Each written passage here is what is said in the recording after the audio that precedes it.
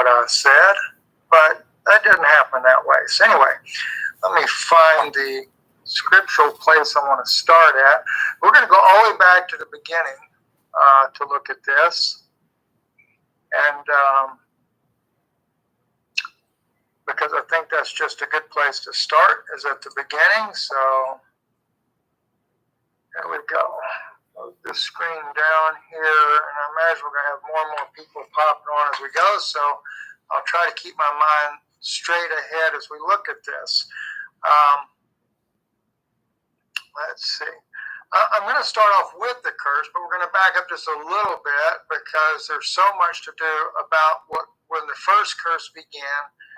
And then, and by the way, there's more than one word used for curse in the Bible. Aurora is what we start off with. But when you get into the Greek language of Galatians, where the curse is lifted, I'm not really sure which word.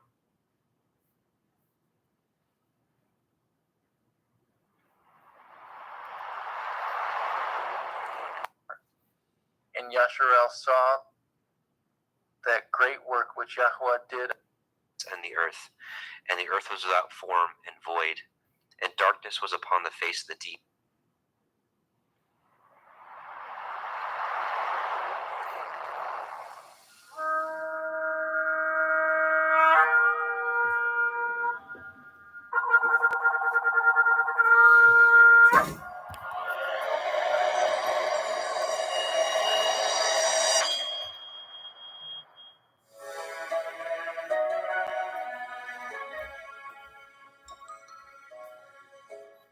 Vayikra, Leviticus chapter 1.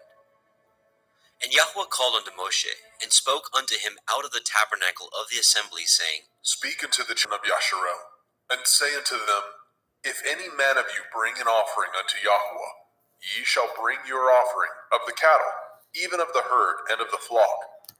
If his offering be a burnt sacrifice of the herd, let him offer a male without blemish.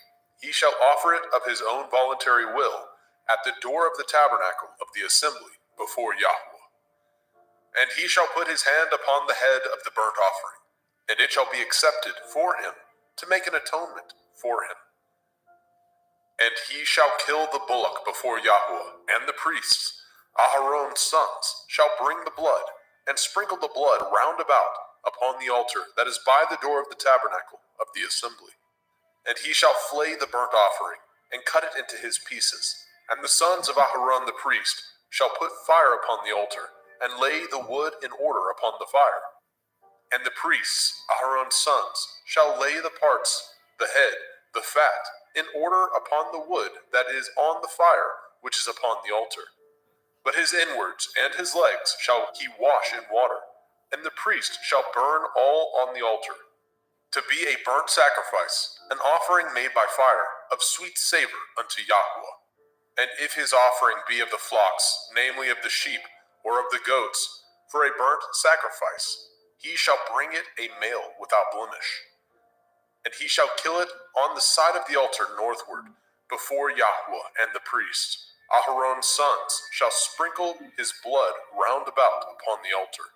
And he shall cut it into his pieces, with his head and his fat, and the priest shall lay them in order on the wood that is on the fire, which is upon the altar. But he shall wash the inwards of the legs with water, and the priest shall bring it all, and burn it upon the altar. It is a burnt sacrifice, an offering made by fire, of sweet savor unto Yahweh. And if the burnt sacrifice for his offering to Yahweh be of fowls, then he shall bring his offering of turtle doves, or of young pigeons. And the priest shall bring it unto the altar, and wring off his head, and burn it on the altar, and the blood thereof shall be wrung out at the side of the altar. And he shall pluck away his crop with his feathers, and cast it beside the altar on the east part, by the place of the ashes. And he shall cleave it with the wings thereof, but shall not divide it asunder. And the priest shall burn it upon the altar, upon the wood that is upon the fire. It is a burnt sacrifice, an offering made by fire, of sweet savor unto Yahweh. Vayikra, Leviticus chapter 2. And when any will offer a meat offering unto Yahweh, his offering shall be of fine flour, and he shall pour oil upon it, and put frankincense thereon. And he shall bring it to Aharon's sons, the priests, and he shall take thereout his handful of the flour thereof, and of the oil thereof, with all the frankincense thereof. And the priest shall burn the memorial of it upon the altar, to be an offering made by fire, of a sweet savor unto Yahweh. And the remnant of the meat offering shall be Aharon's and his sons. It is a thing most holy of the offerings of Yahweh, made by fire. And if you bring an oblation of meat offering, baken in the oven, it shall be matzah cakes of fine flour, mingled with oil, or matzah wafers anointed with oil. And if your oblation be a meat offering, baken in a pan, it shall be of fine flour, unleavened, mingled with oil. You shall part it in pieces, and pour oil thereon. It is a meat offering. And if your oblation be a meat offering, baken in the frying pan, it shall be made of fine flour with oil. And you shall bring the meat offering that is made of these things unto Yahweh. And when it is presented unto the priest, he shall bring it unto the altar. And the priest shall take from the meat offering a memorial thereof, and shall burn it upon the altar. It is an offering made by fire, of sweet savor unto Yahweh.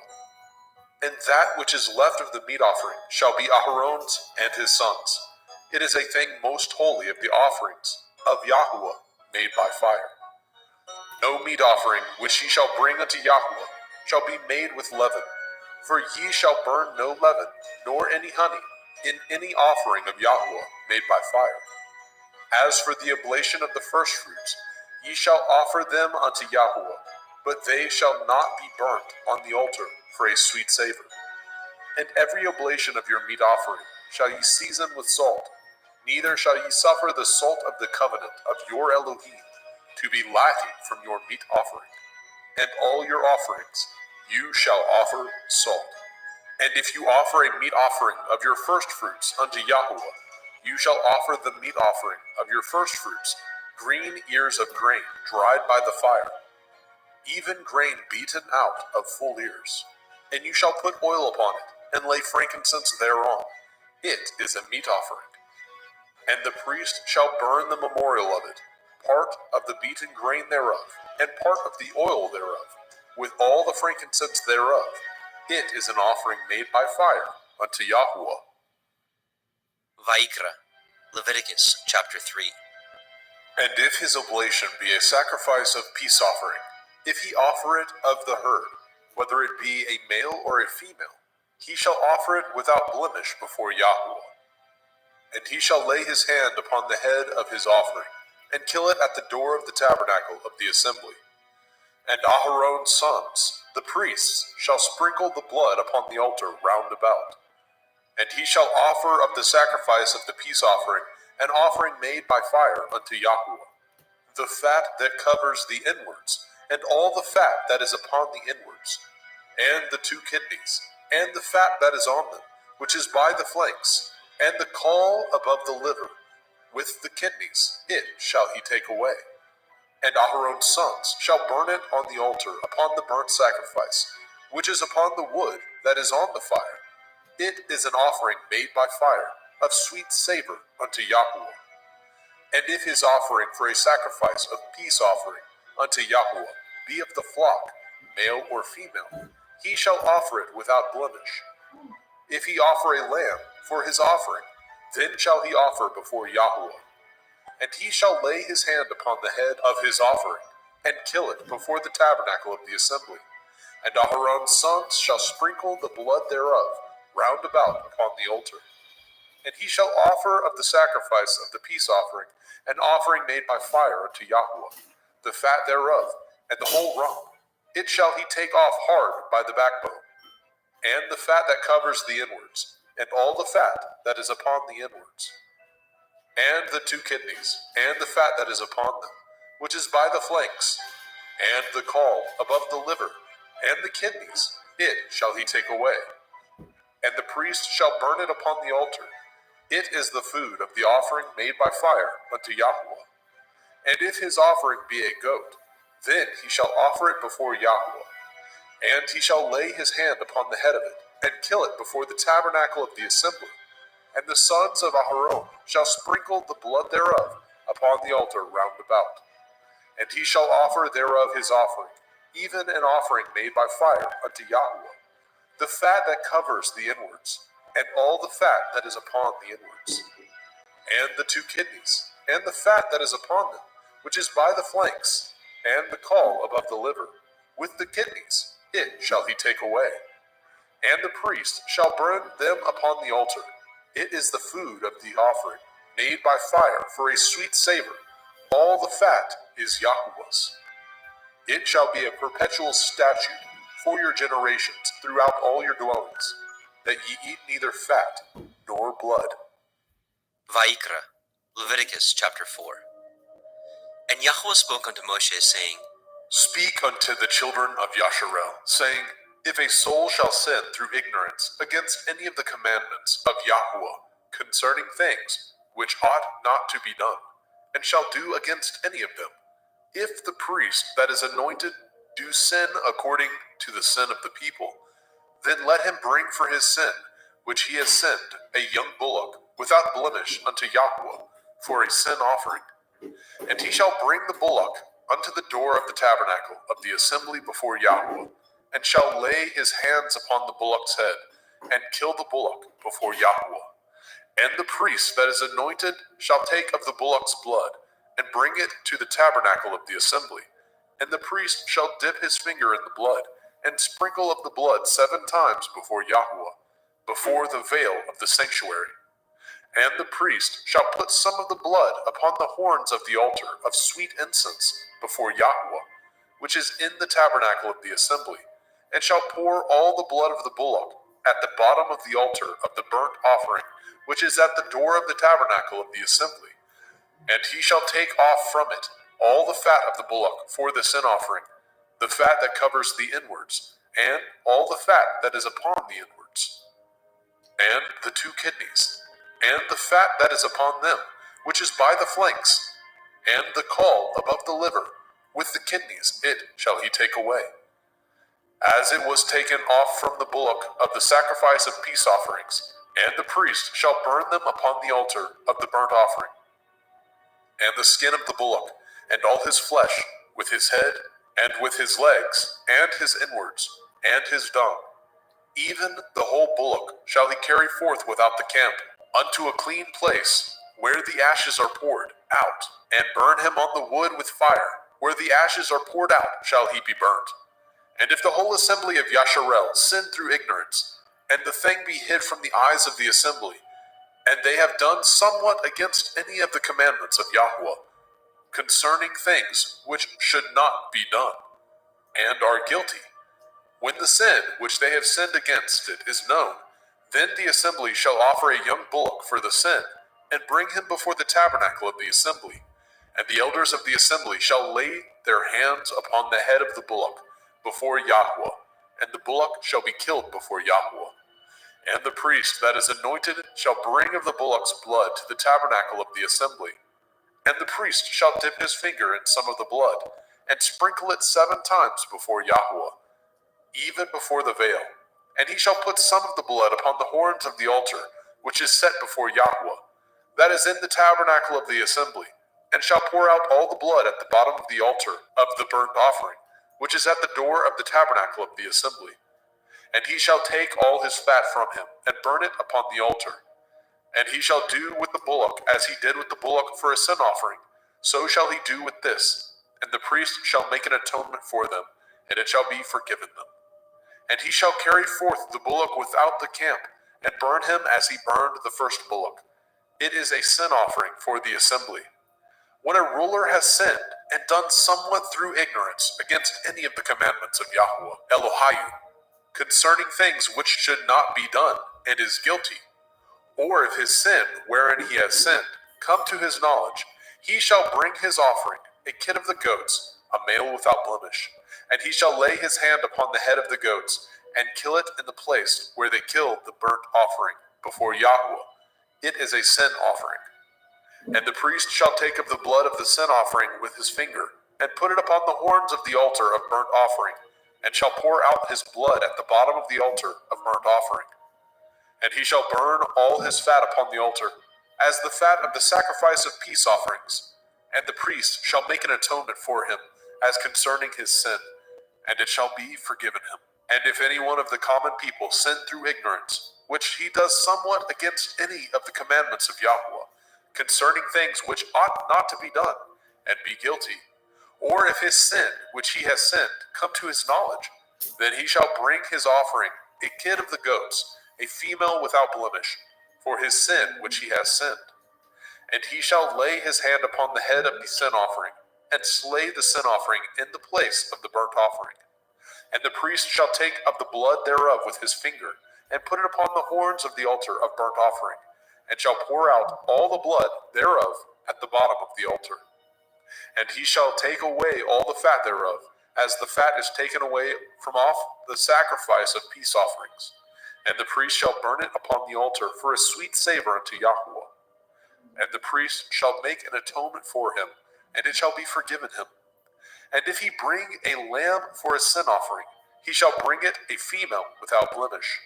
And he shall lay his hand upon the head of the sin offering, and slay it for the sin offering in the place where they killed the burnt offering. And the priest shall take of the blood of the sin offering with his finger, and put it upon the horns of the altar of burnt offering, and shall pour out all the blood thereof at the bottom of the altar. And he shall take away all the fat thereof, as the fat of the lamb is taken away from the sacrifice of the peace offering. And the priest shall burn them upon the altar, according to the offering made by fire unto Yahweh. And the priest shall make an atonement for his sin that he has committed, and it shall be forgiven him. Vayikra, Leviticus chapter 5. And if a soul sin, and hear the voice of swearing, and is a witness, whether he has seen or known of it, if he do not utter it, then he shall bear his iniquity. Or if a soul touch any unclean thing, whether it be a carcass of an unclean beast, or a carcass of unclean cattle, or the carcass of unclean creeping things, and if it be hidden from him, he also shall be unclean and guilty. Or if he touch the uncleanness of man, whatsoever uncleanness it be, that a man shall be defiled withal, and it be hid from him, when he knows of it, then he shall be guilty. Or if a soul swear, pronouncing with his lips to do evil, or to do good, whatsoever it be that a man shall pronounce with an oath, and it be hid from him, when he knows of it, then he shall be guilty in one of these. And it shall be, when he shall be guilty in one of these things, that he shall confess that he has sinned in that thing. And he shall bring his trespass offering unto Yahweh, for his sin which he has sinned, a female from the flock, a lamb or a kid of the goats, for a sin offering, and the priest shall make an atonement for him concerning his sin. And if he is not able to bring a lamb, then he shall bring for his trespass which he has committed 2 turtle doves, or 2 young pigeons unto Yahweh, one for a sin offering, and the other for a burnt offering. And he shall bring them unto the priest, who shall offer that which is for the sin offering first, and wring off his head from his neck, but shall not divide it asunder. And he shall sprinkle of the blood of the sin offering upon the side of the altar, and the rest of the blood shall be wrung out at the bottom of the altar. It is a sin offering. And he shall offer the second for a burnt offering, according to the manner, and the priest shall make an atonement for him, for his sin which he has sinned, and it shall be forgiven him. But if he be not able to bring 2 turtle doves, or 2 young pigeons, then he that sinned shall bring for his offering the 10th part of an ephah of fine flour for a sin offering. He shall put no oil upon it, neither shall he put any frankincense thereon, for it is a sin offering. Then shall he bring it to the priest, and the priest shall take his handful of it, even a memorial thereof, and burn it on the altar, according to the offerings made by fire unto Yahweh. It is a sin offering. And the priest shall make an atonement for him, as touching his sin, that he has sinned in one of these, and it shall be forgiven him, and the remnant shall be the priest's, as a meat offering. And Yahweh spoke unto Moshe, saying, If a soul commit a trespass, and sin through ignorance, in the holy things of Yahweh, then he shall bring for his trespass unto Yahweh a ram without blemish out of the flocks, with your estimation by shekels of silver, after the shekel of the sanctuary, for a trespass offering. And he shall make the amends for the harm that he has done in the holy thing, and shall add the fifth part thereto, and give it unto the priest. And the priest shall make an atonement for him with the ram of the trespass offering, and it shall be forgiven him. And if a soul sin, and commit any of these things which are forbidden to be done by the commandment of Yahuwah, though he knew it not, yet is he guilty, and shall bear his iniquity. And he shall bring a ram without blemish out of the flock, with your estimation, for a trespass offering, unto the priest. And the priest shall make an atonement for him concerning his ignorance, wherein he erred, and knew it not, and it shall be forgiven him. It is a trespass offering. He has certainly trespassed against Yahuwah. Vayikra, Leviticus chapter 6. And Yahweh spoke unto Moshe, saying, If a soul sin, and commit a transgression against Yahuwah, and lie unto his neighbor, in that which was delivered him to keep, or in fellowship, or in a thing taken away by violence, or has deceived his neighbor, or have found that which was lost, and lies concerning it, and swears falsely, in any of these that a man does, sinning therein, then it shall be, because he has sinned and is guilty, that he shall restore that which he took violently away, or the thing which he has deceitfully gotten, or that which was delivered him to keep, or the lost thing which he found, or all that which he has sworn falsely, he shall even restore it in the principal, and shall add the fifth part more thereto, and give it unto him to whom it appertains, in the day of his trespass offering. And he shall bring his trespass offering unto Yahuwah, a ram without blemish out of the flock, with your estimation for a trespass offering unto the priest. And the priest shall make an atonement for him before Yahuwah, and it shall be forgiven him for anything of all that he has done in trespass therein. And Yahweh spoke unto Moshe, saying, Command Aharon and his sons, saying, This is the Torah of the burnt offering. It is the burnt offering because of the burning upon the altar all night unto the morning, and the fire of the altar shall be burning in it. And the priest shall put on his linen garment, and his linen breeches shall he put upon his flesh, and take up the ashes which the fire has consumed with the burnt offering on the altar, and he shall put them beside the altar. And he shall put off his garments, and put on other garments, and carry forth the ashes without the camp unto a clean place. And the fire upon the altar shall be burning in it. It shall not be put out. And the priest shall burn wood on it every morning, and lay the burnt offering in order upon it, and he shall burn thereon the fat of the peace offerings. The fire shall ever be burning upon the altar. It shall never go out. And this is the Torah of the meat offering. The sons of Aharon shall offer it before Yahuwah, before the altar. And he shall take of it his handful of the flour of the meat offering, and of the oil thereof, and all the frankincense which is upon the meat offering, and shall burn it upon the altar for a sweet savor, even the memorial of it unto Yahuwah. And the remainder thereof shall Aharon and his sons eat, with matzah, unleavened bread, shall it be eaten in the holy place, in the court of the tabernacle of the assembly they shall eat it. It shall not be baken with leaven. I have given it unto them for their portion of my offering made by fire. It is most holy, as is the sin offering, and as the trespass offering. All the males among the children of Aharon shall eat of it. It shall be a statute forever in your generations, concerning the offerings of Yahuwah made by fire. Everyone that touches them shall be holy. And Yahweh spoke unto Moshe, saying, This is the offering of Aharon and his sons, which they shall offer unto Yahuwah in the day when he is anointed. The 10th part of an ephah of fine flour for a meat offering perpetual, half of it in the morning and half thereof at night. In a pan it shall be made with oil, and when it is baken, you shall bring it in, and the baken pieces of the meat offering shall you offer for a sweet savor unto Yahuwah. And the priest of his sons that is anointed in his stead shall offer it. It is a statute forever unto Yahuwah. It shall be wholly burnt. For every meat offering for the priest shall be wholly burnt. It shall not be eaten. And Yahweh spoke unto Moshe, saying, Speak unto Aharon and to his sons, saying, This is the Torah of the sin offering. In the place where the burnt offering is killed, shall the sin offering be killed before Yahweh. It is most holy. The priest that offers it for sin shall eat it. In the holy place shall it be eaten, in the court of the tabernacle of the assembly. Whatsoever shall touch the flesh thereof shall be holy. And when there is sprinkled of the blood thereof upon any garment, you shall wash that whereon it was sprinkled in the holy place. But the earthen vessel wherein it was sodden shall be broken. And if it be sodden in a brazen pot, it shall be both scoured and rinsed in water. All the males among the priests shall eat thereof. It is most holy.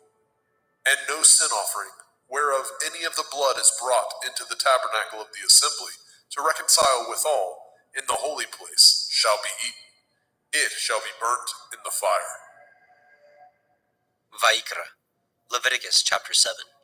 Likewise, this is the Torah of the trespass offering. It is most holy. In the place where they kill the burnt offering, shall they kill the trespass offering, and the blood thereof shall he sprinkle round about upon the altar.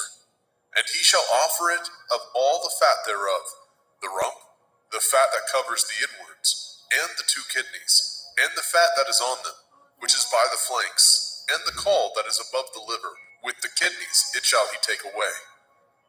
And the priest shall burn them upon the altar for an offering made by fire unto Yahweh. It is a trespass offering. Every male among the priests shall eat thereof. It shall be eaten in the holy place. It is most holy. As the sin offering is, so is the trespass offering. There is one Torah for them. The priest that makes atonement therewith shall have it. And the priest that offers any man's burnt offering, even the priest shall have to himself the skin of the burnt offering which he has offered. And all the meat offering that is baken in the oven, and all that is dressed in the frying pan, and in the pan, shall be the priest's that offer it. And every meat offering mingled with oil, and dry, shall all the sons of Aharon have, one as much as another. And this is the Torah of the sacrifice of peace offerings, which he shall offer unto Yahweh. If he offer it for thanksgiving, then he shall offer with the sacrifice of thanksgiving matzah, unleavened cakes, mingled with oil, and matzah wafers, anointed with oil, and cakes mingled with oil, of fine flour, fried.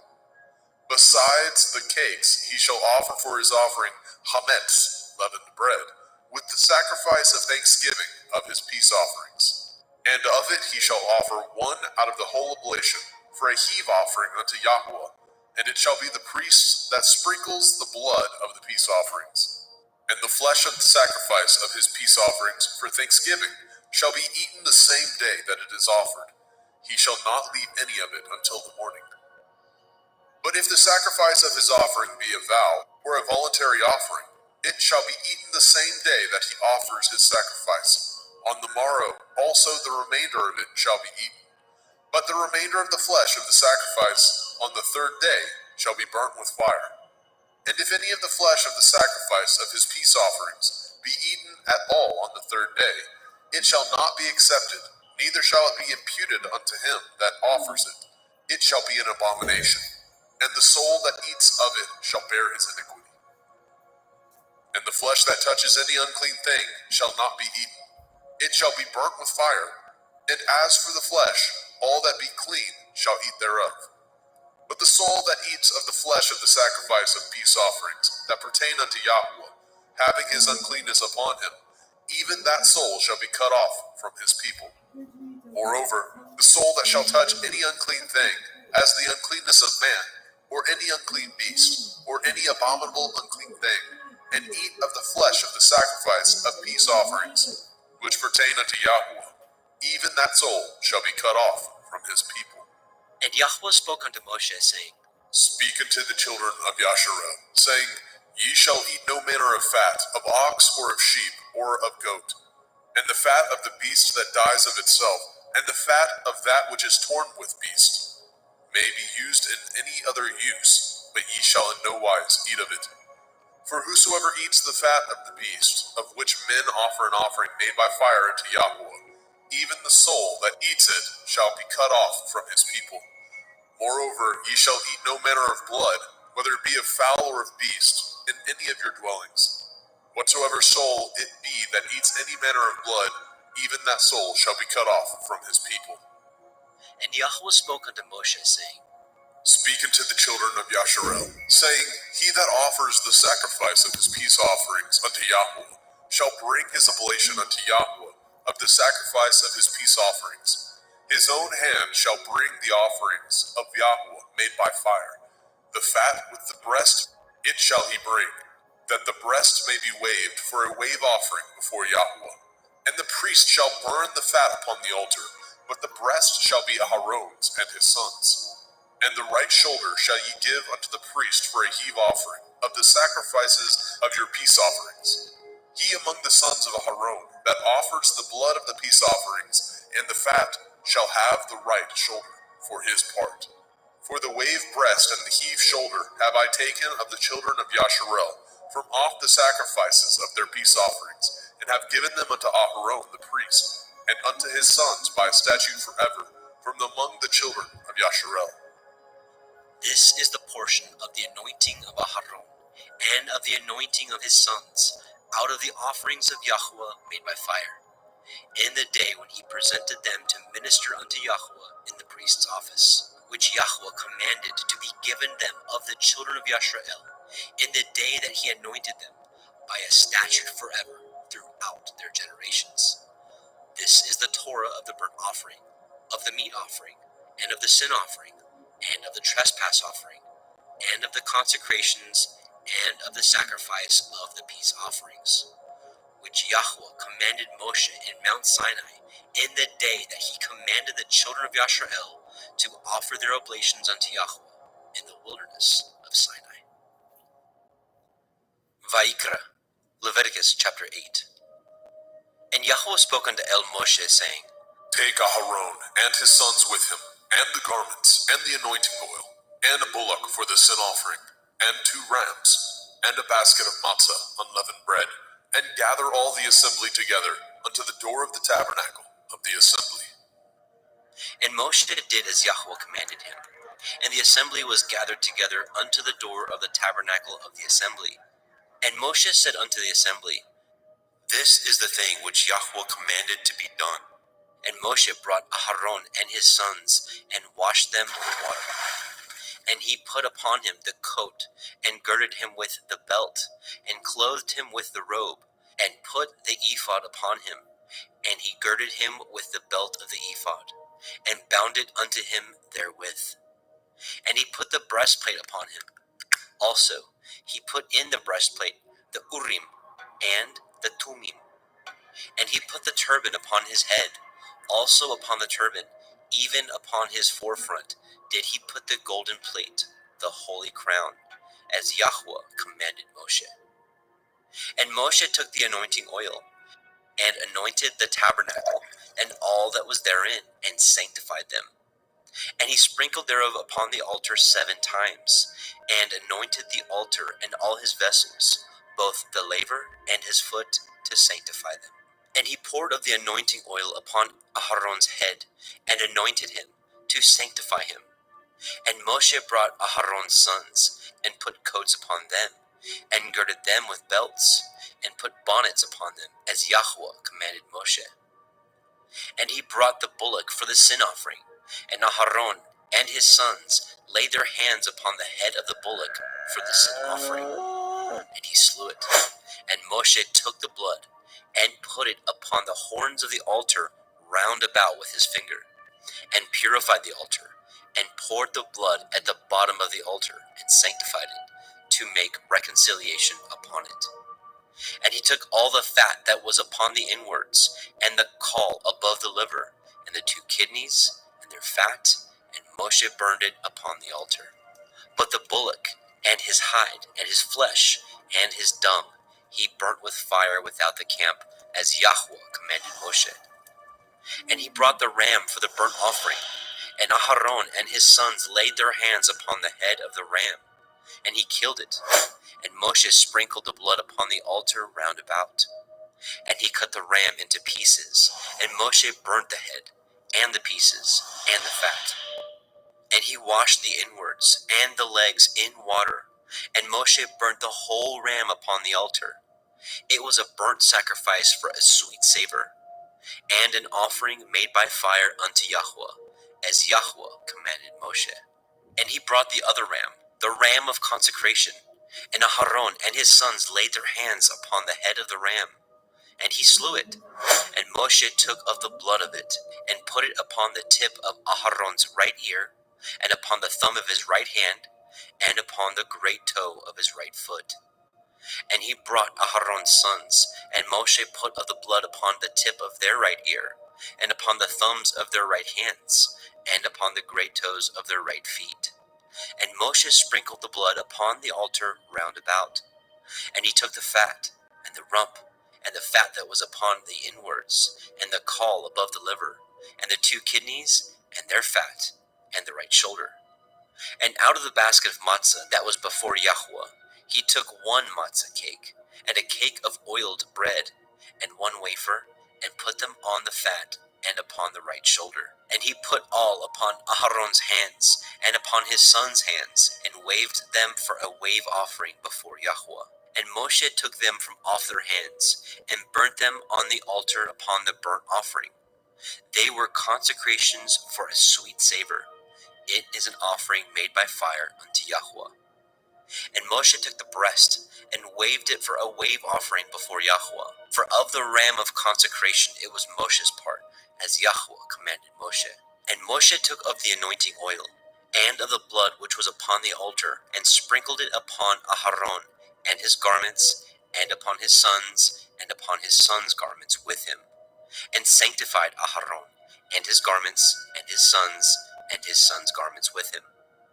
And Moshe said unto Aharon and to his sons, Boil the flesh at the door of the tabernacle of the assembly, and there eat it, with the bread that is in the basket of consecrations, as I commanded, saying, Aharon and his sons shall eat it.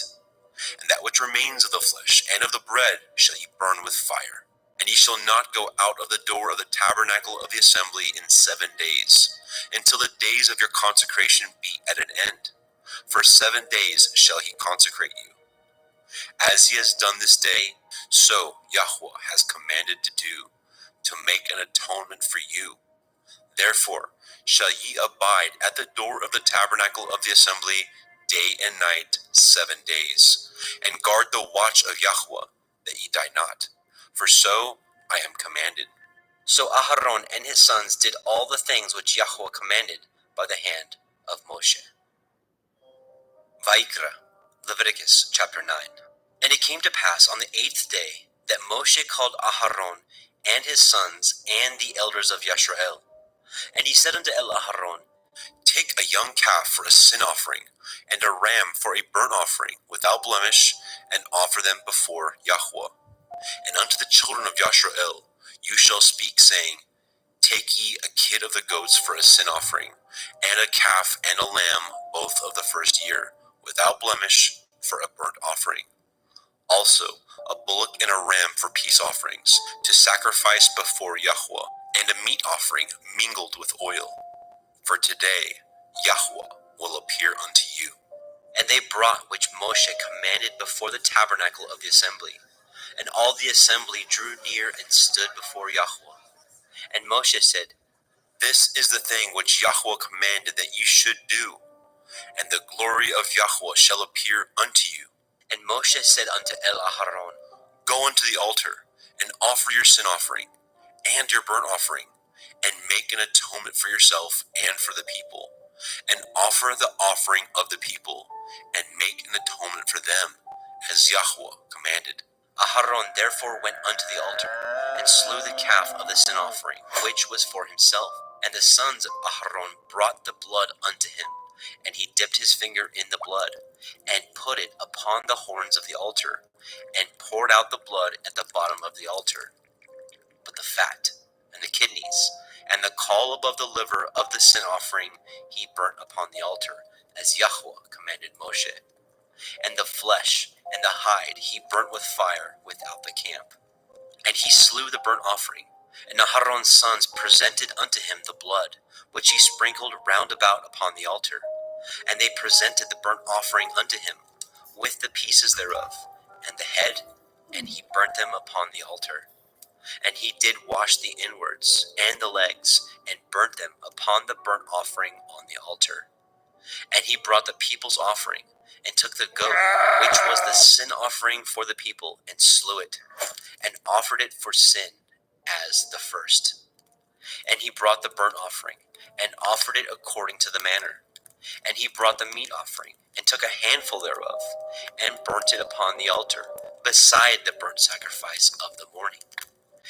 He slew also the bullock and the ram for a sacrifice of peace offerings, which was for the people. And Aharon's sons presented unto him the blood, which he sprinkled upon the altar round about. And the fat of the bullock and of the ram, the rump, and that which covers the inwards, and the kidneys, and the caul above the liver, and they put the fat upon the breasts, and he burnt the fat upon the altar. And the breasts and the right shoulder Aharon waved for a wave offering before Yahweh, as Moshe commanded. And Aharon lifted up his hand toward the people, and blessed them, and came down from offering of the sin offering, and the burnt offering, and peace offerings. And Moshe and Aharon went into the tabernacle of the assembly, and came out, and blessed the people. And the glory of Yahweh appeared unto all the people. And there came a fire out from before Yahweh, and consumed upon the altar the burnt offering and the fat, which when all the people saw, they shouted and fell on their face. Vayikra, Leviticus chapter 10. And Nadab and Abihu, the sons of Aharon, took either of them his censer, and put fire therein, and put incense thereon, and offered strange fire before Yahweh, which he commanded them not. And there went out fire from Yahweh, and devoured them, and they died before Yahweh. Then Moshe said unto Aharon, This is that Yahweh spoke, saying, I will be sanctified in them that come nigh me, and before all the people I will be glorified. And Aharon held his peace. And Moshe called Mishael and Elishaphan, the sons of Uzziel, the uncle of Aharon, and said unto them, Come near, carry your brethren from before the sanctuary out of the camp. So they went near, and carried them in their coats out of the camp, as Moshe had said. And Moshe said unto Aharon, and unto Eleazar, and unto Ithamar his sons, Uncover not your heads, neither rend your clothes, lest ye die, and lest the wrath come upon all the people. But let your brethren, the whole house of Yashrael, bewail the burning which Yahweh has kindled.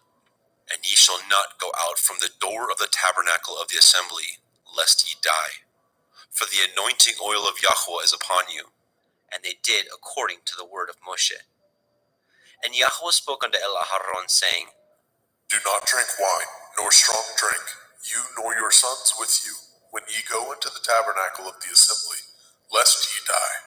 It shall be a statute forever throughout your generations, and that ye may put difference between holy and unholy, and between unclean and clean, and that ye may teach the children of Yasharel all the statutes which Yahweh has spoken unto them by the hand of Moshe.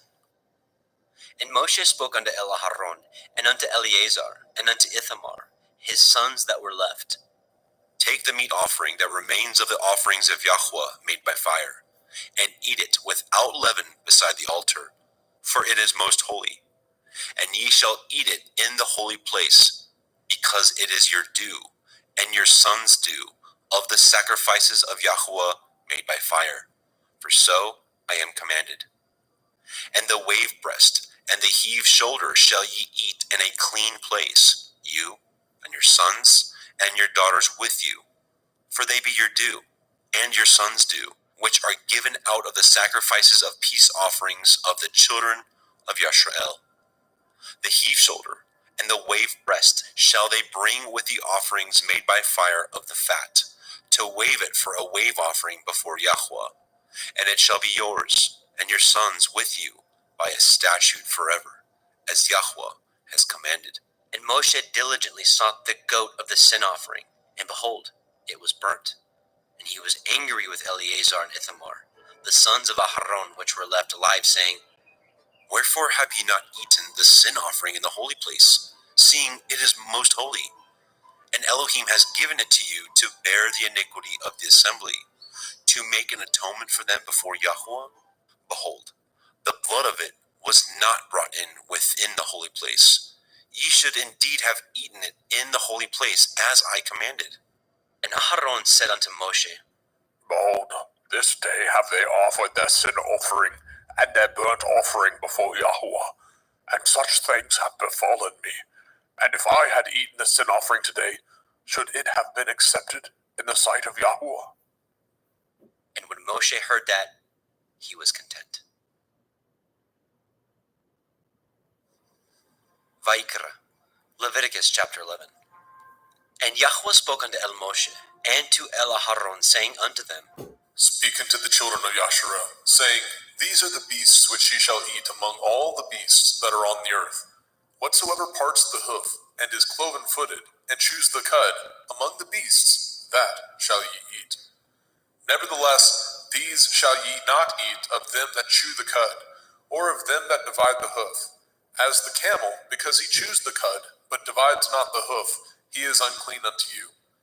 And the coney, because he chews the cud, but divides not the hoof, he is unclean unto you. And the hare, because he chews the cud, but divides not the hoof, he is unclean unto you. And the swine, though he divide the hoof, and be cloven-footed, yet he chews not the cud, he is unclean to you. Of their flesh shall ye not eat, and their carcass shall ye not touch, they are unclean to you.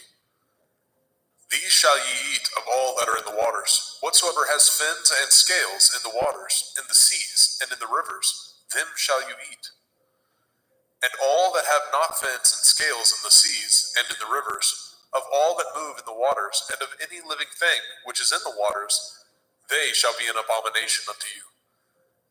They shall be even an abomination unto you. Ye shall not eat of their flesh, but ye shall have their carcasses in abomination. Whatsoever has no fins nor scales in the water, that shall be an abomination unto you. And these are they which ye shall have an abomination among the fowls. They shall not be eaten. They are an abomination, the eagle, the ossifrage, and the osprey, and the vulture, and the kite after his kind, every raven after his kind, and the owl, and the nighthawk, and the cuckow, and the hawk after his kind, and the little owl, and the cormorant, and the great owl, and the swan, and the pelican, and the gier eagle, and the stork, and the heron after her kind, and the lapwing, and the bat. All fowls that creep going upon all four shall be an abomination unto you. Yet these may ye eat of every flying creeping thing that goes upon all four, which have legs above their feet, to leap withal upon the earth. Even these of them ye may eat, the locust after his kind, and the bald locust after his kind, and the beetle after his kind, and the grasshopper after his kind. But all other flying creeping things, which have 4 feet, shall be an abomination unto you. And for these ye shall be unclean. Whosoever touches the carcass of them shall be unclean until the evening. And whosoever bears aught of the carcass of them shall wash his clothes, and be unclean until the evening. The carcass of every beast which divides the hoof, and is not cloven-footed, nor chews the cud, are unclean unto you. Every one that touches them shall be unclean. And whatsoever goes upon his paws, among all manner of beasts that go on all fours, those are unclean unto you. Whoso touches their carcass shall be unclean until the evening. And he that bears the carcass of them shall wash his clothes, and be unclean unto the evening. They are unclean unto you. These also shall be unclean unto you. Among the creeping things that creep upon the earth, the weasel, the mouse, and the tortoise, after his kind, and the ferret, and the chameleon, and the lizard, and the snail, and the mole, these are unclean to you among all that creep. Whosoever touches them, when they be dead, shall be unclean until the evening. And upon whatsoever any of them, when they are dead, does fall, it shall be unclean, whether it be any vessel of wood, or raiment, or skin, or sack. Whatsoever vessel it be, wherein any work is done, it must be put into water, and it shall be unclean until the evening. so it shall be cleansed. And every earthen vessel, where into any of them that falls, whatsoever is in it shall be unclean, and ye shall break it. Of all meat which may be eaten, that on which such water comes shall be unclean, and all drink that may be drunk in every vessel shall be unclean. And everything whereupon any part of their carcass falls shall be unclean, whether it be oven or range for pots, they shall be broken down, for they are unclean, and shall be unclean unto you. Nevertheless, a fountain or pit, wherein there is plenty of water, shall be clean, but that which touches their carcass shall be unclean. And if any part of their carcass falls upon any sowing seed which is to be sown, it shall be clean. But if any water be put upon the seed, and any part of their carcass fall thereon, it shall be unclean unto you. And if any beast of which ye may eat die, he that touches the carcass thereof shall be unclean unto the evening. And he that eats of the carcass of it shall wash his clothes, and be unclean until the evening. He also that bears the carcass of it shall wash his clothes, and be unclean until the evening. And every creeping thing that creeps upon the earth shall be an abomination. It shall not be eaten. Whatsoever goes upon the belly, and whatsoever goes upon all fours, or whatsoever has more feet among all creeping things that creep upon the earth, them shall ye not eat, for they are an abomination. Ye shall not make yourselves abominable with any creeping thing that creeps, neither shall ye make yourselves unclean with them, that ye should be defiled thereby. For I am Yahuwah Elohim.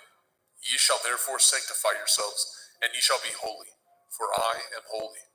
Neither shall ye defile yourselves with any manner of creeping thing that creeps upon the earth.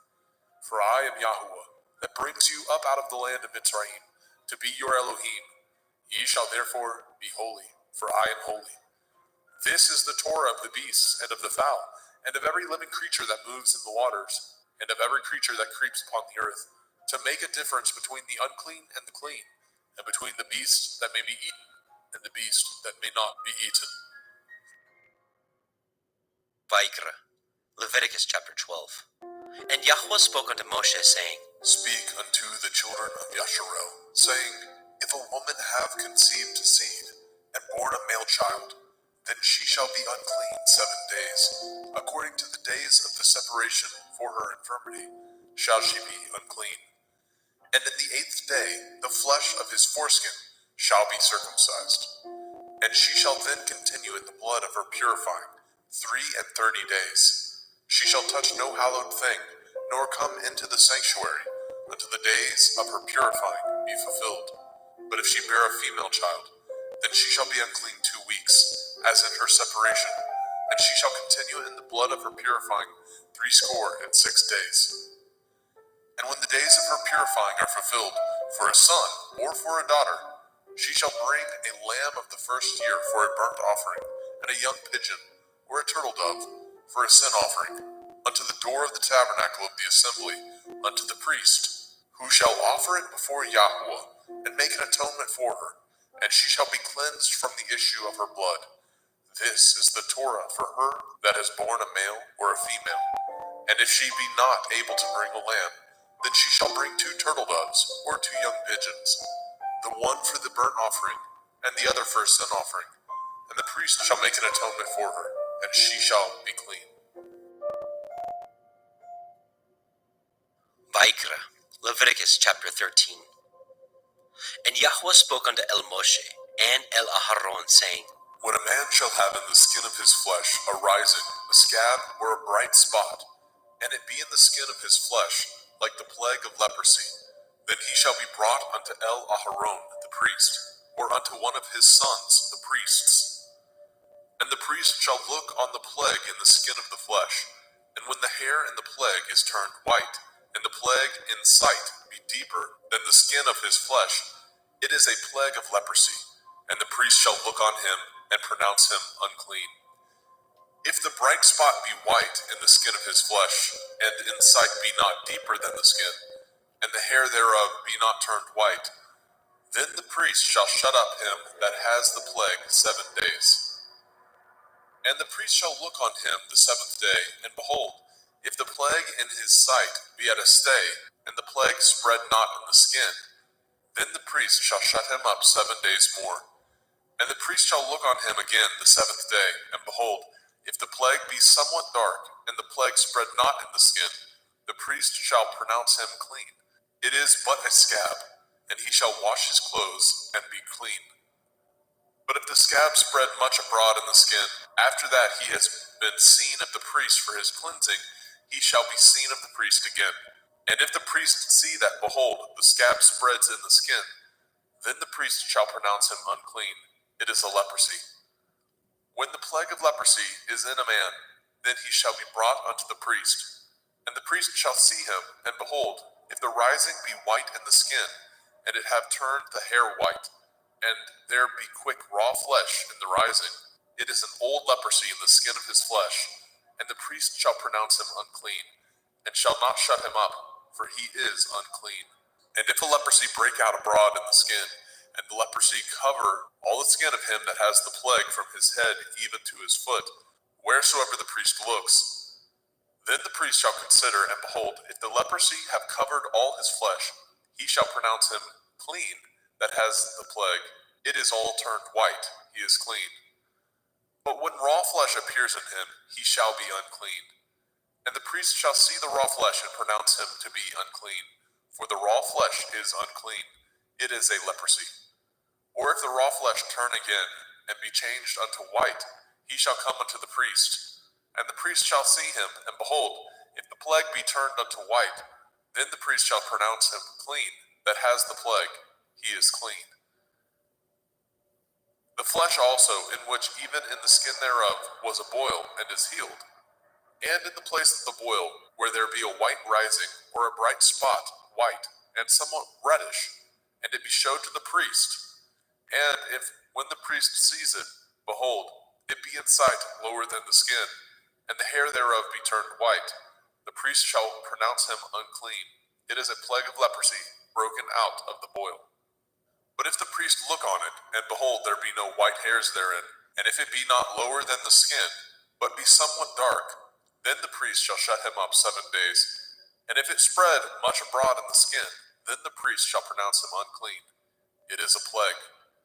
But if the bright spot stay in his place, and spread not, it is a burning boil, and the priest shall pronounce him clean.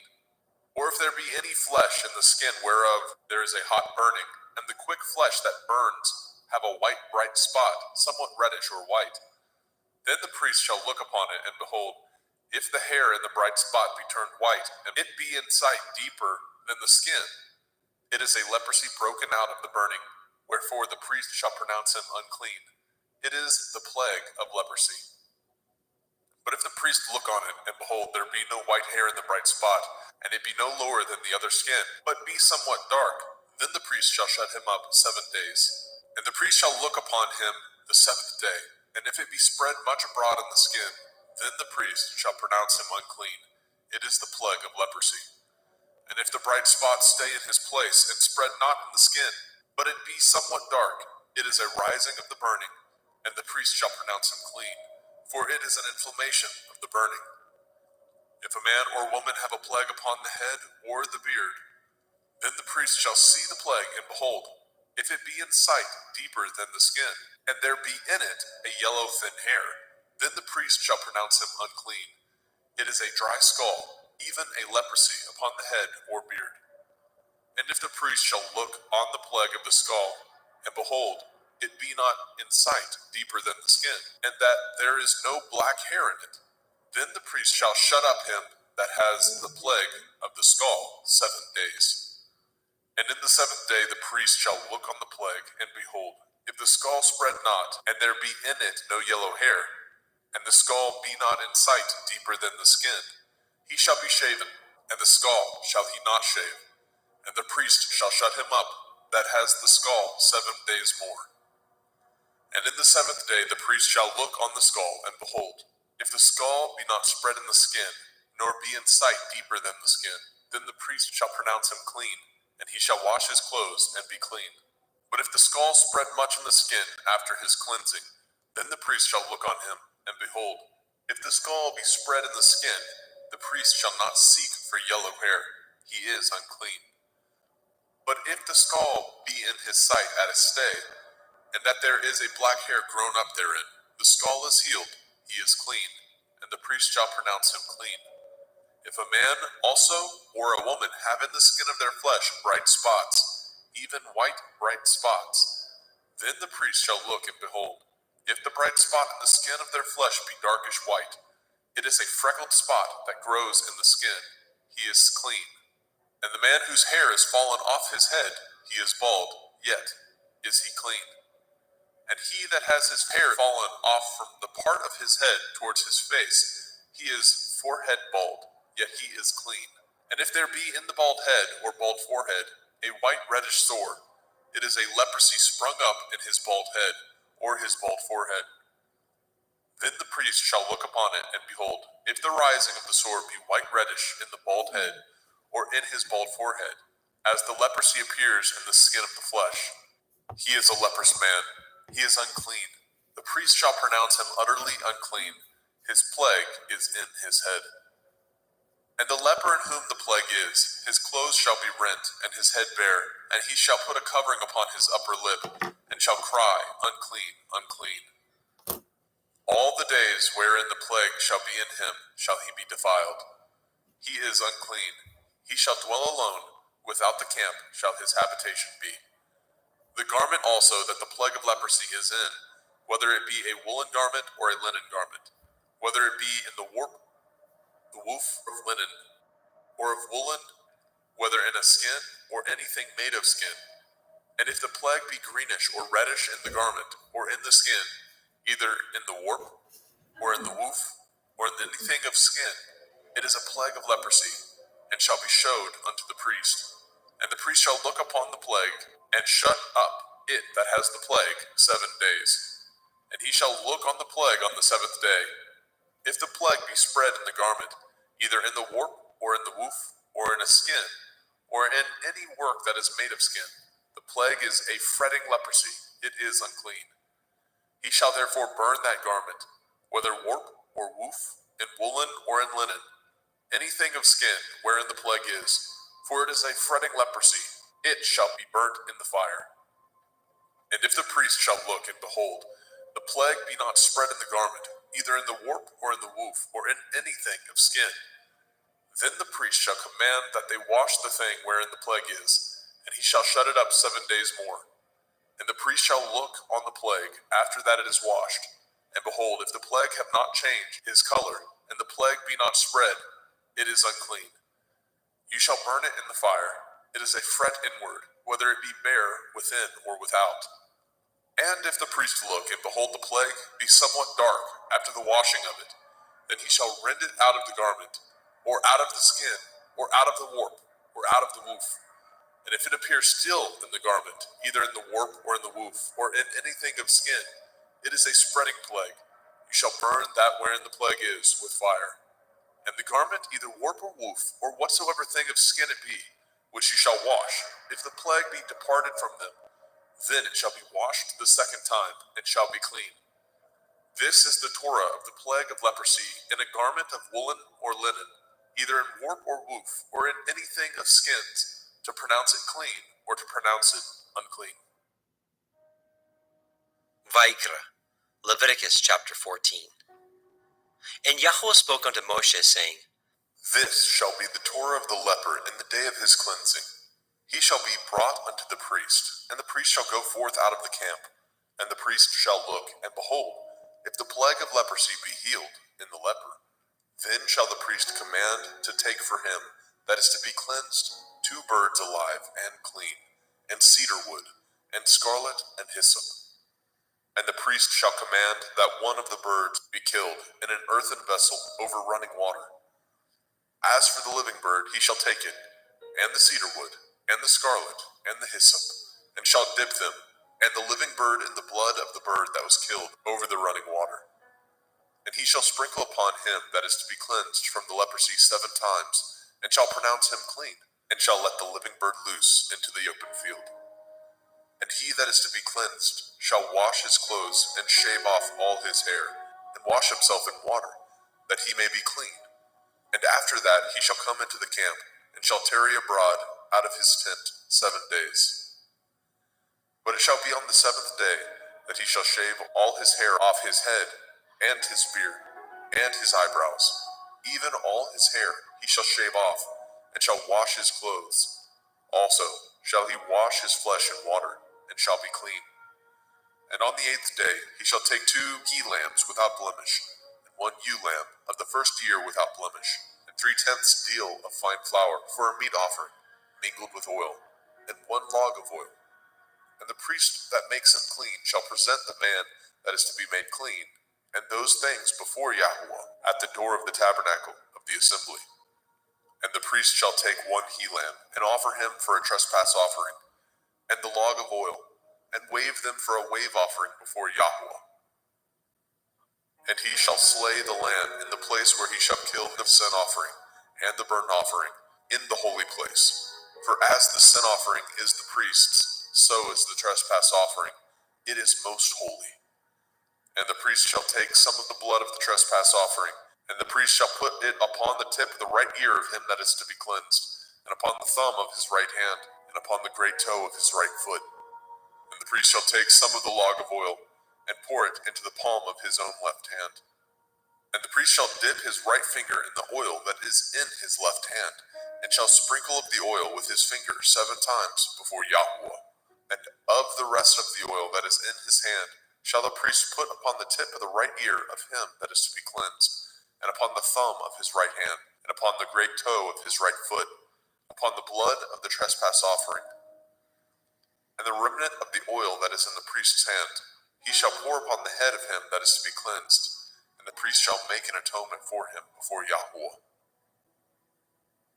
And the priest shall offer the sin offering, and make an atonement for him that is to be cleansed from his uncleanness, and afterwards he shall kill the burnt offering. And the priest shall offer the burnt offering and the meat offering upon the altar, and the priest shall make an atonement for him, and he shall be clean.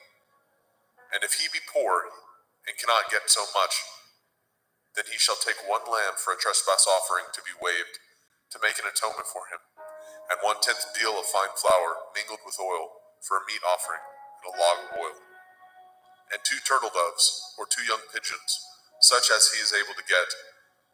And the one shall be a sin offering, and the other a burnt offering. And he shall bring them on the 8th day for his cleansing unto the priest, unto the door of the tabernacle of the assembly before Yahweh. And the priest shall take the lamb of the trespass offering, and the log of oil, and the priest shall wave them for a wave offering before Yahweh. And he shall kill the lamb of the trespass offering, and the priest shall take some of the blood of the trespass offering, and put it upon the tip of the right ear of him that is to be cleansed, and upon the thumb of his right hand, and upon the great toe of his right foot. And the priest shall pour of the oil into the palm of his own left hand. And the priest shall sprinkle with his right finger some of the oil that is in his left hand 7 times before Yahweh.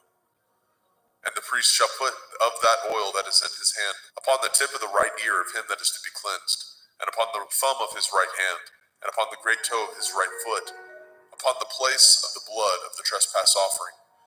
And the rest of the oil that is in the priest's hand he shall put upon the head of him that is to be cleansed, to make an atonement for him before Yahweh.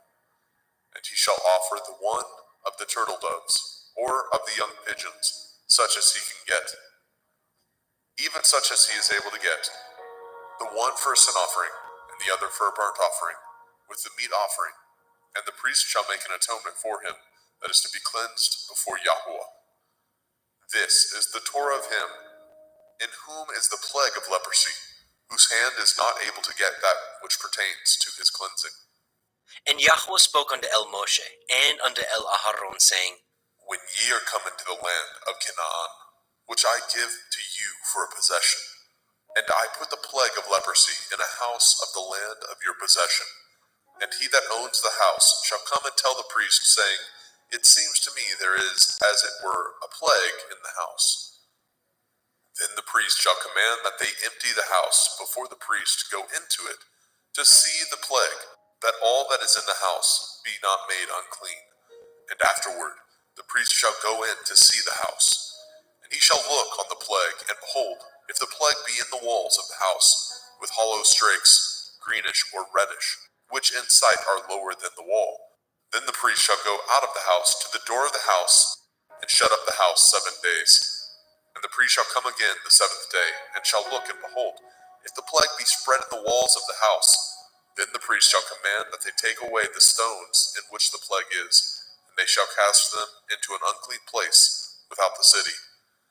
And he shall cause the house to be scraped within round about, and they shall pour out the dust that they scrape off without the city into an unclean place. And they shall take other stones, and put them in the place of those stones, and he shall take other mortar, and shall plaster the house. And if the plague come again, and break out in the house, after that he has taken away the stones, and after he has scraped the house, and after it is plastered, then the priest shall come and look, and behold, if the plague be spread in the house, it is a fretting leprosy in the house, it is unclean. And he shall break down the house, the stones of it, and the timber thereof, and all the mortar of the house, and he shall carry them forth out of the city into an unclean place. Moreover, he that goes into the house all the while that it is shut up shall be unclean until the evening. And he that lies in the house shall wash his clothes, and he that eats in the house shall wash his clothes. And if the priest shall come in and look upon it, and behold, the plague has not spread in the house, after the house was plastered, then the priest shall pronounce the house clean, because the plague is healed. And he shall take to cleanse the house 2 birds, and cedar wood, and scarlet, and hyssop, and he shall kill the one of the birds in an earthen vessel over running water. And he shall take the cedar wood, and the hyssop, and the scarlet, and the living bird, and dip them in the blood of the slain bird, and in the running water, and sprinkle the house 7 times. And he shall cleanse the house with the blood of the bird, and with the running water, and with the living bird, and with the cedar wood, and with the hyssop, and with the scarlet. But he shall let go of the living bird out of the city into the open field, and make an atonement for the house, and it shall be clean. This is the Torah for all manner of plague, of leprosy and scald, and for the leprosy of a garment and of a house, and for a rising, and for a scab, and for a bright spot, to teach when it is unclean and when it is clean. This is the Torah of leprosy. Vayikra, Leviticus chapter 15. And Yahweh spoke unto El Moshe and to El Aharon, saying, Speak unto the children of Yasharel, and say unto them, when any man has a running issue out of his flesh, because of his issue he is unclean. And this shall be his uncleanness in his issue, whether his flesh run with his issue, or his flesh be stopped from his issue, it is his uncleanness. Every bed whereon he lies that has the issue is unclean, and everything whereon he sits shall be unclean. And whosoever touches his bed shall wash his clothes, and bathe himself in water, and be unclean until the evening. And he that sits on anything whereon he sat that has the issue shall wash his clothes, and bathe himself in water, and be unclean until the evening. And he that touches the flesh of him that has the issue shall wash his clothes, and bathe himself in water, and be unclean until the evening. And if he that has the issue spit upon him that is clean, then he shall wash his clothes, and bathe himself in water, and be unclean until the evening. And what saddle soever he rides upon that has the issue shall be unclean. And whosoever touches anything that was under him shall be unclean until the evening. And he that bears any of those things shall wash his clothes, and bathe himself in water, and be unclean until the evening. And whomsoever he touches that has the issue, and has not rinsed his hands in water, he shall wash his clothes, and bathe himself in water, and be unclean until the evening. And the vessel of earth that he touches which has the issue shall be broken, and every vessel of wood shall be rinsed in water. And when he that has an issue is cleansed of his issue, then he shall number to himself 7 days for his cleansing, and wash his clothes, and bathe his flesh in running water, and shall be clean. And on the 8th day he shall take to him 2 turtle doves or 2 young pigeons, and come before Yahuwah unto the door of the tabernacle of the assembly, and give them unto the priest. And the priest shall offer them, the one for a sin offering, and the other for a burnt offering, and the priest shall make an atonement for him before Yahuwah for his issue. And if any man's seed of copulation go out from him, then he shall wash all his flesh in water, and be unclean until the evening. And every garment and every skin whereon is the seed of copulation shall be washed with water, and be unclean until the evening. The woman also with whom the man shall lie with seed of copulation, They shall both bathe themselves in water and be unclean until the evening. And if a woman have an issue, and her issue in her flesh be blood, she shall be put apart 7 days, and whosoever touches her shall be unclean until the evening. And everything that she lies upon in her separation shall be unclean. Everything also that she sits upon shall be unclean. And whosoever touches her bed shall wash his clothes, and bathe himself in water, and be unclean until the evening. And whosoever touches anything that she sat upon shall wash his clothes, and bathe himself in water, and be unclean until the evening. And if it be on her bed, or on anything whereon she sits, when he touches it, he shall be unclean until the evening. And if any man lie with her at all, and her flower be upon him, he shall be unclean 7 days, and all the bed whereon he lies shall be unclean. And if a woman have an issue of her blood many days out of the time of her separation, or if it run beyond the time of her separation, all the days of the issue of her uncleanness shall be as the days of her separation. She shall be unclean. Every bed whereon she lies, all the days of her issue shall be unto her as the bed of her separation, and whatsoever she sits upon shall be unclean, as the uncleanness of her separation. And whosoever touches those things shall be unclean, and shall wash his clothes, and bathe himself in water, and be unclean until the evening. But if she be cleansed of her issue, then she shall number to herself 7 days, and after that she shall be clean. And on the 8th day she shall take unto her 2 turtle doves, or 2 young pigeons, and bring them unto the priest to the door of the tabernacle of the assembly. And the priest shall offer the one for a sin offering, and the other for a burnt offering. And the priest shall make an atonement for her before Yahweh for the issue of her uncleanness. Thus shall ye separate the children of Yasharel from their uncleanness, that they die not in their uncleanness, when they defile my tabernacle that is among them. This is the Torah of him that has an issue, and of him whose seed goes from him, and is defiled therewith, and of her that is sick of her flowers, and of him that has an issue, of the man and of the woman, and of him that lies with her that is unclean. Vayikra, Leviticus chapter 16. And Yahweh spoke unto Moshe after the death of the 2 sons of Aharon, when they offered before Yahweh and died.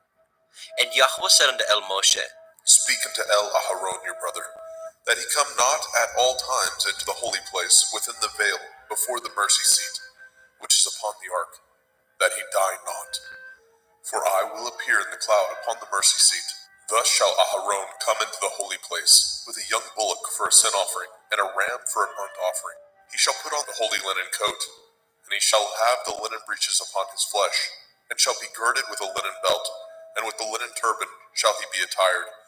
These are holy garments. Therefore shall he wash his flesh in water, and so put them on. And he shall take of the assembly of the children of Yasharel 2 kids of the goats for a sin offering, and 1 ram for a burnt offering.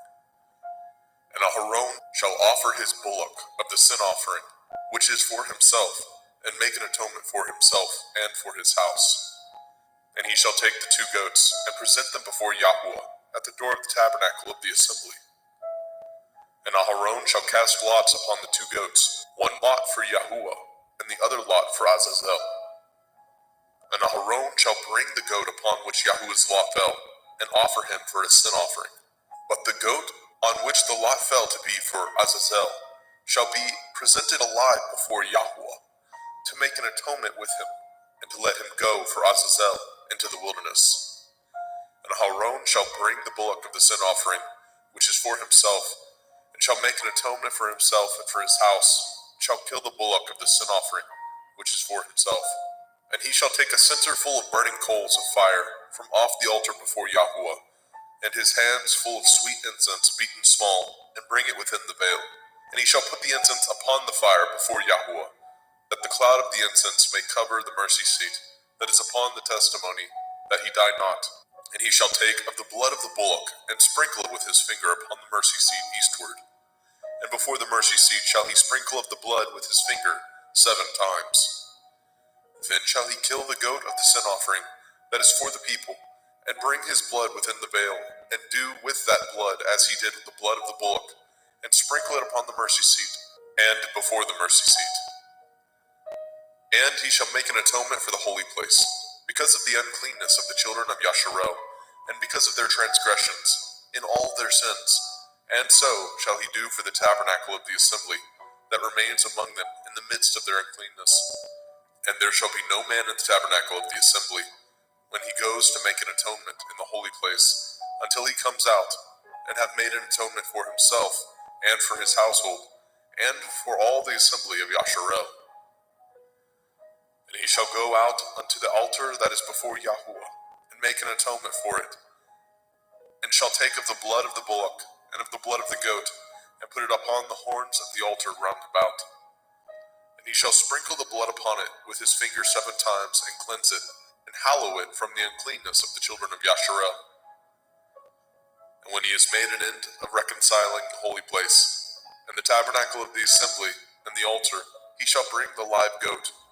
And Aharon shall lay both his hands upon the head of the live goat, and confess over him all the iniquities of the children of Yasharel, and all their transgression in all their sins, putting them upon the head of the goat, and shall send him away by the hand of a fit man into the wilderness.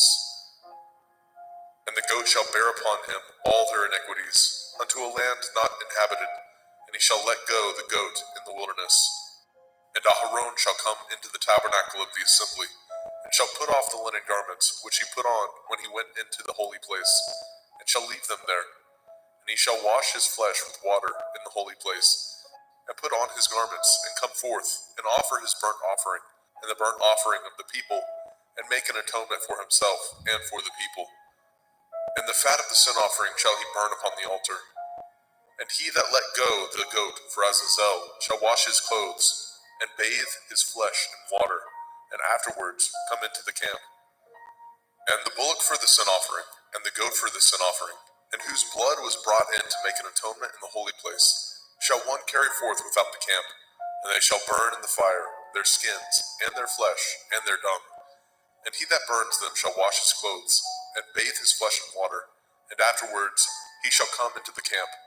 And this shall be a statute forever unto you, that in the 7th month, on the 10th day of the month, ye shall afflict your souls, and do no work at all, whether it be one of your own country, or a stranger that sojourns among you. For on that day shall the priest make an atonement for you, to cleanse you, that ye may be clean from all your sins before Yahuwah.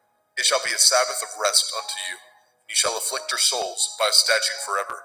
And the priest, whom he shall anoint, and whom he shall consecrate to minister in the priest's office in his father's stead, shall make the atonement, and shall put on the linen clothes, even the holy garments. And he shall make an atonement for the holy sanctuary, and he shall make an atonement for the tabernacle of the assembly, and for the altar, and he shall make an atonement for the priests, and for all the people of the assembly. And this shall be an everlasting statute unto you, to make an atonement for the children of Yasharel for all their sins once a year. And he did as Yahweh commanded Moshe.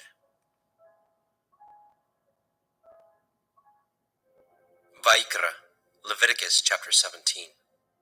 And Yahweh spoke unto Moshe, saying, Speak unto El Aharon and unto his sons, and unto all the children of Yasharel, and say unto them, This is the thing which Yahuwah has commanded, saying, What man soever there be of the house of Yasharel, that kills an ox, or lamb, or goat, in the camp, or that kills it out of the camp, and brings it not unto the door of the tabernacle of the assembly, to offer an offering unto Yahuwah before the tabernacle of Yahuwah, blood shall be imputed unto that man.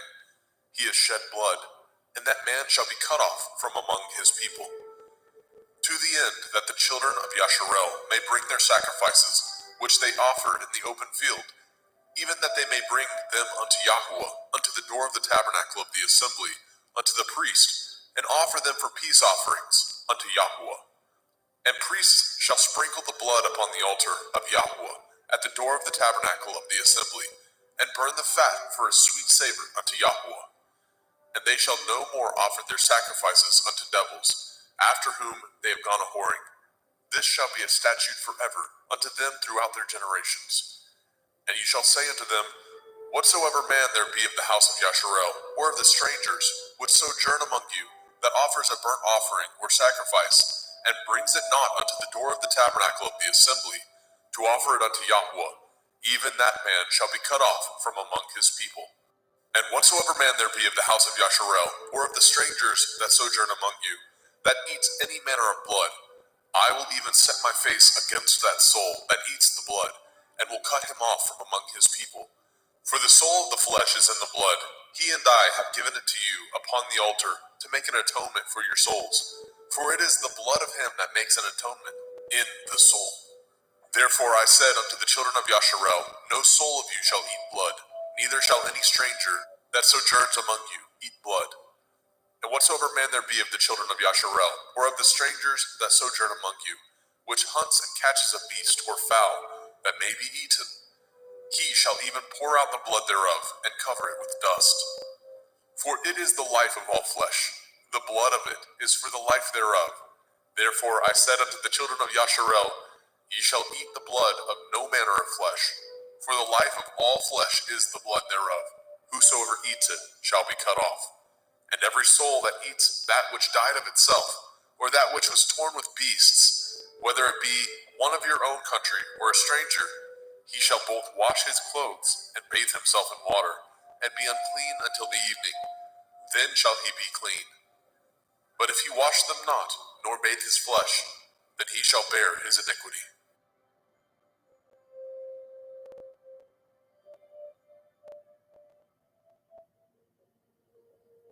Vayikra, Leviticus chapter 18. And Yahweh spoke unto Moshe, saying, Speak unto the children of Yasharel, and say unto them, I am Yahweh Elohim. After the doings of the land of Mitzrayim, where ye dwell, shall ye not do. And after the doings of the land of Canaan, whither I bring you, shall ye not do. Neither shall ye walk in their ordinances. Ye shall do my judgments, and guard my ordinances, to walk therein. I am Yahuwah Elohim. Ye shall therefore guard my statutes and my judgments, which if a man do, he shall live in them. I am Yahuwah. None of you shall approach to any that is near of kin to him, to uncover their nakedness. I am Yahuwah. The nakedness of your father, or the nakedness of your mother, shall you not uncover. She is your mother. You shall not uncover her nakedness. The nakedness of your father's woman shall you not uncover. It is your father's nakedness.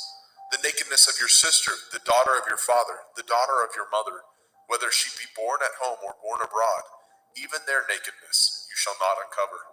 The nakedness of your son's daughter, or of your daughter's daughter, even their nakedness you shall not uncover, for theirs is your own nakedness.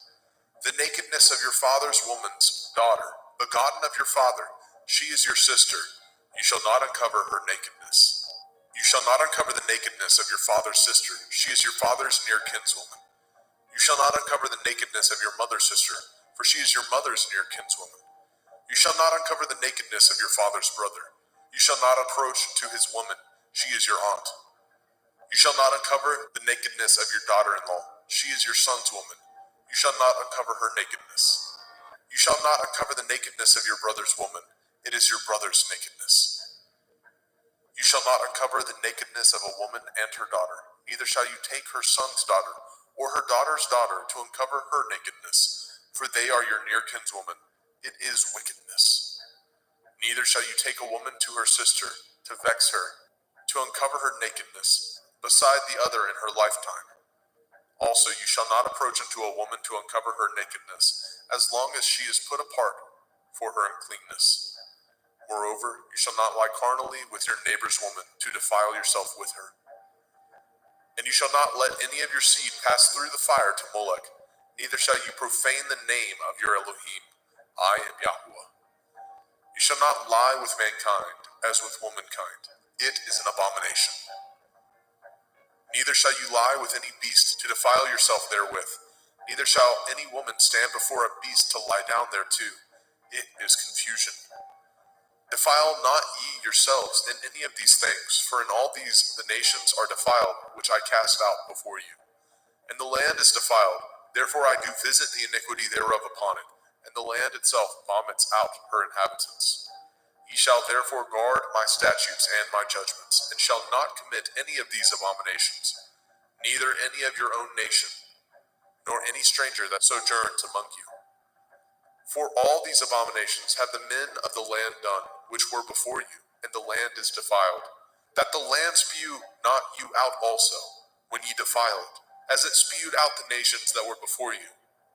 For whosoever shall commit any of these abominations, even the souls that commit them shall be cut off from among their people. Therefore shall ye guard my ordinance, that ye commit not any of these abominable customs, which were committed before you, and that ye defile not yourselves therein. I am Yahuwah Elohaikum.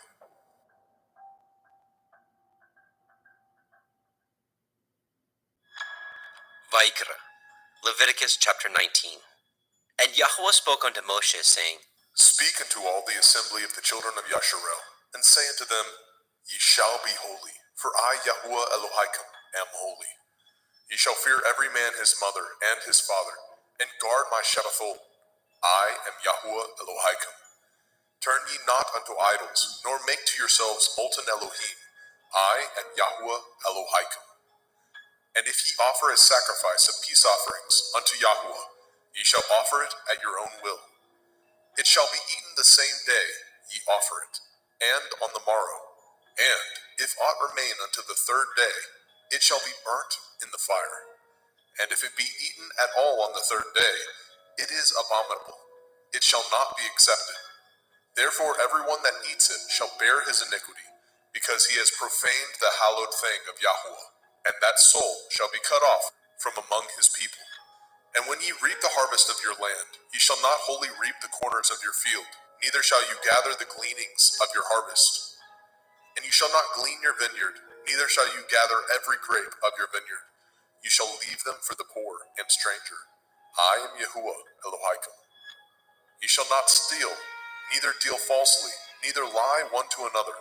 And ye shall not swear by my name falsely, neither shall you profane the name of your Elohim. I am Yahuwah. You shall not defraud your neighbor, neither rob him. The wages of him that is hired shall not abide with you all night until the morning. You shall not curse the deaf, nor put a stumbling block before the blind, but shall fear your Elohim. I am Yahuwah. Ye shall do no unrighteousness in judgment. You shall not respect the person of the poor, nor honor the person of the mighty, but in righteousness shall you judge your neighbor. You shall not go up and down as a talebearer among your people, neither shall you stand against the blood of your neighbor. I am Yahuwah. You shall not hate your brother in your heart. You shall in any wise rebuke your neighbor, and not suffer sin upon him. You shall not avenge, nor bear any grudge against the children of your people, but you shall love your neighbor as yourself. I am Yahuwah. Ye shall guard my statutes. You shall not let your cattle gender with a diverse kind. You shall not sow your field with mingled seed, neither shall a garment mingled of linen and woolen come upon you. And whosoever lies carnally with a woman that is a bondmaid, betrothed to a man, and not at all redeemed, nor freedom given her, she shall be scourged. They shall not be put to death, because she was not free. And he shall bring his trespass offering unto Yahuwah, unto the door of the tabernacle of the assembly, even a ram for a trespass offering. And the priest shall make an atonement for him with the ram of the trespass offering before Yahuwah, for his sin which he has done, and the sin which he has done shall be forgiven him. And when ye come into the land, and shall have planted all manner of trees for food, then ye shall count the fruit thereof as uncircumcised. 3 years shall it be as uncircumcised unto you. It shall not be eaten of. But in the 4th year, all the fruit thereof shall be holy to praise Yahuwah withal. And in the 5th year shall ye eat of the fruit thereof, that it may yield unto you the increase thereof. I am Yahuwah Elohaikum. Ye shall not eat anything with the blood, neither shall ye use enchantment, nor practice sorcery. You shall not round the corners of your heads, neither shall you mar the corners of your beard. You shall not make any cuttings in your flesh for the dead, nor print any marks upon you. I am Yahuwah. Do not prostitute your daughter, to cause her to be a whore, lest the land fall to whoredom, and the land become full of wickedness. Ye shall guard my Shabbathot, and reverence my sanctuary. I am Yahuwah. Regard not them that have familiar spirits, neither seek after wizards to be defiled by them. I am Yahuwah Elohaikum. You shall rise up before the gray head, and honor the face of the old man, and fear your Elohim. I am Yahuwah. And if a stranger sojourn with you in your land, ye shall not vex him. But the stranger that dwells with you shall be unto you as one born among you, and you shall love him as yourself. For ye were strangers in the land of Mitzrayim. I am Yahweh Elohim. Ye shall do no unrighteousness in judgment, in meat yard, in weight, or in measure. Just balances, just weights, a just ephah, and a just hin shall ye have. I am Yahweh Elohim, which brought you out of the land of Mitzrayim. Therefore shall ye guard all my statutes and all my judgments, and do them. I am Yahweh.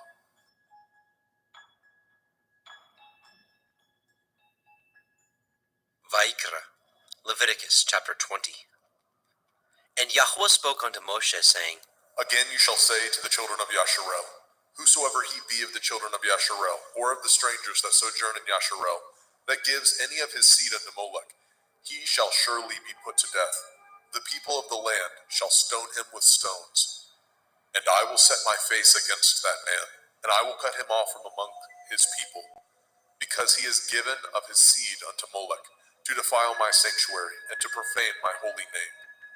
And if the people of the land do any ways hide their eyes from the man, when he gives of his seed unto Molech, and kill him not, then I will set my face against that man, and against his family, and will cut him off, and all that go a-whoring after him, to commit whoredom with Molech, from among their people. And the soul that turns after such as have familiar spirits, and after wizards, to go a-whoring after them, I will even set my face against that soul, and will cut him off from among his people. Sanctify yourselves, therefore, and be ye holy, for I am Yahweh Elohim, and ye shall guard my statutes, and do them. I am Yahweh Mekodishkim.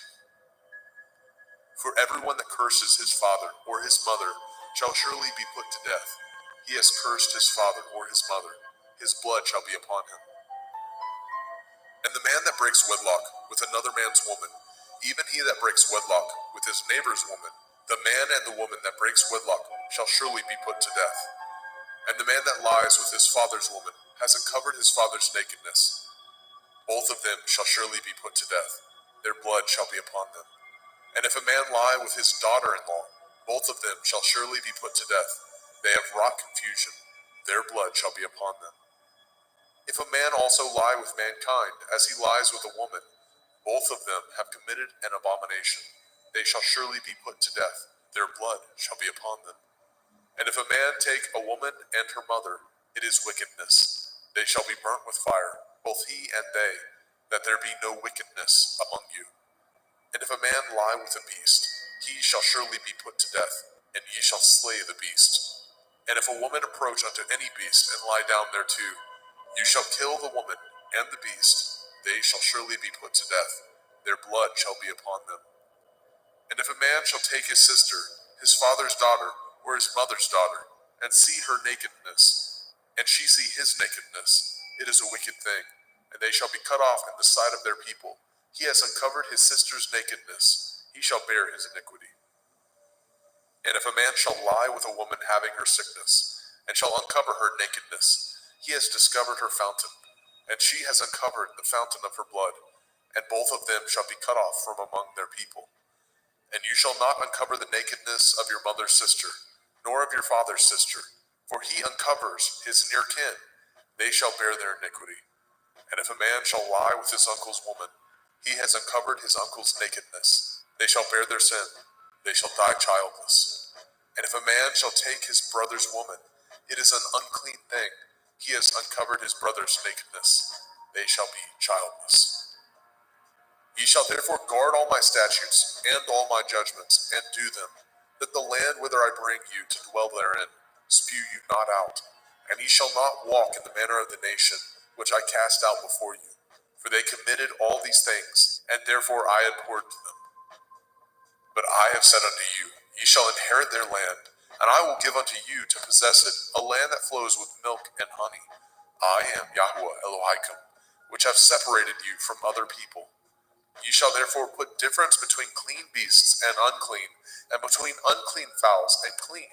And ye shall not make your souls abominable by beast, or by fowl, or by any manner of living thing that creeps on the ground, which I have separated from you as unclean. And ye shall be holy unto me, for I, Yahuwah, am holy, and have severed you from other people, that ye should be mine. A man also, or a woman that has a familiar spirit, or that is a wizard, shall surely be put to death. They shall stone them with stones. Their blood shall be upon them.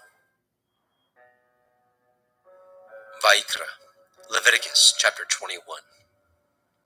And Yahweh said unto Moshe, Speak unto the priests, the sons of Aharon, and say unto them, There shall none be defiled for the dead among his people, but for his kin that is near unto him, that is, for his mother, and for his father, and for his son, and for his daughter, and for his brother, and for his sister a virgin, that is nigh unto him, which has had no man, for her may he be defiled.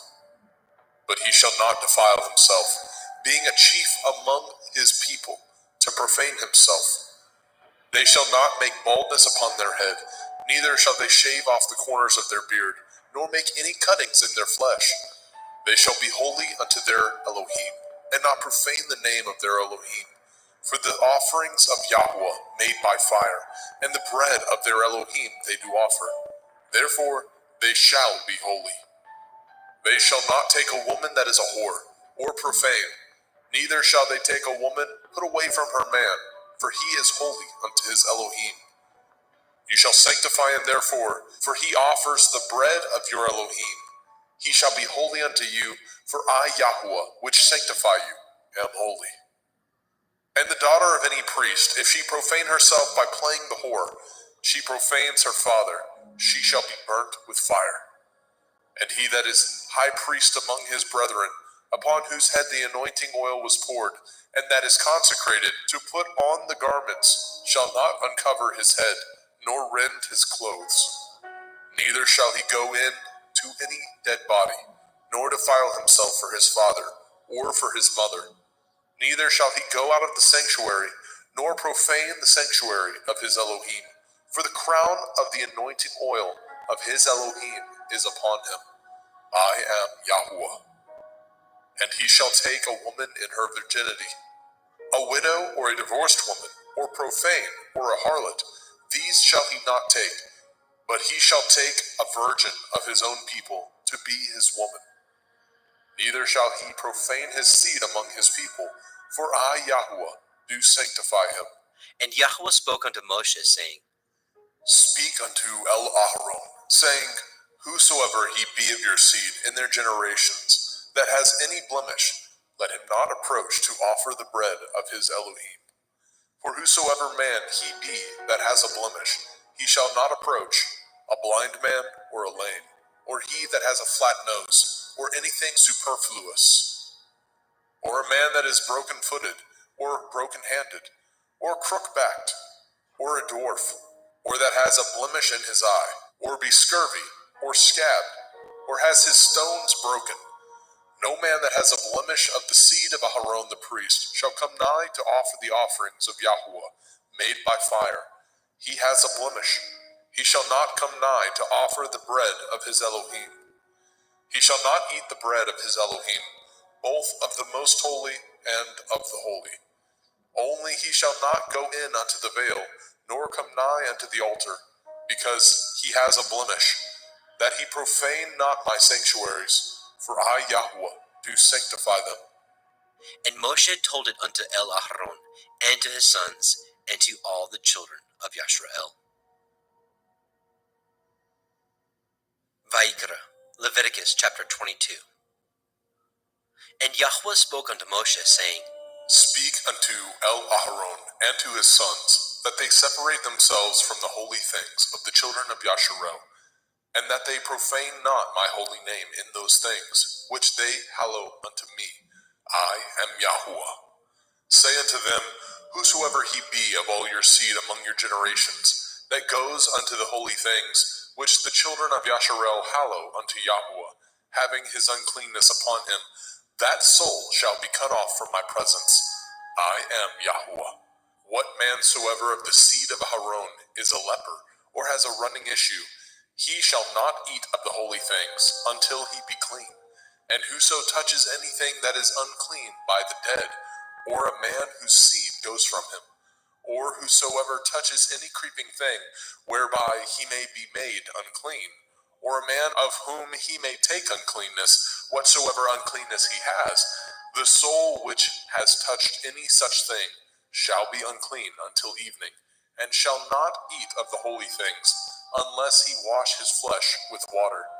And when the sun is down, he shall be clean, and shall afterward eat of the holy things, because it is his food. That which dies of itself, or is torn with beasts, he shall not eat, to defile himself therewith. I am Yahweh. They shall therefore guard my ordinance, lest they bear sin for it, and die therefore. If they profane it, I, Yahweh, do sanctify them. There shall no stranger eat of the holy thing. A sojourner of the priest, or a hired servant, shall not eat of the holy thing. But if the priest buy any soul with his money, he shall eat of it, and he that is born in his house, they shall eat of his meat. If the priest's daughter also be married unto a stranger, she may not eat of an offering of the holy things. But if the priest's daughter be a widow or divorced, and have no child, and is returned unto her father's house, as in her youth, she shall eat of her father's meat, but there shall no stranger eat thereof. And if a man eat of the holy thing unwittingly, then he shall put the fifth part thereof unto it, and shall give it unto the priest with the holy thing. And they shall not profane the holy things of the children of Yasharel, which they offer unto Yahweh, or suffer them to bear the iniquity of trespass when they eat their holy things. For I, Yahweh, do sanctify them. And Yahweh spoke unto El Moshe, saying, Speak unto El Aharon, and to his sons, and unto all the children of Yasharel, and say unto them, Whatsoever he be of the house of Yasharel, or of the strangers in Yasharel, that will offer his oblation for all his vows, and for all his freewill offerings, which they will offer unto Yahweh for a burnt offering, ye shall offer at your own will a male without blemish, of the cattle, of the sheep, or of the goats. But whatsoever has a blemish, that shall ye not offer, for it shall not be acceptable for you. And whosoever offers a sacrifice of peace offerings unto Yahweh to accomplish his vow, or a freewill offering in cattle or sheep, it shall be perfect to be accepted. There shall be no blemish therein. Blind or broken, or maimed, or having a running sore, or scurvy, or scabbed, ye shall not offer these unto Yahweh, nor make an offering by fire of them upon the altar unto Yahweh. Either a bullock or a lamb that has anything superfluous or lacking in his parts, that may you offer for a freewill offering, but for a vow it shall not be accepted. Ye shall not offer unto Yahweh that which is bruised, or crushed, or broken, or cut, neither shall ye make any offerings thereof in your land. Neither from a stranger's hand shall ye offer the bread of your Elohim of any of these, because their corruption is in them, and blemishes be in them. They shall not be accepted for you. And Yahweh spoke unto Moshe, saying, When a bullock or a sheep or a goat is brought forth, then it shall be 7 days under the dam, and from the 8th day and thenceforth it shall be accepted for an offering made by fire unto Yahweh. And whether it be cow or ewe, ye shall not kill it, and her young, both in 1 day. And when ye offer a sacrifice of thanksgiving unto Yahweh, offer it at your own will. On the same day it shall be eaten up. Ye shall leave none of it until the morrow. I am Yahweh. Therefore shall ye guard my commandments, and do them. I am Yahweh. Neither shall ye profane my holy name, but I will be hallowed among the children of Yasharel. I am Yahweh, which hallow you, that brought you out of the land of Mizraim, to be your Elohim. I am Yahweh.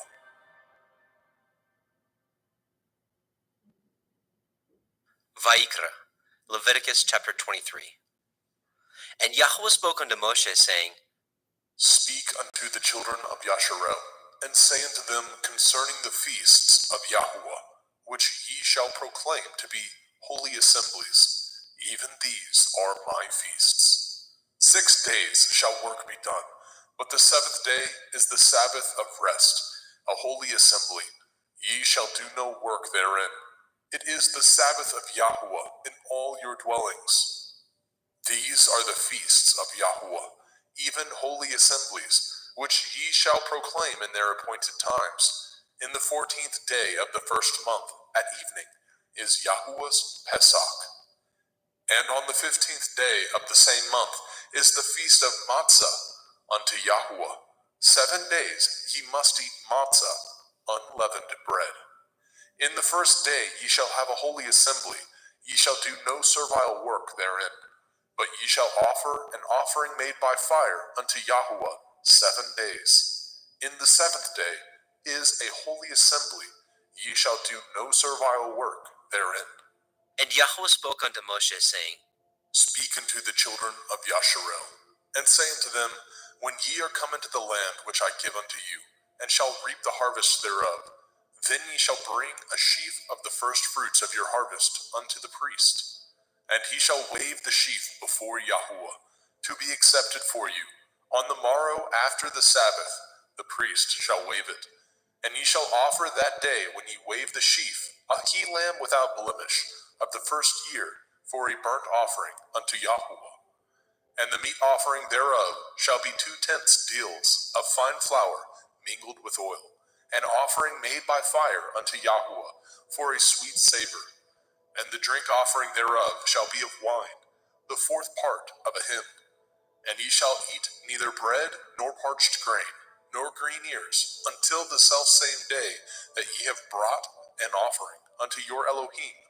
It shall be a statute forever throughout your generations, in all your dwellings.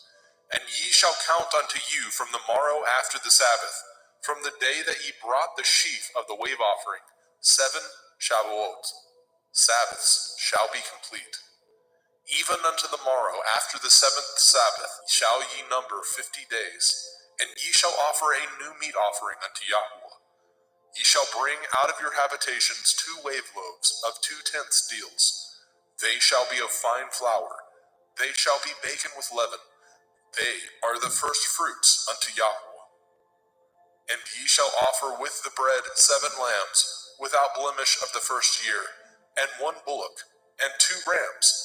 They shall be for a burnt offering unto Yahuwah, with their meat offering and their drink offerings, even an offering made by fire of sweet savor unto Yahuwah. Then ye shall sacrifice 1 kid of the goats for a sin offering, and 2 lambs of the first year for a sacrifice of peace offerings.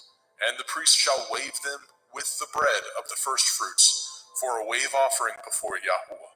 With the 2 lambs, they shall be holy to Yahuwah for the priest. And ye shall proclaim on the selfsame day that it may be a holy assembly unto you. Ye shall do no servile work therein. It shall be a statute forever in your dwellings throughout your generations. And when ye reap the harvest of your land, you shall not make clean riddance of the corners of your field when you reap. Neither shall you gather any gleanings of your harvest. You shall leave them unto the poor and to the stranger. I am Yahuwah Elohim. And Yahweh spoke unto Moshe, saying, Speak unto the children of Yasharel, saying, In the 7th month, on the first day of the month, shall ye have a Sabbath, a memorial of blowing of shofarot, Yom Teruah, the feast of trumpets, the day of the awakening blast, a holy assembly. Ye shall do no servile work therein, but ye shall offer an offering made by fire unto Yahuwah. And Yahweh spoke unto Moshe, saying, Also on the 10th day of this 7th month is Yom Kippurim, the day of atonement.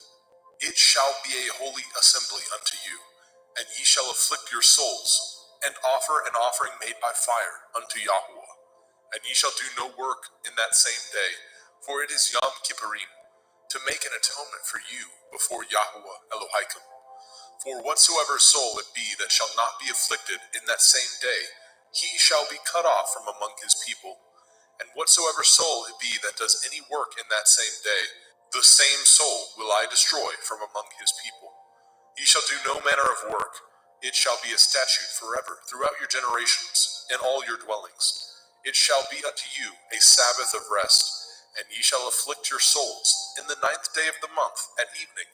From evening unto evening shall ye celebrate your Sabbath.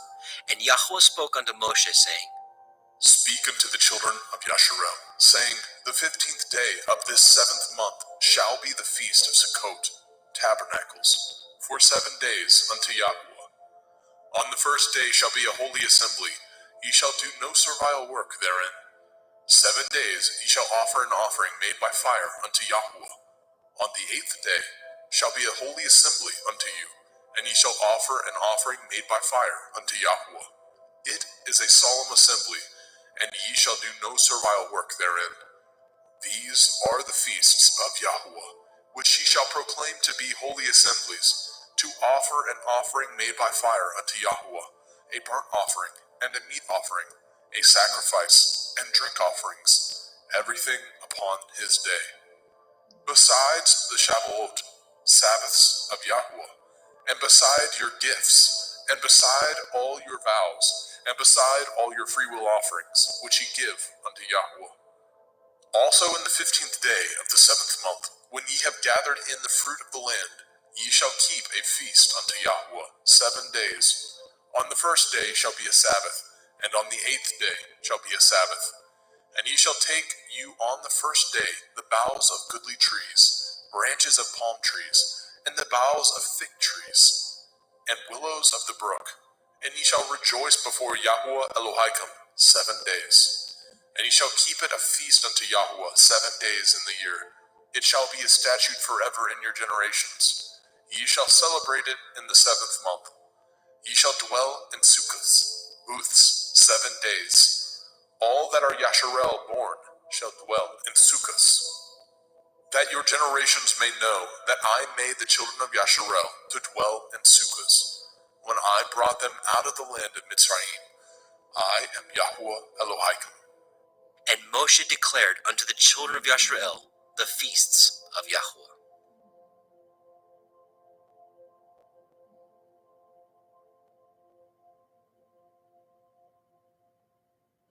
Vayikra, Leviticus chapter 24. And Yahweh spoke unto Moshe, saying, Command the children of Yasharel that they bring unto you pure olive oil, beaten for the light, to cause the lamps to burn continually, without the veil of the testimony. In the tabernacle of the assembly shall Aharon order it from the evening unto the morning before Yahweh continually. It shall be a statute forever in your generations. He shall order the lamps upon the pure menorah, 7-branched candlestick, before Yahweh continually. And you shall take fine flour, and bake 12 cakes thereof. 2/10 deals shall be in 1 cake. And you shall set them in 2 rows, 6 on a row, upon the pure table before Yahweh. And you shall put pure frankincense upon each row, that it may be on the bread for a memorial, even a memorial made by fire unto Yahweh. Every Sabbath he shall set it in order before Yahweh continually, being taken from the children of Yasharel by an everlasting covenant. And it shall be Aharon and his sons, and they shall eat it in the holy place, for it is most holy unto him of the offerings of Yahweh made by fire, by a perpetual statute. And the son of a Yashareliteth woman, whose father was a Mitzri, went out among the children of Yasharel. And this son of the Yashareliteth woman and a man of Yasharel strove together in the camp.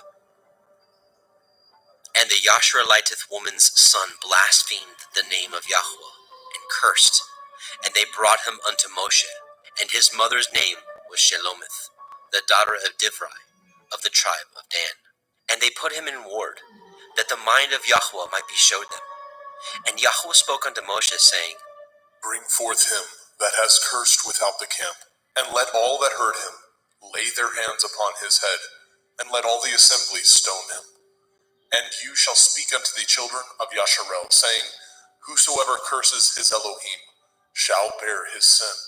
And he that blasphemes the name of Yahweh, he shall surely be put to death. And all the assembly shall certainly stone him, as well the stranger, as he that is born in the land, when he blasphemes the name of Yahweh, shall be put to death. And he that kills any man shall surely be put to death. And he that kills a beast shall make it good, beast for beast. And if a man cause a blemish in his neighbor, as he has done, so shall it be done to him. Breach for breach, eye for eye, tooth for tooth. As he has caused a blemish in a man, so shall it be done to him again. And he that kills a beast, he shall restore it. And he that kills a man, he shall be put to death. Ye shall have one manner of law, as well for the stranger, as for one of your own country. For I am Yahuwah Elohaikum. And Moshe spoke to the children of Yashrael, that they should bring forth him that had cursed out of the camp, and stone him with stones. And the children of Yashrael did as Yahuwah commanded Moshe.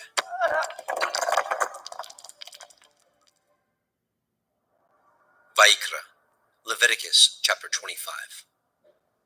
And Yahuwah spoke unto Moshe in Mount Sinai, saying, Speak unto the children of Yasharel, and say unto them, When ye come into the land which I give you, then shall the land keep a Sabbath unto Yahuwah. 6 years you shall sow your field, and 6 years you shall prune your vineyard, and gather in the fruit thereof.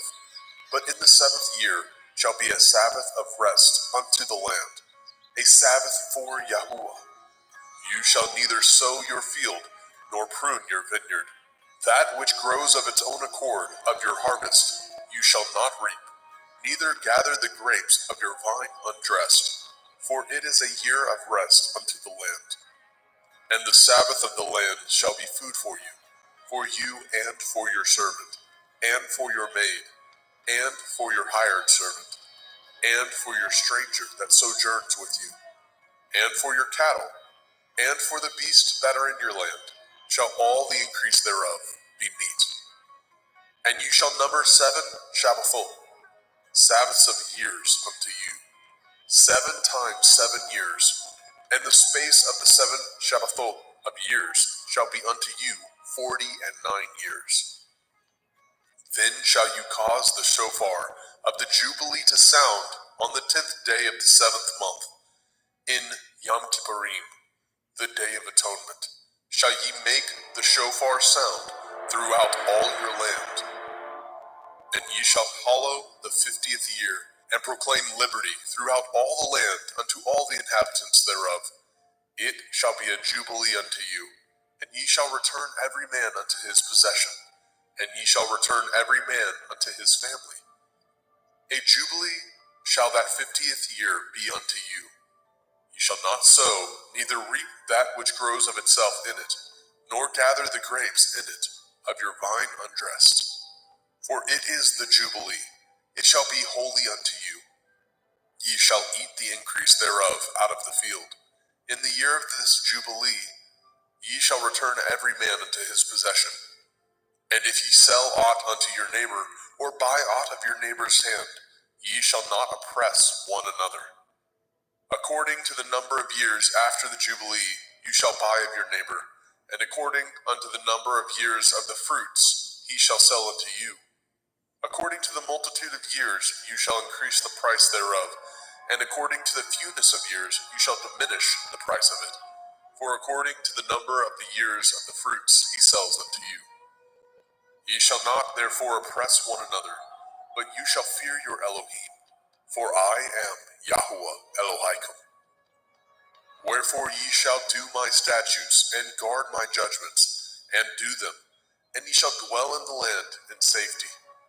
And the land shall yield her fruit, and ye shall eat your fill, and dwell therein in safety. And if ye say, What shall we eat the 7th year? Behold, we shall not sow, nor gather in our increase. Then I will command my blessing upon you in the 6th year, and it shall bring forth fruit for 3 years. And ye shall sow the 8th year, and eat yet of old fruit until the 9th year. Until her fruits come in, ye shall eat of the old store. The land shall not be sold forever, for the land is mine, and ye are strangers and sojourners with me. And in all the land of your possession ye shall grant a redemption for the land. If your brother be waxen poor, and has sold away some of his possession, and if any of his kin come to redeem it, then shall he redeem that which his brother sold. And if the man have not to redeem it, and himself be able to redeem it, Then let him count the years of the sale thereof, and restore the overplus unto the man whom he sold it, that he may return unto his possession. But if he be not able to restore it to him, then that which is sold shall remain in the hand of him that has bought it until the year of Jubilee. And in the Jubilee it shall go out, and he shall return unto his possession. And if a man sell a dwelling house in a walled city, then he may redeem it within a whole year after it is sold. Within a full year may he redeem it. And if it be not redeemed within the space of a full year, then the house that is in the walled city shall be established forever to him, that brought it throughout his generations. It shall not go out in the Jubilee. But the houses of the villages which have no wall round about them shall be counted as the fields of the country. They may be redeemed, and they shall go out in the Jubilee. Notwithstanding, the cities of the Leviim, of the houses of the cities of their possession, may the Leviim redeem at any time. And if a man purchases of the Leviim, then the house that was sold and the city of his possession shall go out in the year of Jubilee.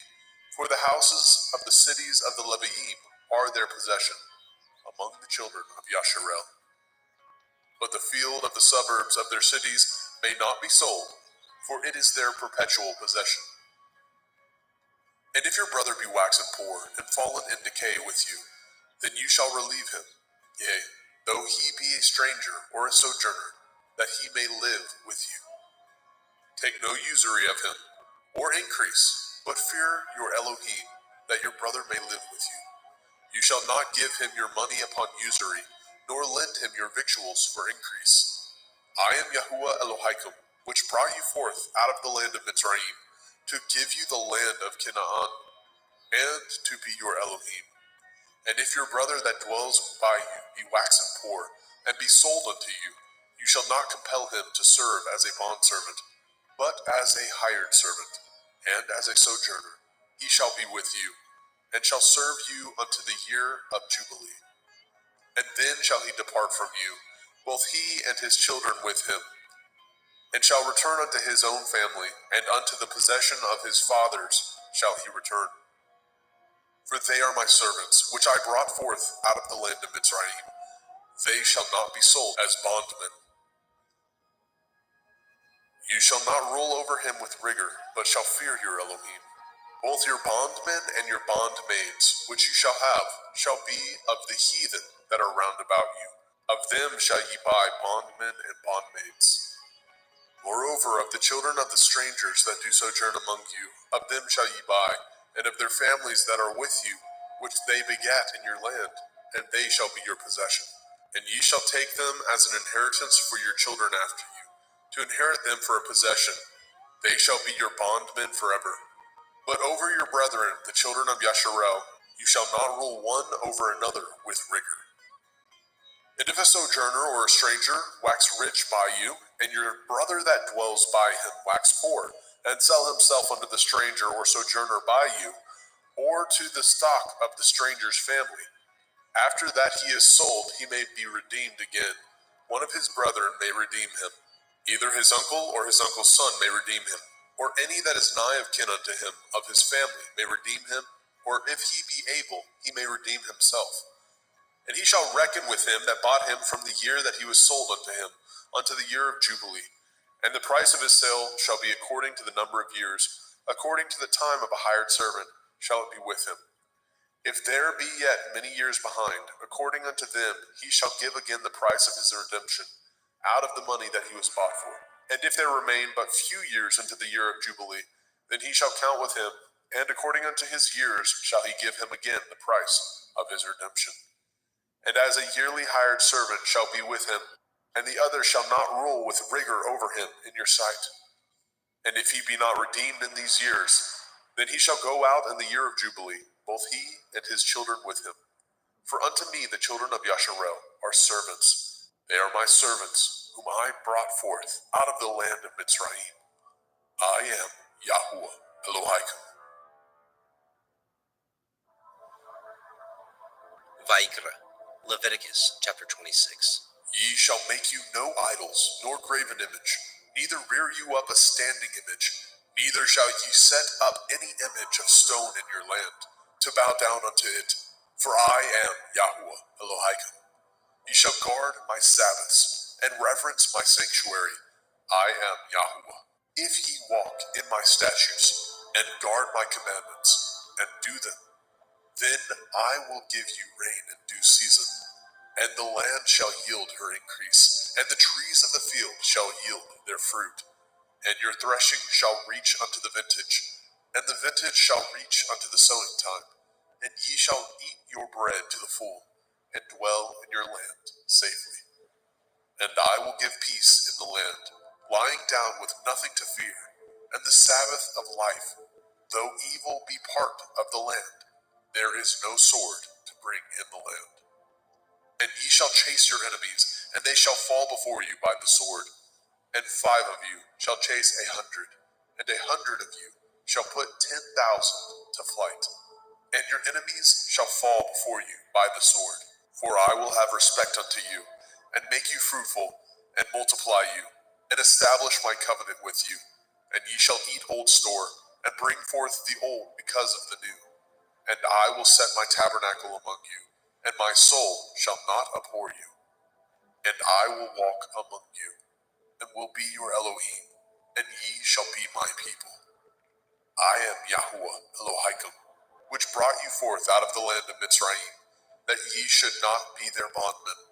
And I have broken the bands of your yoke, and made you go upright.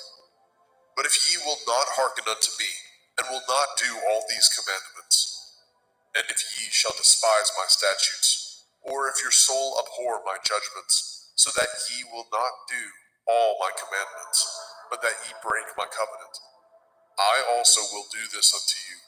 I will even appoint over you terror, consumption, and the burning ague, that shall consume the eyes, and cause sorrow of heart. And ye shall sow your seed in vain, for your enemies shall eat it.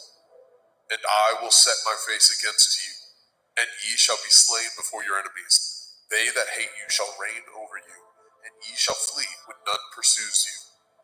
And if ye will not yet for all this hearken unto me, then I will punish you 7 times more for your sins. And I will break the pride of your power, and I will make your heaven as iron, and your earth as brass. And your strength shall be spent in vain, for your land shall not yield her increase, neither shall the trees of the land yield their fruits. And if ye walk contrary unto me, and will not hearken unto me, I will bring 7 times more plagues upon you according to your sins. I will also send wild beasts among you, which shall rob you of your children, and destroy your cattle, and make you few in number, and your highways shall be desolate. And if ye will not be reformed by me by these things, but will walk contrary unto me, then will I walk contrary unto you, and will punish you yet 7 times for your sins. And I will bring a sword upon you, that shall avenge the quarrel of my covenant. And when ye are gathered together within your cities, I will send the pestilence among you, and ye shall be delivered into the hand of the enemy. And when I have broken the staff of your bread, 10 women shall bake your bread in one oven, and they shall deliver you your bread again by weight, and ye shall eat and not be satisfied. And if ye will not for all this hearken unto me, but walk contrary unto me, then I will walk contrary unto you also in fury, and I, even I, will chastise you 7 times for your sins. And ye shall eat the flesh of your sons, and the flesh of your daughters shall ye eat. And I will destroy your high places, and cut down your images, and cast your carcasses upon the carcasses of your idols, and my soul shall abhor you. And I will make your cities waste, and bring your sanctuaries unto desolation. And I will not smell the savor of your sweet odors. And I will bring the land unto desolation, and your enemies which dwell therein shall be astonished at it. And I will scatter you among the heathen, and will draw out my sword after you. And your land shall be desolate, and your cities waste. Then shall the land enjoy her Shabbathot, as long as it lies desolate, and ye be in your enemy's land. Even then shall the land rest, and enjoy her Shabbathot. As long as it lies desolate, it shall rest, because it did not rest in your Shabbathot, when ye dwelt upon it. And upon them that are left alive of you, I will send a faintness into their hearts, in the land of their enemies, and the sound of a shaken leaf shall chase them, and they shall flee as fleeing from a sword, and they shall fall when none pursues. And they shall fall one upon another, as it were before a sword, when none pursues. And ye have no power to stand before your enemies. And ye shall perish among the heathen, and the land of your enemies shall eat you up.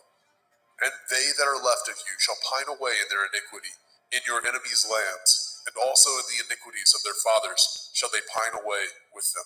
If they shall confess their iniquity, and the iniquity of their fathers, with their transgressions which they transgressed against me, and that also they have walked contrary unto me, and that I also have walked contrary unto them, and have brought them into the land of their enemies, if then their uncircumcised heart be humbled, and they then accept of the punishment of their iniquity, then I will remember my covenant with Yaakov, and also my covenant with Yitzhak, and also my covenant with Abraham will I remember, and I will remember the land. The land also shall be left of them, and shall enjoy her Sabbathot, while she lies desolate without them. And they shall accept of the punishment of their iniquity, because they despised my judgments, and because their soul abhorred my statutes. And yet, for all that, when they be in the land of their enemies, I will not cast them away, neither will I abhor them, to destroy them utterly, and to break my covenant with them. For I am Yahweh Elohim. But I will for their sakes remember the covenant of their ancestors, whom I brought forth out of the land of Mitzrayim, in the sight of the heathen, that I might be their Elohim. I am Yahweh. These are the commandments and judgments and Torah, which Yahweh made between him and the children of Yashrael in Mount Sinai by the hand of Moshe.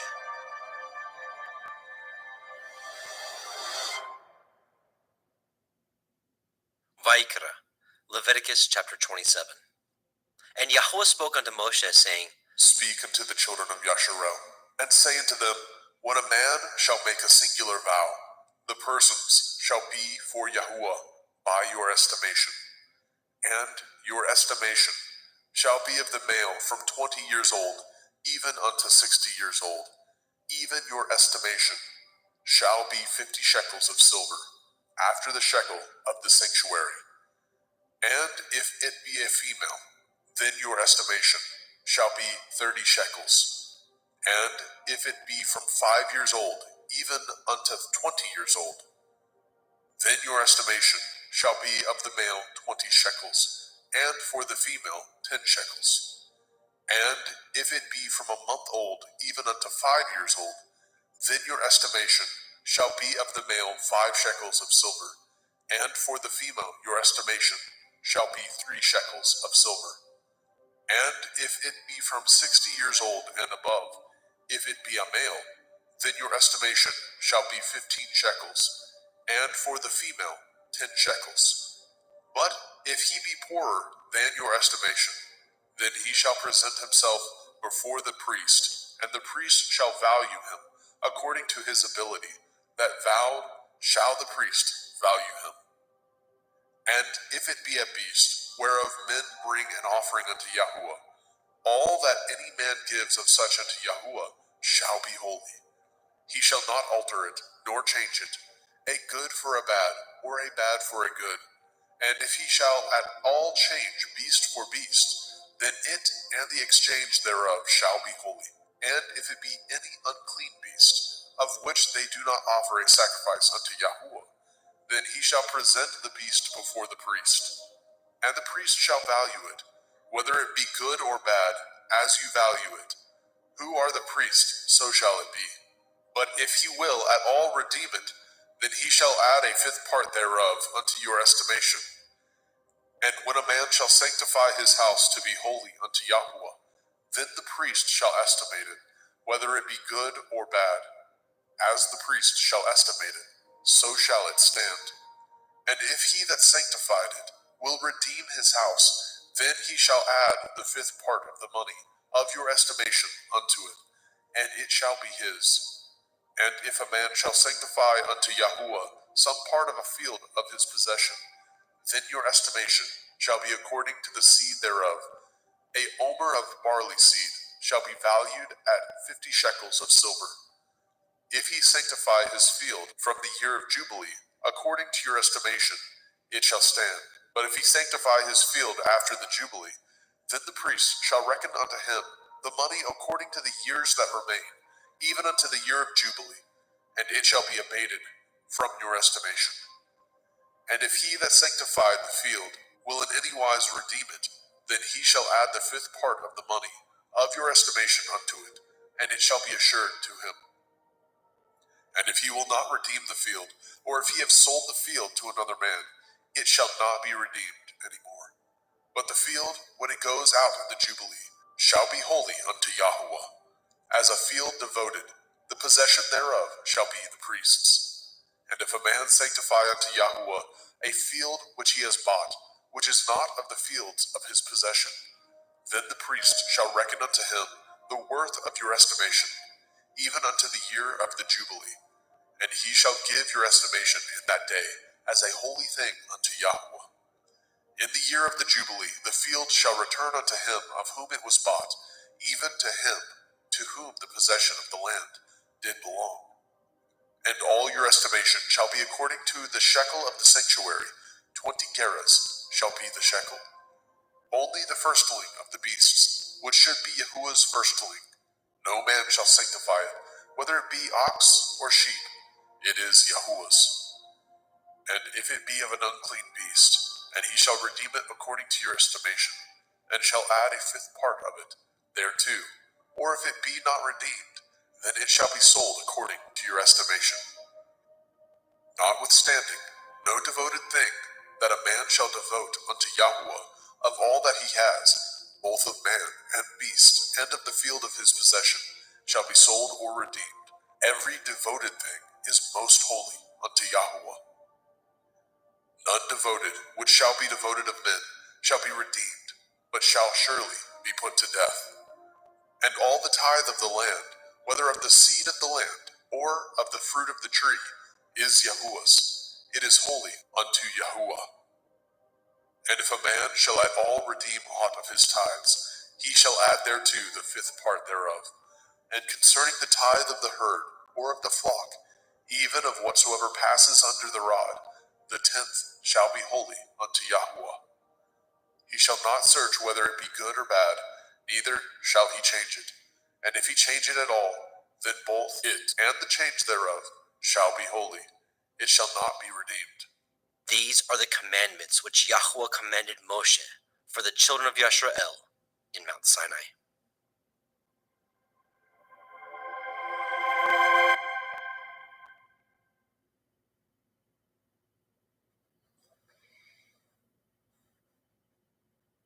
Okay. Genesis. Bereshit. Genesis 1:1. In the beginning, Elohim created the heavens and the earth was without form and void, and darkness was upon the face of the deep, and the Ruach Elohim moved upon the face of the waters. And Elohim said, "Let there be light," and there was light. And Elohim saw the light, that it was good, and Elohim divided the light from the darkness. And Elohim called the light day, and the darkness he called night, and the evening and the morning were the first day. And Elohim said, "Let there be a firmament in the midst of the waters, and let it divide the waters from the waters."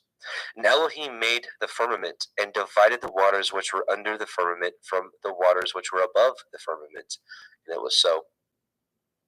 And Elohim called the firmament heaven, and the evening and the morning were the second day. And Elohim said, "Let the waters under the heavens be gathered together into one place, and let the dry land appear." And it was so. And Elohim called the dry land earth, and gathering together of the waters called he seas. And Elohim saw that it was good. And Elohim said, let the earth bring forth grass, the herb yielding seed, and the fruit tree yielding fruit after his kind, whose seed is in itself upon the earth. And it was so. And the earth brought forth grass, and herb yielding seed after his kind, and a tree yielding fruit, whose seed was in itself after his kind. And Elohim saw that it was good. And the evening and the morning were the third day. And Elohim said, let there be lights in the firmament of the heavens to divide the day from the night, and let them be for signs, and for appointed feasts, and for days and years. And let them be for lights in the firmament of the heavens to give light upon the earth. And it was so. And Elohim made two great lights, the greater light to rule the day, and the lesser light to rule the night. He made the stars also. And Elohim set them in the firmament of the heavens to give light upon the earth, and to rule over the day and over the night, and to divide the light from the darkness. And Elohim saw that it was good. And the evening and the morning were the fourth day. And Elohim said, let the waters bring forth abundantly the moving creature that has life, and the fowl that may fly above the earth in the open firmament of heaven. And Elohim created great sea monsters, and every living creature that moves, which the waters brought forth abundantly after their kind, and every winged fowl after his kind. And Elohim saw that it was good. And Elohim blessed them, saying, be fruitful and multiply, and fill the waters in the seas, and let fowl multiply in the earth. And the evening and the morning were the fifth day. And Elohim said, let the earth bring forth the living creature after his kind, cattle, and creeping thing, and beast of the earth after his kind. And it was so. And Elohim made the beast of the earth after his kind, and cattle after their kind, and everything that creeps upon the earth after his kind. And Elohim saw that it was good. And Elohim said, let us make man in our image, after our likeness, and let them have dominion over the fish of the sea, and over the fowl of the air, and over the cattle, and over all the earth, and over every creeping thing that creeps upon the earth. So Elohim created man in his own image. In the image of Elohim created he him. Male and female created he them. And Elohim blessed them. And Elohim said unto them, be fruitful, and multiply, and replenish the earth, and subdue it, and have dominion over the fish of the sea, and over the fowl of the air, and over every living thing that moves upon the earth. And Elohim said, behold, I have given you every herb bearing seed which is upon the face of all the earth, and every tree which is in the fruit of a tree yielding seed. To you it shall be for food. And to every beast of the earth, and to every fowl of the air, and to everything that creeps upon the earth wherein there is life, I have given every green herb for food. And it was so. And Elohim saw everything that he had made, and behold, it was very good. And the evening and the morning were the sixth day. Genesis 2. Thus the heavens and the earth were finished, and all the host of them. And on the seventh day Elohim ended his work which he had made, and he rested on the seventh day from all his work which he had made. And Elohim blessed the seventh day, and sanctified it, because in it he had rested from all his work which Elohim created and made. These are the generations of the heavens and the earth when they were created in the day that Yahweh Elohim made the earth and the heavens. And every plant of the field before it was in the earth, and every herb of the field before it grew. For Yahweh Elohim had not caused it to rain upon the earth, and there was not a man to till the ground. But there went up a mist from the earth, and watered the whole face of the ground. And Yahweh Elohim formed the man of the dust of the ground, and breathed into his nostrils the breath of life, and man became a living soul. And Yahweh Elohim planted a garden eastward in Eden, and there he put the man whom he had formed. And out of the ground made Yahweh Elohim to grow every tree that is pleasant to the sight and good for food, the tree of life also in the midst of the garden, and the tree of knowledge of good and evil. And a river went out of Eden to water the garden, and from thence it was parted and became into four heads. The name of the first is Pishon, that is, which compasses the whole land of Havilah, where there is gold. And the gold of that land is good, and there is Delim and the onyx stone. And the name of the second river is Gihon, the same it is that compasseth the whole land of Cush. And the name of the third river is Hiddekel, that is, which goes toward the east of Ashur. And the fourth river is Perath. And Yahweh Elohim took the man and put him into the Garden of Eden to dress it and to guard it. And Yahweh Elohim commanded man, saying, Of every tree of the garden you may freely eat, but of the tree of the knowledge of good and evil you shall not eat of it. From the day that you eat thereof you shall surely die. Yahweh Elohim said, It is not good that the man should be alone. I will make him a helpmeet for him. And out of the ground Yahweh Elohim formed every beast of the field and every fowl of the air, and brought them unto the man to see what he would call them. And whatsoever the man called every living creature, that was the name thereof. And the man gave names to all cattle, and to the fowl of the air, and to every beast of the field. But for the man there is not found a helpmeet for him. And Yahweh Elohim caused a deep sleep to fall upon the man, and he slept. And he took one of his ribs, and closed up the flesh instead thereof. And the rib which Yahweh Elohim had taken from man made he a woman, and brought her unto the man. And the man said, This is now bone of my bones, and flesh of my flesh. She shall be called woman, because she was taken out of man. Therefore shall a man leave his father and his mother, and shall cleave unto his woman, and they shall be one flesh. And they were both naked, and the man and his woman were not ashamed. Genesis 3. Now the serpent was more subtle than any beast of the field which Yahweh Elohim had made. And he said unto the woman, Yea, as Elohim said, Ye shall not eat of every tree of the garden.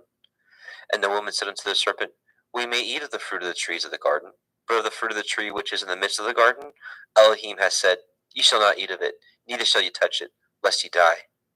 And the serpent said unto the woman, Ye shall not surely die.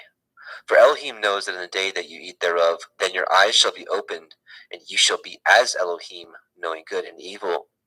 And when the woman saw that the tree was good for food, and that it was pleasant to the eyes, and a tree to be desired to make one wise, she took of the fruit thereof, and did eat, and gave also unto her man with her, and he did eat.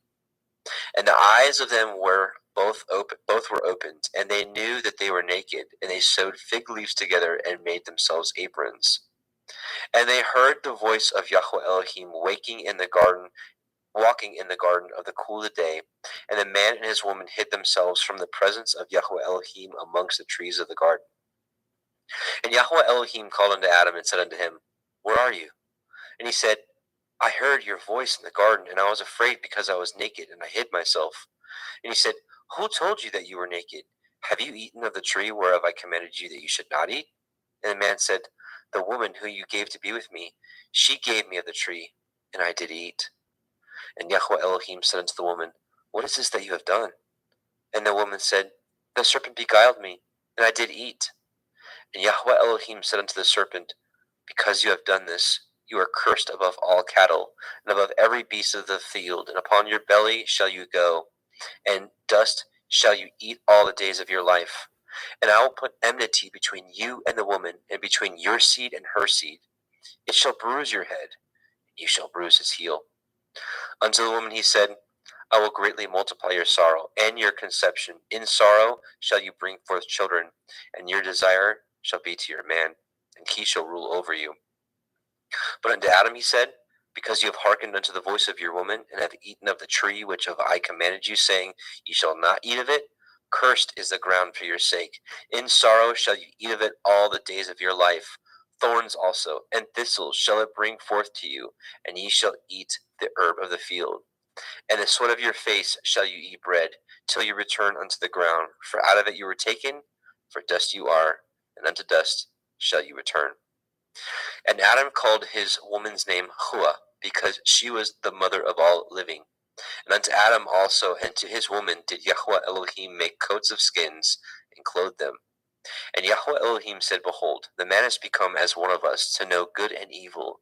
And now, lest he put forth his hand, and take also of the tree of life, and eat, and live forever. Therefore Yahweh Elohim sent him forth from the Garden of Eden to till the ground from whence he was taken. So he drove out the man, and he placed at the east of the Garden of Eden cherubim, and a flaming sword with which turned every way to guard the way of the tree of life. Genesis 4. And Adam knew Hua his woman, and she conceived and bore Cain, and said, I have gotten a man from Yahweh. And she again bore his brother Havel, and Havel was a keeper of sheep, but Cain was a tiller of the ground. And in process of time it came to pass that Cain brought of the fruit of the ground an offering unto Yahweh. And Havel also brought of the firstlings of his flock and the fat thereof. Yahweh had respect unto Havel and to his offering. But unto Cain and his offering he had not respect. And Cain was very wroth, and his countenance fell. And Yahweh said unto Cain, Why are you wroth? And why is your countenance fallen? If you do well, shall you not be accepted? And if you do not well, sin lies at the door. And unto you shall be his desire, and you shall rule over him. And Cain talked with Havel his brother. And it came to pass, when they were in the field, that Cain rose up against Havel his brother, and slew him. And Yahweh said unto Cain, Where is Havel your brother? And he said, I know not. Am I to guard my brother? And he said, What have you done? The voice of your brother's blood cries unto me from the ground. And now you are cursed from the earth, which has opened her mouth to receive your brother's blood from your hand. When you till the ground, it shall not henceforth yield unto you her strength. A fugitive and a vagabond shall you be in the earth. And Cain said unto Yahweh, My punishment is greater than I can bear. Behold, you have driven me out this day from the face of the earth, and from your face shall I be hid. And I shall be a fugitive and a vagabond in the earth. And it shall come to pass that every one that finds me shall slay me. And Yahweh said unto him, Therefore, whosoever slays Cain, vengeance shall be taken on him sevenfold. And Yahweh set a mark upon Cain, lest any finding him should kill him.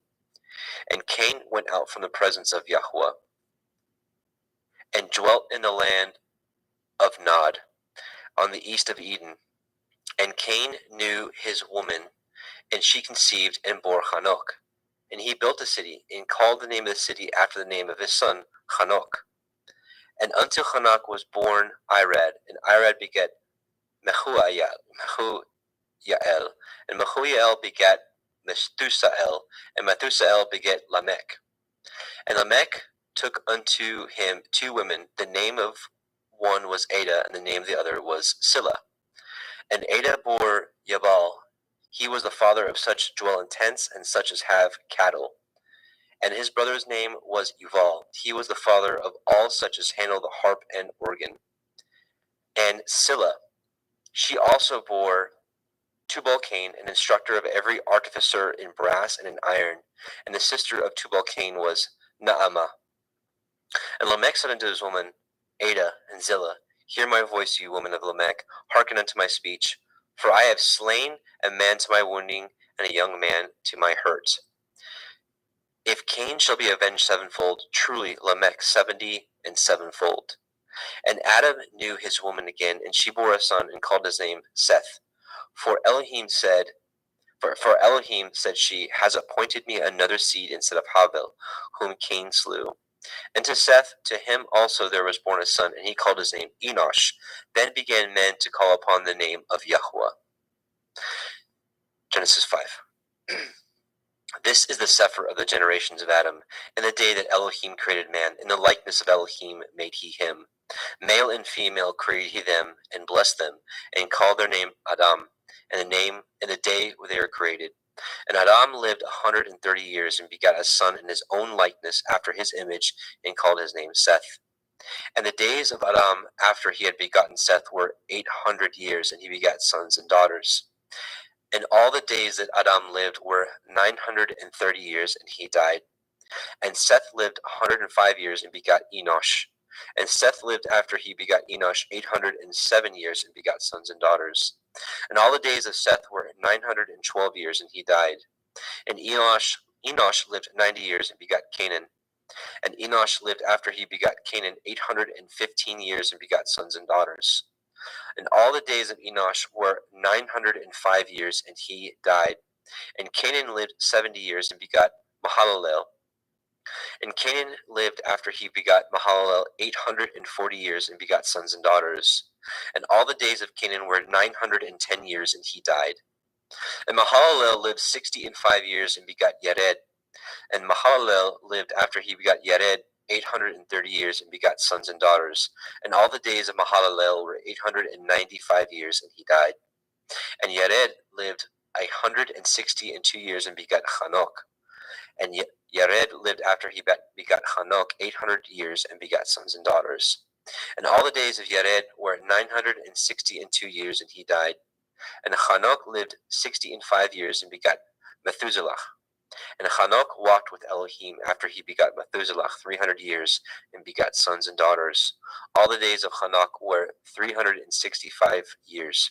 And Hanok walked with Elohim, and he was not, for Elohim took him. And Methuselah lived 807 years and begot Lamech. And Methuselah lived after he begot Lamech 782 years and begot sons and daughters. And all the days of Methuselah were 969 years, and he died. And Lamech lived 182 years and begot a son. And he called his name Noah, saying, the same shall comfort us concerning our work and toil of our hands, because of the ground which Yahweh has cursed. And Lamech lived after he begot Noah 595 years and begot sons and daughters. And all the days of Lamech were 777 years, and he died. And Noah was 500 years old, and Noah begot Shem, Ham, and Japheth. All right, Genesis 6. And it came to pass, when men began to multiply on the face of the earth, and daughters were born unto them, that the sons of Elohim saw the daughters of men, that they were fair, and they took them women of all which they chose. And Yahweh said, my ruach shall not always strive with man, for that he also is flesh, yet his days shall be 120 years. There were Nephilim in the earth in those days, and also after that, when the sons of Elohim came in unto the daughters of men, and they bore children to them, the same became warriors and tyrants, which were of ancient times, men of infamy. And Yahweh saw that the wickedness of man was great in the earth, and that every imagination of the thoughts of his heart was only evil continually. And Yahweh repented that he had made man on the earth, and it grieved him at his heart. And Yahweh said, I will destroy man whom I have created from the face of the earth, both man and beast, and the creeping thing, and the fowls of the air, for I repent that I have made them. But Noah found grace in the eyes of Yahweh. These are the generations of Noah. Noah was a just man and perfect in his generations. And Noah walked with Elohim. And Noah begot 3 sons, Shem, Ham, and Japheth. The earth also was corrupt before Elohim, and the earth was filled with violence. And Elohim looked upon the earth, and behold, it was corrupt, for all flesh had corrupted his way upon the earth. And Elohim said unto Noah, the end of all flesh is come before me, for the earth is filled with violence through them, and behold, I will destroy them with the earth. Make you an ark of gopher wood, rooms shall you make in the ark, and shall pitch it within and without pitch. Within and without with pitch. And this is the fashion which you shall make of it. The length of the ark shall be 300 cubits, the breadth of it 50 cubits, and the height of it 30 cubits. A window shall you make to the ark, and in a cubit shall you finish it above. And the door of the ark you shall set in the side thereof, with lower, second, and third stories shall you make it. And behold, I, even I, do bring a flood of waters upon the earth to destroy all flesh, wherein is the breath of life, from under heaven, and everything that is in the earth shall die. But with you will I establish my covenant, and you shall come into the ark, you, and your sons, and your woman, and your sons' women with you. And of every living thing of all flesh, 2 of every sort shall you bring into the ark, to keep them alive with you. They shall be male and female. Of fowls after their kind, and of cattle after their kind, of every creeping thing of the earth after his kind, 2 of every sort shall come unto you, to keep them alive. And take unto you of all the food that is eaten, and ye shall gather it to you, and it shall be for food for you and for them. Thus did Noah according to all that Elohim commanded him, so did he. Genesis 7. And Yahweh said unto Noah, come you and all your house into the ark, for you have I seen righteous before me in this generation. Of every clean beast you shall take to you by 7s, the male and his female, and of beasts that are not clean by 2, the male and his female. Of fowls also of the air by 7s, the male and female, to keep seed alive upon the face of all the earth. For yet 7 days I will cause it to rain upon the earth, 40 days and 40 nights. Every living substance that I have made will I destroy from off the face of the earth. And Noah did according unto all that Yahweh commanded him. And Noah was 600 years old when the flood of the waters was upon the earth. And Noah went in, and his sons, and his woman, and his sons' women with him into the ark because of the waters of the flood. Of clean beasts, and of beasts that are not clean, and of fowls, and of everything that creeps upon the earth. There went in 2 and 2 unto Noah into the ark, the male and the female, as Elohim had commanded Noah. And it came to pass after 7 days that the waters of the flood were upon the earth. In the 600th year of Noah's life, in the 2nd month, in the 17th day of the month, the same day were all the fountains of the great deep broken up, and the windows of heaven were opened. And there rain was upon the earth 40 days and 40 nights. And the selfsame day entered Noah, and Shem, and Ham, and Japheth, the sons of Noah, Noah's woman, and the 3 women of his sons with them into the ark. They, and every beast after his kind, and all cattle after their kind, and every creeping thing that creeps upon the earth after his kind, and every fowl after his kind, every bird of every sort. And they went in unto Noah into the ark, 2 and 2 of all flesh, wherein is the breath of life. And they that went in male and female of all flesh, as Elohim had commanded him, and Yahweh shut him in. And the flood was 40 days upon the earth, and the waters increased, and bore up the ark, and it was lift up above the earth. And the waters prevailed, and were increased greatly upon the earth, and the ark went upon the face of the waters. And the waters prevailed exceedingly upon the earth, and all the high hills that were under the whole heaven were covered. 15 cubits upward did the waters prevail, and the mountains were covered. And all flesh died that moved upon the earth, both of fowl, and of cattle, and of beasts, and of every creeping thing that creeps upon the earth, and every man. All in whose nostrils was the breath of life, of all that was in the dry land, died. And every living substance was destroyed which was upon the face of the ground, both man and cattle, and the creeping things, and the fowls of the heavens, and they were destroyed from the earth. And Noah only remained alive, and they that were with him in the ark.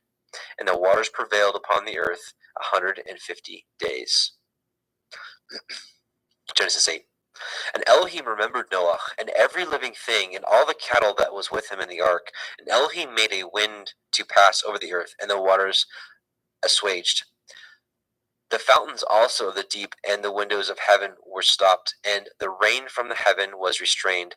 And the waters returned from off the earth continually, and after the end of the 150 days the waters were abated. And the ark rested in the 7th month, on the 17th day of the month, upon the mountains of Ararat. And the waters decreased continually until the 10th month. In the 10th month, on the 1st day of the month, were the tops of the mountains seen.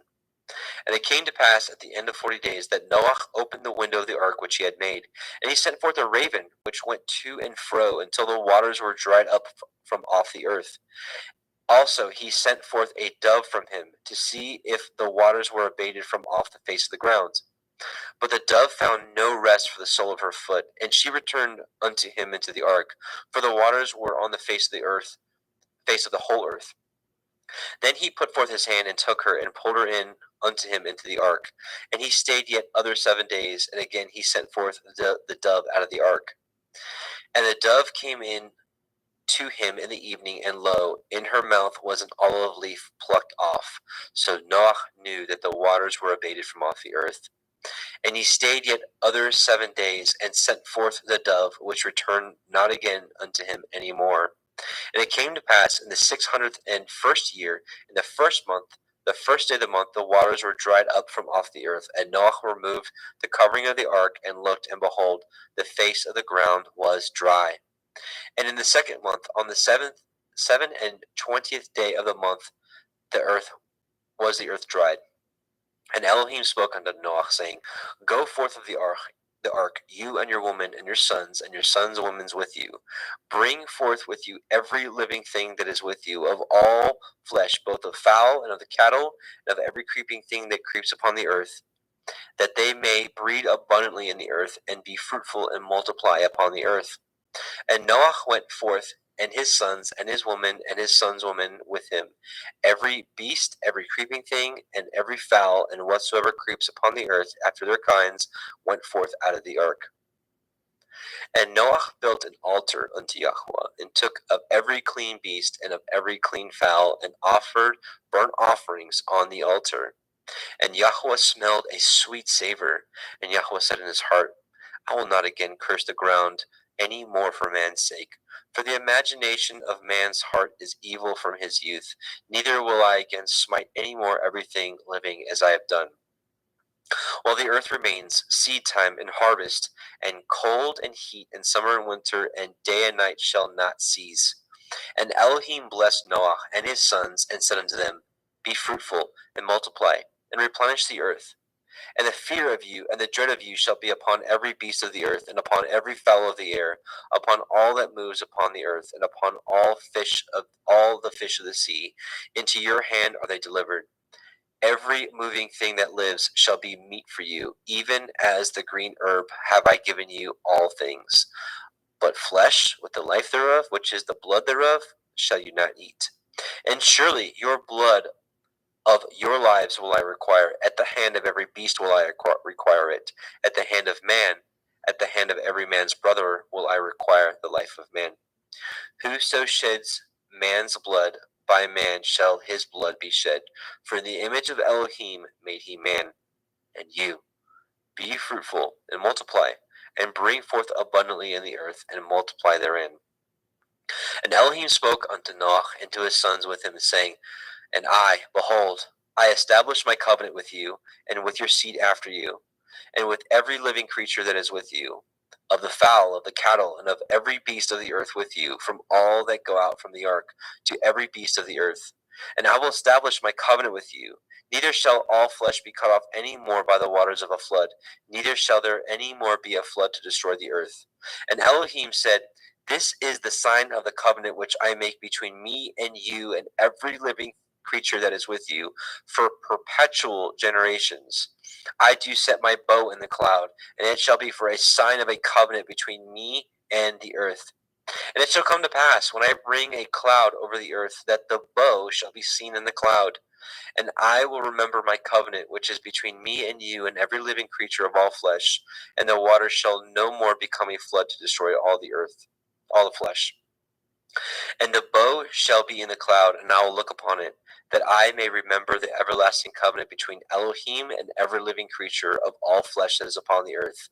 And Elohim said unto Noah, This is the sign of the covenant which I have established between me and all flesh that is upon the earth.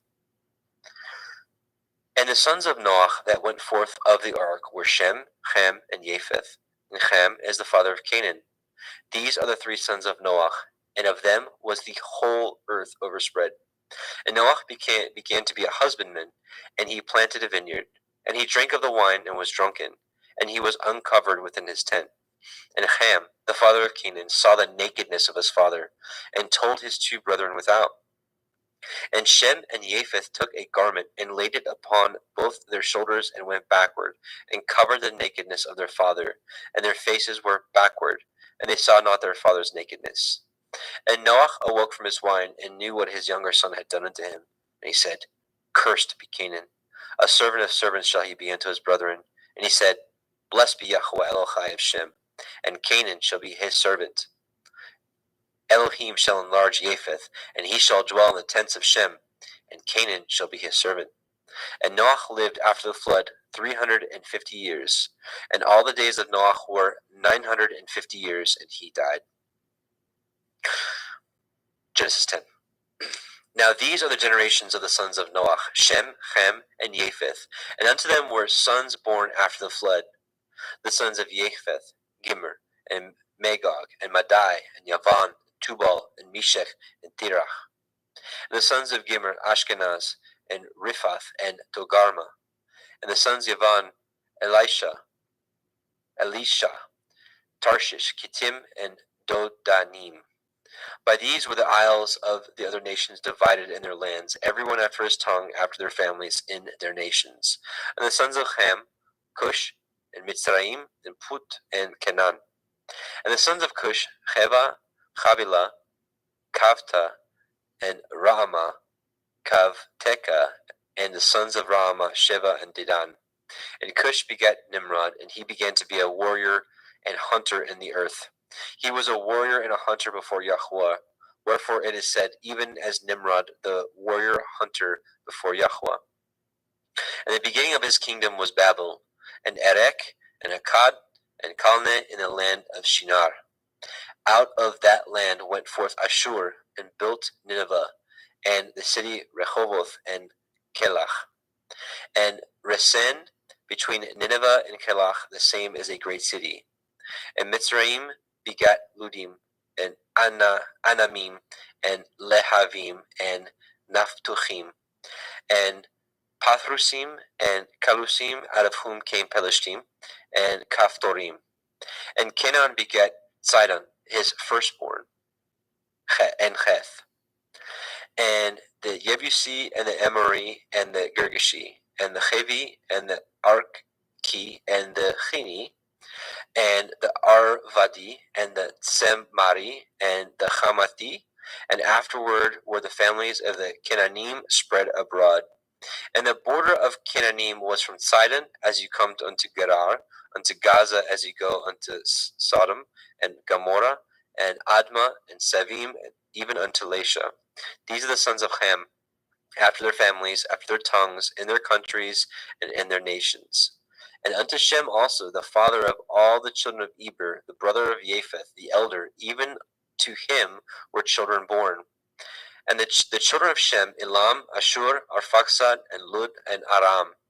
And the children of Aram, Uz, Hul, Gether, and Mash. And Arphaxad begat Shelach, and Shelach begat Eber. And unto Eber were born two sons. The name of one was Peleg, for in his days the earth was divided. And his brother's name was Yoktan. Yoktan begat Almodad, and Shelef, and Chatzar Maveth, and Yerach, and Hadoram, and Uzal, and Dikla, and Oval, and Avimael, and Shiva, and Ophir, and Havilah, and Yovav. All these were the sons of Yoktan. And their dwelling was from Mesha as you go unto Sephar, a mountain of the east. These are the sons of Shem, after their families, after their tongues, in their lands, after their nations. These are the families of the sons of Noach, after their generations, in their nations, and by these were the nations divided in the earth after the flood. Genesis 11. And the whole earth was of one language and of one speech. And it came to pass, as they journeyed from the east, that they found a plain in the land of Shinar, and they dwelt there. And they said one to another, Go to, let us make brick, and burn them thoroughly. And they had brick for stone, and slime had they for mortar. And they said, Go to, let us build a city and a tower, whose top may reach unto the heavens, and let us make a name, lest we be scattered abroad upon the face of the whole earth. And Yahweh came down to see the city and the tower which the children of men built. And Yahweh said, Behold, the people is one, and they have all one language, and this they begin to do. And now nothing will be restrained from them, which they have imagined to do. Go to, let us go down, and there confound their language, that they may not understand one another's speech. So Yahweh scattered them abroad from thence upon the face of all the earth, and they left off to build the city. Therefore is the name of it called Babel, because Yahweh did there confound the language of all the earth. And from thence did Yahweh scatter them abroad upon the face of the earth. These are the generations of Shem. Shem was 100 years old and begat Arphaxad 2 years after the flood. And Shem lived after he begat Arphaxad 500 years and begat sons and daughters. And Arphaxad lived 35 years and begat Shelach. Arphaxad lived after he begat Shelach 403 years and begat sons and daughters. And Shelach lived 30 years and begat Eber. And Shelach lived after he begat Eber 403 years and begat sons and daughters. And Eber lived 430 years and begat Peleg. And Eber lived after he begat Peleg 430 years and begat sons and daughters. And Peleg lived 30 years and begat Reu. And Peleg lived after he begat Reu 209 years and begat sons and daughters. And Reu lived 32 years and begat Serug. And Reu lived after he begot Serug 207 years and begot sons and daughters. And Serug lived 30 years and begot Nahor. And Serug lived after he begot Nahor 200 years and begot sons and daughters. And Nahor lived 9 and 20 years and begot Terach. And Nahor lived after he begot Terach 119 years and begot sons and daughters. And Terach lived 70 years and begot Avram, Nahor, and Haran. Now these are the generations of Terach. Terach begot Avram, Nahor, and Haran. And Haran begot Lot. And Haran died before his father Terach in the land of his nativity in Ur of the Kasdim. And Avram and Nahor took them women. The name of Avram's woman was Sarai, and the name of Nahor's woman Milcah.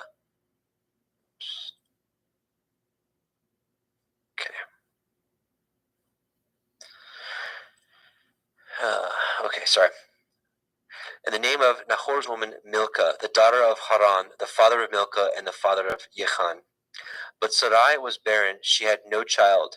And Terach took Avram's son, and Lot, the son of Haran, his son's son, and Sarai, his daughter-in-law, his son Avram's woman, and they went forth with them from Ur of the Kasdim, to go into the land of Canaan, and they came unto Haran and dwelt there. And the days of Terach were 205 years, and Terach died in Haran.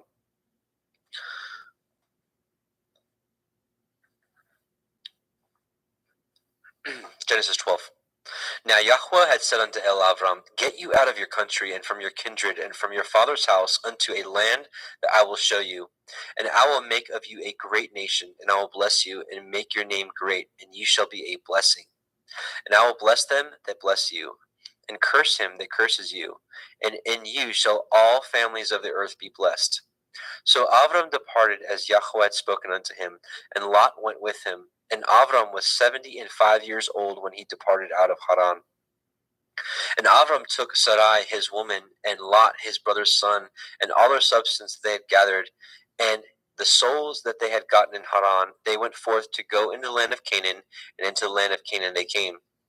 And Avram passed through the land unto the place of Shechem, unto the plain of Moreh, and the Canaanite was then in the land. And Yahweh appeared unto Avram, and said, Unto your seed will I give this land. And there built he an altar unto Yahweh, who had appeared unto him. And he removed from thence unto a mountain on the east of Bethel, and pitched his tent, having Bethel on the west, and Ai on the east. And there he built an altar unto Yahweh, and called upon the name of Yahweh. And Avram journeyed, going on still towards the Negev. And there was a famine in the land, and Avram went down into Mitzrayim to sojourn there, and for the famine was grievous in the land. And it came to pass, when he was come near to enter into Mitzrayim, that he said unto Sarai his woman, Behold now, I know that you are a fair woman to look upon. Therefore it shall come to pass, when the Mitzrayim shall see you, that they shall say, This is his woman, and they will kill me, but they will save you alive. Say, I pray you, you are my sister, that it may be well with me for your sake, and my soul shall live because of you.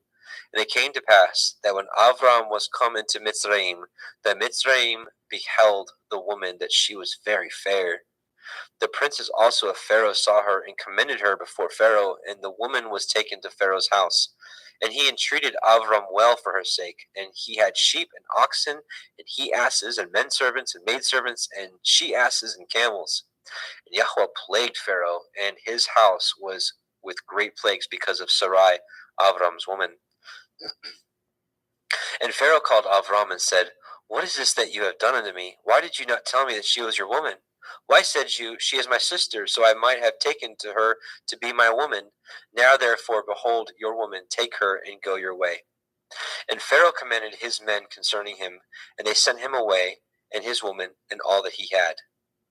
And Avram went up out of Mitzrayim, he and his woman, and all that he had, and Lot with him into the Negev. And Avram was very rich in cattle, in silver, and in gold. And he went on his journey from the Negev even to Bethel, unto the place where his tent had been at the beginning, between Bethel and Ai.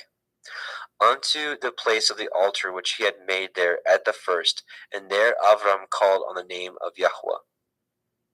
And Lot also, which went with Avram, had flocks and herds and tents, and the land was not able to bear them, that they might dwell together, for the substance was great, so that they could not dwell together. And there was a strife between the herdsmen of Avram's cattle and the herdsmen of Lot's cattle. And the Canaanite and the Perizzite dwelled then in the land.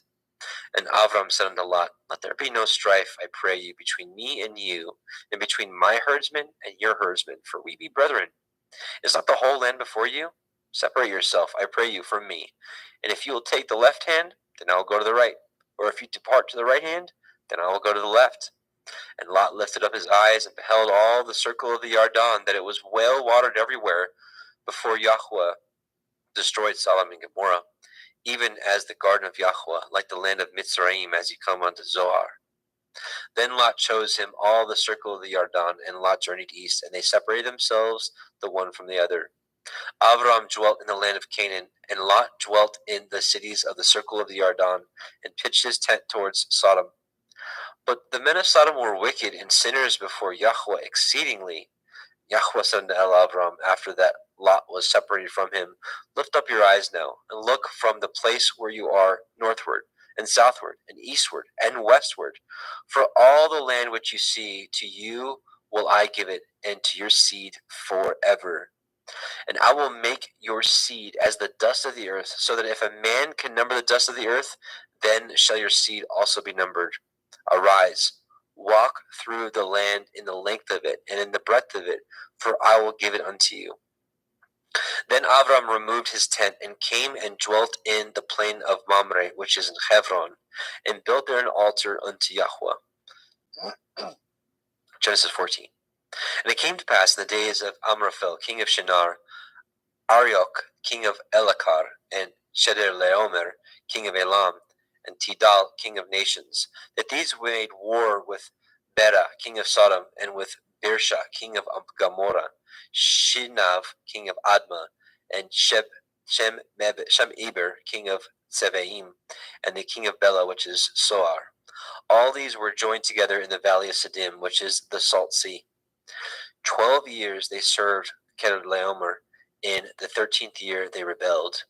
And in the 14th year came Chedorlaomer and the kings that were with him, and smote the Rephaim in Ashtaroth, Karnaim, and the Zuzim in Chem, and the Emim in Shave Kirathim, and the Horim in Mount Seir unto El Paran, which is by the wilderness. And they returned and came to Ain Mishpat, which is Kadesh, and smote all the country of Amalekim, and also the Amorim that dwelt in Chatzon Tamar.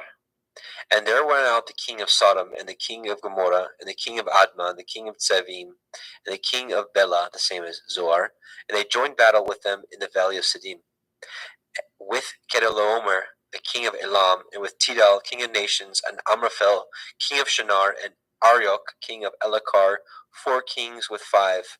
And the valley of Siddim was full of slime pits, and the kings of Sodom and Gomorrah fled, and fell there, and they that remained fled to the mountains.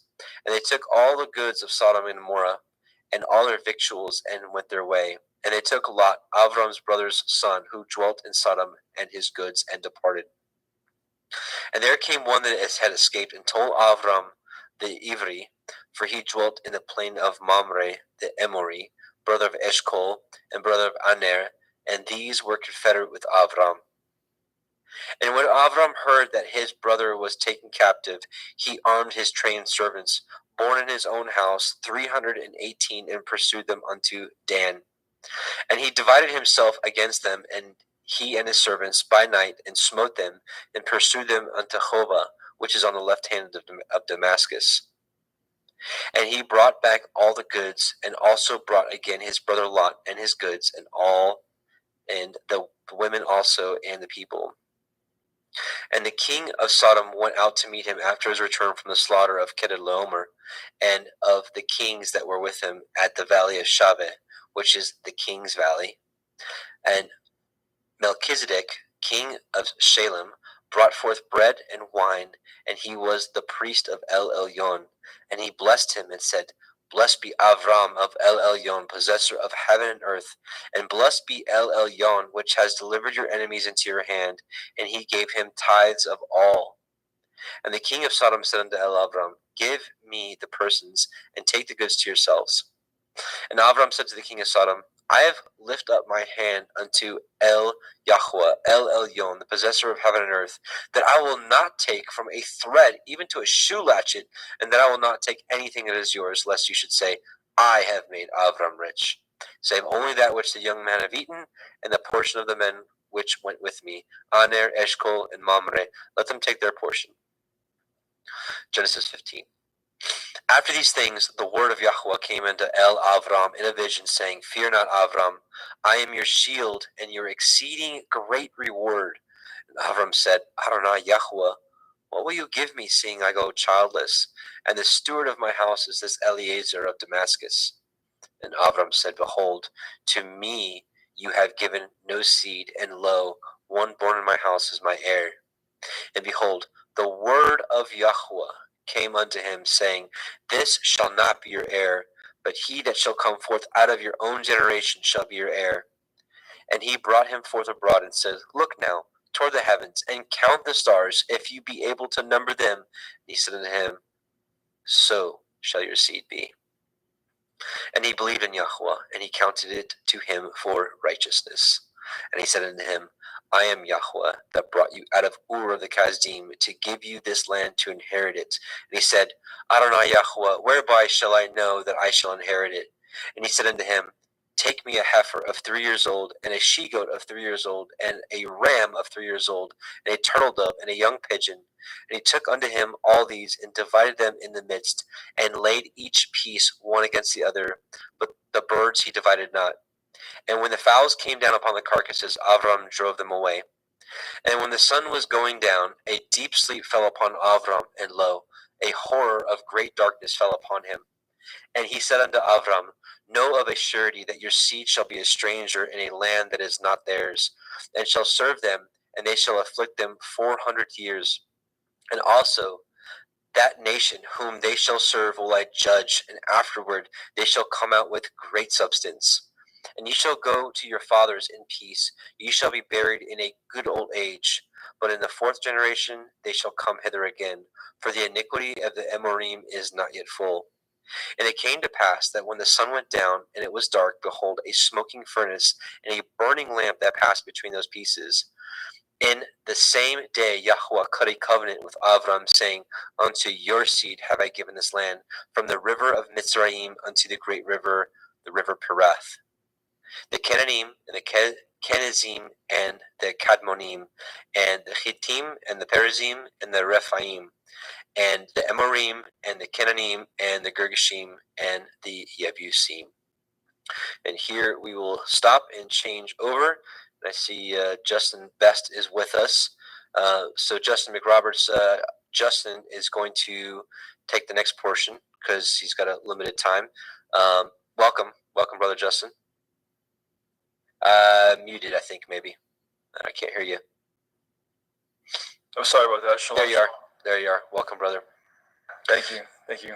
So we just left off at the end of 15. So do you want to pick it up? You can have a screen share and pick it up at 16. Yep, absolutely. Genesis chapter 16, Sarai and Hagar. Now Sarai, Abram's woman, bore him no children, and she had a handmaid, a Mitzri, whose name was Hagar. And Sarai said unto Abram, Behold now, Yahweh has restrained me from bearing. I pray you, go in unto my maid, that I obtain children by her. And Abram hearkened to the voice of Sarai.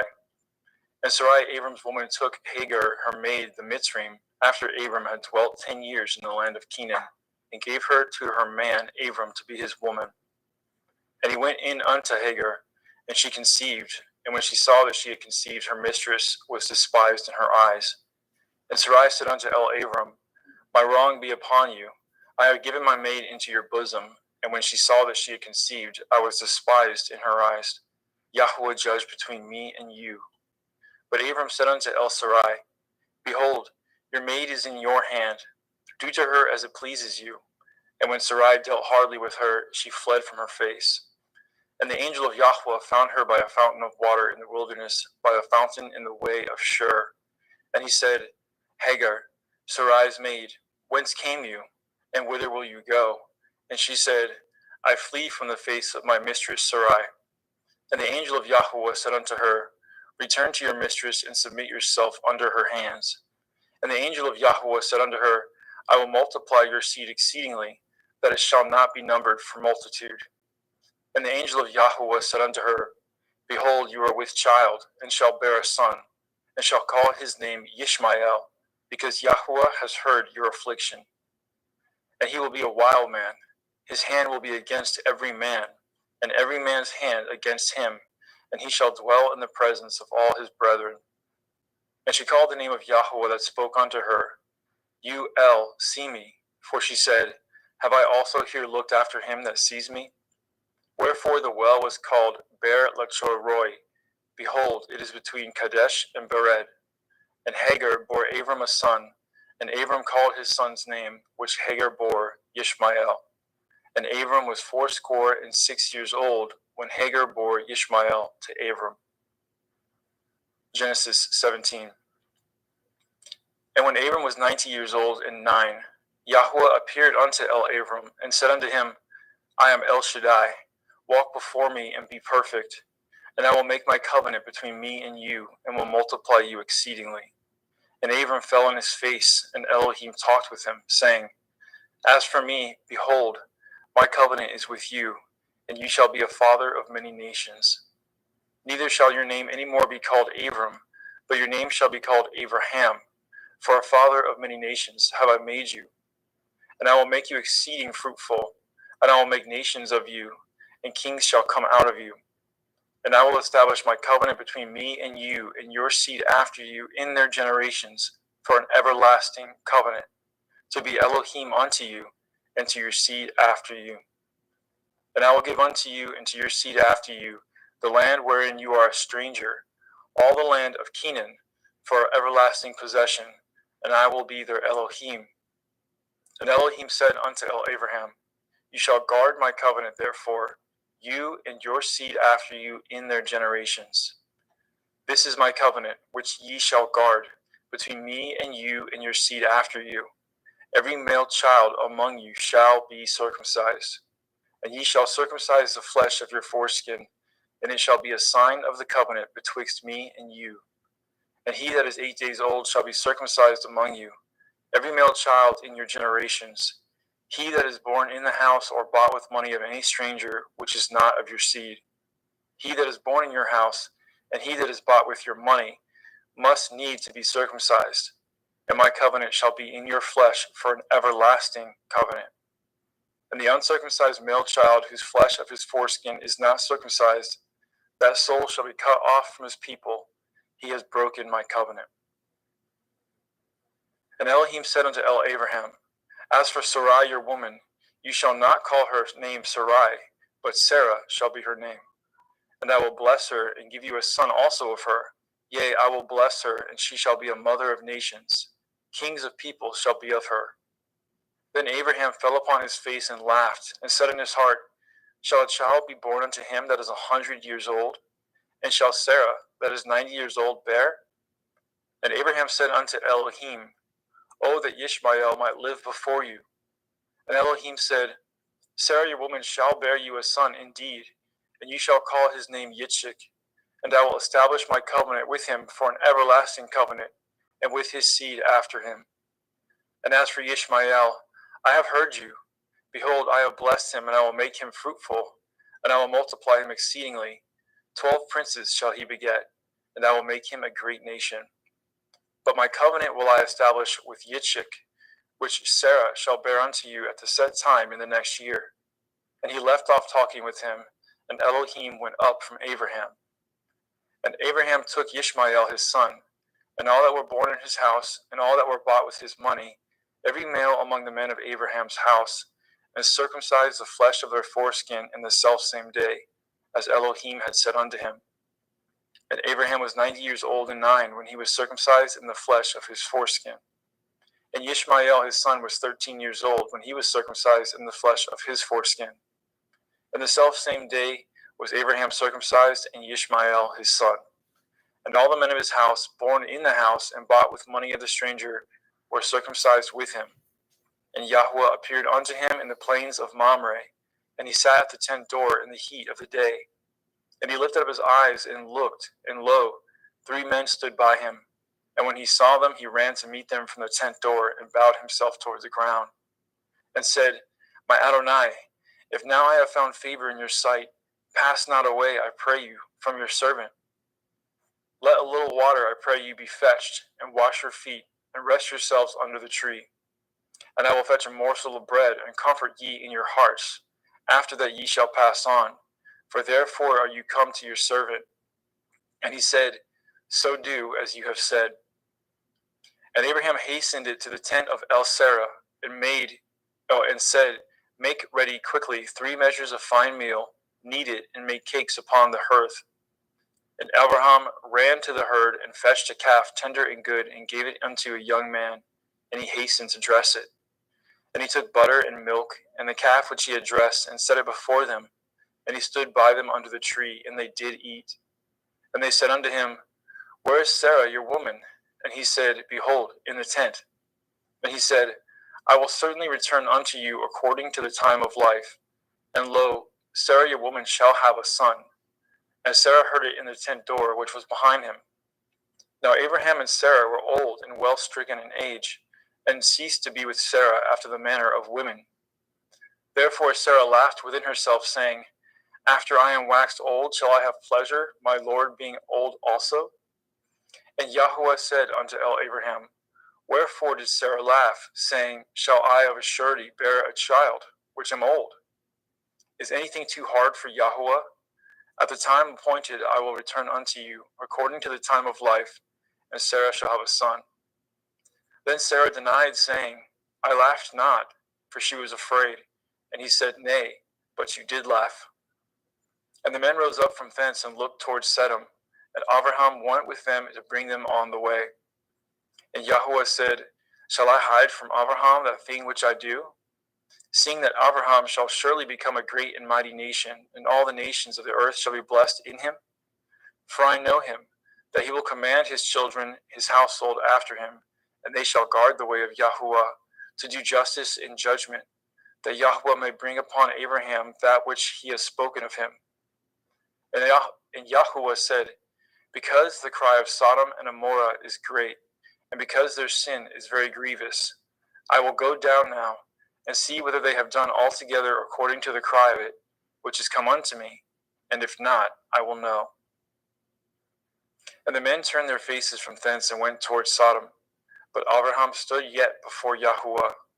And Abraham drew near, and said, Will you also destroy the righteous with the wicked?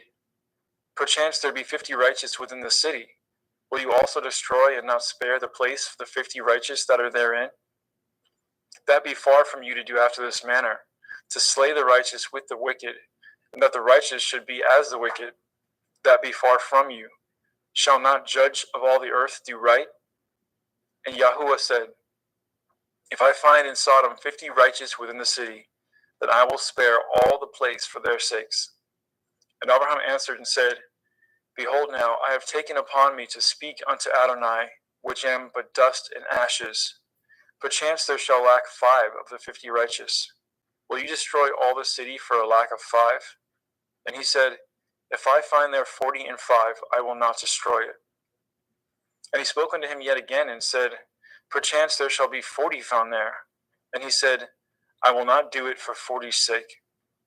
And he said unto him, O let not Adonai be angry, and I will speak. Perchance there shall be 30 found there. And he said, I will not do it, if I find 30 there. And he said, Behold now, I have taken upon me to speak unto Adonai. Perchance there shall be found 20 there. And he said, I will not destroy it for 20's sake. And he said, O let not Adonai be angry, and I will speak yet but this once. Perchance 10 shall be found there. And he said, I will not destroy it for 10's sake. And Yahweh went his way as soon as he had left communing with Abraham, and Abraham returned unto his place. Genesis 19. And there came 2 angels to Sodom at evening, and Lot sat in the gate of Sodom, and Lot seeing them rose up to meet them, and he bowed himself with his face towards the ground. And he said, Behold now, my lords, turn in, I pray you, into your servant's house, and tarry all night, and wash your feet, and ye shall rise up early and go on your ways. And they said, Nay, but we will abide in the street all night. And he pressed upon them greatly, and they turned in unto him, and entered into his house. And he made them a feast, and did bake matzah, unleavened bread, and they did eat. But before they lay down, the men of the city, even the men of Sodom, compassed the house round, both old and young, all the people from every quarter. And they called unto Lot, and said unto him, Where are the men which came in to you this night? Bring them out unto us, that we may know them. And Lot went out the door unto them, and shut the door after him, and said, I pray you, brethren, do not so wickedly. Behold now, I have 2 daughters which have not known man. Let me, I pray you, bring them out unto you, and do ye to them as good in your eyes. Only unto these men do nothing, for therefore came they under the shadow of my roof. And they said, Stand back. And they said again, This one fellow came in to sojourn, and he will need to be a judge. Now will we deal worse with you than with them. And they pressed sore upon the man, even Lot, and came near to break the door. But the men put forth their hand, and pulled Lot into the house to them, and shut the door. And they smote the men that were at the door of the house with blindness, both small and great, so that they wearied themselves to find the door. And the men said unto Lot, Have you here any besides? Son-in-law, and your sons, and your daughters, and whatsoever you have in the city, bring them out of this place. For we will destroy this place, because the cry of them is waxing great before the face of Yahweh, and Yahweh has sent us to destroy it. And Lot went out and spoke unto his sons-in-law, which married his daughters, and said, Up, get you out of this place, for Yahweh will destroy this city. But he seemed as one that mocked unto his sons-in-law. And when the morning arose, then the angels hastened Lot, saying, Arise, take your woman and your 2 daughters, which are here, lest you be consumed in the iniquity of the city. And while he lingered, the men laid hold upon his hand, and upon the hand of his woman, and upon the hand of his 2 daughters, Yahweh being merciful unto him, and they brought him forth and set him without the city. And it came to pass, when they had brought them forth abroad, that he said, Escape for your life, look not behind you, neither stay in all the circle of the Yarden. Escape to the mountain, lest you be consumed. And Lot said unto them, Oh, not so, my Adonai. Behold now, your servant has found grace in your sight, and you have magnified your mercy, which you have showed unto me in saving my life. And I cannot escape to the mountain, lest some evil take me, and I die. Behold now, this city is near to flee unto, and it is a little one. Oh, let me escape thither. Is it not a little one? And my soul shall live. And he said unto him, See, I have accepted you concerning this thing also, that I will not overthrow this city for which you have spoken. Make haste, escape thither, for I cannot do anything until you are come thither. Therefore the name of the city was called Zoar. The sun was risen upon the earth when Lot entered into Zoar. Then Yahweh rained upon Sodom and upon Amorah brimstone and fire from Yahweh out of the heavens. And he overthrew those cities and all the circle of the Yarden, and all the inhabitants of the cities, and that which grew upon the ground. But his woman looked back from behind him, and she became a pillar of salt. And Abraham got up early in the morning to the place where he stood before Yahweh. And he looked toward Sodom and Amorah, and toward all the land of the circle of the Yarden, and behold, and lo, the smoke of the country went up as the smoke of a furnace. And it came to pass, when Elohim destroyed the cities of the circle of the Yarden, that Elohim remembered Abraham, and sent Lot out of the midst of the overthrow, when he overthrew the cities in which Lot dwelt. And Lot went up out of Zoar, and dwelt in the mountain, and his 2 daughters with him. For he feared to dwell in Zoar, and he dwelt in a cave, he and his 2 daughters. And the firstborn said unto the younger, Our father is old, and there is not a man in the earth to come in unto us after the manner of all the earth.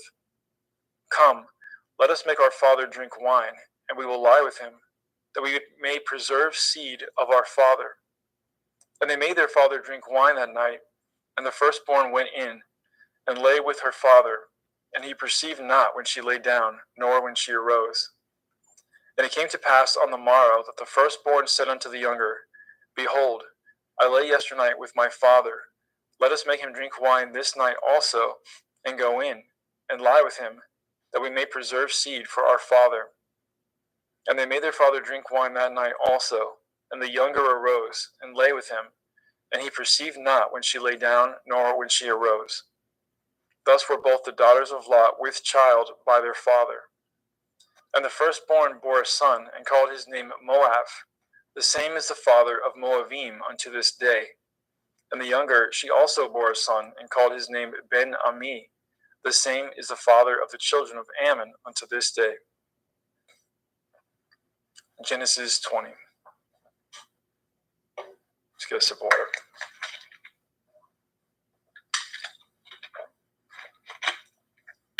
And Abraham journeyed from thence toward the country of the Negev, and dwelt between Kadesh and Shur, and sojourned in Gerar. And Abraham said of El-Sarah, his woman, She is my sister. And Avimelech, king of Gerar, sent and took Sarah. But Elohim came to Avimelech in a dream by night, and said to him, Behold, you are but a dead man, for the woman which you have taken, for she is a man's woman. But Avimelech had not come near her, and he said, Adonai, will you slay also a righteous nation? Said he not unto me, She is my sister? And she, even she herself, said, He is my brother. In the integrity of my heart and innocence of my hands have I done this. And Elohim said unto him in a dream, Yea, I know that you did this in the integrity of your heart, for I also withheld you from sinning against me. Therefore suffered I you not to touch her. Now therefore restore the man his woman, for he is a prophet, and he shall pray for you, and you shall live. And if you restore her not, know that you shall surely die, you and all that are yours. Therefore Avimelech rose early in the morning, and called all his servants, and told all things in their ears, and the men were sore afraid. Then Abimelech called Abraham, and said unto him, What have you done unto us? And what have I offended you, that you have brought on me and on my kingdom a great sin? You have done deeds unto me that ought not to be done. And Abimelech said unto Abraham, What saw you that you have done this thing? And Abraham said, Because I thought, surely the fear of Elohim is not in this place, and they will slay me for my woman's sake. And yet indeed she is my sister. She is the daughter of my father, but not the daughter of my mother, and she became my woman. And it came to pass, when Elohim caused me to wander from my father's house, that I said unto her, This is your kindness which you shall show unto me.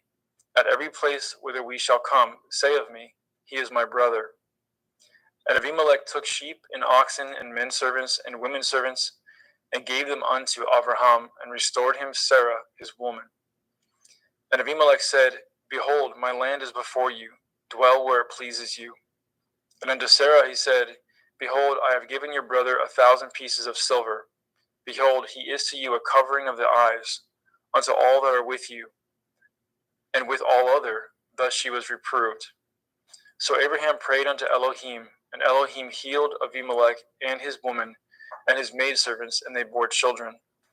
For Yahweh had fast closed up the wombs of the house of Abimelech, because of Sarah, Abraham's woman. Genesis 21. And Yahweh visited Sarah as he had said, and Yahweh did unto Sarah as he had spoken. For Sarah conceived and bore Abraham a son in his old age, at the set time of which Elohim had spoken to him. And Abraham called the name of his son that was born unto him, whom Sarah bore to him, Yitzchak. And Abraham circumcised his son Yitzchak, being 8 days old, as Elohim had commanded him. And Abraham was 100 years old when his son Yitzchak was born unto him. And Sarah said, Elohim has made me to laugh, so that all here will laugh with me. And she said, Who would have said unto Abraham that Sarah should have given children suck? for I have borne him a son in his old age. And the children grew and was weaned, and Abraham made a great feast the same day that Yitzchak was weaned. And Sarah saw the son of Hagar the Mitzrayim, which she had borne unto Abraham, mocking. Wherefore she said unto Abraham, Cast out this bondwoman and her son, for the son of this bondwoman shall not be heir with my son, even with Yitzchak. And the thing was very grievous in Abraham's sight because of his son. And Elohim said unto Abraham, Let it not be grievous in your sight because of the lad, and because of your bondwoman. And all that Sarah has said unto you, hearken unto her voice, for in Yitzchak shall your seed be called. And also of the son of the bondwoman will I make a nation, because he is your seed. And Abraham rose up early in the morning, and took bread and a bottle of water, and gave it unto Hagar, putting it on her shoulder, and the child, and sent her away. And she departed and wandered in the wilderness of Beersheba. And the water was spent in the bottle, and she cast the child under one of the shrubs. And she went and sat down over against him a good way off, as it were a bowshot. For she said, Let me not see the death of the child. And she sat over against him, and lifted up her voice, and wept. And Elohim heard the voice of the lad. And the angel of Elohim called to Hagar out of the heavens, and said unto her, What ails you, Hagar? Fear not, for Elohim has heard the voice of the lad where he is. Arise, lift up the lad, and hold him in your hand, for I will make him a great nation. And Elohim opened her eyes, and she saw a well of water. And she went, and filled the bottle with water, and gave the lad drink. And Elohim was with the lad, and he grew, and dwelt in the wilderness, and became an archer.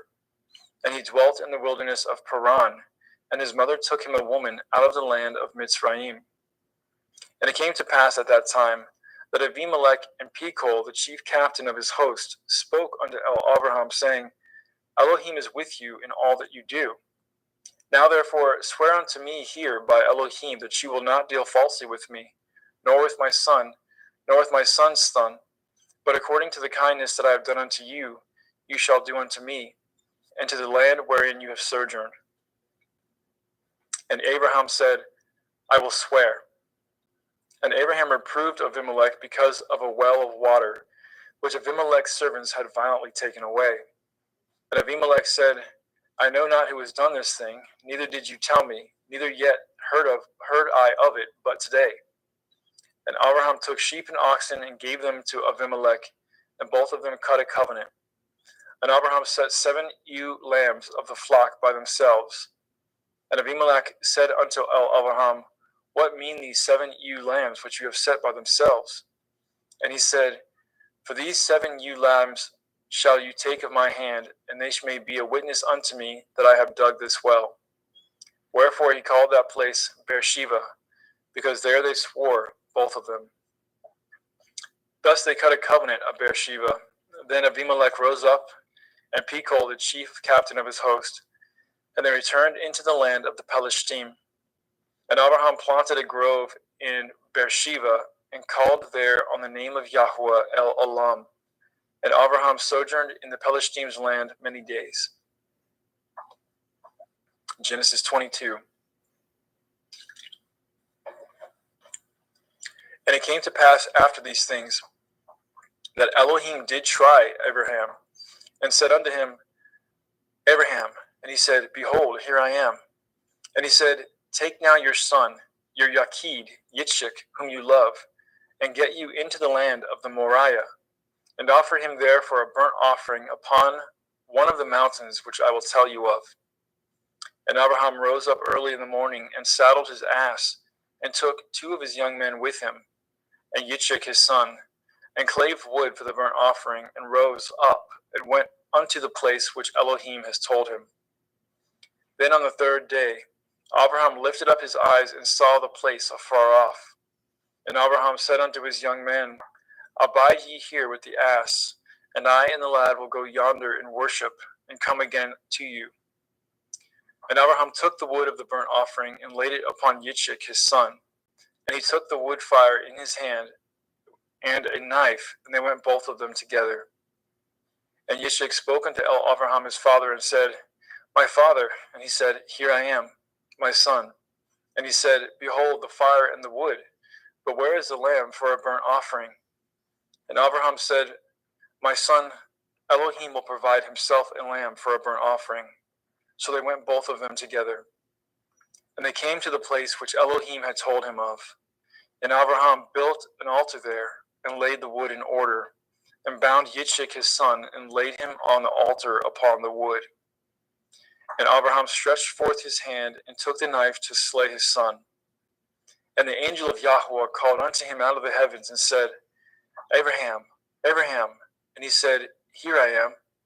And he said, Lay not your hand upon the lad, neither do you anything unto him. For now I know that you fear Elohim, seeing you have not withheld your son, your Yachid, from me. And Abraham lifted up his eyes and looked, and behold, behind him a ram caught in a thicket by his horns. And Abraham went and took the ram, and offered him up for a burnt offering in the stead of his son. And Abraham called the name of that place Yahweh Yireh, as it is said to this day, In the mount of Yahweh it shall be seen.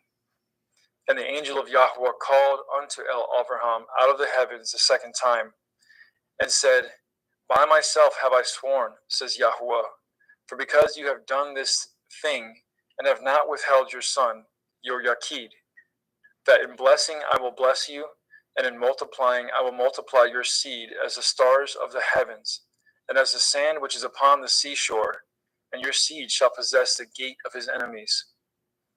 And in your seed shall all the nations of the earth be blessed, because you have obeyed my voice. So Abraham returned unto his young men, and they rose up and went together to Beersheba, and Abraham dwelt at Beersheba. And it came to pass after these things, that it was told Abraham, saying, Behold, Milcah, she has also borne children unto your brother Nachor, Huz his firstborn, and Buz his brother, and Kemuel the father of Aram, and Kesed, and Chazo, and Pildash, and Yidlaph, and Bethuel. And Bethuel begat Rivkah. These 8 Milcah did bear to Nachor, Abraham's brother. And his concubine, whose name was Reumah, she bore also Teva, and Gama, and Thahash, and Ma'akah. Genesis chapter 23. And Sarah was 107 and 20 years old. These were the years of the life of Sarah. And Sarah died in Kiryat Arba. The name is Hebron, in the land of Canaan. And Abraham came to mourn for Sarah, and to weep for her. And Abraham stood up from before his dead, and spoke unto the sons of Heth, saying, I am a stranger and a sojourner with you. Give me possession of a burying place with you, that I may bury my dead out of my sight. And the children of Heth answered Abraham, saying unto him, Hear us, my lord. You are a mighty prince among us. In the choice of our sepulchres bury your dead. None of us shall withhold from you his sepulchre, but that you may bury your dead. And Abraham stood up and bowed himself to the people of the land, even to the children of Heth. And he communed with them, saying, If it be your mind that I should bury my dead out of my sight, hear me, and entreat for me to Ephron the son of Sochar, that he may give me the cave of Machpelah, which he has, which is in the end of this field. For as much money as it is worth, he shall give it me for a possession of a burying place among you. And Ephron dwelt among the children of Heth. And Ephron the Hittite answered, and Abraham in the audience of the children of Heth, even of all that went in at the gate of the city, saying, Nay, my lord, hear me. The field I give you, and the cave that is therein, I give it to you. In the presence of the sons of my people, I give it to you. Bury your dead. And Abraham bowed down himself before the people of the land. And he spoke unto Ephron in the audience of the people and of the land, saying, But if you will give it, I pray you hear me. I will give you money for the field. Take it of me, and I will bury my dead there. And Ephron answered Abraham, saying unto him, My lord, hearken unto me. The land is worth 400 shekels of silver. What is that betwixt me and you? Bury therefore your dead. And Abraham hearkened unto Ephron, And Abraham weighed to Ephron the silver, which he had named in the audience of the sons of Heth, 400 shekels of silver, current money with the merchant. And the field of Ephron, which was in Machpelah, which was before Mamre, the field, and the cave which was therein, and all the trees that were in the field, that were in the borders round about, were made sure unto Abraham for a possession in the presence of the children of Heth, before all that went in at the gate of the city. And after this, Abraham buried Sarah his woman in the cave of the field of Machpelah before Mamre. The same is Hebron in the land of Canaan. And the field and the cave that is therein were made sure unto Abraham for a possession of a burying place by the sons of Heth. Genesis 24. And Abraham was old and well stricken in age, and Yahweh had blessed Abraham in all things. And Abraham said unto his eldest servant of his house, that ruled over all that he had, Put, I pray you, your hand under my thigh, and I will make you swear by Yahweh, the Elohai of heaven and the Elohai of the earth, that you shall not take a woman unto my son of the daughters of Canaanim, among whom I dwell. But you shall go unto my country and unto my kindred, and take a woman unto my son Yitzchak. And the servant said unto him, Perchance the woman will not be willing to follow me unto this land. Must I needs bring your son again unto the land from whence you came? And Abraham said unto him, Beware that you bring not my son thither again. Yahweh Elohai of heaven, which took me from my father's house and from the land of my kindred, and which spoke unto me, and that swore unto me, saying, Unto your seed will I give this land. He shall send his angel before you, and you shall take a woman unto my son from thence. And if the woman will not be willing to follow you, then you shall be clear from this my oath. Only bring not my son thither again. And the servant put his hand under the thigh of Abraham his master, and swore to him concerning that matter. And the servant took 10 camels of the camels of his master, and departed, for all the goods of his master were in his hand. And he arose, and went to Aram Naharaim, unto the city of Nachor. And he made his camels to kneel down without the city by a well of water at the time of the evening, even the time that women go out to draw water. And he said, O Yahweh Elohai of my master, Abraham, I pray you, send me good speed this day, and show kindness unto my master, Abraham. Behold, I stand here by the well of water, and the daughters of the men of the city come out to draw water. And let it come to pass that the damsel to whom I shall say, Let down your pitcher, I pray you that I may drink, and she shall say, Drink, and I will give your camels drink also. Let this same be she that you have appointed for your servant Yitzchak, and thereby shall I know that you have showed kindness unto my master. And it came to pass before he had done speaking, that behold, Rivkah came out, who was born to Bethuel, son of Milcah, the woman of Nachor, Abraham's brother, with her pitcher upon her shoulder. And the damsel was very fair to look upon, a virgin, neither had any man known her. And she went down to the well, and filled her pitcher, and came up.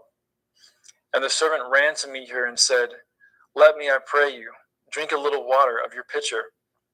And she said, Drink, my lord. And she hasted, and let down her pitcher upon her hand, and gave him drink. And when she had done giving him drink, she said, I will draw water for your camels also, until they have done drinking. And she hasted, and emptied her pitcher into the trough, and ran again unto the well to draw water, and drew for all his camels. And the man wondering at her held his peace, to wit whether Yahweh had made his journey prosperous or not. And it came to pass, as the camels had done drinking, that the man took a golden earring of half a shekel weight, and 2 bracelets for her hands of 10 shekel weights of gold. And he said, Whose daughter are you? Tell me, I pray you. Is there room in your father's house for us to lodge in? And she said unto him, I am the daughter of Bethuel, son of Milcah, which she bore unto Nachor. She said moreover unto him, We have both straw and provender enough, and room to lodge in. And the man bowed down his head and worshipped Yahweh. And he said, Blessed be Yahweh Elohai of my master Abraham, who has not left destitute my master of his mercy and his truth. I being in the way, Yahweh led me to the house of my master's brethren. And the damsel ran and told them of her mother's house these things. And Rivkah had a brother, and his name was Lavan. And Lavan ran out unto the man unto the well. And it came to pass, when he saw the earring and the bracelets upon his sister's hands, and when he heard the words of Rivkah his sister, saying, Thus spoke the man unto me, that he came unto the man, and behold, he stood by the camels at the well. And he said, Come in, you blessed of Yahweh. Wherefore stand you without? For I have prepared the house and room for the camels. And the man came into the house, and he ungirded his camels, and gave straw and provender for the camels, and water to wash his feet, and the men's feet that were with him. And there was set meat before him to eat. But he said, I will not eat until I have told my errand. And he said, Speak on. And he said, I am Abraham's servant, and Yahweh has blessed my master greatly, and he has become great.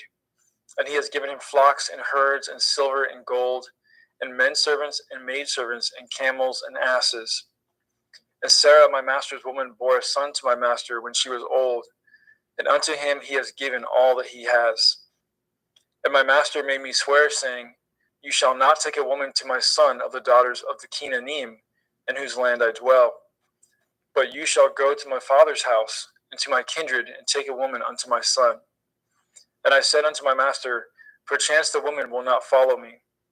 And he said unto me, Yahweh, before whom I walk, will send his angel with you, and prosper your way.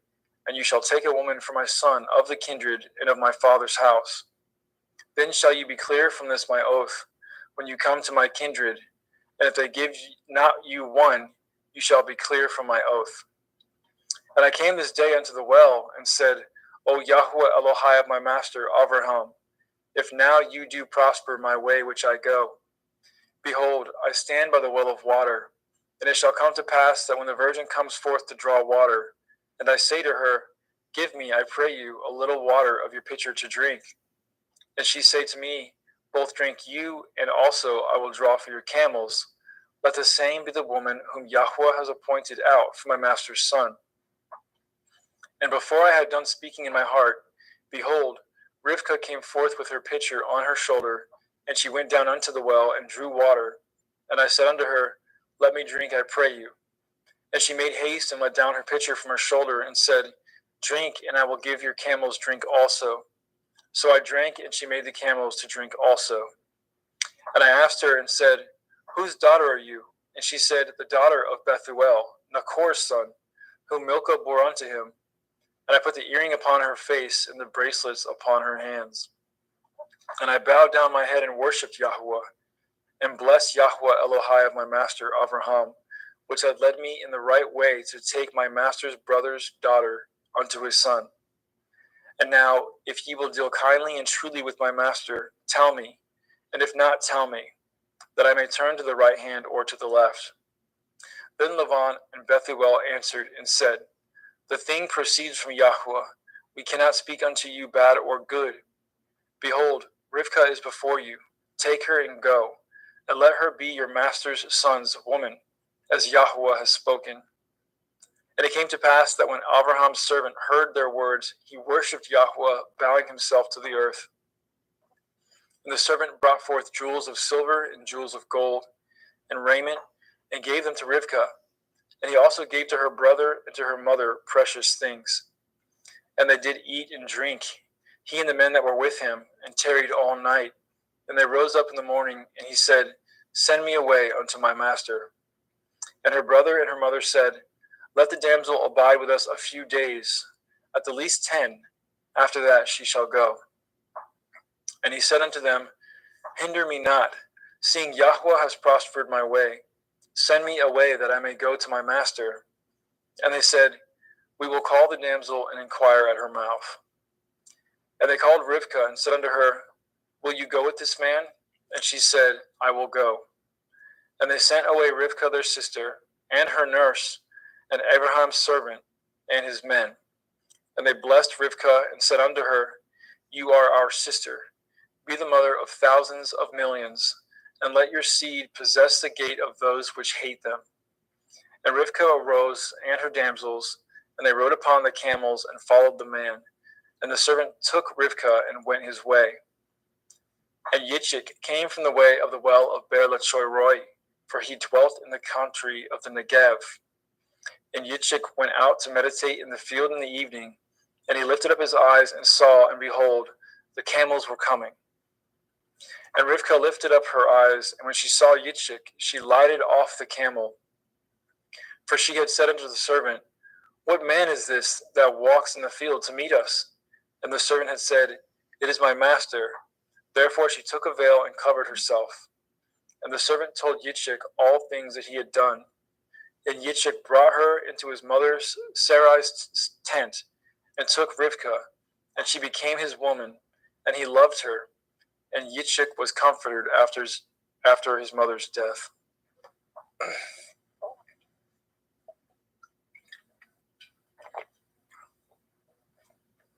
Genesis chapter 25.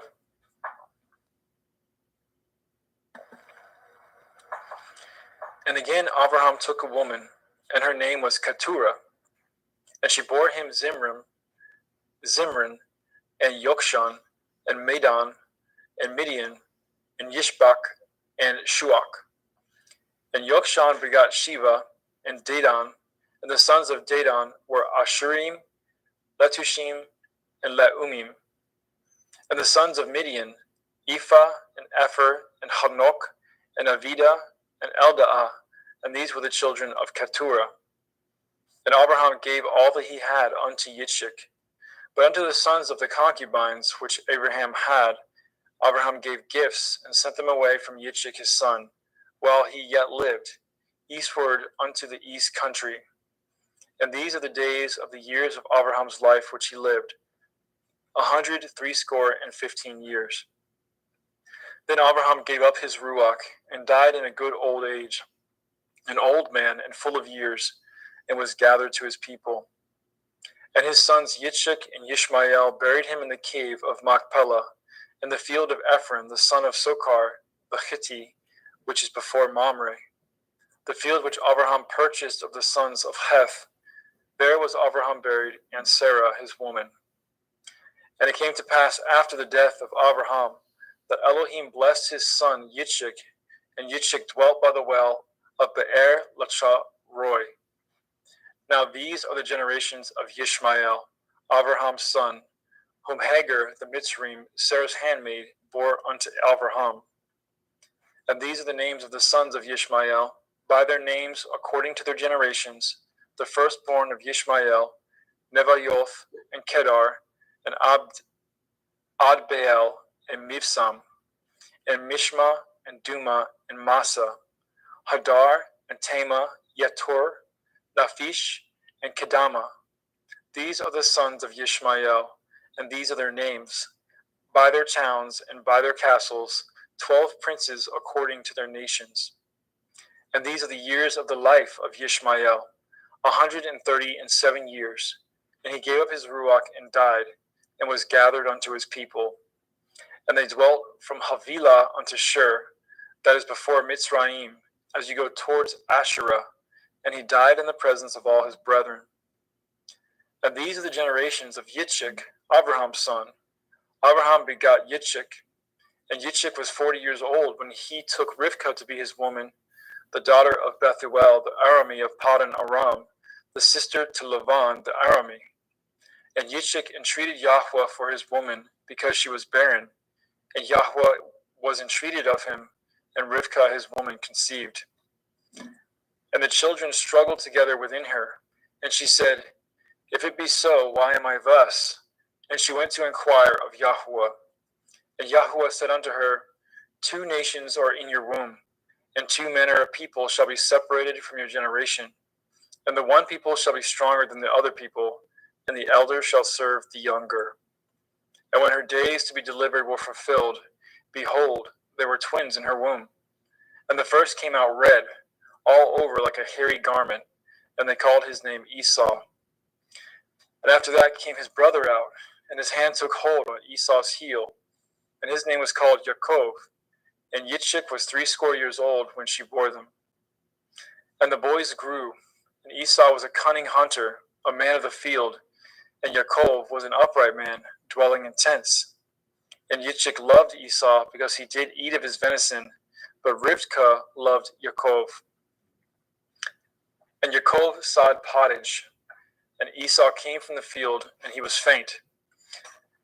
And Esau said to Yaakov, Feed me, I pray you, with that same red pottage, for I am faint. Therefore his name was called Edom. And Yaakov said, Sell me this day your birthright. And Esau said, Behold, I am at the point to die, and what profit shall this birthright do to me? And Yaakov said, Swear to me this day. And he swore unto him, and he sold his birthright unto Yaakov. Then Yaakov gave Esau bread and pottage of lentils, and he did eat and drink, and rose up and went his way.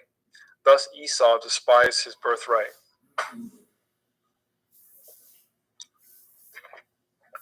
Genesis chapter 26. And there was a famine in the land beside the first famine that was in the days of Abraham. And Yitzchak went unto Abimelech, king of the Pelishtim, unto Gerar. And Yahweh appeared unto him and said, Go not down into Mitzrayim. Dwell in the land which I shall tell you of. Sojourn in this land, and I will be with you, and I will bless you. For unto you and unto your seed I will give all these countries, and I will perform the oath which I swore unto Abraham your father. And I will make your seed to multiply as the stars of heaven, and I will give unto your seed all these countries, and in your seed shall all the nations of the earth be blessed. Because that Abraham obeyed my voice and did guard my watch, my commandments, my statutes, and my Torah. And Yitzchak dwelt in Gerar. And the men of the place asked him of his woman, and he said, She is my sister. For he feared to say, She is my woman, lest, said he, the men of the place should kill me for Rivkah, because she was fair to look upon. And it came to pass, when he had been there a long time, that Abimelech, king of the Pelishtim, looked out a window and saw, and behold, Yitzchak was sporting with Rivkah his woman. And Abimelech called Yitzchak and said, Behold, of a surety she is your woman, and how said you, She is my sister? And Yitzchak said unto him, Because I said, Lest I die for her. And Abimelech said, What is this you have done unto us?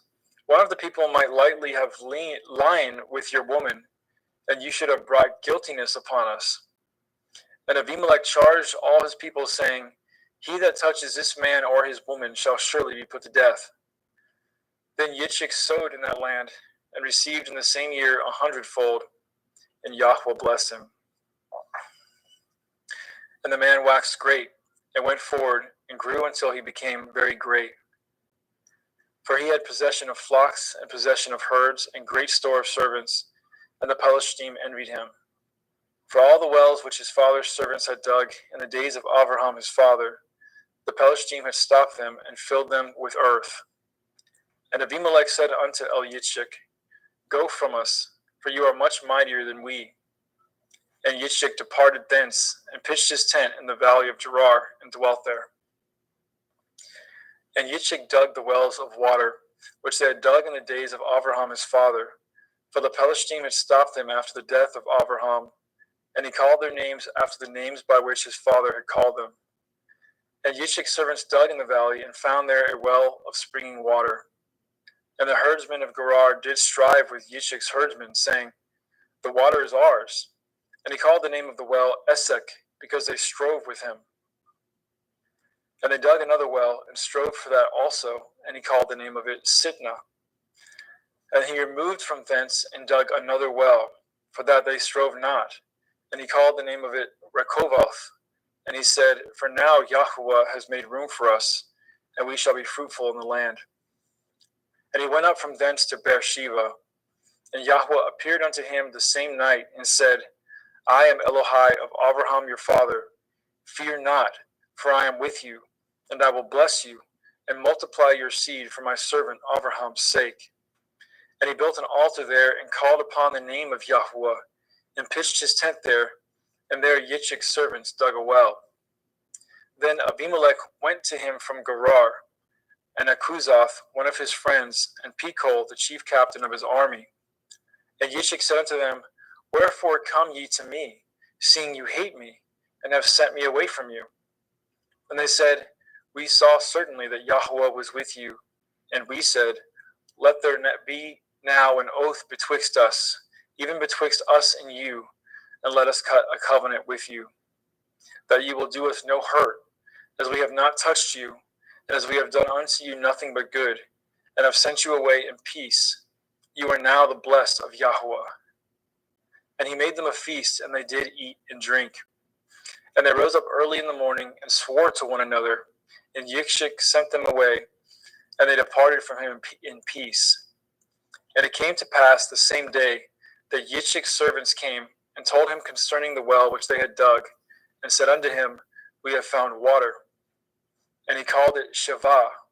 Therefore the name of the city is Beer Shavah unto this day. And Esau was 40 years old when he took to be his woman Yehudith, the daughter of Beri the Hittite, and Basmath, the daughter of Elon the Hittite, which were a grief of mind unto Yitzchak and to Rivkah.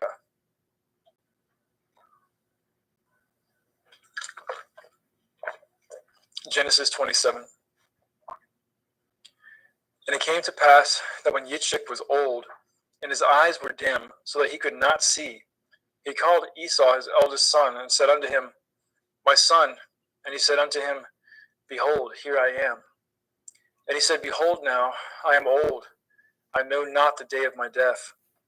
Now therefore take, I pray you, your weapons, your quiver, and your bow, and go out to the field, and take me some venison, and make me savory meat, such as I love, and bring it to me, that I may eat it, that my soul may bless you before I die. And Rivkah heard when Yitzchak spoke to Esau his son. And Esau went to the field to hunt for venison and to bring it. And Rivkah spoke unto Yaakov her son, saying, Behold, I heard your father speak unto Esau your brother, saying, Bring me some venison, and make me savory meat, that I may eat and bless you before Yahweh, before my death. Now therefore, my son, obey my voice according to that which I command you. Go now to the flock, and fetch me from thence 2 good kids of the goats, and I will make them savory meat for your father, such as he loves.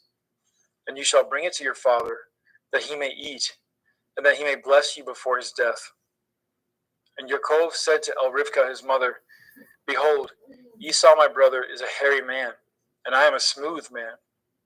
My father perchance will feel me, and I shall seem to him as a deceiver, and I shall bring a curse upon me, and not a blessing.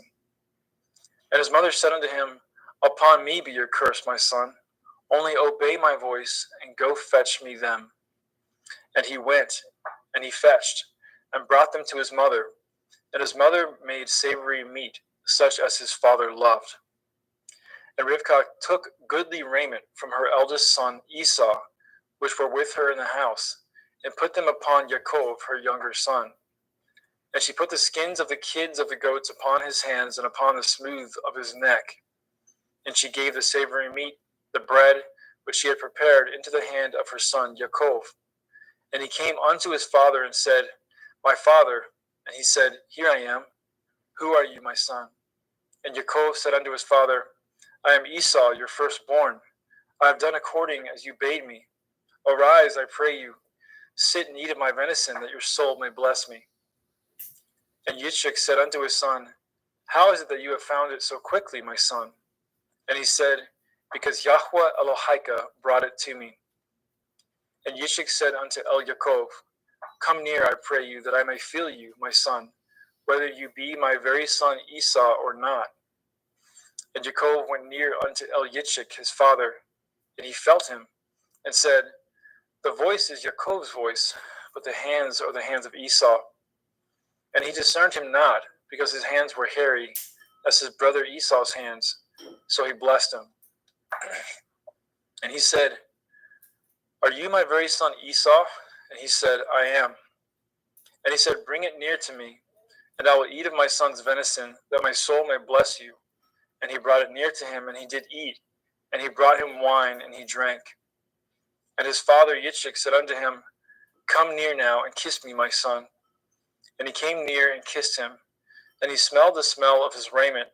And he blessed him and said, See, the smell of my son is as the smell of a field which Yahweh has blessed. Therefore Elohim give you the dew of heaven, and the fatness of the earth, and plenty of grain and wine. Let people serve you, and nations bow down to you. Be Lord over your brethren, and let your mother's sons bow down to you. Cursed be everyone that curses you, and blessed be he that blesses you. And it came to pass, as soon as Yitzchak had made an end of blessing Yaakov, and Yaakov was yet scarce gone out from the presence of Yitzchak his father, that Esau his brother came in from his hunting. And he also made a savory meat, and brought it unto his father, and said unto his father, Let my father arise, and eat of his son's venison, that your soul may bless me. And Yitzchak his father said unto him, Who are you? And he said, I am your son, your firstborn Esau. And Yitzchak trembled very exceedingly, and said, Who? Where is he that has taken venison and brought it to me? And I have eaten of all before you came, and have blessed him. Yea, and he shall be blessed. And when Esau heard the words of his father, he cried with a great and exceeding bitter cry, and said unto his father, Bless me, even me also, O my father. And he said, Your brother came with subtlety, and has taken away your blessing.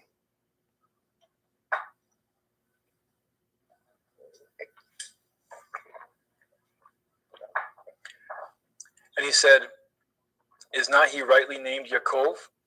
For he has supplanted me these 2 times. He took away my birthright, and behold, now he has taken away my blessing. And he said, Have you not reserved a blessing for me? And Yitzchak answered and said unto Esau, Behold, I have made him your lord, and all his brethren have I given to him for servants, and with grain and wine have I sustained him.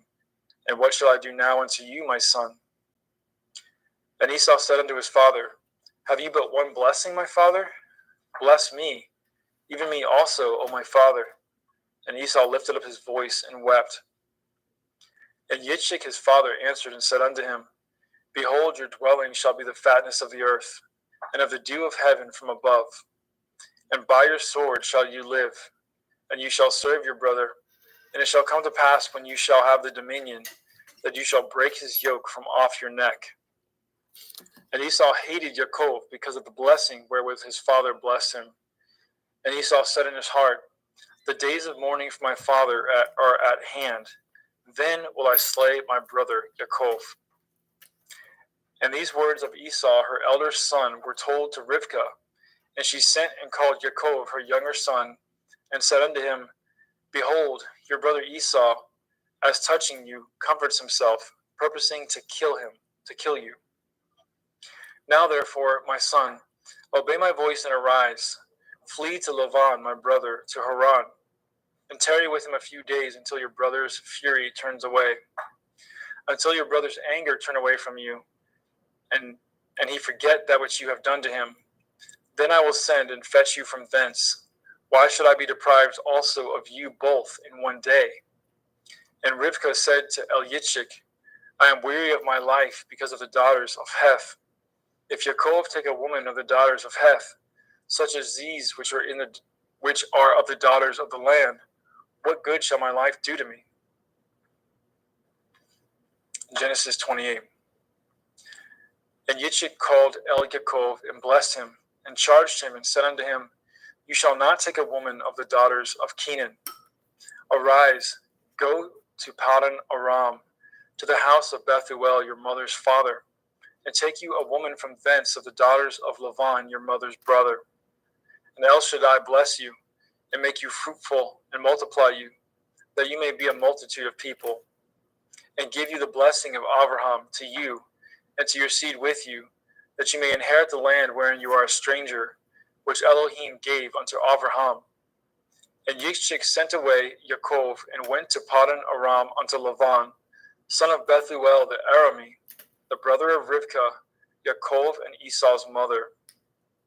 When Esau saw that Yitzchak had blessed Yaakov, and sent him away to Paddan Aram, to take him a woman from thence, and that as he blessed him, he gave him a charge, saying, You shall not take a woman of the daughters of Canaan. And that Yaakov obeyed his father and his mother, and was gone to Paddan Aram. And Esau, seeing that the daughters of Canaan pleased not Yitzchak his father, then went Esau unto El-Yishmael, and took unto the women which he had Machalath, the daughter of Yishmael, Abraham's son, the sister of Nevaioth, to be his woman. And Yaakov went out from Beersheba and went towards Haran. And he lighted upon a certain place and tarried there all night, because the sun was set. And he took the stones out of that place and put them for his pillows, and lay down in that place to sleep. And he dreamed, and behold, a ladder set up on the earth, and the top of it reached to heaven. And behold, the angels of Elohim ascending and descending on it. And behold, Yahweh stood above it and said, I am Yahweh Elohai of Abraham your father, and the Elohai of Yitzchak, the land whereon you lie. To you will I give it, and to your seed. And your seed shall be as the dust of the earth, and you shall spread abroad to the west, and to the east, and to the north, and to the south. And in you and in your seed shall all the families of the earth be blessed. And behold, I am with you, and will guard you in all places whither you go, and will bring you again into this land, for I will not leave you until I have done that which I have spoken to you of. And Yaakov awoke out of his sleep, and he said, Surely Yahweh is in this place, and I knew it not. And he was afraid and said, How dreadful is this place! This is none other but the house of Elohim, and this is the gate of heaven. And Yaakov rose up early in the morning, and took the stone that he had put for his pillows, and set it up for a pillar, and poured oil upon the top of it. And he called the name of that place Beit El, but the name of that city was called Luz at the first.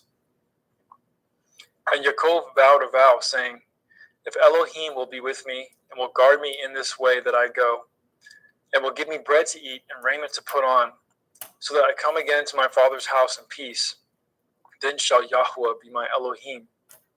And this stone, which I have set for a pillar, shall be Elohim's house. And of all that you shall give me, I will surely give the 10th unto you. Genesis 29.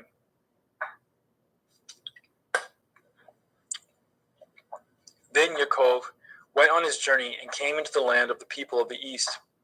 And he looked, and behold, a well in the field, and lo, there were 3 flocks of sheep lying by it. For out of that well they watered the flocks, and a great stone was upon the well's mouth. And thither there were all the flocks gathered. And they rolled the stone from the well's mouth, and watered the sheep, and put the stone again upon the well's mouth in its place. And Yaakov said unto them, My brethren, whence be ye? And they said, Of Haran are we. And he said unto them, Know ye Lavan the son of Nahor? And they said, We know him. And he said unto them, Is he well? And they said, He is well. And behold, Rachel his daughter comes with the sheep. And he said, Lo, it is yet high day, neither is it time that the cattle should be gathered together. Water ye the sheep, and go and feed them. And they said, We cannot, until all the flocks be gathered together, until they roll the stone from the well's mouth. Then we water the sheep. And while he yet spoke with them, Rachel came with her father's sheep, for she kept them. And it came to pass, when Yaakov saw Rachel, the daughter of Lavan his mother's brother, and the sheep of Lavan his mother's brother, that Yaakov went near, and rolled the stone from the well's mouth, and watered the flock of Lavan his mother's brother. And Yaakov kissed Rachel, and lifted up his voice, and wept. And Yaakov told Rachel that he was her father's brother, and that he was Rivkah's son. And she ran and told her father. And it came to pass, when Lavan heard the tidings of Yaakov his sister's son, that he ran to meet him, and embraced him, and kissed him, and brought him to his house. And he told Lavan all these things. And Laban said to him, Surely you are a bone in my flesh. And he abode with him in the space of a month. And Laban said to Yaakov, Because you are my brother, should you therefore serve me for naught? Tell me, what shall your wages be? And Laban had 2 daughters. The name of the elder was Leah, and the name of the younger was Rachel. Leah was tender-eyed, but Rachel was beautiful and well-favored. And Yaakov loved Rachel, and said, I will serve you 7 years for Rachel, your younger daughter. And Laban said, It is better that I give her to you than that I should give her to another man. Abide with me. And Yaakov served 7 years for Rachel, and they seemed unto him but a few days, for the love that he had to her. And Yaakov said unto Laban, Give me my woman, for my days are fulfilled, that I may go in unto her. And Laban gathered together all the men of the place and made a feast. And it came to pass in the evening that he took Leah his daughter, and brought her to him, and he went in unto her. And Laban gave unto his daughter Leah Zilpah his maid for a handmaid. And it came to pass that in the morning, behold, it was Leah. And he said to Laban, What is this you have done unto me? Did I not serve you for Rachel? Wherefore then have you beguiled me? And Laban said, It must not be so done in our country, to give the younger before the firstborn. Fulfill her week, and we will give you this also for the service which you shall serve me yet 7 other years. And Yaakov did so, and fulfilled her week, and he gave him Rachel his daughter to be his woman also. And Laban gave Rachel his daughter Bilhah his handmaid to be her maid. And he went in also unto Rachel, and he loved also Rachel more than Leah, and served with him yet 7 other years. And when Yahweh saw that Leah was hated, he opened her womb, but Rachel was barren. And Leah conceived and bore a son, and she called his name Reuben. For she said, Surely Yahweh has looked upon my affliction. Now therefore my man will love me.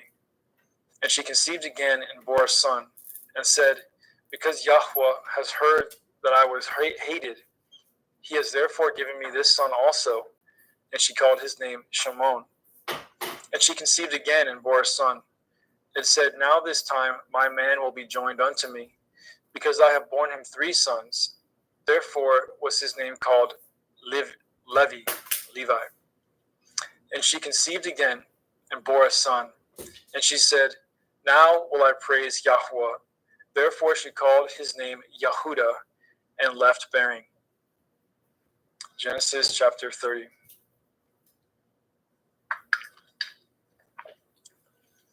And when Rachel saw that she bore Yaakov no children, Rachel envied her sister, and said unto Yaakov, Give me children, or else I die. And Yaakov's anger was kindled against Rachel, and he said, Am I in Elohim's stead, who has withheld from you the fruit of the womb? And she said, Behold, my maid Bilhah, go in unto her, and she shall bear upon my knees, that I may also have children by her. And she gave him Bilhah her handmaid to be his woman, and Yaakov went in unto her. And Bilhah conceived and bore Yaakov a son. And Rachel said, Elohim has judged me, and has also heard my voice, and has given me a son. Therefore called she his name Dan. And Bilhah, Rachel's maid, conceived again, and bore Yaakov a second son. And Rachel said, With great wrestlings have I wrestled with my sister, and I have prevailed. And she called his name Naphtali. And when Leah saw that she had left bearing, she took Zilpah, her maid, and gave her to Yaakov to be his woman. And Zilpah, Leah's maid, bore Yaakov a son. And Leah said, A troop comes, and she called his name Gad. And Zilpah, Leah's maid, bore Yaakov a second son. And Leah said, Happy am I, for the daughters will call me blessed. And she called his name Asher. And Reuben went in the days of wheat harvest, and found mandrakes in the field, and brought them unto his mother Leah. Then Rachel said unto Leah, Give me, I pray you, of your son's mandrakes. And she said unto her, Is it a small matter to you that you have taken my man? And would you take away my son's mandrakes also? And Rachel said, Therefore he shall lie with you tonight for your son's mandrakes. And Yaakov came out of the field in the evening, and Leah went out to meet him, and said, You must come in unto me, for surely I have hired you with my son's mandrakes. And he lay with her that night. And Elohim hearkened unto Leah, and she conceived and bore Yaakov the 5th son. And Leah said, Elohim has given me my hire, because I have given my maiden to my man. and she called his name Yishakar. And Leah conceived again, and bore Yaakov the 6th son. And Leah said, Elohim has endued me with good dowry. Now will my man dwell with me, because I have borne him 6 sons. And she called his name Zebulun. And afterwards she bore a daughter, and called her name Dinah. And Elohim remembered Rachel, and Elohim hearkened to her, and opened her womb. And she conceived, and bore a son, and said, Elohim has taken away my reproach. And she called his name Joseph, and said, Yahweh shall add to me another son.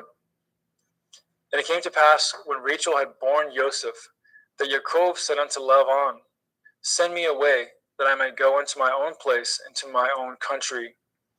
Give me my woman and my children, for whom I have served you, and let me go, for you know my service which I have done to you.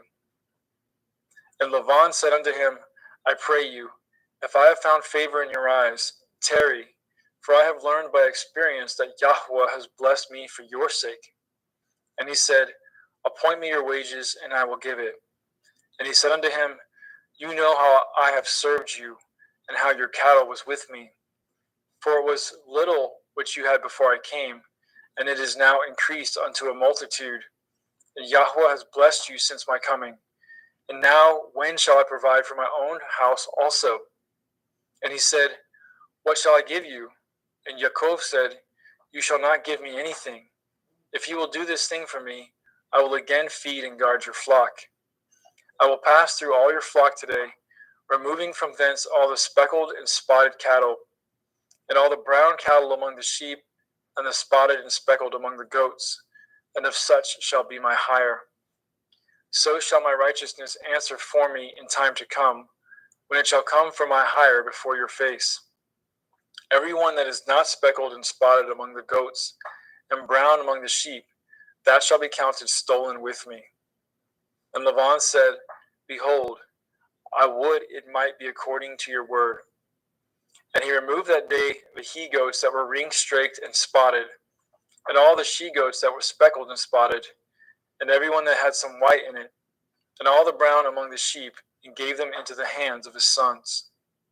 And he set 3 days' journey betwixt himself and Yaakov, and Yaakov fed the rest of Laban's flock. And Yaakov took him rods of green poplar, and of the hazel and chestnut tree, and piled white strakes in them, and made the white appear which was in the rods. And he set the rods which he had pilled before the flocks, in the gutters in the watering troughs, when the flocks came to drink, that they should conceive when they came to drink. And the flock conceived before the rods, and brought forth cattle ring-straked, speckled, and spotted. And Yaakov did separate the lambs, and set the faces of the flocks towards the ring-straked, and all the brown in the flock of Laban. And he put his own flocks by themselves, and put them not unto Laban's cattle. And it came to pass, whensoever the stronger cattle did conceive, that Yaakov laid the rods before the eyes of the cattle in the gutters, that they might conceive among the rods. But when the cattle were feeble, he put them not in. So the feebler were Laban's, and the stronger Yaakov's. And the man increased exceedingly, and had much cattle, and maidservants, and manservants, and camels, and asses. Thank you, brother. Praise Yah. Thank Praise you. Yah. Brother Justin McRoberts, pick up at chapter 31.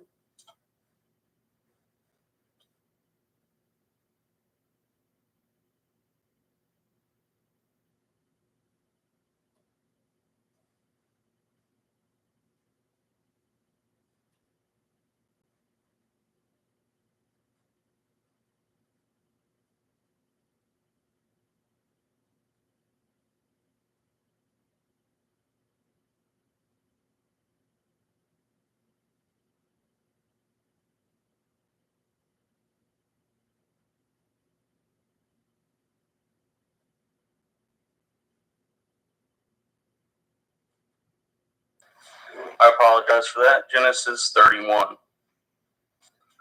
And he heard the words of Laban's son, saying, Yaakov has taken away all was our father's, and of that which was our father's has he gotten in of all his glory. And Yaakov beheld the countenance of Laban, and behold, it was not toward him as before. And Yahweh said unto Yaakov, Return unto the land of your fathers, and to your kindred, and will be with you.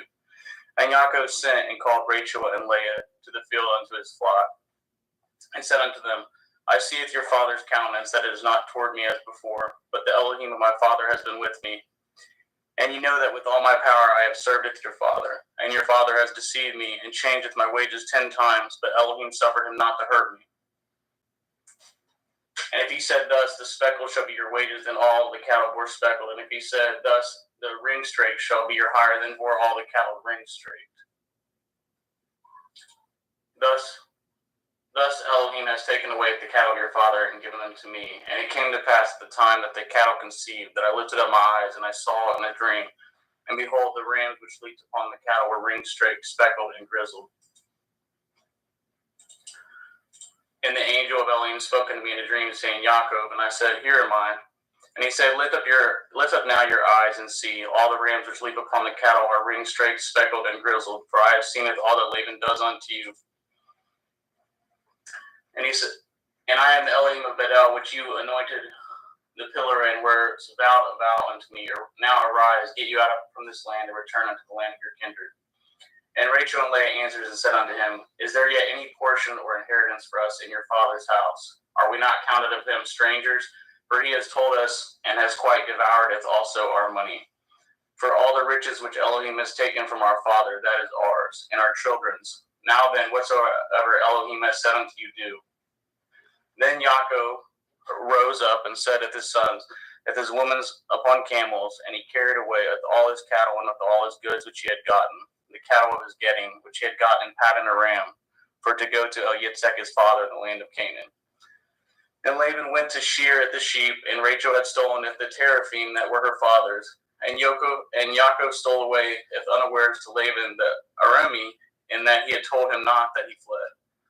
So he fled with all that he had, and he rose up and passed over at the river, and set his face toward Mount Gilead. And it was told Laban on the 3rd day that Yaakov was fled. And he tooketh his brethren with him, and pursued after him 7 days' journey, and they overtook him in Mount Gilead. And Elohim came to Laban the Aramean in the dream by night, and said unto him, Take heed that you speak not to Yaakov, neither good or bad. Then Laban overtooketh Yaakov. Now Yaakov had pitched his tent in the mount, and Laban with his brethren pitched the mount of Gilead. And Laban said to Yaakov, What have you done that you have stolen away as unawares to me, and carried away my daughters and captives, taken with the sword? Wherefore did you flee away secretly and steal away from me, and did not tell me, that I might have sent you away with mirth and with songs, with tabret and harp, and have not suffered me to kiss my sons and my daughters? You have now done foolishly in so doing. Is it in the power of my hand to do you hurt? But the Elohim of your father spoke unto me yesternight, saying, Take heed that you speak not to Yaakov, either good or bad. And now, though you would needs be gone, because you sore longed after your father's house, yet wherefore have you stolen my Elohim? And Yaakov answered and said to Laban, Because I was afraid, for I said, Perchance you would take by force your daughters from me. With whomsoever you findeth your Elohim, let him not live. Before our brethren discern what is yours with me, and take it to you. For Yaakov knew not that Rachel had stolen them. And Laban went into Yaakov's tent, and into Leah's tent, and into the 2 maiden servants' tents, but he found them not. Then went he out of Laban's tent, and entered into Rachel's tent. Now Rachel had taken at the teraphim, and put them in the camel's furniture, and sat upon them. And Laban searched all the tent, but he found them not. And she said to her father, Let it not displease my lord, that I cannot rise up before you, for the custom of women is upon me. And he searched, but found not the teraphim. And Yaakov was wroth, and chode with Laban. And Yaakov answered and said to Laban, What is my transgression? What is my sin, that you have hotly pursued after me? Whereas you have searched all my stuff, what have you found of all your household stuff? Set it here before my brethren and your brethren, that they may be judged betwixt us both. This 20 years have I been with you. Your ewes and your she-goats have not cast their young, and the rams of your flock have I not eaten. That which was torn of beasts I brought not unto you. I bore the loss of it. Of my hand did you require it, whether stolen by day or stolen by night. And thus I was in the day that the drought consumed me, and the frost by night, and my sleep departed from my eyes. Thus have I been 20 years in your house. I served you 14 years for your 2 daughters and 6 years for your cattle, and you have changed my wages 10 times. Except the Elohai of my father, the Elohai of Abraham, and the fear of Yitzhak had been with me, surely you had sent me away now empty. Elohim has seen my affliction at the labor of my hands and rebuked you yesternight.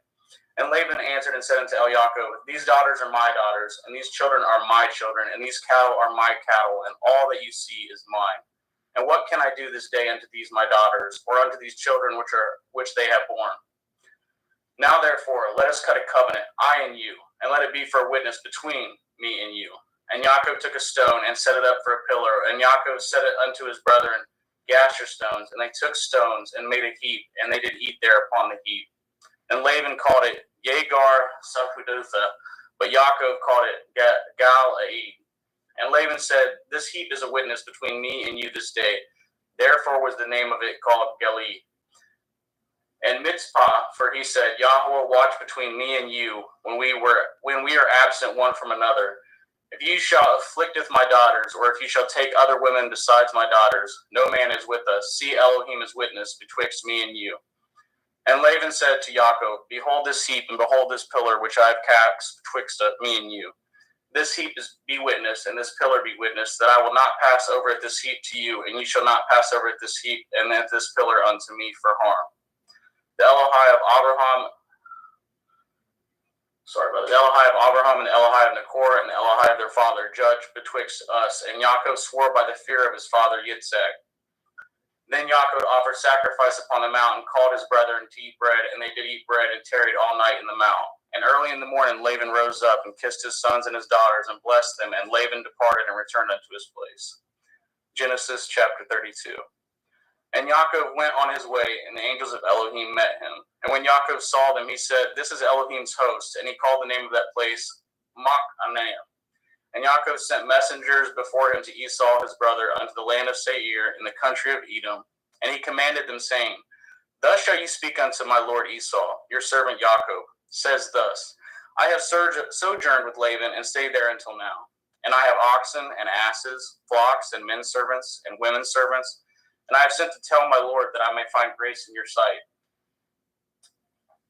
And the messengers returned to Yaakov, saying, we came to your brother Esau, and also he comes to you, and 400 men with him. Then Yaakov was greatly afraid and distressed, and he divided of his people that was with him, and of his flocks, and of his herds, and his camels, in 2 bands, and said, if Esau come to the one company and smite it, then the other company which is left shall escape. And Yaakov said, O Elohai of my father Abraham, and Elohai of my father Yitzhak, Yahweh, which said unto me, return unto your country and to your kindred, and I will deal with you. I am not worthy of the least of all the mercies and of all the truth which you have showed unto your servant. For with my staff I passed over this Yarden, and now I am become 2 bands. Deliver me, I pray you, from the hand of my brother, from the hand of Esau, for I fear him, lest he will come and smite me and the mother with the children. And you said, I will surely do you good, and maketh your seed as the sand of the sea, which cannot be numbered for multitude. And he lodged there that same night, and took of that which came to his hand a present for Esau his brother, 200 she-goats and 20 he-goats, 200 ewes and 20 rams, 30 milch camels with their colts, 40 kine and 10 bulls, 20 she-asses and 10 foals. And he delivered them into the hand of his servants, every drove by themselves, and said unto his servants, pass over before me, and put a space betwixt drove and drove. And he commanded at the foremost, saying, when Esau my brother meets you and asks you, saying, whose are you, and where go you, and whose are these before you? Then you shall say, they be your servant Yaakov's. It is a present sent unto my lord Esau, and behold, also he is behind us. And so command he at the second and the third, and of all that follow the drove, saying, on this manner shall you speak unto Esau when you find him. And say ye moreover, behold, your servant Yaakov is behind us. For he said, I will appease him with the present that goes before me, and afterward I will see his face. Perchance he will accept of me. So went the present over before him, and himself lodged that night in the company. And he rose up that night, and took his 2 women, and his 2 women servants, and his 11 sons, and passed over the ford Yabok. And he took them and sent them over at the brook, and sent over as he had, and Yaakov was left alone. and there wrestled a man with him until the breaking of day. And when he had saw that he prevailed not against him, he touched the hollow of his thigh, and the hollow of Yaakov's thigh was out of joint as he wrestled with him. And he said, "Let me go, for the day breaks." And he said, "I will not let you go, except you bless me." And he said unto him, "What is your name?" And he said, "Yaakov." And he said, "Your name shall be called no more Yaakov, but Yashrael. For as a prince have you power with Elohim and with men, and have prevailed." And Yaakov asked him and said, "Tell me, I pray you, your name." And he said, "Wherefore is it that you do ask after my name?" And he blessed him there. And Yaakov called the name of that place Penuel, for I have seen Elohim face to face, and my life is preserved. And as he passed over Penuel, the sun rose upon him, and he halted upon his thigh. Therefore the children of Yashrael eat not of the sinew which shrank, which is upon the hollow of the thigh unto this day, but because he touched the hollow of Yaakov's thigh and the sinew that shrank. Genesis 33. And Yaakov lifted up his eyes and looked, and behold, Esau came, and with him 400 men. And he divided the children unto Leah, and unto Rachel, and unto the two handmaids. And he putteth the handmaids and if their children foremost, and if Leah and her children after, and if Rachel and if Joseph hindermost. And he passed over before them and bowed himself to the ground 7 times until he came near to his brother. And Esau ran to meet him and embraced him and fell on his neck and kissed him, and they wept. And he lifted up his eyes and saw at the woman and at the children, and said, "Who are those with you?" And he said, "The children which Elohim has graciously given to your servant." Then the handmaidens came near, they and their children, and they bowed themselves. And Leah also with her children came near and bowed themselves. After came Joseph near and Rachel, and they bowed themselves. And he said, "What do you mean by all this drove which I met?" And he said, "These are to find grace in the sight of my Lord." And Esau said, "I have enough, my brother. Keep that you have unto yourself." And Yaakov said, "Nay, I pray you, if now I have found grace in your sight, then receive my present at my hand, for therefore I have seen your face, as though I had seen the face of Elohim, and you are pleased with me. Take, I pray you, with my blessing that is brought to you, because Elohim has dealt graciously with me, and because I have enough." And he urged him, and he took it. And let us take our journey, and let us go, and I will go before you. And he said, "Let us take our journey, and let us go, and I will go before you." And he said unto him, "My Lord knows that the children are tender, and the flocks and herds with you young are with me. And if men should overdrive them one day, all the flock will die. Let my Lord, I pray you, pass over before his servant, and I will lead on softly, according as the cattle that goes before me, and the children be able to endure, until I come unto my Lord, unto Seir." And Esau said, "Let me now leave with you some of the folk that are with me." And he said, "What needed? Let me find grace in the sight of my Lord." So Esau returned that day on his way into Seir, and Yaakov journeyed to Succoth, and he built him a house and made Succoth for his cattle. Therefore the name of that place is called Succoth. And Yaakov came to Shalem, a city of Shechem, which is in the land of Canaan, when he came from Paddan Aram, and pitched his tent before the city. And he brought at the parcel of the field which he had spread his tent, and at the hand of the children of Shemor, Shechem's father, 100 pieces of money. And he erected there an altar and called it El Elohai Yashrael. And Dinah, the daughter of Leah, which she bore unto Yaakov, went out to see the daughters of the land. And when Shechem, the son of Shemor, the Shivi, prince of the country, saw her, he took her and lay with her and defiled her. And his soul clave unto Dinah, the daughter of Yaakov, and he loved the damsel, and spoke kindly unto the damsel. And Shechem spoke unto his father Hamor, saying, "Get me at this damsel to be my woman." And Yaakov heard that he had defiled Dinah, his daughter. Now his sons were with his cattle in the field, and Yaakov held his peace until they were come. And Hamor, the father of Shechem, went out unto Yaakov to commune with him. And the sons of Yaakov came out of the field when they had heard it, and the men were grieved, and they were very wroth, because they had wrought folly in Yashrael, and lying with Yaakov's daughter, which thing ought not to be done. And Hamor communed with them, saying, "The soul of my son Shechem longs for your daughter. I pray you give him to be his woman. And make ye marriages with us, and giveth your daughters unto us, and take our daughters unto you. And ye shall dwell with us, and the land shall be before you. Dwell and trade ye therein, and get your possessions therein." And Shechem said unto her father and unto her brethren, "Let me find grace in your eyes, and what shall ye say unto me, I will give. Ask me never so much dowry and gift, and I will give according as ye shall say unto me, but give me at the damsel to be my woman." And the sons of Yaakov answered as Shechem and as Hamor his father deceitfully, and said, "Because he has defiled Dinah their sister." And they said unto them, We cannot do this thing, to giveth our sister to one that is uncircumcised, for that were reproach unto us. But in this will we consent unto you, if you will be as we be, that every male of you be circumcised, then will we give our daughter unto you, and we will take your daughter to us, and we will dwell with you, and we will become one people. But if you will not hearken unto us to be circumcised, then will we taketh our daughter, and we will be gone. And the words pleased Hamor and Shechem, Hamor's son. And the young man deferred not to do this thing, because he had delight in Jacob's daughter, and he was more honorable than all the house of his father. And Hamor and Shechem his son came into the gate of their city, and communed with the men of their city, saying, These men are peaceable with us, therefore let them dwell in the land and trade therein, for the land, behold, it is large enough for them. Let us take it their daughters to us for women, and let us give them our daughters.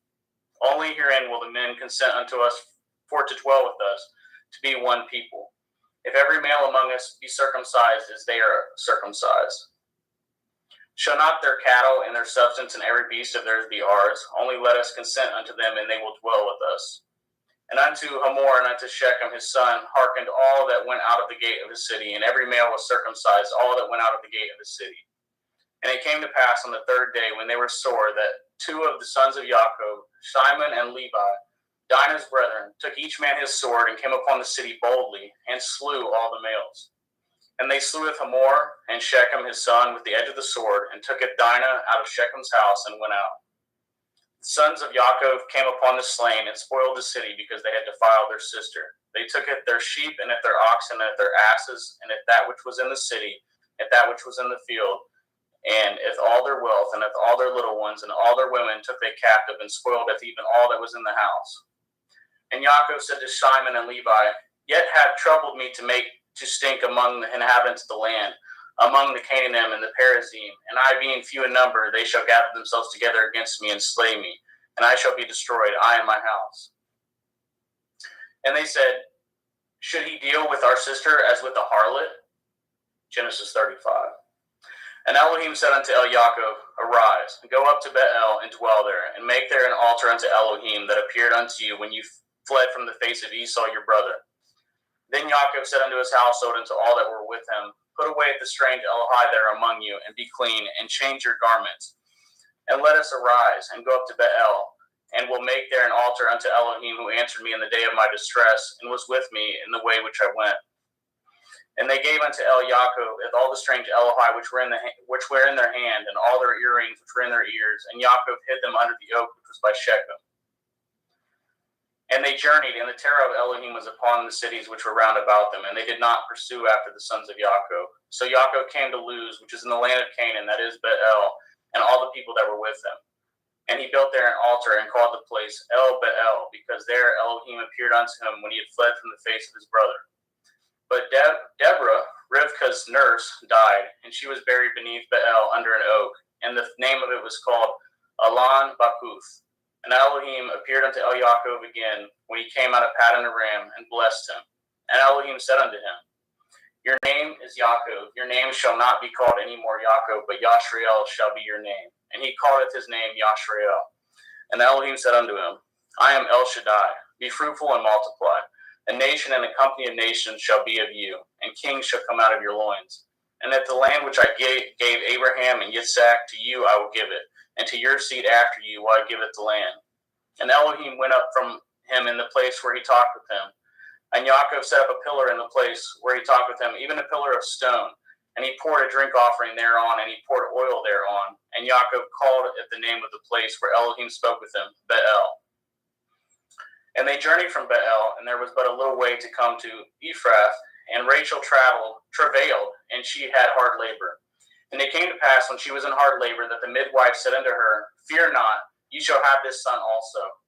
And it came to pass, as her soul was in departing, for she died, that she called his name Benoni, but his father called him Benjamin. And Rachel died, and she was buried in the way of Ephrath, which is in Bethlehem. And Jacob set a pillar upon her grave, and that is the pillar of Rachel's grave unto this day. And Yashrael journeyed and spread his tent beyond Migdal Eder. And it came to pass, when Yashrael dwelt in that land, that Reuben went and lay with Bilhah, his father's concubine, and Yashrael heard it. Now the sons of Jacob were 12. The sons of Leah Reuben, Yaakov's firstborn, and Shimon, and Levi, and Yehuda, and Issachar, and Zebulun. The sons of Rachel, Joseph, and Benjamin. And the sons of Bilhah and Rachel's handmaid, Dan and Naphtali. And the sons of Zilpah, Leah's handmaid, Gad and Asher. These are the sons of Yaakov, which were born to him in Paddan Aram. And Yaakov came unto Yitzhak his father, unto Mamre, unto Kiryat Arba, which is Hebron, where Abraham and Yitzhak sojourned. And the days of Yitzhak were 180 years. And Yitzhak gave up his ruach and died, and was gathered unto his people, being old and full of days. And his sons Esau and Yaakov buried him. Genesis 36. Now these are the generations of Esau, who is Edom.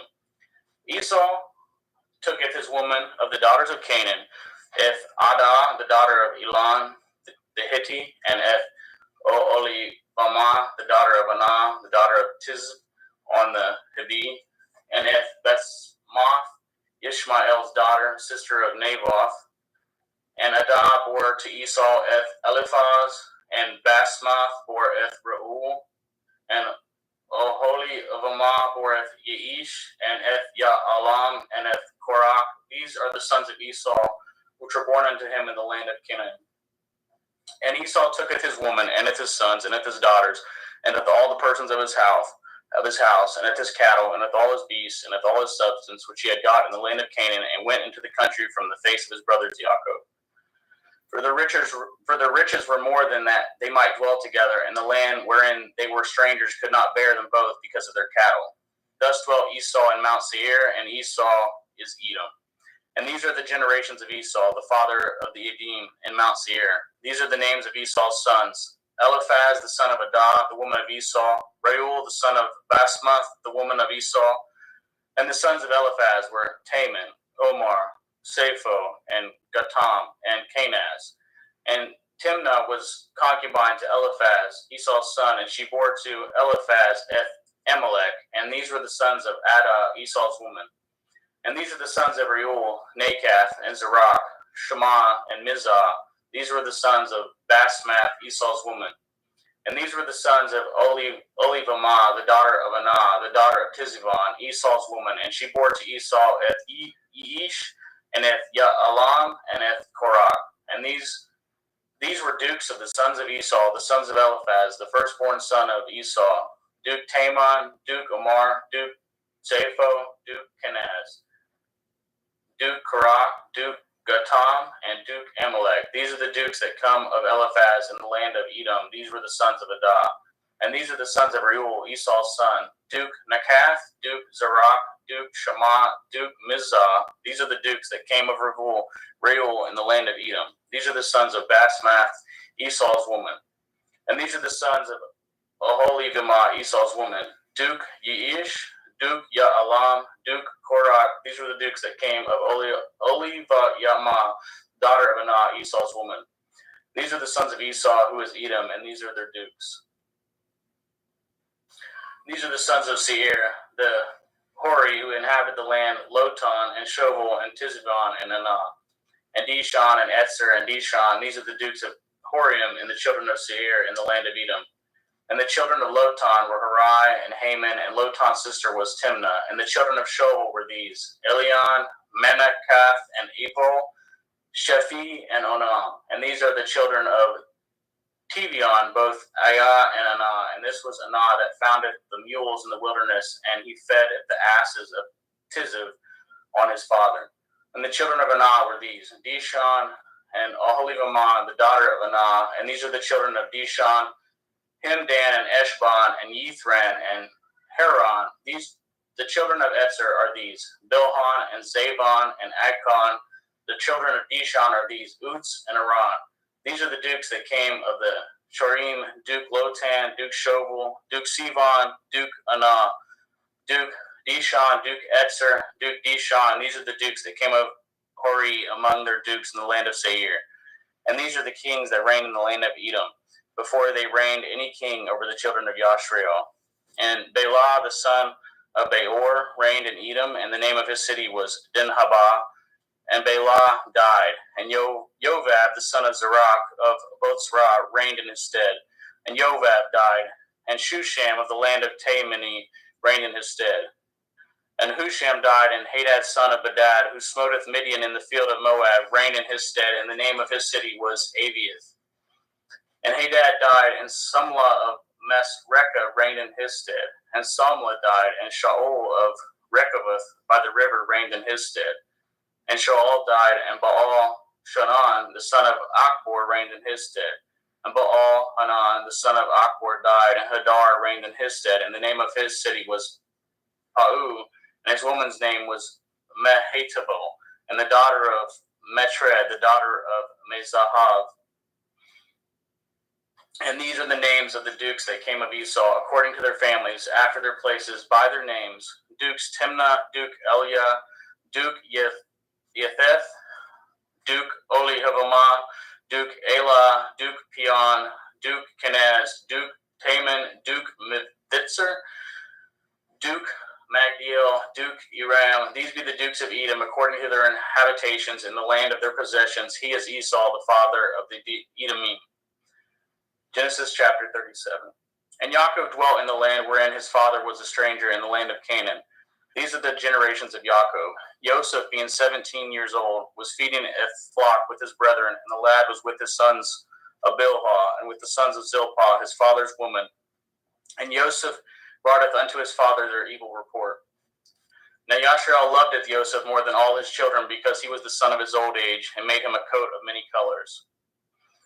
And when his brethren saw that their father loved him more than all his brethren, they hated him, and could not speak peaceably unto him.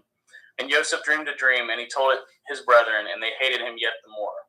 And he said unto them, Hear, I pray you, this dream which I have dreamed. For behold, we were binding sheaves in the field, and lo, my sheaf arose, and also stood upright. And behold, your sheaf stood round about, and made obeisance to my sheaf. And his brethren said to him, Shall you indeed reign over us, or shall you indeed have dominion over us? And they hated him yet the more for his dreams and for his words. And they dreamed yet another dream, and told it his brethren, and said, Behold, I have dreamed a dream more, and behold, the sun and the moon and 11 stars made obeisance to me. And he told it to his father and to his brethren, and his father rebuked him, and said unto him, What is this dream that you have dreamed? Shall I and your mother and your brethren indeed come bow down ourselves to you, to the earth? And his brethren envied him, but his father observed this saying. And his brethren went to feed their father's flock in Shechem. And Yashrael said unto Joseph, Do not your brethren feed the flock in Shechem? Come, and I will send you unto them. And he said to him, Here am I. And he said unto him, Go, I pray you, seeth whether it will be well with your brethren, and if well with your flocks, and bring me word again. So he sent him out of the valley of Chevron, and he came to Shechem. And a certain man found him, and behold, he was wandering in the field. And the man asked him, saying, What do you seek? And he said, I seeketh my brethren. Tell me, I pray you, where they feed their flocks. And the man said, They departed hence, for I heard them say, Let us go to Dothan. And Joseph went after his brethren, and found them in Dothan. And when they saw him afar off, even before he came near unto them, they conspired against him to slay him. And they said one to another, Behold, this dreamer comes. Come now, therefore, and let us slay him, and cast him into some pit. And we will say, Some evil beast has devoured him, and we shall see what will become of his dreams. And Reuben heard it, and delivered him out of their hands, and said, Let us not kill him. And Reuben said unto them, Shed no blood, but cast him into this pit that is in the wilderness, and lay no hand upon him, that he might rid him out of their hands, to deliver him to his father again. And it came to pass, when Joseph was come unto his brethren, that they stripped Joseph out of his coat, and the coat of many colors that was on him. And they took him and cast him into a pit, and the pit was empty. There was no water in it. And they sat down to eat bread, and they lifted up their eyes and looked, and behold, a company of Ishmaelim came from Gilead with their camels, bearing spicery and balm and myrrh, going to carry it down to Mizraim. And Yehudah said unto his brethren, What profit is it if we slayeth our brother and concealeth his blood? Come and let us sell him to the Ishmaelim, and let not our hand be upon him, for he is our brother and our flesh. And his brethren were content. Then there passed by Midianim merchantmen, and they drew and lifted up Joseph out of the pit, and sold Joseph to the Ishmaelim for 20 pieces of silver, and they brought Joseph into Mizraim. And Reuben returned into the pit, and beheld Joseph was not in the pit, and he returned his clothes, and he returned unto his brethren, and said, The child is not, and I, whither shall I go? And they took Joseph's coat and killed a kid of the goats and dipped the coat in the blood.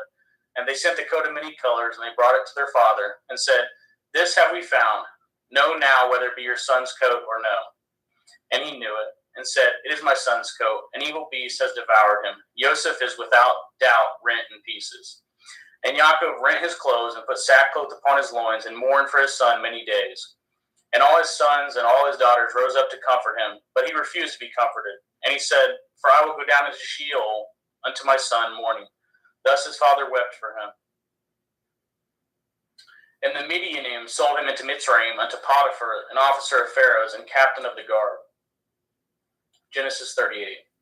And it came to pass at that time that Yehuda went down from his brethren and turned into a certain Adulami, whose name was Hiriah.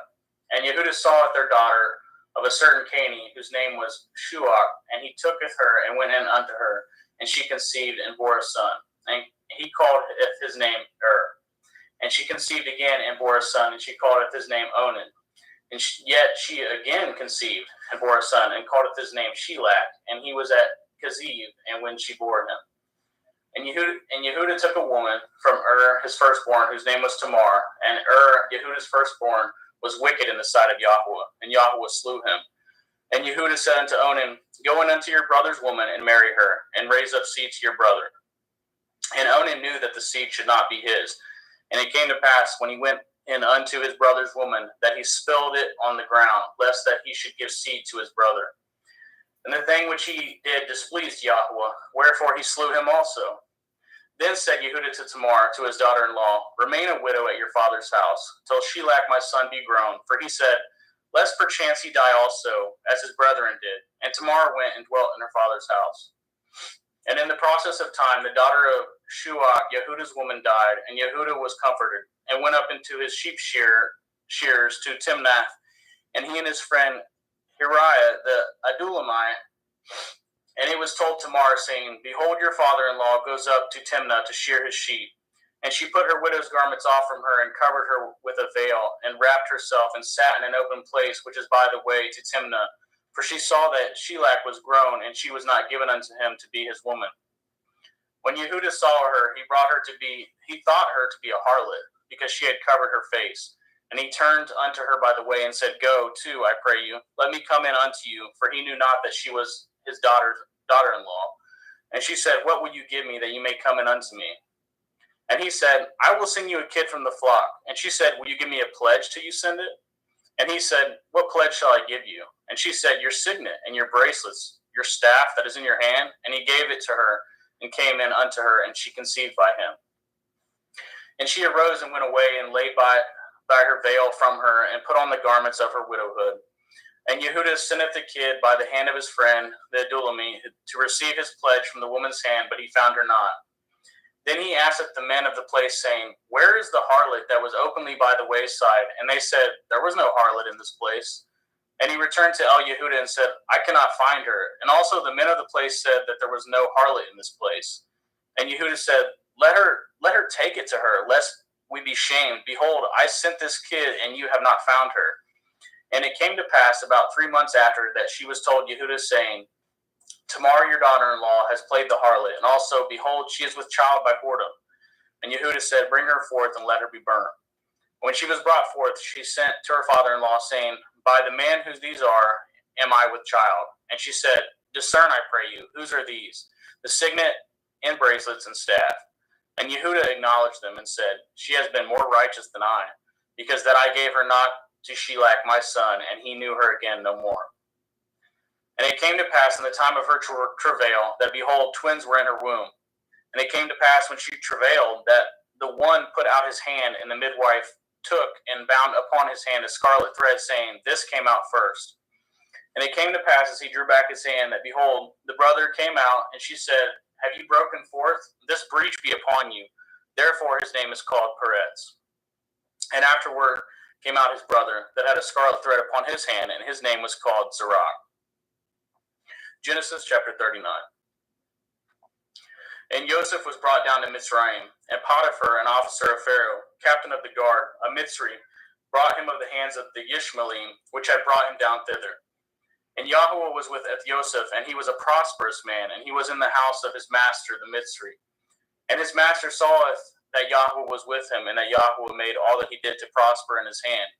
And Yosef found grace in his sight, and he served him, and he made him overseer over his house, and all that he had put in his hand. And it came to pass from the time that he had made him overseer in the house, and over all that he had, the Yahweh blessed at the Mitzri's house, for Yosef's sake. And the blessing of Yahweh was upon all that he had in the house and in the field. And he left all that he had in Joseph's hand, and he knew not aught he had, save the bread which he did eat. And Joseph was a goodly person and well favored. And it came to pass after these things that his master's woman casteth her eyes upon Joseph, and she said, Lie with me. But he refused, and said unto his master's woman, Behold, my master knows not which is with me in the house, and he has committed all that he has to my hand. There is none greater in this house than I.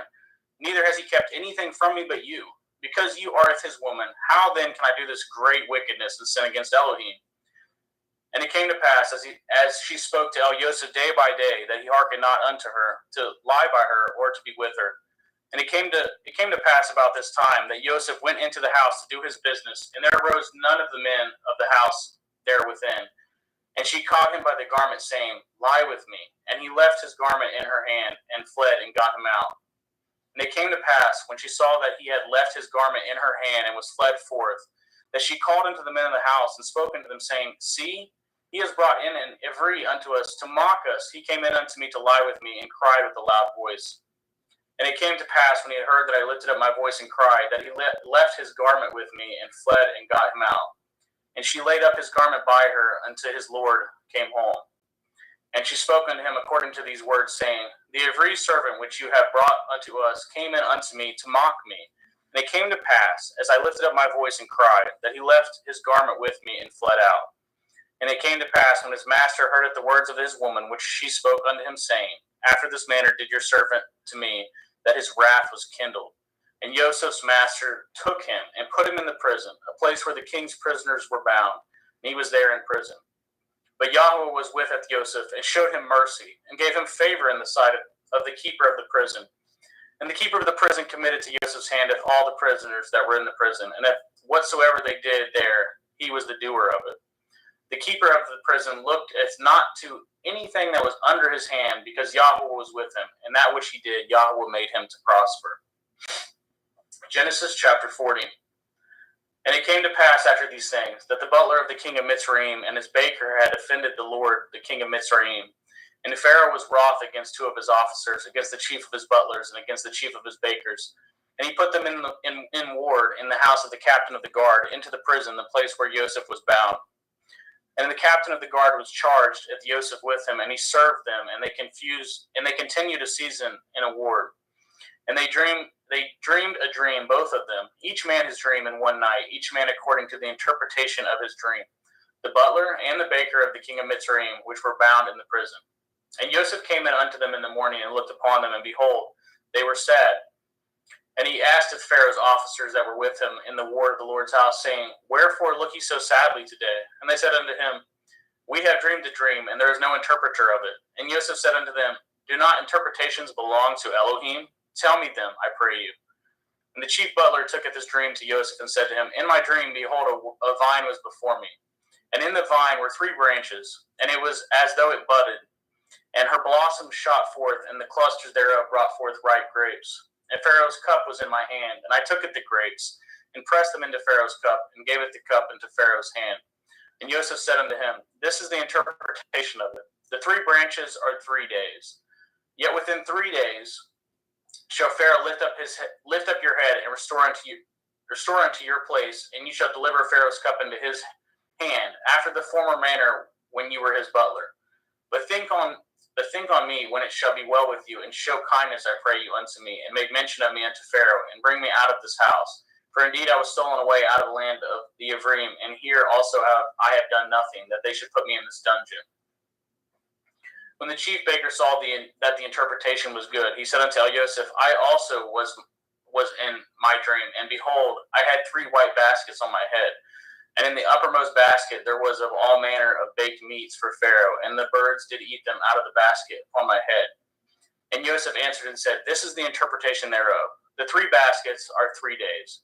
Yet within 3 days shall Pharaoh lift up your head from off you, and shall hang you on a tree, and the birds shall eat your flesh from off you. And it came to pass the 3rd day, which was at Pharaoh's birthday, that he made a feast unto all his servants, and he lifted up his head off the chief butler and the chief baker among the servants. And he restored the chief butler unto his butlership again, and he gave the cup into Pharaoh's hand. But he hanged the chief baker, as Joseph had interpreted to them. Yet did not the chief butler remember Joseph, but forgot him. Genesis chapter 41. And it came to pass at the end of the 2 full years that Pharaoh dreamed, and beheld, he stood by the river. And behold, there came up out of the river 7 well-favored kine and fat-fleshed, and they fed in the meadow. And behold, 7 other kine come up after them out of the river, ill-favored and lean-fleshed, and stood by the other kine upon the bank of the river.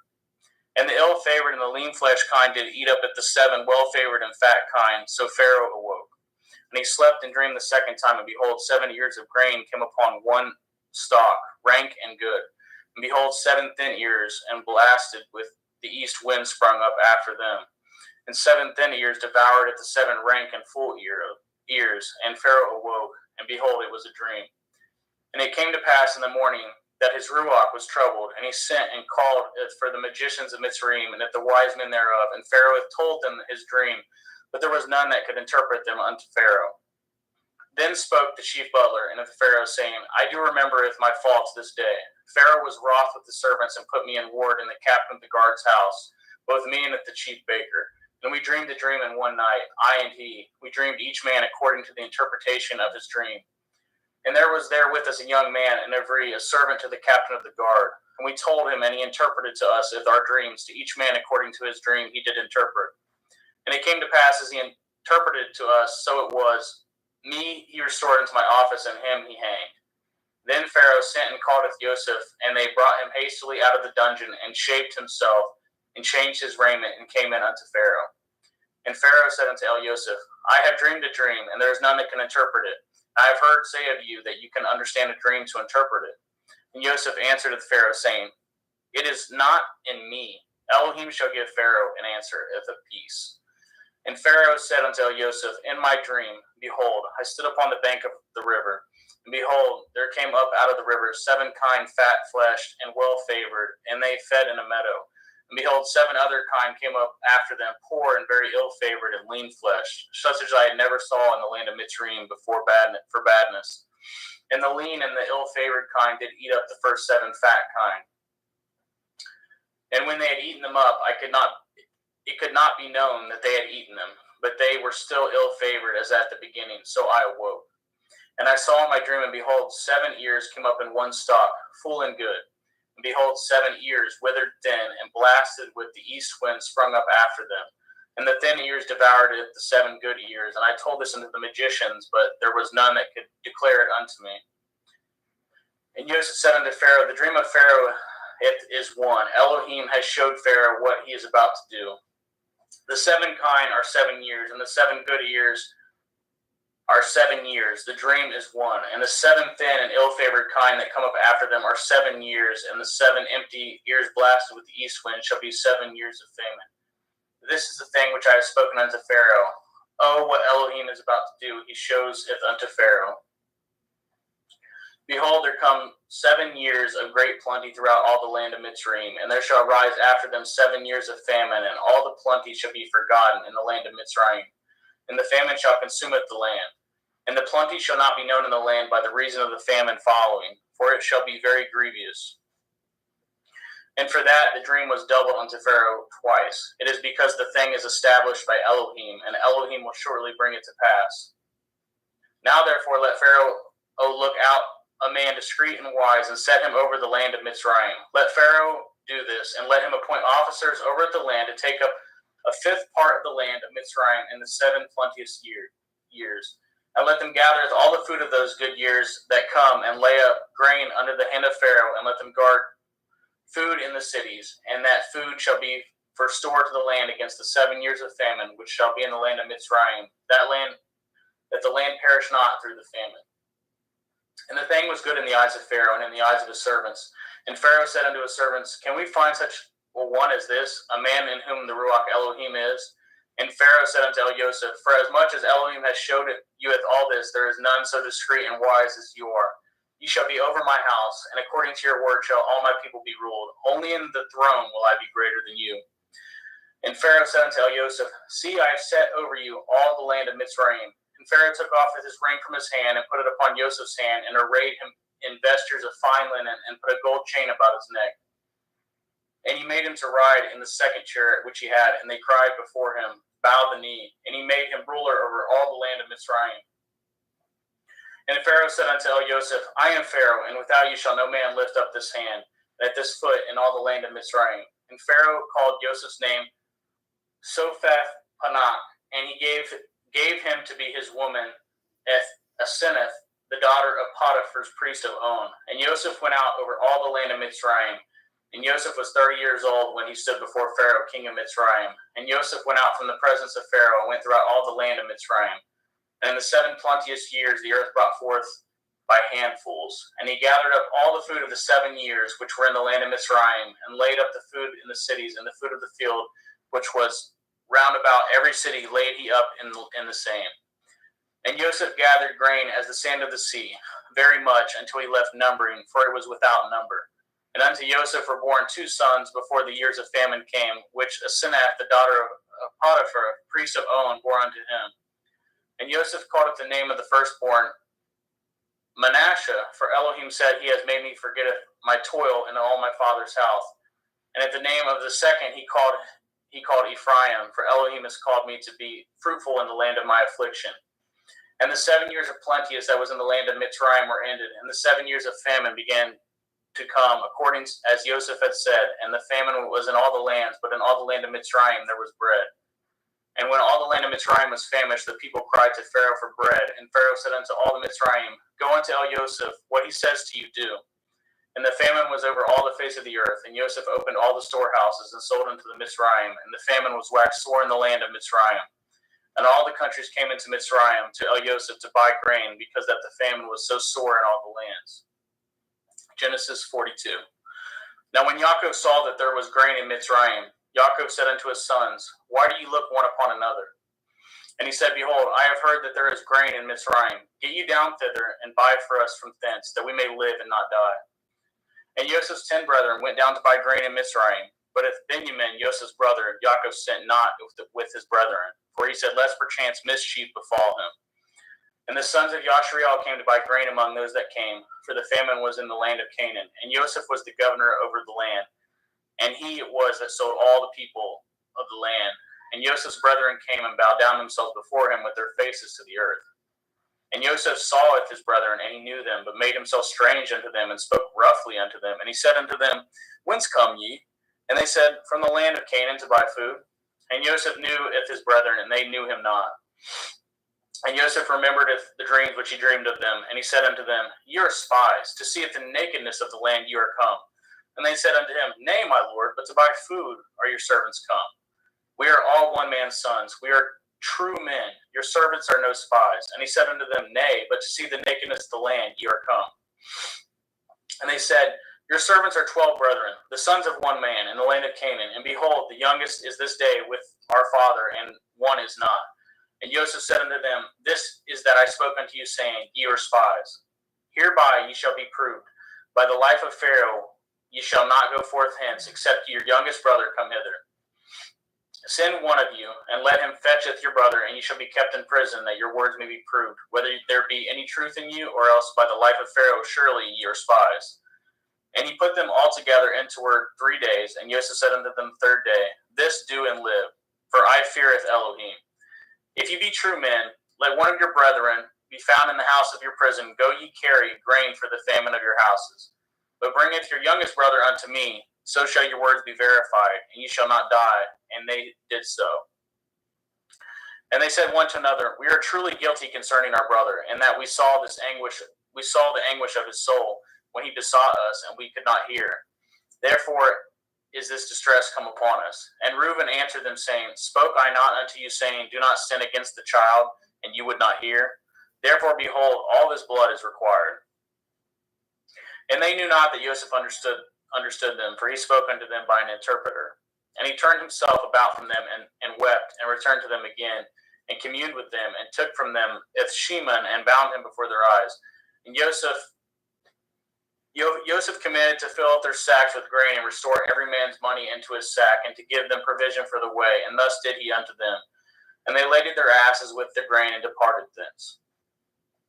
And as one of them opened the sack to give his ass provender in the inn, he espied his money, for behold, it was in his sack's mouth. And he said unto his brethren, My money is restored, and lo, it is even in my sack. And their heart failed them, and they were afraid, saying one to another, What is this that Elohim has done unto us? And they came unto Eliakim their father unto the land of Canaan, and told him all that befall unto them, saying, The man who is the Lord of the land spoke roughly unto us, and took us for spies of the country. And we said unto him, We are true men, we are no spies. We be 12 brethren, the sons of our father. One is not, and the youngest is this day with our father in the land of Canaan.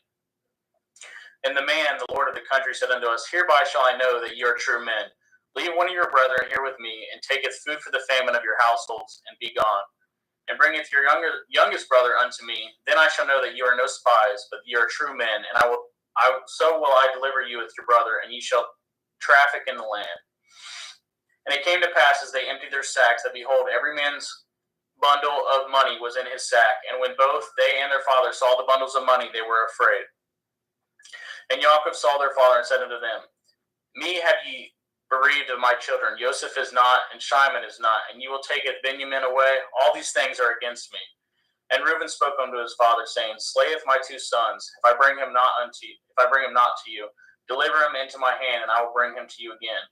And he said, My son shall not go down with you, for his brother is dead, and he is left alone. If mischief shall befall him by the way in which ye go, then shall you bring down my gray hairs with sorrow to Sheol. Genesis chapter 43. And the famine was sore in the land. And it came to pass, when they had eaten up the grain which they had brought out of Mitzrayim, their father said unto them, Go again, buy us a little food. And Yehudah spoke unto him, saying, The man did solemnly protest unto us, saying, Ye shall not see my face, except your brother be with you. If you will sendeth our brother with us, we will go down and buy you food. But if you will not send him, we will not go down. For the man said unto us, Ye shall not see my face, except your brother be with you. And Yashrael said, Wherefore dealt ye so ill with me, as to tell the man whether ye had yet a brother?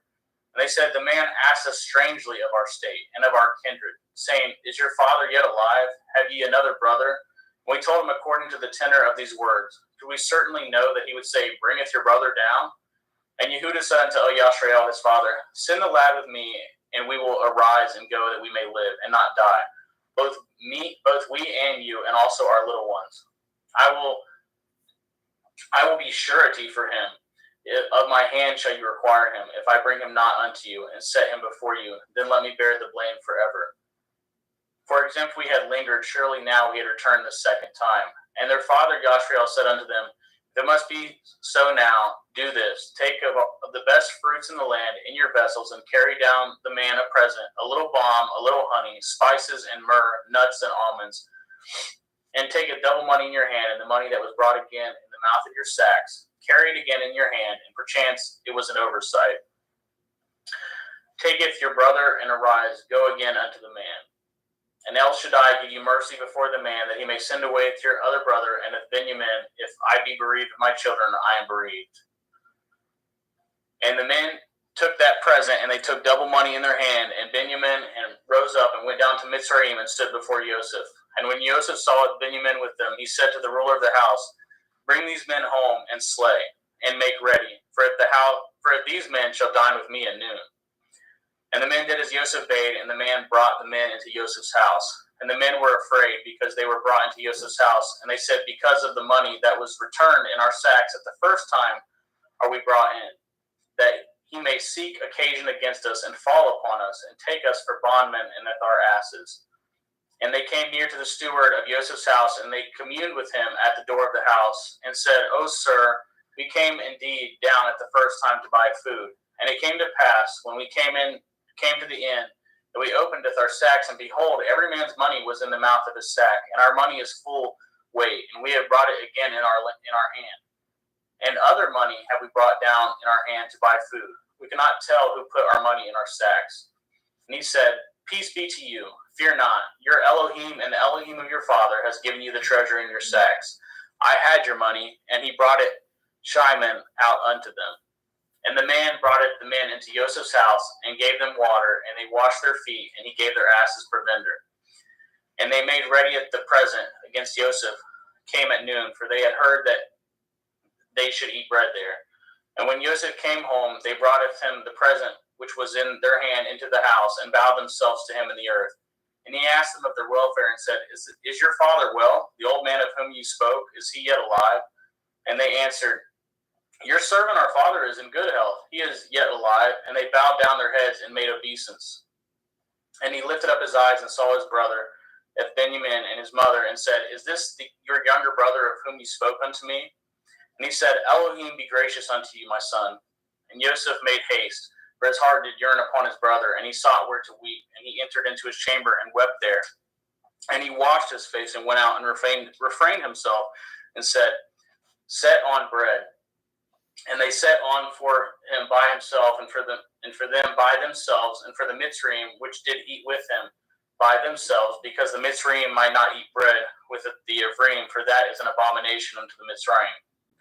And they sat before him, the firstborn according to his birthright, and the youngest according to his youth. And the men marveled one at another. And he took and sent messes unto them from before him. But Benjamin's mess was 5 times so much as any of theirs. And they drank and were merry with him. Genesis 44. And he commanded at the steward of the house, saying, Fill up the men's sacks with food, and as much as they can carry, and put every man's money in his sack's mouth. And putteth my cup, the silver cup, in the sack's mouth of the youngest, and with his grain money, and he did according to the word that Joseph had spoken.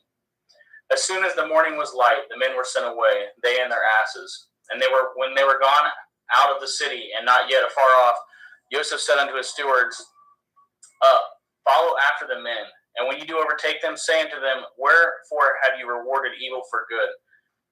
Is not this it which my Lord drinks, and whereby indeed he divines? Ye have done evil in so doing. And he overtook them, and he spoke unto them at these same words. And they said unto him, Wherefore says my Lord these words? Far be it that your servants should do according to this thing.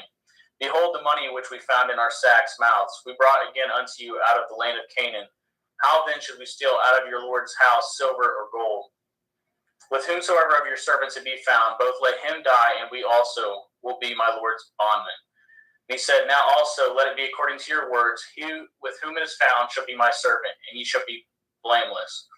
Then they speedily took down every man at his sack to the ground, and opened every man his sack. And he searched and began at the eldest, and left at the youngest. And the cup was found in Benjamin's sack.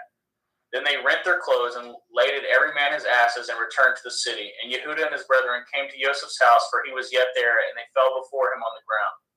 And Joseph said unto them, What deed is this that ye have done? Know ye not that such a man as I can certainly divine? And Yehuda said, What shall we say unto my Lord? What shall we speak? Or how shall we clear ourselves?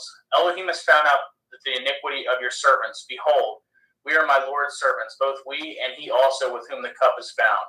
And he said, Far be it that I should do so. But the man in whose hand the cup is found, he shall be my servant. And as for you, get up in peace unto your father. Then Yehuda came near unto him and said, O my Lord, let your servant, I pray you, speak a word of my Lord's ears, and let not your anger burn against your servant, for you are even as Pharaoh. My Lord asketh his servant, saying, Have ye a father or a brother? And we said unto my Lord, We have a father, and an old man, and a child of his old age, a little one, and his brother is dead, and he is alone, left of his mother, and his father loves him. And you said unto your servants, Bring down unto me, that I may set my eyes upon him. And we said unto my Lord, The lad cannot leaveth his father, for if he should leaveth his father would die. And you said unto your servants, Except your youngest brother come down with you, ye shall see my face no more. And it came to pass, when we came up unto your servant my father, we told him at the words of my Lord. And our father said, Go again, and buy us a little food. And we said, We cannot go down. If our youngest brother be with us, then we will go down, for we may not see the man's face, except our youngest brother be with us. And your servant my father said unto us, Ye know that my woman bore me 2 sons, and the one went out from me, and I said, Surely he is torn in pieces, and I saw him not since. And if ye take this also from me, and mischief befall him, ye shall bring down with my gray hairs with sorrow to Sheol. Now therefore, when I come to your servant my father, and the lad be not with us, seeing that his life is bound up in the lad's life, it shall come to pass when he sees that the lad is not with us, he will die, and your servant shall bring down at the gray hairs of your servant our father with sorrow to Sheol. For your servant became surety for the lad unto my father, saying, If I bring him not unto you, then I shall bear the blame to my father forever. Now therefore I pray you, let your servant abide instead of the lad in a bondman to my lord, and let the lad go up with his brethren. For how shall I go up to my father, and the lad be not with me, lest perchance I see the evil that should come on my father? Genesis 45. Then Joseph could not refrain himself before all them that stood by him, and he cried, caused every man to go out from me. And there stood no man with him, while Joseph made himself known unto his brethren. And he wept at the loud, and the Mitzrayim and the house of Pharaoh heard. And Joseph said unto his brethren, I am Joseph. Does my father yet live? And his brethren could not answer him, for they were troubled at his presence. And Joseph said unto his brethren, Come near to me, I pray you. And they came near. And he said, I am Joseph your brother, whom ye sold into Mitzrayim. Now therefore be not grieved nor angry with yourselves that ye sold me hither, for Elohim did send me before you to preserve life. For these 2 years has the famine been in the land, and yet there are 5 years in the which that there shall neither be earing nor harvest. And Elohim sent me before you to preserve you a posterity in the earth, and to save your life by a great deliverance. So now it was not you that sent me hither, but Elohim, and he has made me a father to Pharaoh, and the Lord of all his house, and the ruler throughout all the land of Mitzrayim. Haste ye, and go up to my father, and say unto him, Thus says your son Joseph, Elohim has made me the Lord of Mitzrayim. Come down unto me, tarry not. And ye shall dwell in the land of Goshen, and ye shall be near unto me, you and your children, and your children's children, and your flocks, and your herds, and all that you have. And there will I nourish you, for yet there are 5 years of famine, lest you and your household and all that you have come to poverty. And behold, your eyes see, and the eyes of my brother Benjamin that is in my mouth that speaks unto you. And ye shall tell my father all my glory in Mitzrayim, and all that ye have seen, and ye shall haste and bring down my father hither. And he fell upon his brother Benjamin's neck and wept, and Benjamin wept upon his neck. Moreover, he kissed all his brethren and wept upon them, and after that his brethren talked with him. And the fame thereof was heard in Pharaoh's house, saying, Joseph's brethren are come, and it pleased Pharaoh well and his servants. And Pharaoh said unto Joseph, Say unto your brethren, This do ye, ladeth your beasts, and go get you unto the land of Canaan, and taketh your father and your households, and come unto me, and I will give you the good of the land of Mitzrayim, and ye shall eat the fat of the land. Now you are commanded, this do ye, take your wagons out of the land of Mitzrayim for your little ones and for your women, and bringeth your father, and come. Also regard not your stuff, for the good of all the land of Mitzrayim is yours. And the children of Yashriel did so, and Joseph gave them wagons according to the commandment of Pharaoh, and gave them provision for the way. To all of them he gave each man changes of raiment, but to Benjamin he gave 300 pieces of silver and 5 changes of raiment. And to his father he sent after this manner 10 asses laden with good things of Mitzrayim, and 10 she-asses laden with grain and bread and meat for his father by the way. So he sent his brethren away, and they departed, and he said unto them, See that ye fall not out by the way. And they went up out of Mitzrayim, and came into the land of Canaan, unto Yaakov their father, and told him, saying, Joseph is yet alive, and he is governor over all the land of Mitzrayim. And Yaakov's heart fainted, for he believed them not. And they told him all the words of Joseph, which he had said unto them. And when he had saw the wagons which Joseph had sent to carry him, the ruach of Yaakov their father revived. And Yashriel said, It is enough. Joseph my son is yet alive. I will go and see him before I die. Thank you, brother.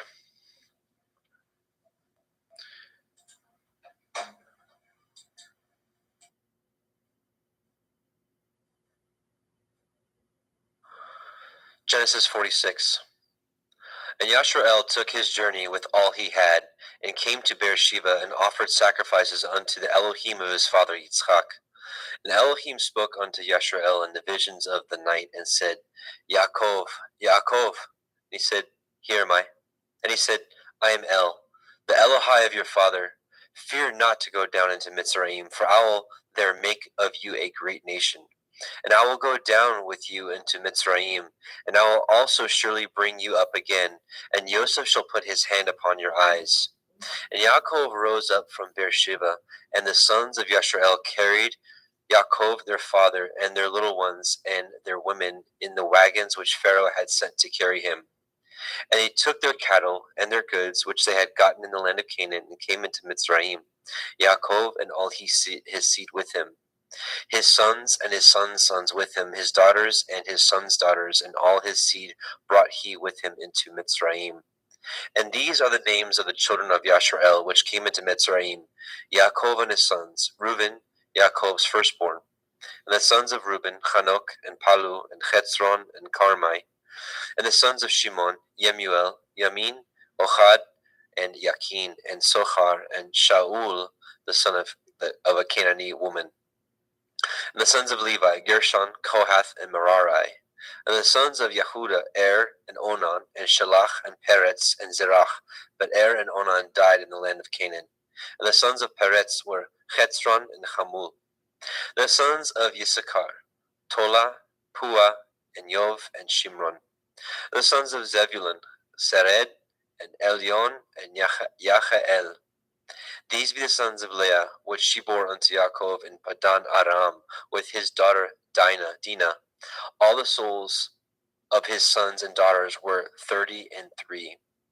And the sons of Gad, Siphon, Chagai, Shunai, and Etzbon, and Eri, and Arodai, and Arelai. The sons of Asher, Yimna, Yitzchav, and Yishvai, and Berai, and Serach, their sister. The sons of Beriah, Hever, and Malkiel. These are sons of Zilpah, whom Lavan to Leah his daughter, who gave to Leah his daughter. And these she bore unto Yaakov, even 16 souls. The sons of Rachel, Yaakov's woman, Joseph and Benjamin. And unto Joseph in the land of Mitzrayim were born Manasseh and Ephraim, with Asenath, the daughter of Potiphera, priest of On, bore unto him. And the sons of Benjamin were Bela, Becher, Ashbel, Gera, Naaman, Echai, Rosh, Mupim, and Shupim, and Ard. These are the sons of Rachel, which were born unto Yaakov. All the souls were 14. And the sons of Dan, Cushim. And the sons of Naphtali, Yachzeel, and Gunai, and Yetzer, and Shilem. These are the sons of Bilhah, which Lavan gave unto Rachel his daughter, and she bore these unto Yaakov. All the souls were 7. All the souls that came with Yaakov into Mitzrayim were, which came out of his loins, besides Yaakov's women, all the souls were 66. And the sons of Joseph, which were born him in Mitzrayim, were 2 souls. All the souls of the house of Yaakov, which came into Mitzrayim, were 10. And he sent Yehuda before him unto El Yosef to direct his face unto Goshen. And they came into the land of Goshen. And Yosef made ready his chariot, and went up to meet Yashrael his father to Goshen, and presented himself unto him. And he fell on his neck, and he wept on his neck a good while. And Yashrael said unto El Yosef, Now let me die, since I have seen your face, because you are yet alive. And Yosef said unto his brethren and unto his father's house, I will go up and show Pharaoh, and say unto him, My brethren and my father's house, which were in the land of Canaan, are come unto me. And the men are shepherds, for their trade has been to feed cattle, and they have brought their flocks and their herds and all that they have. And it shall come to pass, when Pharaoh shall call you, and shall say, What is your occupation? That you shall say, Your servants' trade has been about cattle from our youth even until now, both we and also our fathers, that you may dwell in the land of Goshen. For every shepherd is an abomination unto the Mitzrayim. Genesis 47. Then Joseph came and told Pharaoh, and said, My father and my brethren and their flocks and their herds and all that they have are come out of the land of Canaan, and behold, they are in the land of Goshen. And he took some of his brethren, even 5 men, and presented them unto Pharaoh. And Pharaoh said unto his brethren, What is your occupation? And they said unto Pharaoh, Your servants are shepherds, both we and also our fathers. They said moreover unto Pharaoh, For to sojourn in the land are we come, for your servants have no pasture for their flocks, for the famine is sore in the land of Canaan. Now therefore, we pray you, let your servants dwell in the land of Goshen. And Pharaoh spoke unto El Yosef, saying, Your father and your brethren are come unto you. The land of Mitzrayim is before you. In the best of the land make your father and your brethren to do well. In the land of Goshen let them dwell. And if you know any men of activity among them, then make them rulers over my cattle.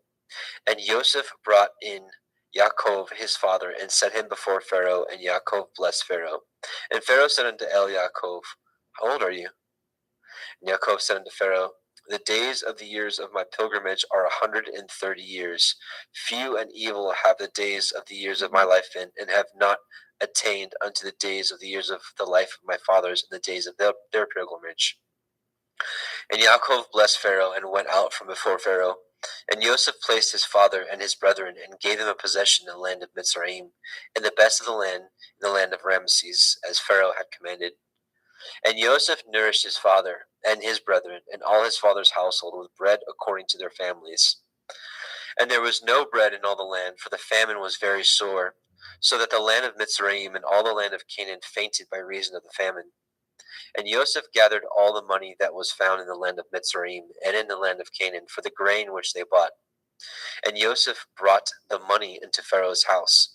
And when money failed in the land of Mitzrayim and in the land of Canaan, all the Mitzrayim came unto El Yosef and said, Give us bread, for why should we die in your presence? For the money fails.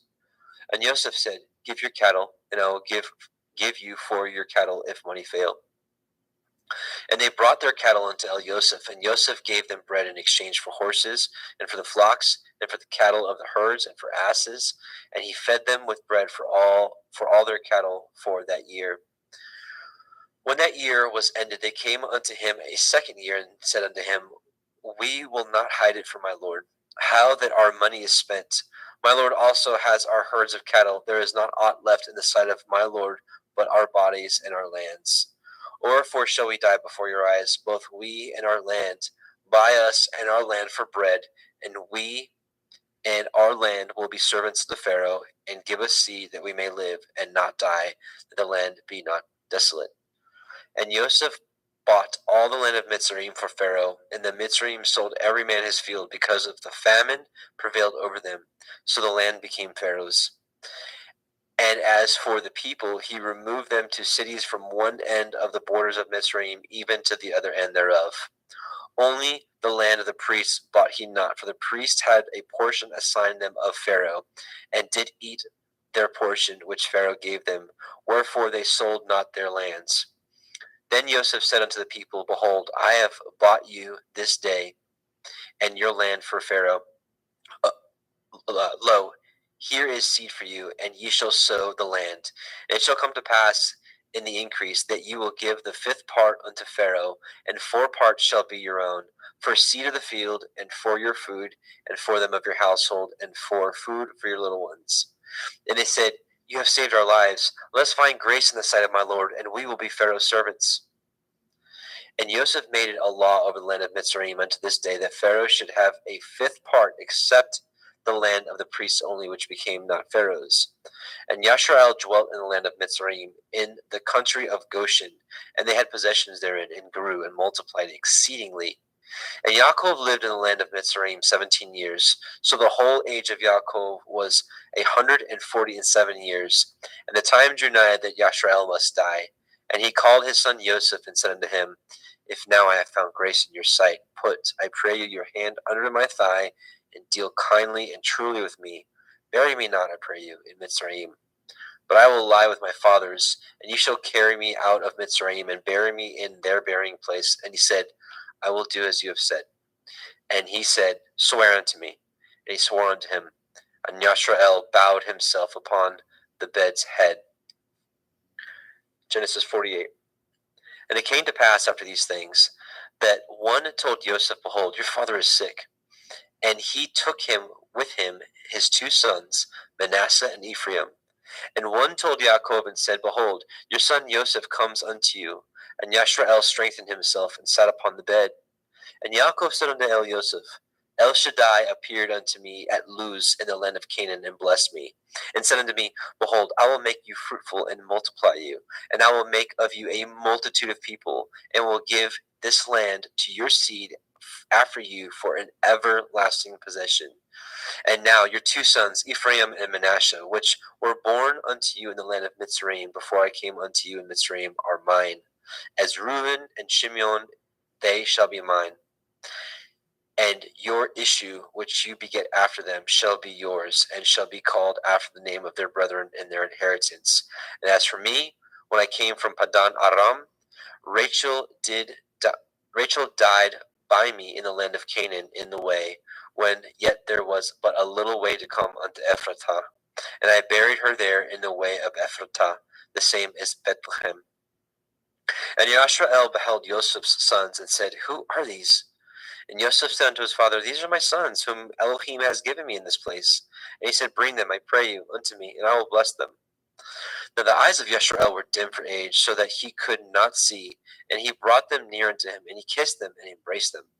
And Yashrael said unto Elioseph, I had not thought to see your face, and lo, Elohim has showed me also your seed. And Joseph brought them out from between his knees, and he bowed himself with his face to the earth. And Joseph took them both, Ephraim in his right hand toward Yashrael's left hand, and Manasseh in his left hand toward Yashrael's right hand, and brought them near unto him.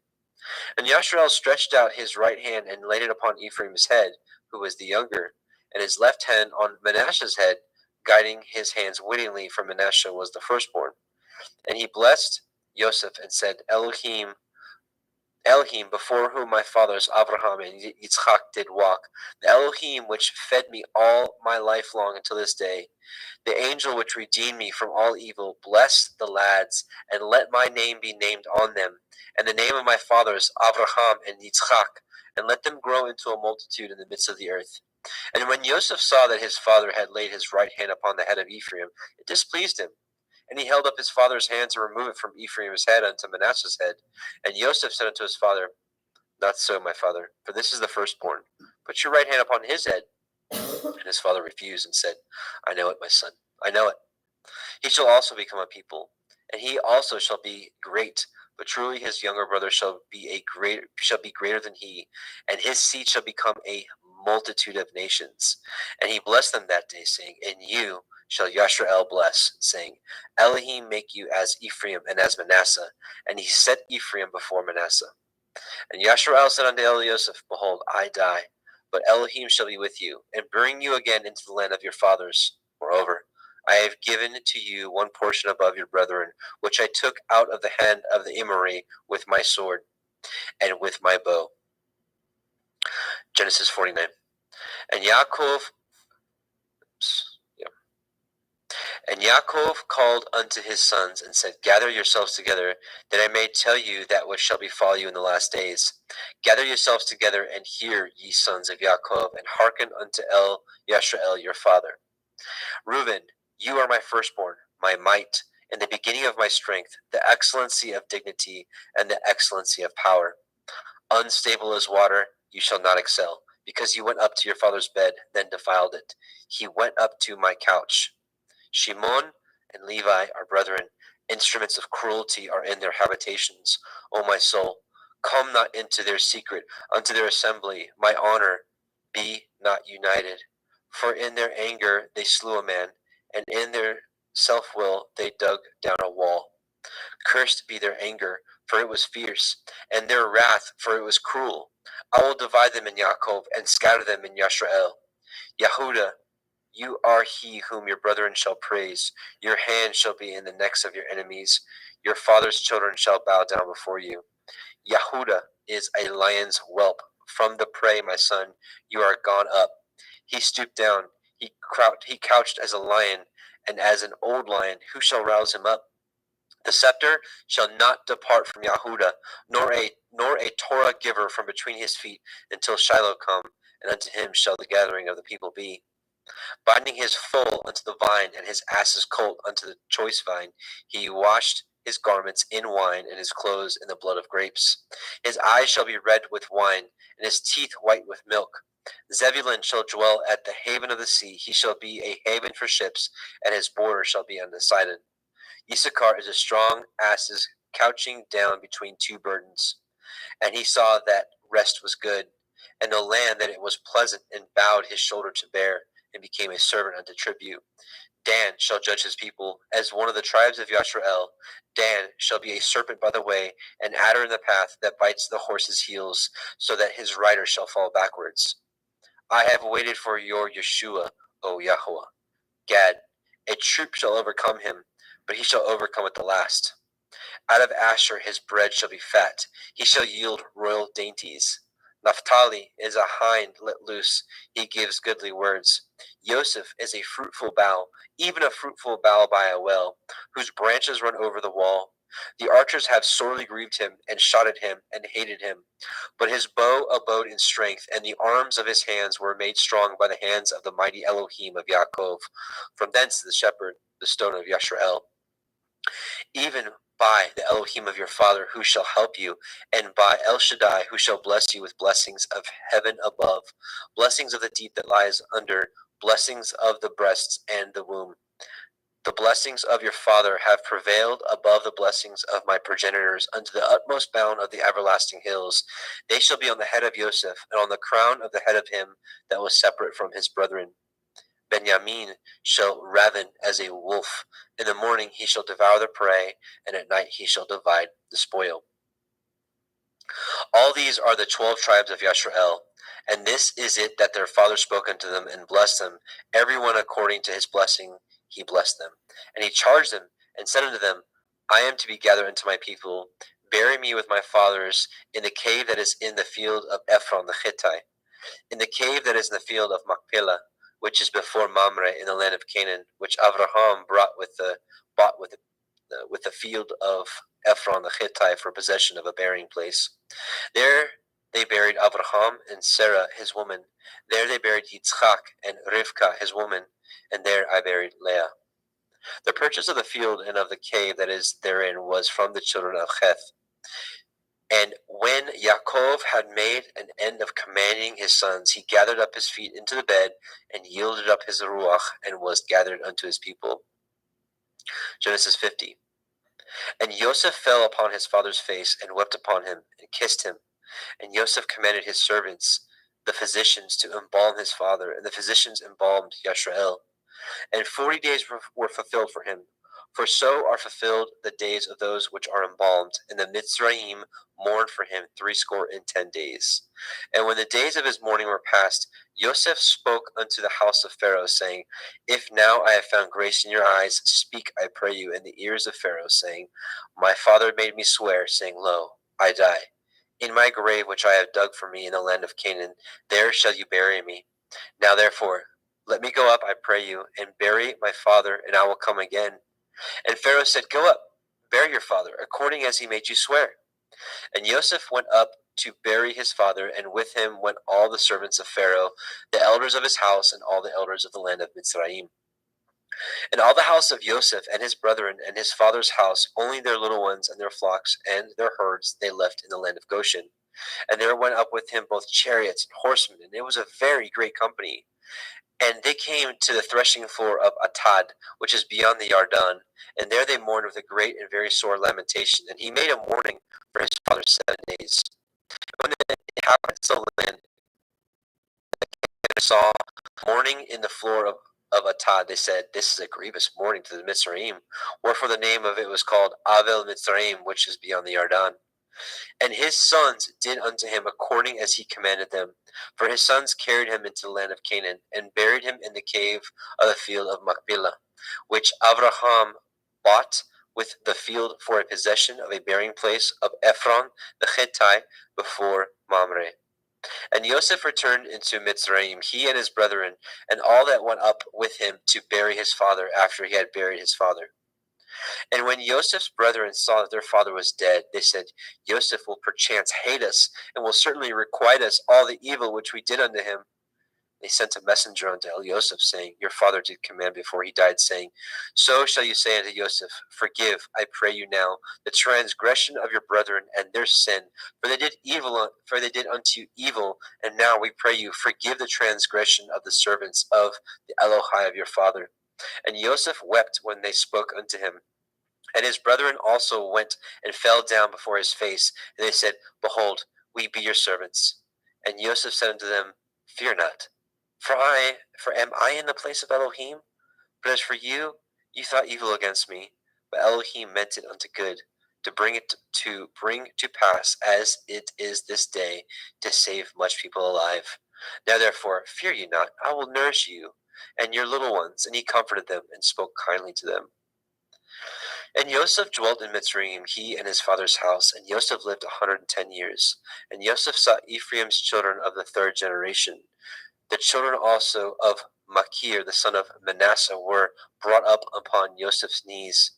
And Yosef said unto his brethren, I die, and Elohim will surely visit you, and bring you out of this land unto the land which he swore unto Abraham, to Yitzchak, and to Yaakov.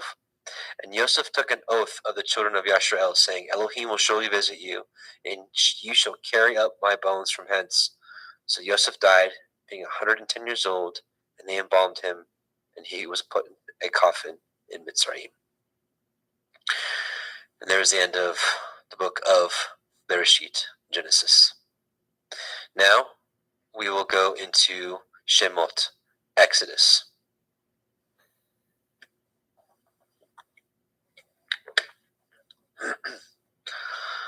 Exodus 1:1.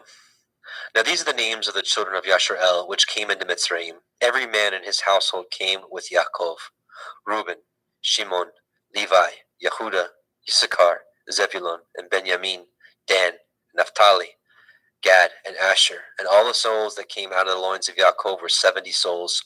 For Yosef was in Mitzrayim already. And Yosef died, and all his brethren, and all that generation. And the children of Yashrael were fruitful and increased abundantly and multiplied and waxed exceedingly mighty, and the land was filled with them. Now there arose up a new king over Mitzrayim, which knew not Yosef. And he said unto his people, Behold, the people of the children of Yashrael are more and mightier than we. Come on, let us deal wisely with them, and lest they multiply, and it come to pass that when there falls out any war, they join also unto our enemies and fight against us, and so get them up out of the land. Therefore they did set over them taskmasters to afflict them with their burdens, and they built for Pharaoh treasure cities, Pithom and Ramesses. But the more they afflicted them, the more they multiplied and grew, and they were grieved because of the children of Yashrael. And the Mitzrayim made the children of Yashrael to serve with rigor, and they made their lives bitter with hard bondage, in mortar and in brick, and in all manner of service in the field. All their service wherein they made them serve was with rigor. And the king of Mitzrayim spoke to the Ivri midwives, of which the name of the one was Shifra, and the name of the other was Pua. And he said, When you do the office of a midwife to the Ivrith women, and see them upon the stools, if it be a son, then you shall kill him. But if it be a daughter, then she shall live. But the midwives feared Elohim, and did not as the king of Mitzrayim commanded them, but saved the men children alive. And the king of Mitzrayim called for the midwives, and said unto them, Why have ye done this thing, and have saved the men children alive? And the midwives said unto Pharaoh, Because the Ivrith women are not as the Mitzri women, for they are lively, and are delivered before the midwives come in unto them. Therefore Elohim dealt well with the midwives, and the people multiplied and waxed very mighty. And it came to pass, because the midwives feared Elohim, that he made them houses. And Pharaoh charged all his people, saying, Every son that is born ye shall cast into the river, and every daughter ye shall save alive. Exodus 2. There went a man of the house of Levi, and took to be his woman a daughter of Levi. And the woman conceived, and bore a son. And when she saw him that he was a goodly child, she hid him 3 months. And when she could no longer hide him, she took for him an ark of bulrushes, and daubed it with slime and with pitch, and put the child therein, and she laid it in the reeds by the river's brink. And his sister stood afar off, to wit what would be done to him. And the daughter of Pharaoh came down to wash herself at the river, and her maidens walked along the riverside. When she saw the ark among the reeds, she sent her maid to fetch it. And when she had opened it, she saw the child, and behold, the babe wept. And she had compassion on him, and said, This is one of the Ephraim children. Then said his sister to Pharaoh's daughter, Shall I go and call to you a nurse of the Evrith woman, that she may nurse the child for you? And Pharaoh's daughter said to her, Go. And the maid went and called the child's mother. And Pharaoh's daughter said unto her, Take this child away and nurse it for me, and I will give you your wages. And the woman took the child and nursed it. And the child grew, and she brought him unto Pharaoh's daughter, and became her son. And she called his name Moshe. And she said, Because I drew him out of the water. And it came to pass in those days, when Moshe was grown, that he went out unto his brethren, and looked on their burdens. And he spied a Mitzri smiting an Ivri, one of his brethren. And he looked this way and that way. And when he saw that there was no man, he slew the Mitzri, and hid him in the sand. And when he went out the second day, behold, 2 men of the Ephraim strove together. And he said unto him that did wrong, Wherefore smite you your fellow? And he said, Who made you a prince and a judge over us? Intend you to kill me as you did the Mitzri? And Moshe feared and said, Surely this thing is known. Now when Pharaoh heard this thing, he sought to slay Moshe. But Moshe fled from the face of Pharaoh, and dwelt in the land of Midian. And he sat down by a well. Now the priest of Midian had 7 daughters, and they came and drew water, and filled the troughs to water their father's flock. And the shepherds came and drove them away, but Moshe stood up and helped them, and watered the flock. And when they came to Reuel, their father, he said, How is it that you are come so soon today? And they said, A Mitzri delivered us out of the hand of the shepherds, and also drew water enough for us, and watered the flock. And he said to his daughters, Where is he? Why is it that ye have left the man? Call him, that he may eat bread. And Moshe was content to dwell with the man. And he gave Moshe Zipporah his daughter. And she bore him a son, and he called his name Gershom, for he said, I have been a stranger in a strange land. And it came to pass in the process of time that the king of Mitzrayim died, and the children of Yashrael sighed by reason of the bondage, and they cried, and their cry came up unto Elohim by reason of the bondage. And Elohim heard their groaning, and Elohim remembered his covenant with Avraham, and with Yitzchak, and with Yaakov.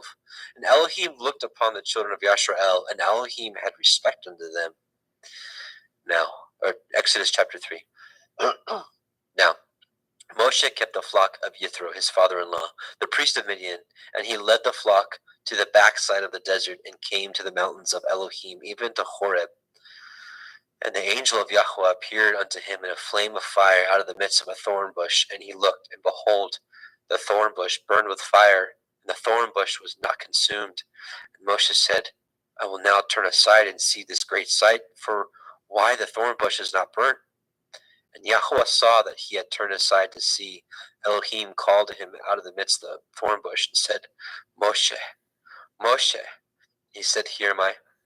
He said, Draw not nigh hither, put off your shoes from off your feet, for the place whereon you stand is holy ground.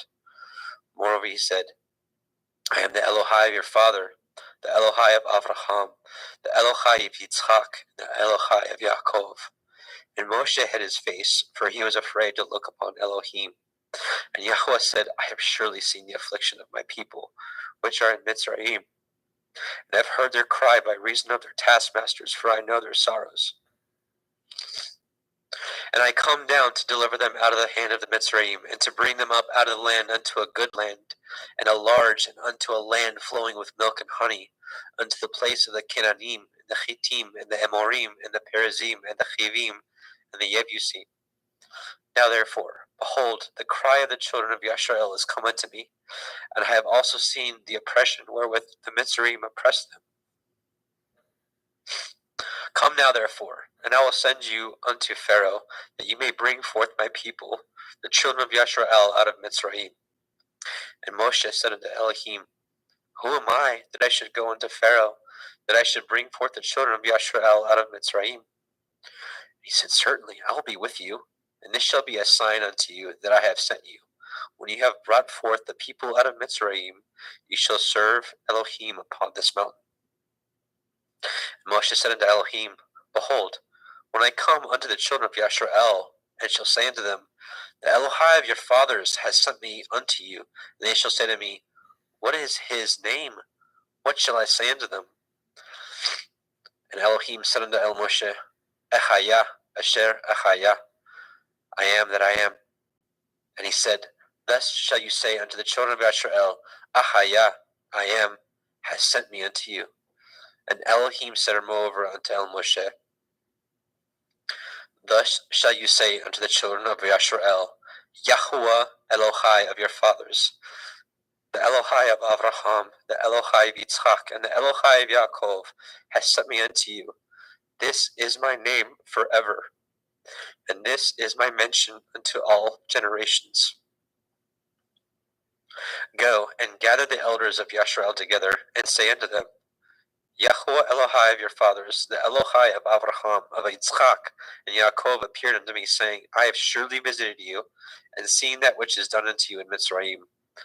And I have said, I will bring you up out of the affliction of the Mitzrayim unto the land of the Canaanim, and the Chittim, and the Amorim, and the Perizim, and the Chavim, and the Yebusim, unto a land flowing with milk and honey. And they shall hearken to your voice, and ye shall come, you and the elders of Yashrael, unto the king of Mitzrayim, and ye shall say unto him, Yahuwah Elohai of the Ivrim has met with us. And now, let us go, we beseech you, 3 days' journey into the wilderness.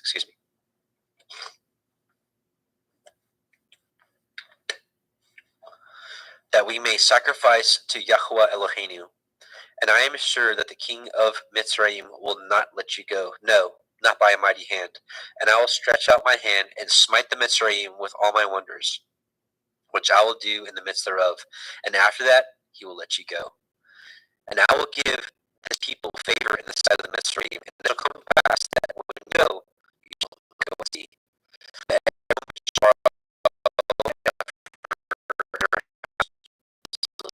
And jewels of gold and raiment, and ye shall put them upon your sons and upon your daughters, and ye shall spoil the Mitzrayim. Exodus 4.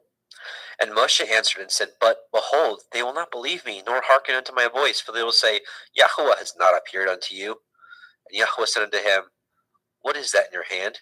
And he said, A rod.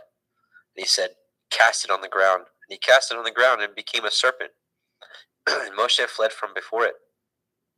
And Yahuwah said unto Moshe, Put forth your hand, and take it by the tail. And he put forth his hand, and caught it, and it became a rod in his hand, that they may believe that Yahuwah Elohai of your fathers, the Elohai of Avraham, the Elohai of Yitzchak, and the Elohai of Yaakov has appeared unto you. And Yahuwah said furthermore unto him, Put now your hand into your bosom. And he put his hand into his bosom. And when he took it out, behold, his hand was leprous as snow.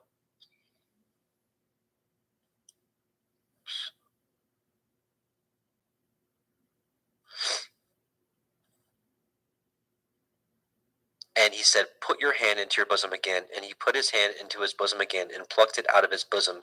And behold, it was turned again after his other flesh. And it shall come to pass, if they will not believe you, neither hearken to the voice of the first sign, that they will believe the voice of the latter sign.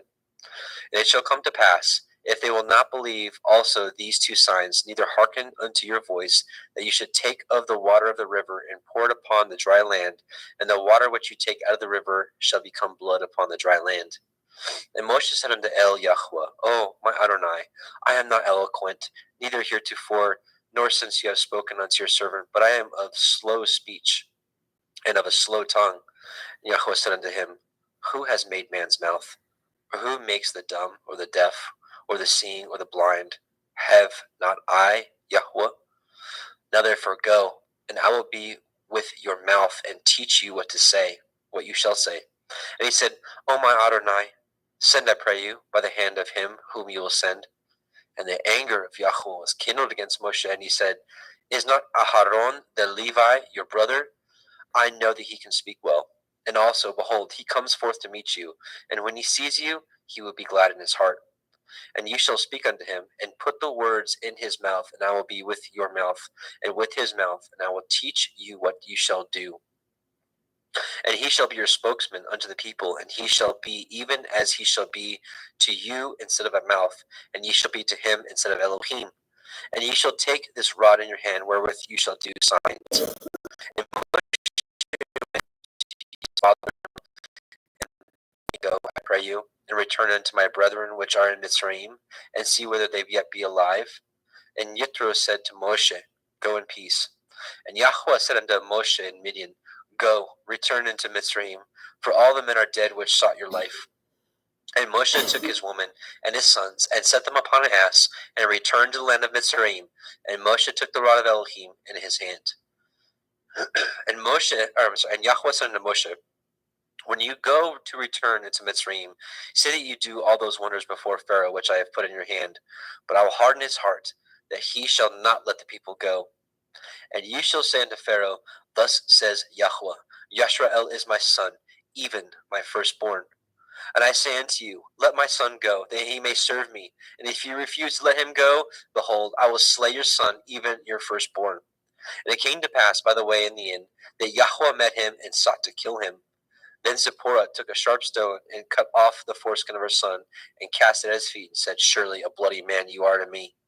So he let him go. Then she said, a bloody man you are because of the circumcision.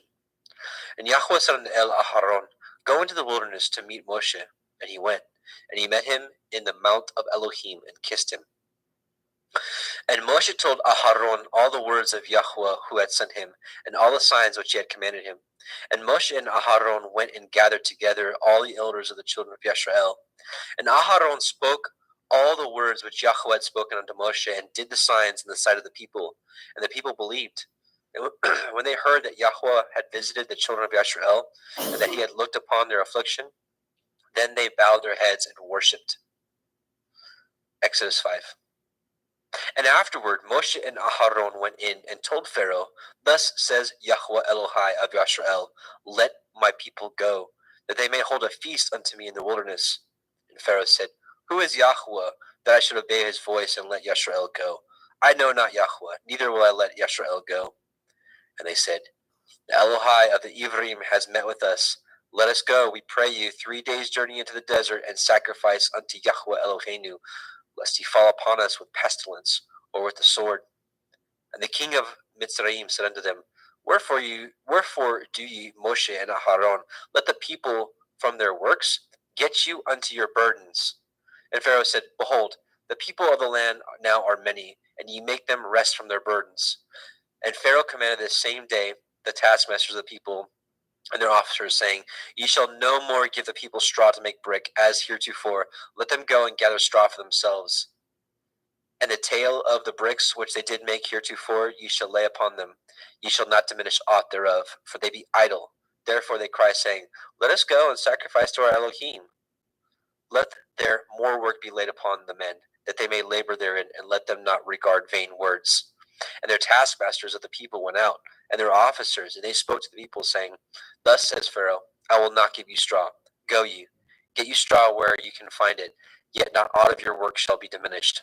So the people were scattered abroad throughout all the land of Mitzrayim to gather stubble instead of straw. And the taskmasters hasted them, saying, fulfill your works, your daily tasks, as when there was straw. And the officers of the children of Yisrael, which Pharaoh's taskmasters had set over them, were beaten and demanded, wherefore have ye not fulfilled your task in making brick both yesterday and today as heretofore? Then the officers of the children of Yisrael came and cried unto Pharaoh, saying, wherefore deal you thus with your servants? There is no straw given unto your servants. And they say to us, make brick, and behold, your servants are beaten, but the fault is in your own people. And he said, ye are idle. Therefore ye say, let us go and do sacrifice to Yahweh. Go therefore now and work, for there shall no straw be given you, yet ye shall deliver the tale of bricks. And the officers of the children of Yisrael did see that they were in evil case after it was said, ye shall not diminish aught from your bricks of your daily tasks. And they met Moshe and Aharon, who stood in the way, as they came forth from Pharaoh. And they said unto him, Yahweh look upon you and judge, because you have made our savor to be abhorred in the eyes of Pharaoh and in the eyes of his servants, to put a sword in their hand to slay us. And Moshe returned unto Yahweh and said, Adonai, wherefore have you so evil entreated this people? Why is it that you have sent me? For since I came to Pharaoh to speak in your name, he has done evil to this people, neither have you delivered your people at all. Exodus chapter 6.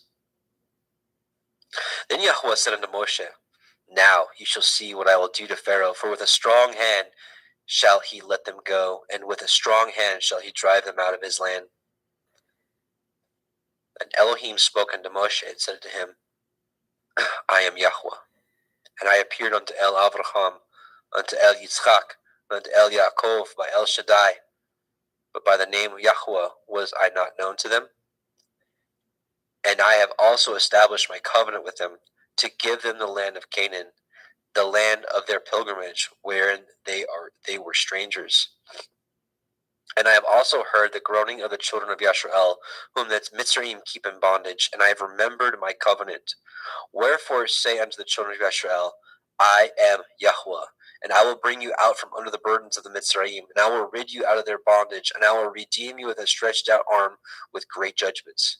And I will take you to me for a people, and I will be to you Elohim, and ye shall know that I am Yahweh Elohim, which brings you out from under the burdens of the Mitzrayim. And I will bring you in unto the land concerning the which I did swear to give it to Avraham, to Yitzchak, and to Yaakov, and I will give it to you for a heritage. I am Yahweh. And Moshe spoke so unto the children of Yashrael, but they hearkened not unto Moshe for anguish of the Ruach, and for cruel bondage. And Yahweh spoke unto Moshe, saying, Go in, speak unto Pharaoh, king of Mitzrayim, that he let the children of Yashrael go out of his land. And Moshe spoke before Yahweh, saying, Behold, the children of Yashrael have not hearkened unto me. How then shall Pharaoh hear me, who am of uncircumcised lips?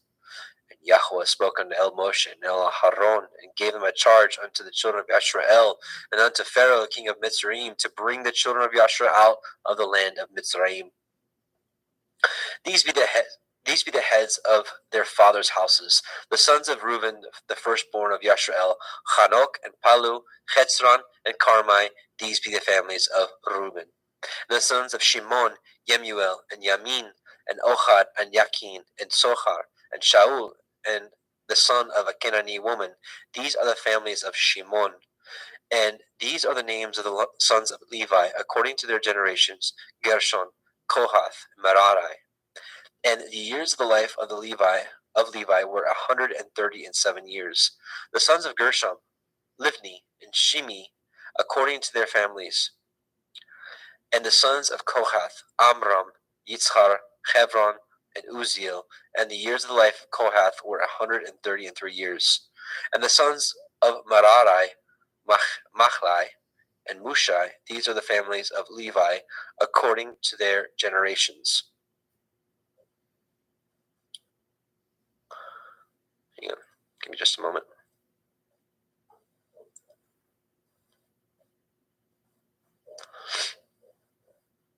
And Amram took him Jochebed, his father's sister, to be his woman, and she bore him Aharon and Moshe.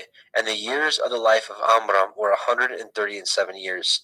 And the sons of Yitzchar, Korach, and Nepheg, and Zikri.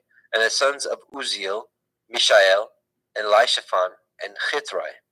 And Aharon took him Elisheva, daughter of Aminadab, sister of Nachshon, to be his woman.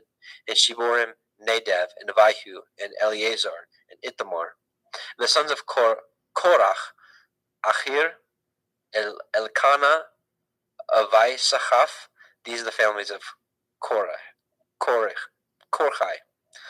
And Eleazar, Aharon's son, took him one of the daughters of Petuel to be his woman, and she bore him Pinechach.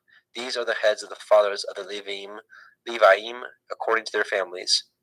These are that Aharon and Moshe, to whom Yahweh said, Bring out the children of Yashrael from the land of Mitzrayim, according to their armies. These are they which spoke to Pharaoh, king of Mitzrayim, to bring out the children of Yashrael from Mitzrayim. These are that Moshe and Aharon. And it came to pass on that day, when Yahweh spoke unto Moshe in the land of Mitzrayim, that Yahweh spoke unto Moshe, saying, I am Yahweh. Speak you unto Pharaoh, king of Mitzrayim, all that I say unto you. And Moshe said before Yahweh, Behold, I am of uncircumcised lips. How shall Pharaoh hearken unto me?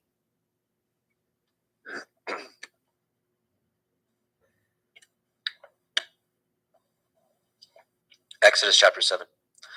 And Yahweh said unto Moshe, See, I have made you an Elohim to Pharaoh, and Aharon your brother shall be your prophet.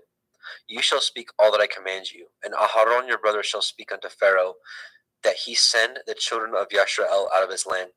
And I will harden Pharaoh's hearts, and multiply my signs and my wonders in the land of Mitzrayim. But Pharaoh shall not hearken unto you, that I may lay my hand upon Mitzrayim and bring forth my armies and my people, the children of Yisrael, out of the land of Mitzrayim by great judgments. And the Mitzrayim shall know that I am Yahweh when I stretch forth my hand upon Mitzrayim and bring out the children of Yisrael from among them. And Moshe and Aharon did as Yahweh commanded them, so did they. And Moshe was 80 years old, and Aharon 83 years old, when they spoke unto Pharaoh. And Yahweh spoke unto El Moshe and unto El Aharon, saying, When Pharaoh shall speak unto you, saying, Show a miracle for you, and then you shall say unto El Aharon, Take your rod and cast it before Pharaoh, and it shall become a serpent. And Moshe and Aharon went unto Pharaoh, and they did so as Yahweh had commanded. And Aharon cast down his rod before Pharaoh, and before his servants, and it became a serpent. Then Pharaoh also called the wise men and the sorcerers, now the magicians of Mitzrayim. They also did in like manner with their enchantments, for they cast down every man his rod, and they became serpents. But Aharon's rod swallowed up their rods. And he hardened Pharaoh's heart, that he hearkened not unto them, as Yahweh had said. And Yahweh said unto Moshe, Pharaoh's heart is hardened. He refuses to let the people go. Get you unto Pharaoh in the morning. Lo, he goes out into the water, and you shall stand by the river's brink, against he come, and the rod which was turned to a serpent shall you take in your hand. And you shall say unto him, Yahweh Elohai of the Ivrim has sent me unto you, saying, Let my people go, that they may serve me in the wilderness. And behold, hitherto you would not hear. Thus says Yahweh, and this you shall know that I am Yahweh. Behold, I will smite with the rod that is in my hand upon the waters which are in the river, and they shall be turned to blood. And the fish that is in the river shall die, and the river shall stink, and the Mitzrayim shall loathe to drink of the water of the river. And Yahweh spoke unto Moshe, saying, Moshe, say unto Aharon, Take your rod, and stretch out your hand upon the waters of Mitzrayim, upon their streams, upon their rivers, and upon their ponds, and upon all their pools of water, that they may become blood, and all that here may be blood throughout all the land of Mitzrayim, both in vessels of wood and in vessels of stone. And Moshe and Aharon did so, and Yahweh commanded, and he lifted up the rod, and smote the waters that were in the river, in the sight of Pharaoh, and in the sight of his servants, and all the waters that were in the river were turned to blood. And the fish that was in the river died, and the river stank, and the Mitzrayim could not drink of the water of the river, and there was blood throughout all the land of Mitzrayim. And the magicians of Mitzrayim did so with their enchantments, and Pharaoh's heart was hardened, neither did he hearken unto them, as Yahweh had said. And Pharaoh turned and went into his house, neither did he set his heart to this also. And all the Mitzrayim dug round about the river for water to drink, for they could not drink of the water. And 7 days were fulfilled after that Yahweh had smitten the river. Exodus chapter 8. And Yahweh spoke unto Moshe, Go unto Pharaoh, and say unto him, Thus says Yahweh, Let my people go, that they may serve me. And if you refuse to let them go, behold, I will smite all your borders with frogs. And the river shall bring forth frogs abundantly, which shall go up and come into your house, and into your bedchamber, and upon your bed, and into the house of your servants, and upon your people, and into your ovens, and in your kneading troughs. And the frogs shall come up both on you, and upon your people, and upon all your servants. And Yahweh spoke unto El Moshe, Say unto El Aharon, Stretch forth your hand with your rod over the streams, over the rivers, and over the ponds, and cause frogs to come up upon the land of Mitzrayim. And Aharon stretched out his hand over the waters of Mitzrayim, and the frogs came up and covered the land of Mitzrayim. And the magicians did so with their enchantments, and brought up the frogs upon the land of Mitzrayim. Then Pharaoh called for Moshe and Aharon, and said, Entreat El Yahweh, that he may take away the frogs from me and my people, and I will let the people go, that they may do sacrifice unto Yahweh. And Moshe said unto Pharaoh, Glory over me. When shall I entreat for you, and for your servants, and for your people, to destroy the frogs from you and from your houses, that they may remain in the river only? And he said, Tomorrow. And he said, Be it according to your word, that you may know that there is none like unto Yahweh Eloheinu. And the frogs shall depart from you, and from your houses, and from your servants, and from your people, they shall remain in the river only. And Moshe and Aharon went out from Pharaoh, and Moshe cried unto El Yahweh because of the frogs which he had brought against Pharaoh. And Yahweh did according to the word of Moshe, and the frogs died out of the houses, out of the villages, and out of the fields. And they gathered them together upon heaps, and upon the land, and the land stank. But when Pharaoh saw that there was respite, he hardened his heart, and hearkened not unto them, as Yahweh had said. And Yahweh said unto El Moshe, say unto El Aharon, stretch out your rod, and smite the dust of the land, that it may become lice throughout all the land of Mitzrayim. They did so. For Aharon stretched out his hand with his rod, and he smote the dust of the earth, and it became lice in man and in beast, and all the dust of the land became lice throughout all the land of Mitzrayim. And the magicians did so with their enchantments to bring forth lice, but they could not, because so there were lice upon man and upon beast. Then the magician said unto Pharaoh, this is the finger of Elohim. And Pharaoh's heart was hardened, and he hearkened not unto them, as Yahweh had said. And Yahweh said unto Moshe, rise up early in the morning, and stand before Pharaoh. Lo, he comes forth to the water, and say unto him, thus says Yahweh, let my people go, that they may serve me. Else, if you will not let my people go, behold, I will send swarms of flies upon you, and upon your servants, and upon your people, and into your houses, and the houses of the Mitzrayim shall be full of the swarm of flies, and also the ground whereon they are. And I will sever in that day the land of Goshen, in which my people dwell, that no swarms of flies shall be there, to the end you may know that I am Yahweh in the midst of the earth. And I will put a division between my people and your people. Tomorrow this shall this sign be. And Yahweh did so, and there came a grievous swarm of flies into the house of Pharaoh, and into his servants' houses, and into all the land of Mitzrayim. The land was corrupted by reason of the swarm of the flies. And Pharaoh called for Moshe and for Aharon, and said, go ye, sacrifice to your Elohim in the land. And Moshe said, it is not meet so to do, for we shall sacrifice the abomination of the Mitzrayim to Yahweh Eloheinu. Lo, shall we sacrifice the abomination of the Mitzrayim before their eyes, and will they not stone us? We will go 3 days' journey into the wilderness, and sacrifice to Yahweh Eloheinu, as he commanded us. And Pharaoh said, I will let you go, that you may sacrifice to Yahweh Elohika in the wilderness. Only ye shall not go very far away. Entreat for me. And Moshe said, behold, I go out from you, and I will entreat El Yahweh, that the swarms of flies may depart from Pharaoh, from his servants, and from his people tomorrow. But let not Pharaoh deal deceitfully any more in letting the people go to sacrifice, and not letting the people go to sacrifice to Yahweh. And Moshe went out from Pharaoh, and entreated Yahweh. And Yahweh did according to the word of Moshe, and he removed the swarms of flies from Pharaoh, from his servant, and from his people. There remained not one. And Pharaoh hardened his heart at this time also, neither would he let the people go. Exodus chapter 9. Then Yahweh said unto El Moshe, go in unto Pharaoh, and tell him, thus says Yahweh Elohai of the Ivrim, let my people go, that they may serve me. For if you refuse to let them go, and will hold them still, behold, the hand of Yahweh is upon your cattle which is in the field, upon the horses, upon the asses, upon the camels, upon the oxen, and upon the sheep. There shall be a very grievous pestilence. And Yahweh shall sever between the cattle of Yashrael and the cattle of Mitzrayim, and there shall nothing die of all that is the children of Yashrael. And Yahweh appointed a set time, saying, tomorrow Yahweh shall do this thing in the land. And Yahweh did that thing on the morrow, and all the cattle of Mitzrayim died, but the cattle of the children of Yashrael died not one. And Pharaoh sent, and behold, there was not one of the cattle of Yashrael's dead. And the heart of Pharaoh was hardened, and he did not let the people go.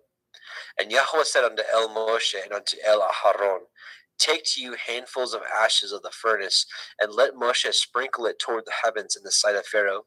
And it shall become small dust in the land of Mitzrayim, and shall be a boil breaking forth with blains upon man and upon beast throughout all the land of Mitzrayim. And they took ashes of the furnace, and stood before Pharaoh, and Moshe sprinkled it up towards the heavens, and it became a boil breaking forth with blains upon man and upon beast. And the magicians could not stand before Moshe because of the boils, for the boil was upon the magicians and upon all the Mitzrayim. And Yahweh hardened the heart of Pharaoh, and he hearkened not unto them, as Yahweh had spoken unto El Moshe. And Yahweh said unto El Moshe, Rise up early in the morning, and stand before Pharaoh, and say unto him, Thus says Yahweh Elohai of the Ivrim, Let my people go, that they may serve me. For I will at this time send all my plagues upon your heart, and upon your servants, and upon your people, that you may know that there is none like me in all the earth. For now I will stretch out my hand, that I may smite you and your people with pestilence, and ye shall be cut off from the earth. And in very deed for this cause have I raised you up, for to show in you my power, and that my name be declared throughout all the earth. Yet, as yet, exalt you yourself against my people, that you will not let them go? Behold, tomorrow, about this time, I will cause it to rain a very grievous hail, such as has not been in Mitzrayim since the foundation thereof, even until now. Send therefore now, and gather your cattle, and all that you have in the field, upon every man and beast which shall be found in the field, and shall not be brought home. The hail shall come down upon them, and they shall die. He that feared the word of Yahweh among the servants of Pharaoh made his servants and his cattle flee into the houses. And he that regarded not the word of Yahweh left his servants and his cattle in the field. And Yahweh said unto El Moshe, Stretch forth your hand towards the heavens, that there may be a hail in all the land of Mitzrayim, upon man, and upon beast, and upon every herb of the field throughout the land of Mitzrayim. And Moshe stretched forth his rod toward the heavens, and Yahweh sent thunder and hail, and the fire ran along upon the ground, and Yahweh rained hail upon the land of Mitzrayim. So there was hail and fire mingled with the hail, very grievous, such as there was none like it in all the land of Mitzrayim, since it became a nation. And the hail smote through all the land of Mitzrayim, and all that was in the field, both man and beast, and the hail smote every herb of the field, and broke every tree of the field. Only in the land of Goshen, where the children of Yasharel were, was there no hail. And Pharaoh sent and called for Moshe and Aharon, and said unto them, I have sinned this time. Yahweh is righteous, and I and my people are wicked.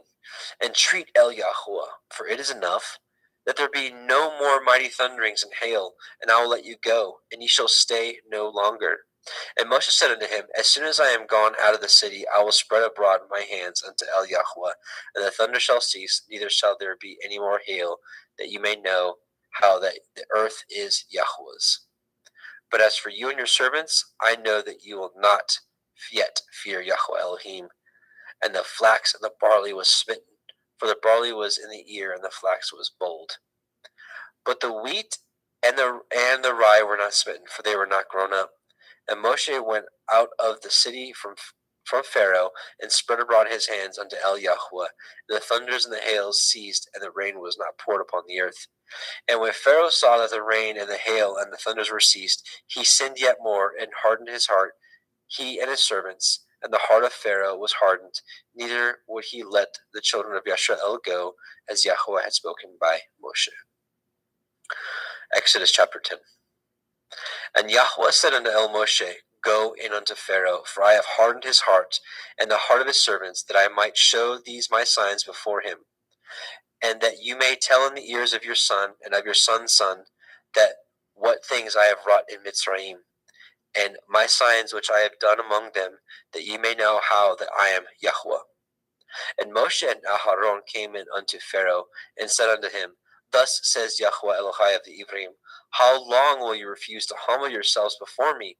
Let my people go, that they may serve me. Else, if you refuse to let my people go, behold, tomorrow I will bring the locust into your coasts, and they shall cover the face of the earth, that one cannot be able to see the earth, and they shall eat eat the remnant of that which is escaped, which remains of you from the hail, and ye shall eat every tree which grows for you out of the field. And they shall fill your houses, and the houses of all your servants, and the houses of all the Mitzrayim, which neither your fathers nor your fathers' fathers have seen since the day that they were upon the earth unto this day. And he turned himself and went out from Pharaoh. And Pharaoh's servant said to him, How long shall this man be a snare unto us? Let the men go, that they may serve Yahweh Elohim. Know you not that Mitzrayim is destroyed? And Moshe and Aharon were brought again unto Pharaoh, and he said unto them, Go, serve Yahweh Elohim. But who are they that shall go? And Moshe said, We will go with our young and with our old, with our sons and with our daughters, with our flocks and with our herds will we go, for we must hold a feast unto Yahweh. And he said unto them, Let Yahweh be so with you, as I will let you go, and your little ones. Look to it, for evil is before you. Not so. Go now ye, that ye are men, and serve Yahweh, for that ye did desire.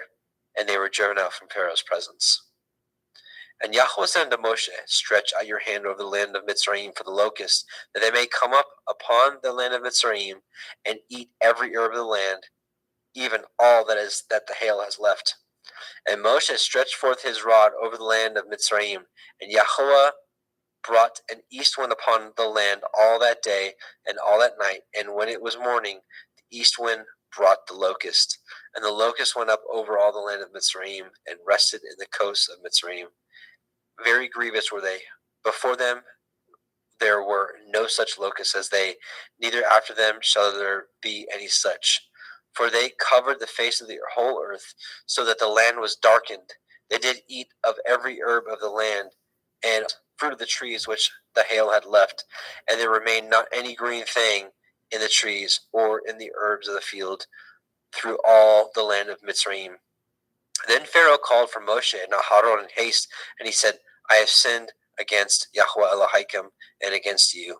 Now therefore forgive, I pray you, my sin only this once, and entreat Yahweh Elohim that he may take away from me this death only. And he went out from Pharaoh and entreated Yahweh. And Yahweh turned a mighty strong west wind, which took away the locusts, and cast them into the Red Sea. There remained not one locust in all the coast of Mitzrayim. But Yahweh hardened Pharaoh's heart, so that he would not let the children of Yisrael go. And Yahweh said unto Moshe, Stretch out your hand toward the heavens, that there may be a darkness over the land of Mitzrayim, even darkness which may be felt. And Moshe stretched forth his hand toward the heavens, and there was a thick darkness in all the land of Mitzrayim 3 days. They saw not one another, neither rose any from his place for 3 days, but all the children of Yisrael had light in their dwellings. And Pharaoh called unto Moshe and said, Go ye, serve Yahweh, only let your flocks and your hearts be stayed. Let your little ones also go with you. And Moshe said, You must give us also sacrifices and burnt offerings, that we may sacrifice unto Yahweh Eloheinu. Our cattle also shall go with us. There shall not a hoof be left behind, for thereof must we take to serve Yahweh Eloheinu. And we know not whether what we must serve Yahweh until we have come hither. But Yahweh hardened Pharaoh's heart, and he would not let them go. And Pharaoh said unto him, Get you from me, take heed to yourselves, see my face no more, for in that day ye shall see my face, you shall die. And Moshe said, You have spoken well. I will see your face again no more. Oops.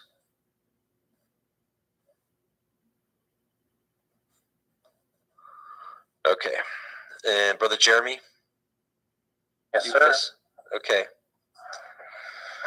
I'm going to pick it back up at chapter 11, verse 1. Yep.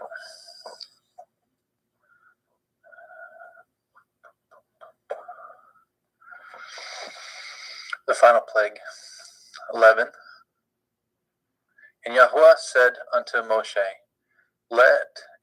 Yet will I bring one plague more upon Pharaoh and upon Mitzrayim. Afterwards he will let you go hence. When he shall let you go, he shall surely thrust you out hence altogether.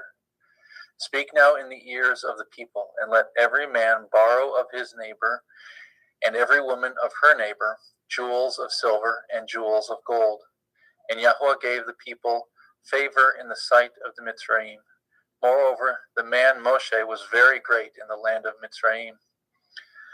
in the sight of Pharaoh's servants and in the sight of the people. And Moshe said, Thus says Yahweh, about midnight will I go out into the midst of Mitzrayim, and all the firstborn in the land of Mitzrayim shall die, from the firstborn of Pharaoh who sits upon his throne, even unto the firstborn of the maidservant that is behind the mill, and all the firstborn of beasts. And there shall be a great cry throughout all the land of Mitzrayim, such as there was none like it, nor shall be like it any more. But against any of the children of Yasharel shall not a dog move his tongue, against man or beast, that ye may know how that Yahweh put a difference between the Mitzrayim and Yasharel. And all these your servants shall come down unto me, and bow down themselves unto me, saying, Get you out, and all the people that follow you. After that I will go out. And he went out from Pharaoh in great anger. And Yahweh said unto Moshe, Pharaoh shall not hearken unto you, that my wonders may be multiplied in the land of Mitzrayim. And Moshe and Aharon did all these wonders before Pharaoh, and Yahweh hardened Pharaoh's heart, so that he would not let the children of Yasharel go out of his land. And Yahweh spoke unto El Moshe and El Haron in the land of Mitzrayim, saying, This month shall be unto you the beginning of months. It shall be the first month of the year to you. Speak ye unto all the assembly of Yasharel, saying, In the 10th day of this month they shall take to them every man a lamb according to the house of their fathers, a lamb for a house. And if a household be too little for the lamb, let him and his neighbor next unto his house take it according to the number of souls.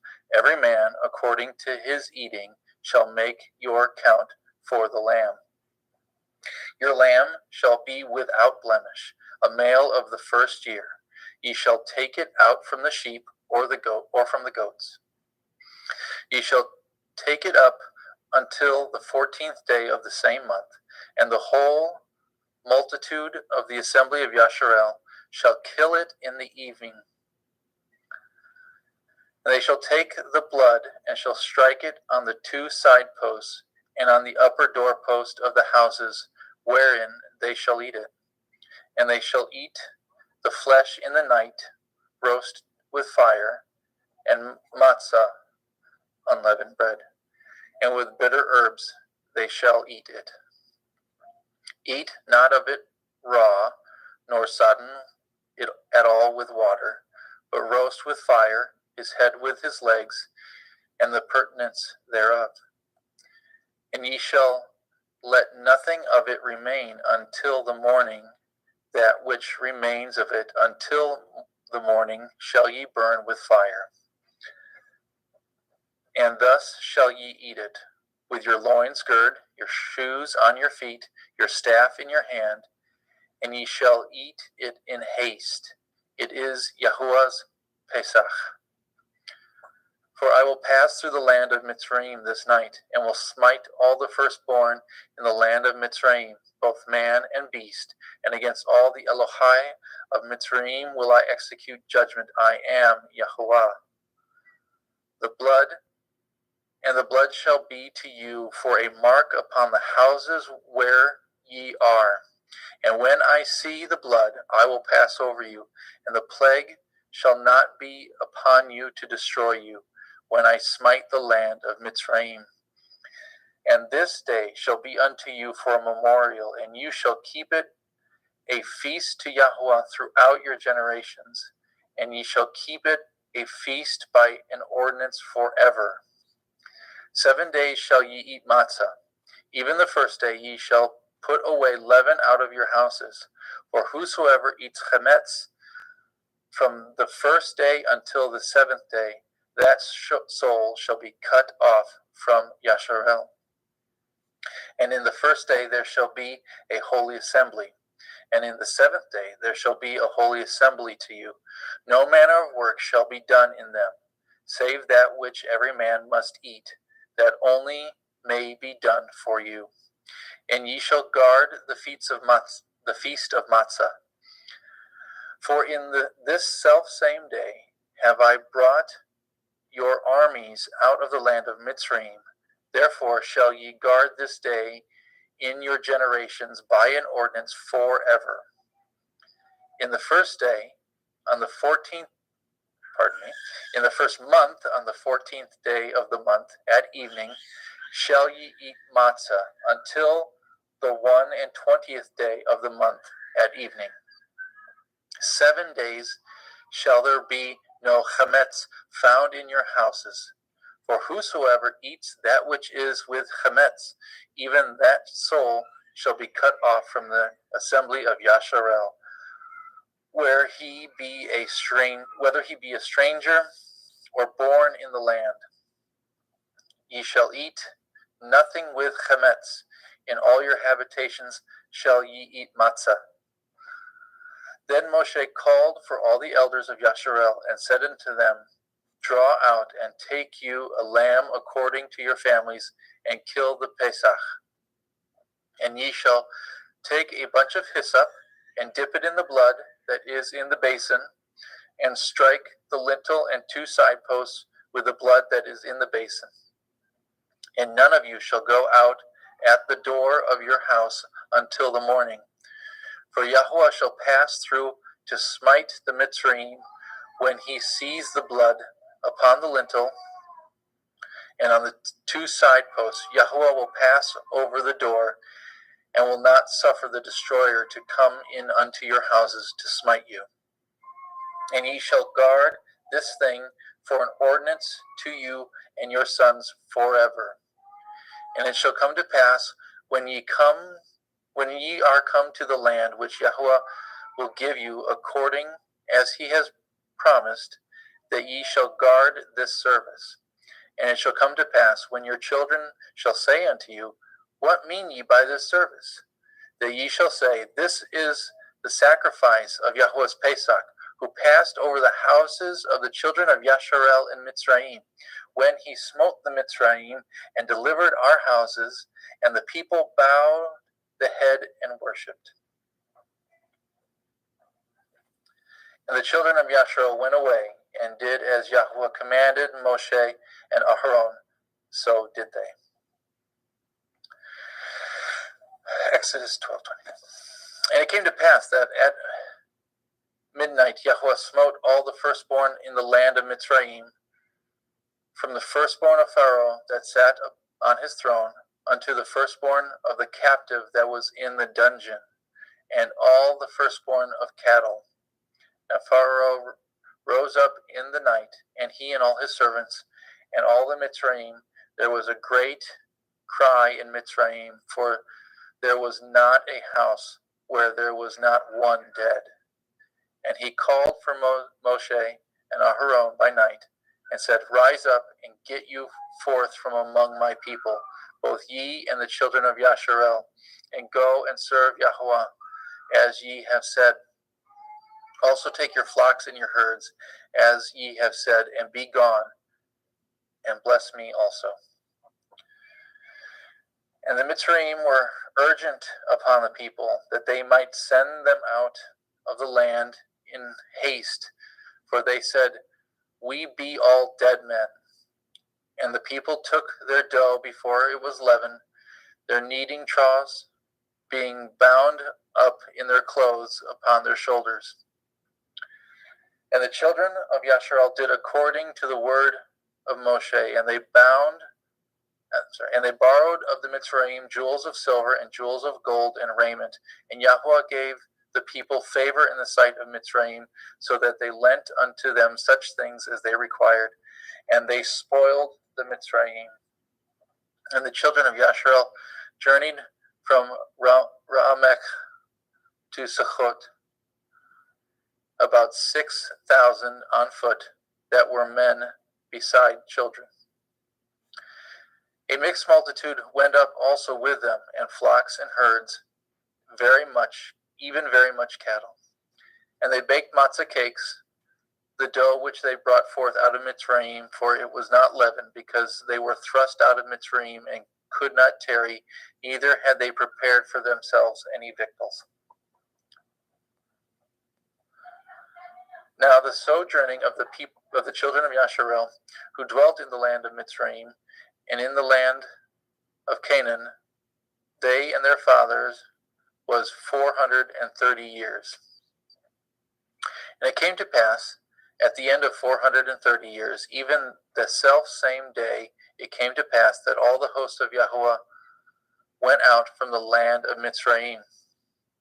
It was a night to be much observed unto Yahweh for bringing them out of the land of Mitzrayim.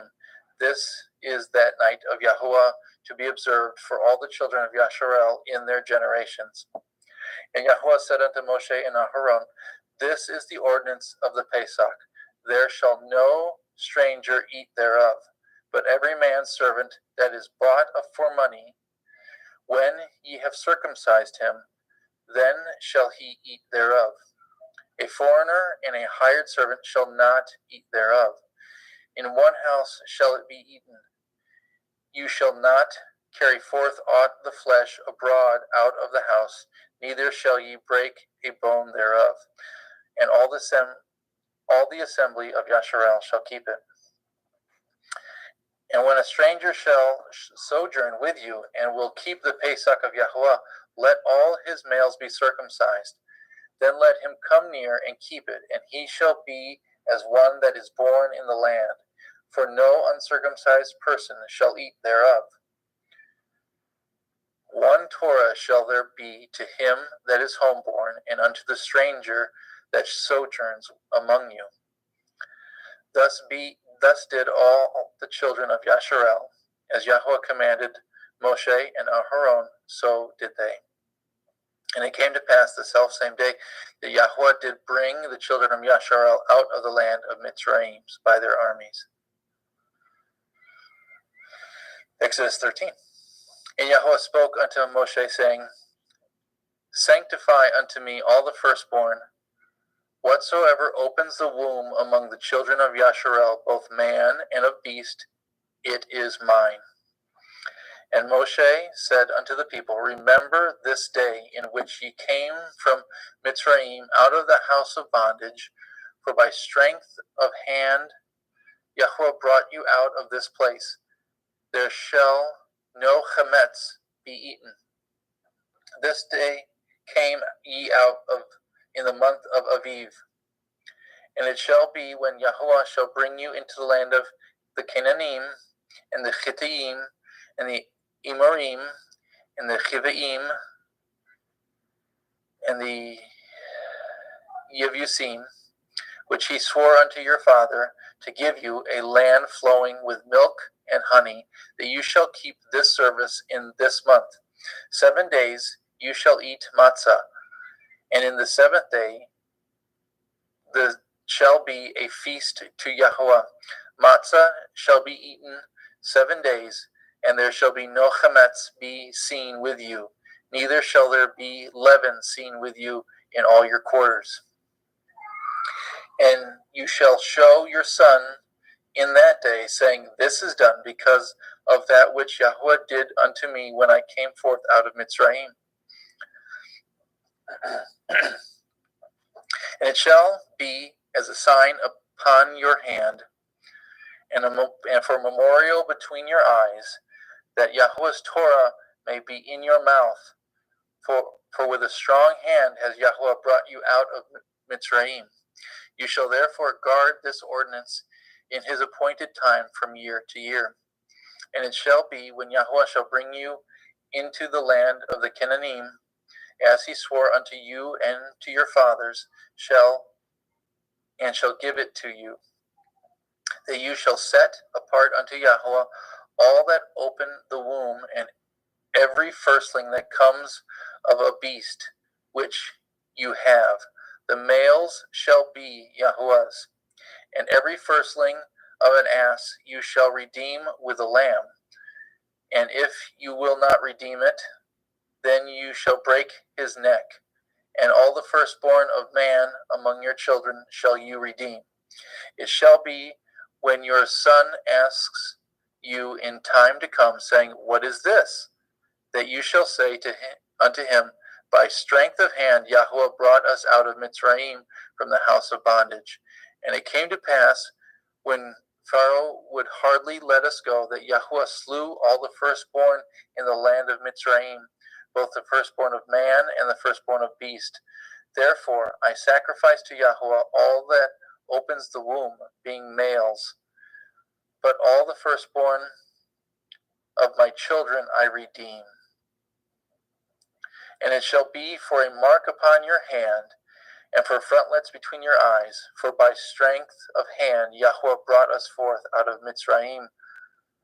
And it came to pass, when Pharaoh had let the people go, that Elohim led them not through the way of the land of the Pelishtim, although it was near. For Elohim said, Lest perchance the people repent when they see war, and they return to Mitzrayim.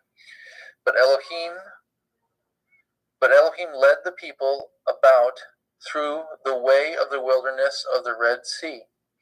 And the children of Yasharel went up harnessed out of the land of Mitzrayim.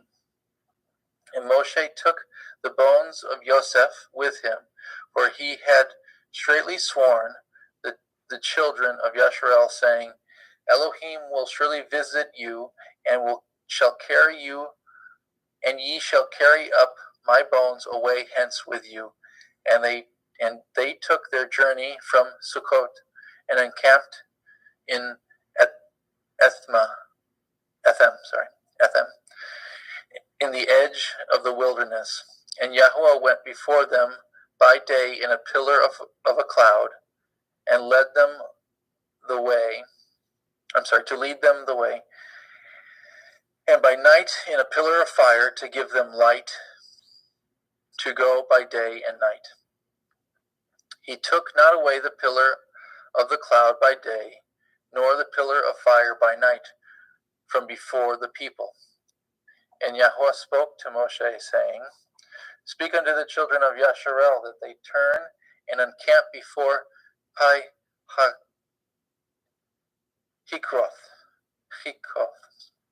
between Migdol and the sea, over against Baal Zephon. Before it shall ye encamp by the sea. And Pharaoh will say to the children of Yasharel, They are entangled in the land, the wilderness has shut them in. And I will harden Pharaoh's heart, that he shall follow after them, and I will be honored upon Pharaoh and upon all his hosts, that the Mitzrayim may know that I am Yahweh. And they did so. And it was told the king of Mitzrayim that the people fled, and the heart of Pharaoh and his servants was turned against the people. And they said, Why have we done this, that we have let Yasharel go from serving us? And he made ready his chariot, and took his people with him. He took 600 chosen chariots, and all the chariots of Mitzrayim, and the captains over every one of them. And Yahweh hardened the heart of Pharaoh, the king of Mitzrayim, and he pursued after the children of Yasharel, and the children of Yasharel went out with a high hand. But the Mitzrayim pursued after them all the horses and chariots of Pharaoh, and the horsemen and his army, and overtook them encamping by the sea, besides Pi-haKiroth, before Baal-Zephon. And when Pharaoh drew nigh, the children of Yasharel lifted up their eyes, and behold, the Mitzrayim marched after them, and they were sore afraid. And the children of Yasharel cried out unto Yahweh, and they said unto Moshe, Because there were no graves in Mitzrayim, have you taken us away to die in the wilderness? Wherefore have you dwelt with us, to carry us forth out of Mitzrayim? Is not this the word that we did tell you in Mitzrayim, saying, let us alone, that we may serve the Mitzrayim. For it had been better for us to serve the Mitzrayim than that we should die in the wilderness.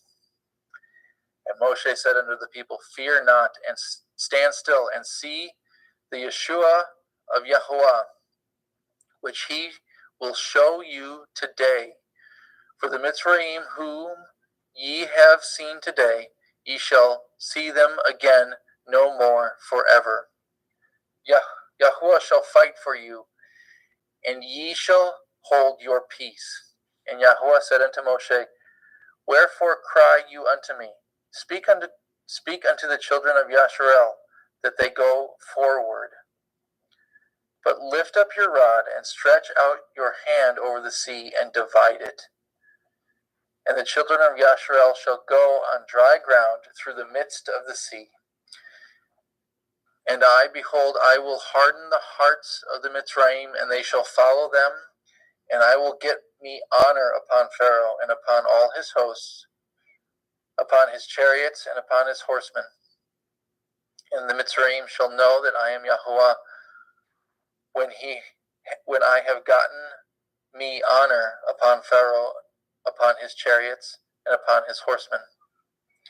And the angel of Elohim, which went before the camp of Yasharel, removed and went before them, and the pillar of cloud went from before their face and stood behind them. And it came to pass, and it came between the camp of Mitzrayim and the camp of Yasharel, and it was a cloud and a darkness to them, but it gave light by night to these, so that the one came not near the other all the night.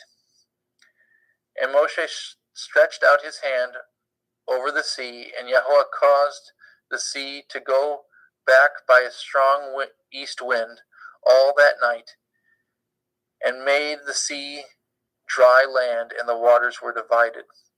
And the children of Yasharel went into the midst of the sea upon the dry ground, and the waters were a wall unto them on their right hand and on their left. And the Mitzrayim pursued and went in after them in the midst of the sea, even all Pharaoh's horses, his chariots, and his horsemen. And it came to pass that in the morning watch Yahuwah looked unto the host of Mitzrayim through the pillar of fire and the cloud, and troubled the host of Mitzrayim, and took off their chariot wheels, that they drove them heavily, so that the Mitzrayim said, let us flee from the face of Yasharel, for Yahuwah fights for them against the Mitzrayim. And Yahuwah said unto Moshe, stretch out your hand over the sea, that the waters may come again upon the Mitzrayim, upon their chariots, and upon their horsemen. And Moshe stretched forth his hand over the sea, and the sea returned to his strength when the morning appeared.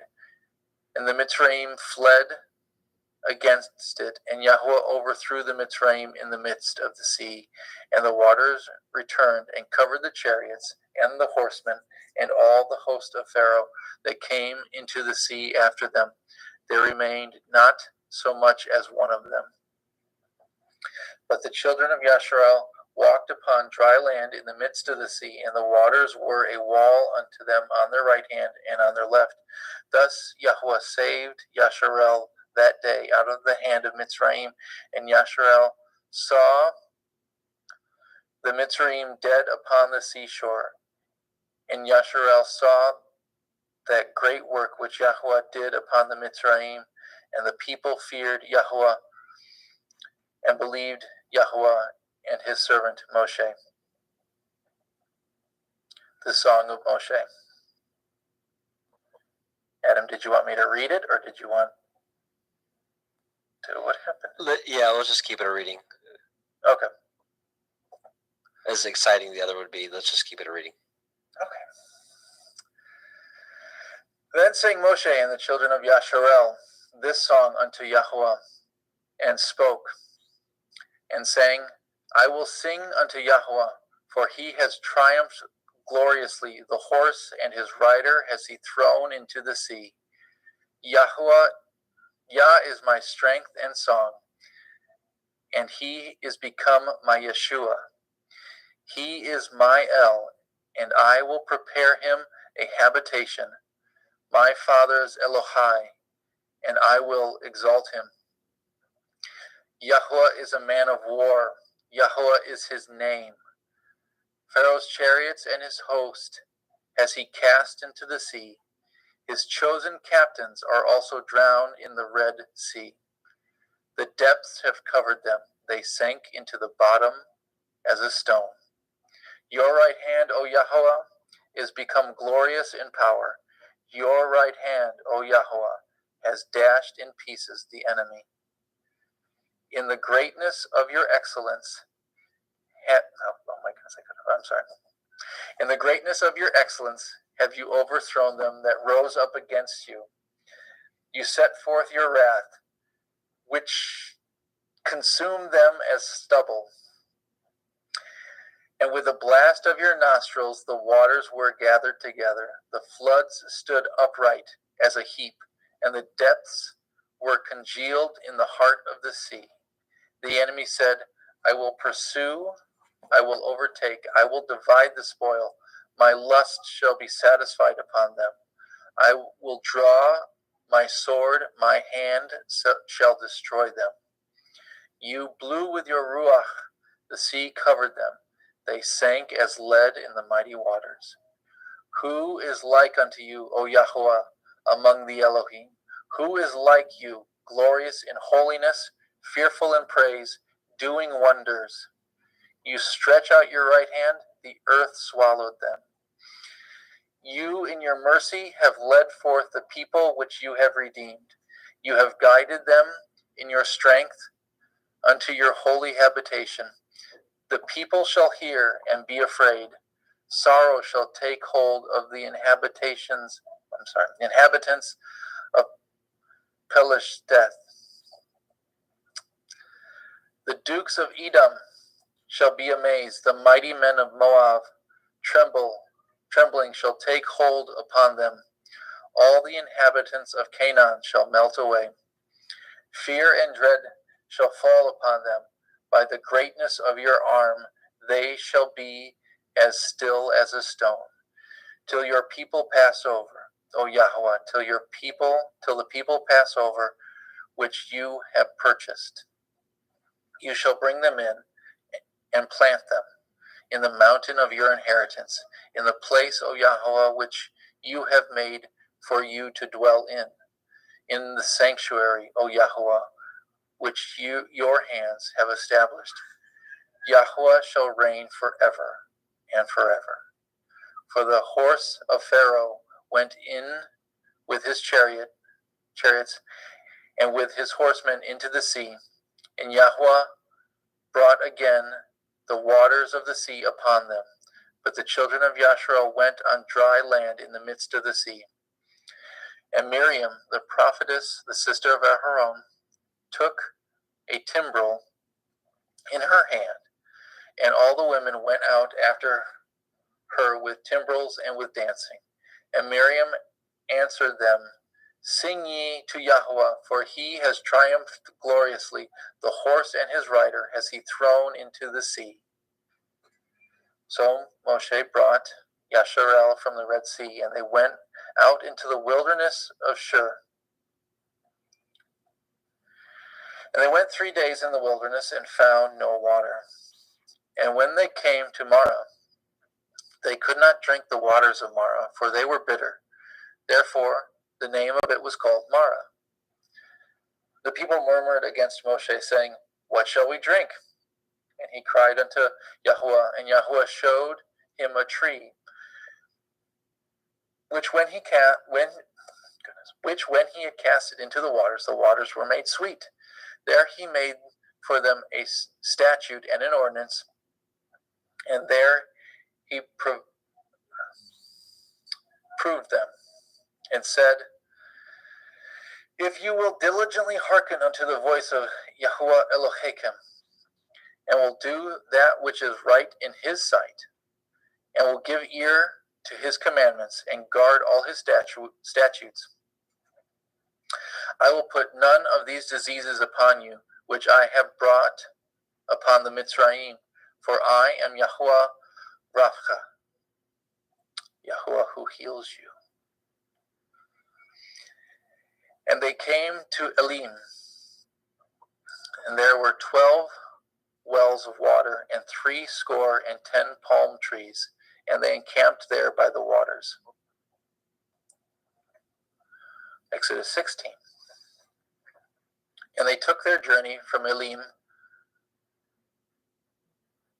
and all the assembly of the children of Yasharel came into the wilderness of Sin, which is between Elim and Sinai.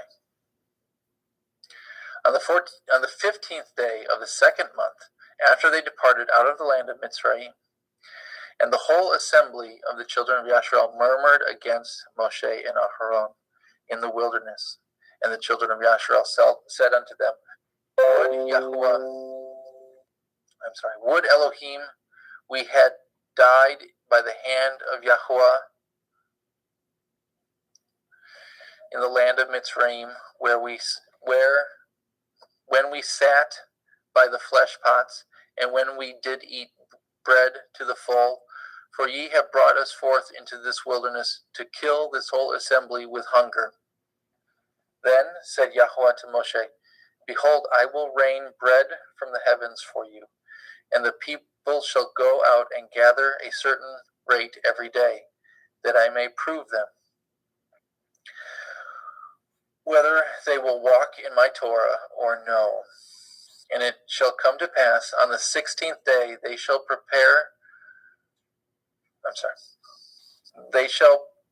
shall come to pass that on the 6th day they shall prepare that which they bring in, and it shall be twice as much as they gather daily.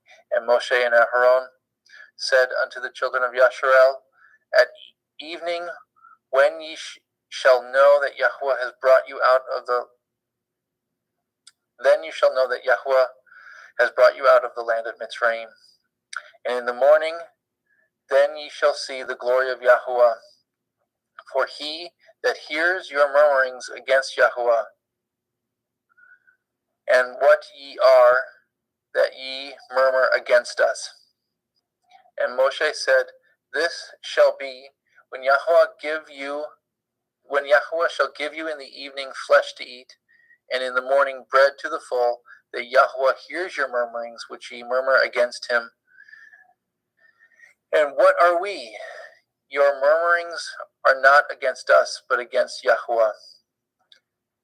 And Moshe spoke unto Elharon,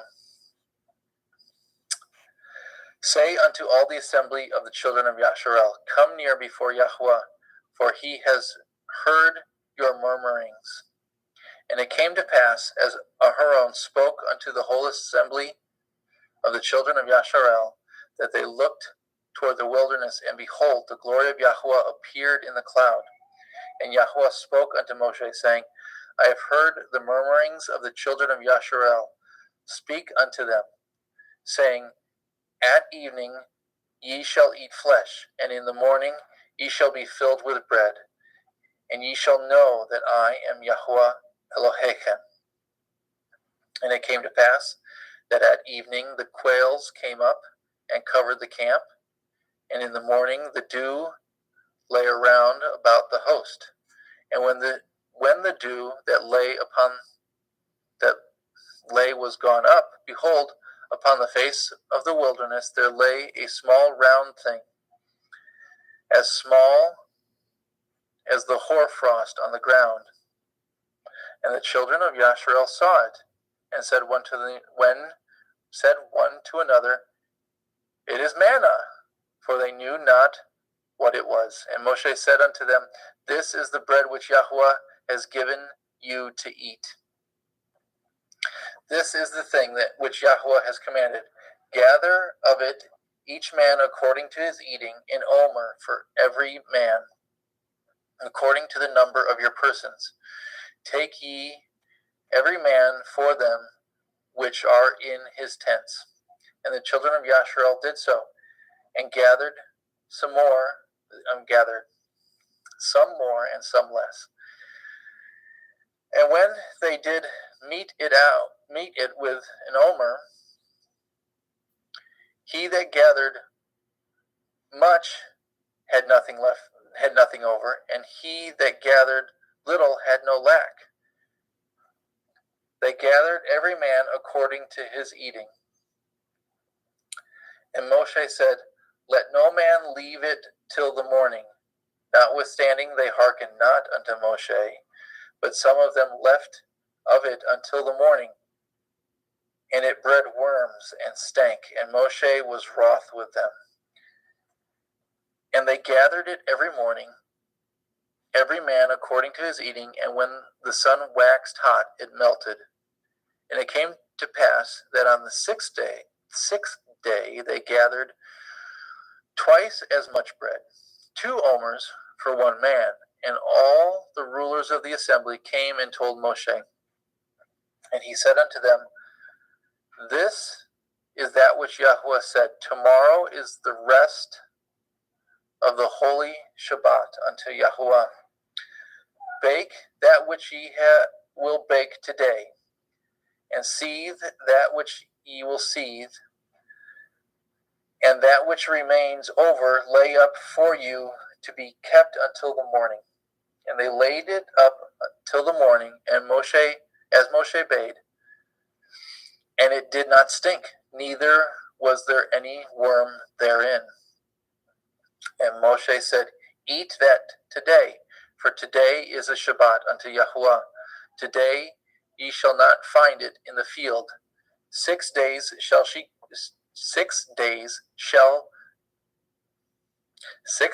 ye shall gather it, but on the 7th day, which is the Shabbat, in it there shall be none.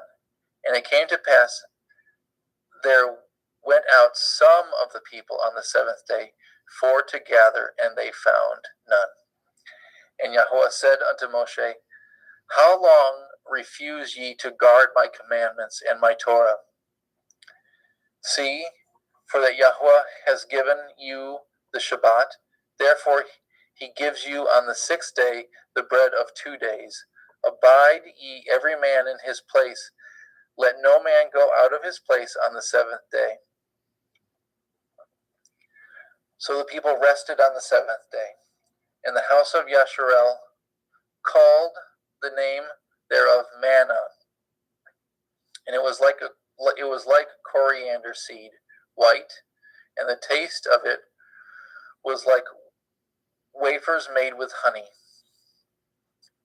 And Moshe said, This is the thing which Yahweh commands. Fill an omer of it to be kept for your generations, that they may see the bread wherewith I have fed you in the wilderness, when I brought you forth from the land of Mitzrayim.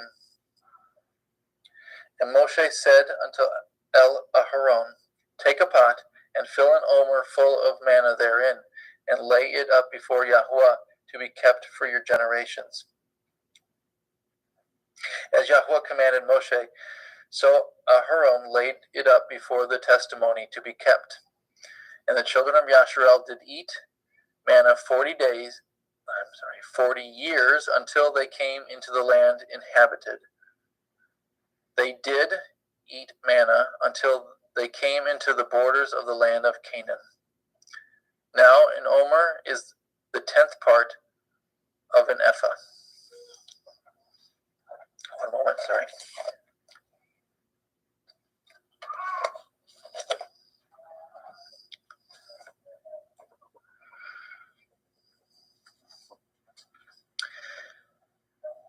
And all the assembly of the children of Yasharel journeyed from the wilderness of Sin after their journeys according to the commandment of Yahweh, and pitched in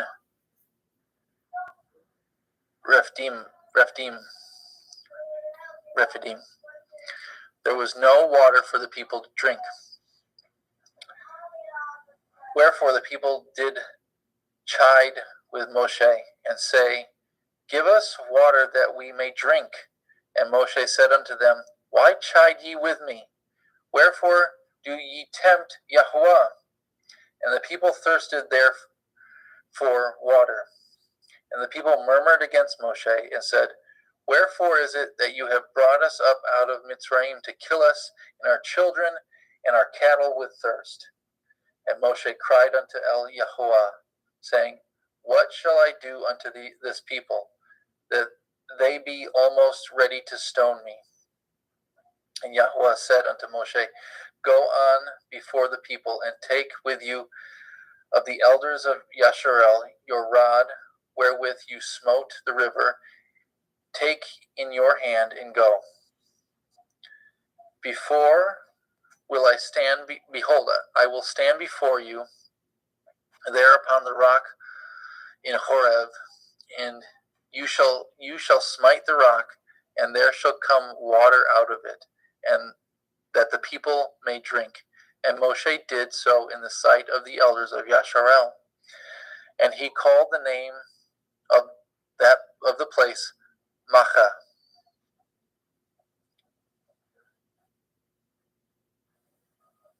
And Meribah, because of the chiding of the children of Yasharel, and because they tempted Yahuwah, saying, Is Yahuwah among us or not? Then came Amalek and fought with Yasharel in Rephidim. And Moshe said unto Eli Yahusha, Choose us out men and go out and fight with Amalek. Tomorrow I will stand on the top of the hill with the rod of Elohim in my hand. So Yahusha did as Moshe had said to him, and fought with Amalek. And Moshe and Aharon and Hur went up on the top of the hill. And it came to pass, when Moshe held up his hand, that Yasharel prevailed. And when he let down his hand, Amalek prevailed. But Moshe's hands were heavy, and they took a stone and put it under him, and he sat thereon. And Aharon and Hur stayed up his hands, the one on the one side and the other on the other side, and his hands were steady until the going down of the sun. And I apologize, I need to pause for just a moment, if I can, and I can't. Daddy, I love you. Or, Except George. no.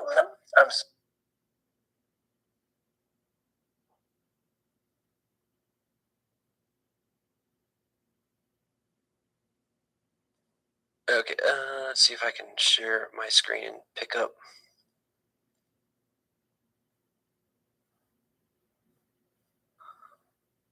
He was at 17. What was it? Justin, did you see he was at 17 what? I believe you just started at 17-2. Okay. Okay, so 17:3 or 17:2. Wherefore the people did chide with Moshe, say, Give us water that we may drink. And Moshe said unto them, Why chide ye with me? Wherefore do ye tempt Yahuwah? And the people thirsted there for water, and the people murmured against Moshe and said, Wherefore is it that you have brought us up out of Mitzrayim to kill us and our children and our cattle with thirst? And Moshe cried unto El Yahuwah, saying, What shall I do unto these people? They be almost ready to stone me. And Yahuwah said unto Moshe, Go on before the people, and take with you of the elders of Yasharel and your rod, wherewith you smote the river, take in your hand, and go. Behold, I will stand before you there upon the rock in Horeb, and ye shall smite the rock, and there shall come water out of it, that the people may drink. And Moshe did so in the sight of the elders of Yasharel. And he called the name of the place Makkah, and Meribah, because of the chiding of the children of Yasharel, and because they tempted Yahuwah, saying, Is Yahuwah among us or not? Then came Amalek and fought with Yasharel in Rephidim. And Moshe said unto El Yahusha, Choose us out men, and go out, fight with Amalek tomorrow. I will stand on the top of the hill with the rod of Elohim in my hand. So Yahusha did as Moshe had said unto him, and fought with Amalek. And Moshe, Aharon, and Hur went up to the top of the hill. And it came to pass when Moshe held up his hand that Yashrael prevailed, and when he let down his hand, Amalek prevailed. But Moshe's hands were heavy, and they took a stone and put it under him, and he sat thereon. And Aaron, and Hur stayed up his hands, but the one on the one side and the other on the other side, and his hands were steady until the going down of the sun. And Yahushua discomfited Amalek and his people with the edge of the sword. And Yahweh said unto Moshe, Write this for memorial in the Sefer, and rehearse it in the ears of Yahushua, for I will utterly put out the remembrance of Amalek from under the heavens. And Moshe built an altar and called the name of it Yahweh Niki, Yahweh my banner. For he said, Because Yah has sworn that Yahweh will have war with Amalek from generation to generation. Exodus 18. When Yitro, the priest of Midian, Moshe's father-in-law, heard of all that Elohim had done for Moshe and for Yashrael his people, and that Yahweh had brought Yashrael out of Mitzrayim, then Yitro, Moshe's father-in-law, took Zipporah, Moshe's woman, after he had sent her back, and her 2 sons, of which the name of one was Gershom, for he said, I have been an alien in a strange land, and the name of the other was Eliezer, for Elohai of my father, said he, was my help, and delivered me from the sword of Pharaoh. And Yitro, Moshe's father-in-law, came with his sons and with his woman unto Moshe into the wilderness, where he encamped at the mount of Elohim. And he said unto Moshe, I, your father-in-law Yitro, come unto you, and your woman and her 2 sons with her. And Moshe went out to meet his father-in-law, and did obeisance, and kissed him. And they asked each other of their welfare, and they came into the tent. And Moshe told his father-in-law all that Yahweh had done unto Pharaoh, and unto the Mitzrayim for Yashrael's sake, and all the travail that had come upon them by the way, and how Yahweh delivered them. And Yitro rejoiced for all the goodness which Yahweh had done unto Yashrael, whom he had delivered out of the hand of the Mitzrayim.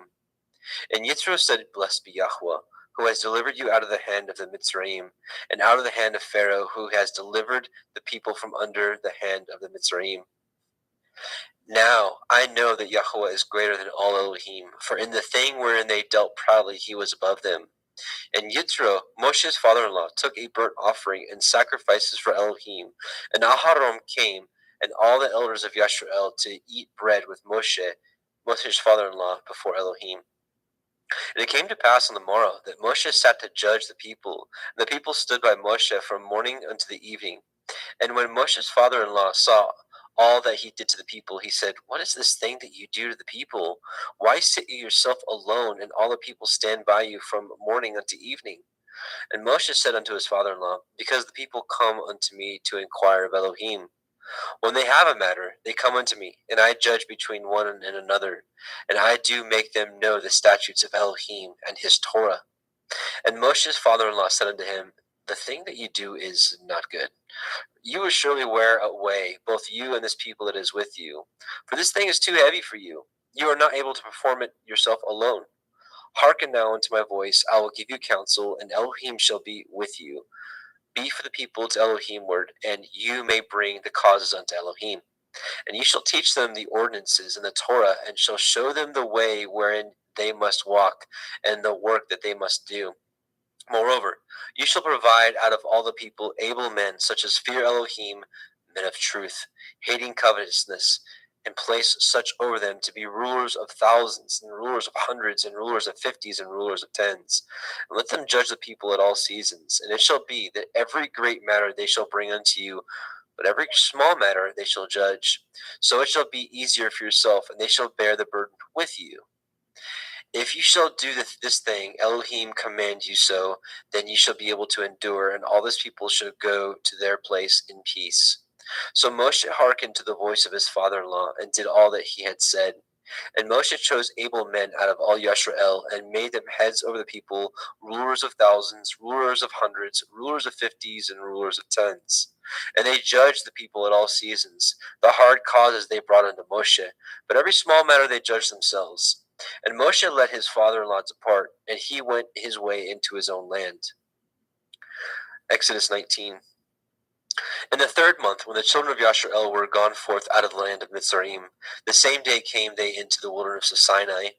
For they were departed from Rephidim, and were come to the desert of Sinai, and had pitched in the wilderness, and there Yashrael camped before the mount. And Moshe went up unto Elohim, and Yahweh called unto him out of the mountain, saying, Thus shall you say to the house of Yaakov, and tell the children of Yashrael, You have seen what I did unto the Mitzrayim, and how I bore you on eagle's wings, and brought you unto myself. Now therefore, if you will obey my voice indeed, and guard my covenant, then ye shall be a peculiar treasure unto me above all people, for all the earth is mine. And ye shall be unto me a kingdom of priests, and a holy nation. These are the words which you shall speak unto the children of Yisrael. And Moshe came and called for the elders of the people, and laid before their faces all these words which Yahweh commanded him. And all the people answered together, and said, All that Yahweh has spoken, we will do. And Moshe returned the words of the people unto Yahweh. And Yahweh said unto Moshe, Lo, I come unto you in a thick cloud, that the people may hear when I speak with you, and believe you forever. And Moshe told the words of the people unto Yahweh. And Yahweh said unto Moshe, Go unto the people, and sanctify them today and tomorrow, and let them wash their clothes, and be ready against the third day. For the third day Yahweh will come down in the sight of all the people upon Mount Sinai. And ye shall set bounds unto the people round about, saying, Take heed to yourselves, that you not go up unto the mount, or touch the border of it. Whosoever touches the mount shall surely be put to death. There shall not a hand touch it, but he shall surely be stoned, or shot through, whether it be beast or man, it shall not live. When the shofar sounds long, they shall come up to the mount. And Moshe went down from the mount unto the people, and sanctified the people, and they washed their clothes.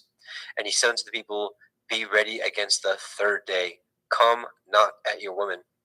And it came to pass on the third day in the morning that there were thunders and lightnings and a thick cloud upon the mount, and the voice of the shofar exceeding loud, so that all the people that was in the camp trembled. And Moshe brought forth the people out of the camp to meet with Elohim, and they stood at the nether part of the mount. And Mount Sinai was altogether on a smoke, because Yahweh descended upon it in fire. And the smoke thereof ascended as the smoke of a furnace, and the whole mount quaked greatly. And when the voice of the shofar sounded long and waxed louder and louder, Moshe spoke, and Elohim answered him by a voice. And Yahweh came down upon Mount Sinai on the top of the mount, and Yahweh called Moshe up to the top of the mount, and Moshe went up. And Yahweh said unto Moshe, Go down, charge the people, lest they break through unto Yahweh to gaze, and many of them perish. And let the priests also which come near to Yahweh sanctify themselves, lest Yahweh break forth upon them. And Moshe said unto Yahweh, that people cannot come up to Mount Sinai. For you charged us, saying, Set bounds about the mount, and sanctify it. And Yahweh said unto him, Away, get you down, and you shall come up, you, and Aharon with you. But let not the priests and the people break through to come up unto Yahweh, lest he break forth upon them.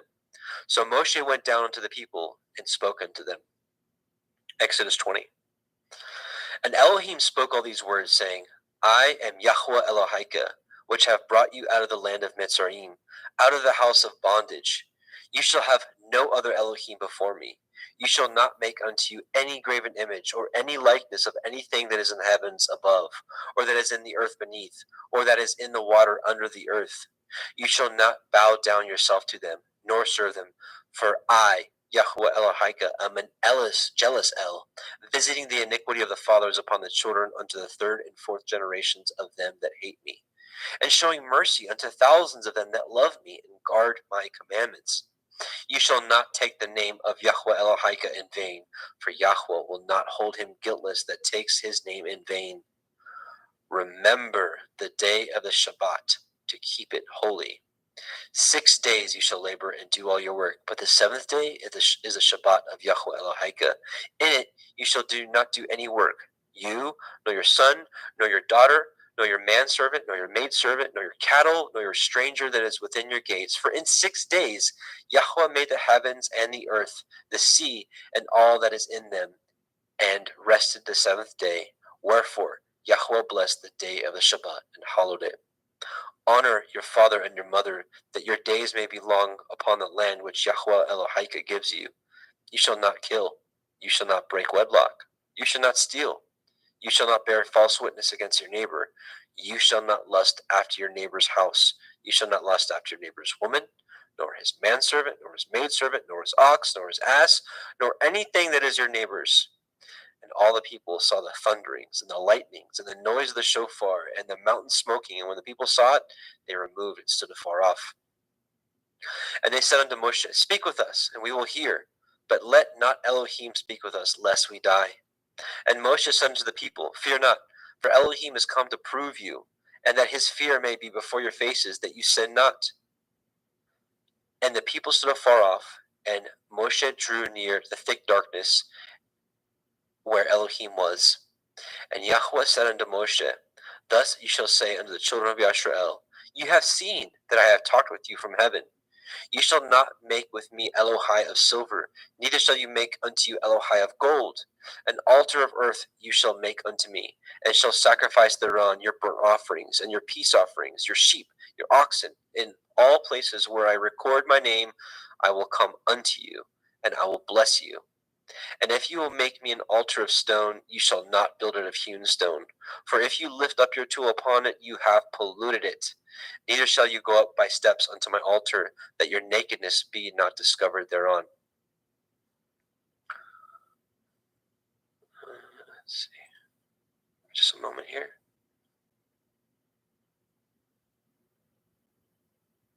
Okay.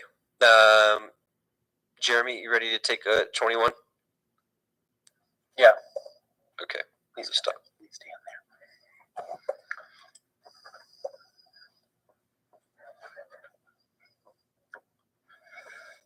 Get to 21, goodness.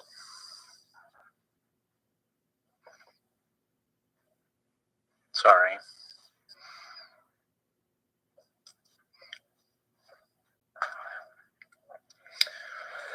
Now these are the judgments which you shall set before them. If you obtain an Ivri servant, 6 years shall he serve, and in the 7th year he shall go out free for nothing. If he came in by himself, he shall go out by himself. If he were married, then his woman shall go out with him. If his master have given him a woman, and she have borne him sons or daughters, the woman and her children shall be her master's, and he shall go out by himself. And if the servant shall plainly say, I love my master and my woman and my children, I will not go free. Then his master shall bring him unto the judges, and he shall also bring him to the door, or unto the door post, and his master shall pierce his ear with an awl, and he shall serve him forever. And if a man surrender his daughter to be a maidservant, she shall not go out as the men servants do. If she pleases not her master, who has betrothed him to himself, then shall he let her be redeemed to surrender her unto a strange nation, and he shall have no power, seeing he has dealt deceitfully with her. And if he have betrothed her unto his son, he shall deal with her after the manner of daughters. If he take him another woman, her food, her raiment, and her duty of marriage shall not be diminished. And if he do not these 3 unto her, then shall she go out free without money. And if he smites a man so that he dies, he that smites a man so that he dies shall surely be put to death. And if a man lie not in wait, but Elohim deliver him into his hand, then I will appoint you a place whither he shall flee. But if a man come presumptuously upon his neighbor to slay him with guile, you shall take him from my altar, that he may die. And he that smites his father or his mother shall be surely put to death. And he that steals a man and sells him, or if he be found in his hand, he shall surely be put to death.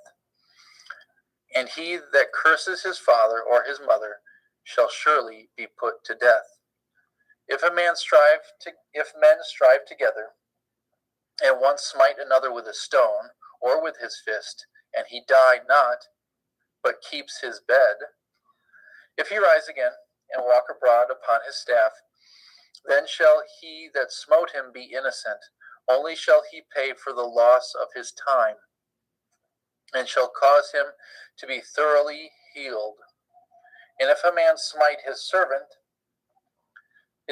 or his maid with a rod, and he die under his hand, he shall surely be punished. Notwithstanding, if he continue a day or two, he shall not be punished, for he is his money.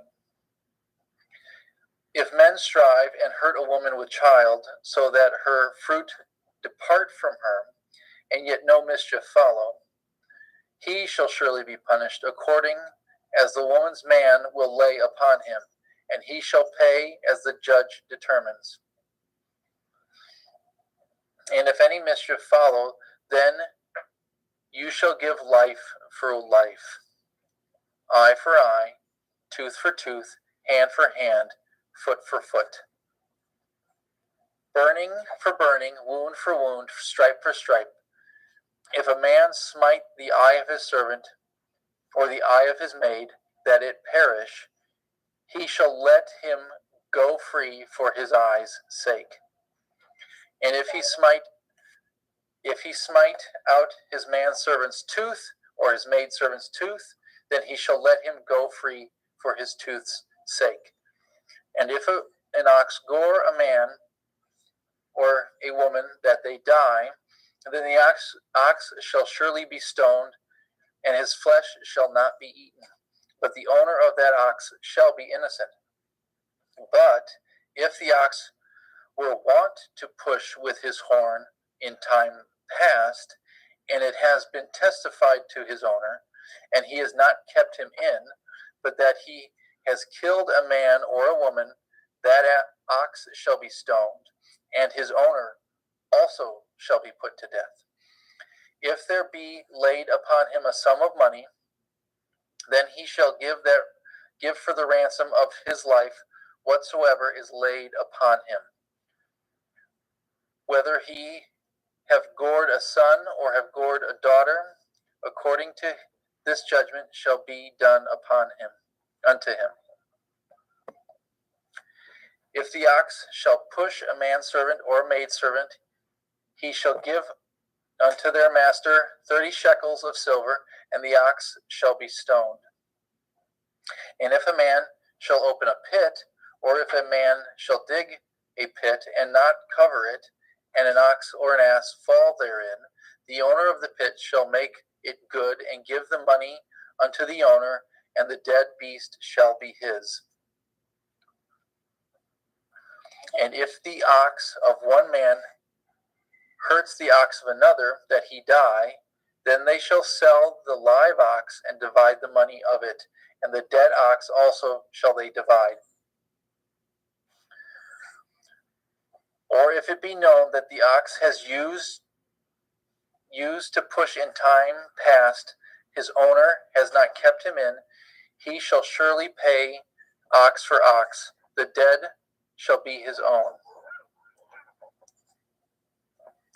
If a man shall steal an ox or a sheep, and kill it or sell it, he shall restore 5 oxen for an ox, and 4 sheep for a sheep. If a thief be found breaking up, and being smitten that he die, there shall be no blood be shed for him. If the sun be risen upon him, there shall be blood shed for him, For he should make full restitution.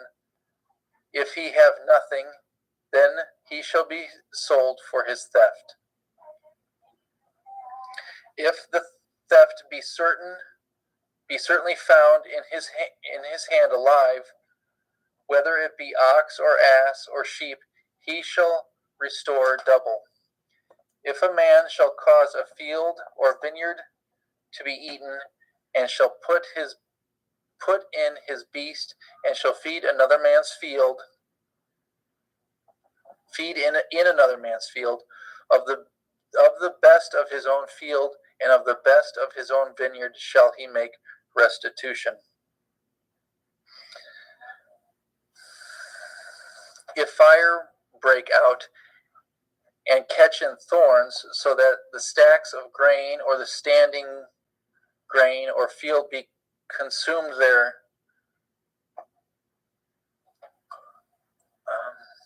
therein, he that kindled the fire shall surely make restitution.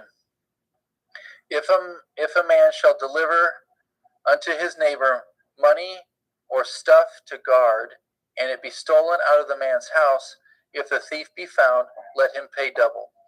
If the thief not be found, then the master of the house shall be brought unto the judges to see whether he have put his hand unto his neighbor's goods. For all manner of transgressions, whether it be for ox, for ass, for sheep, for raiment, or for any manner of lost thing, that which another challenges to be his, the cause of both parties shall come before the judges, and whom the judge shall condemn, he shall pay double unto his neighbor. If a man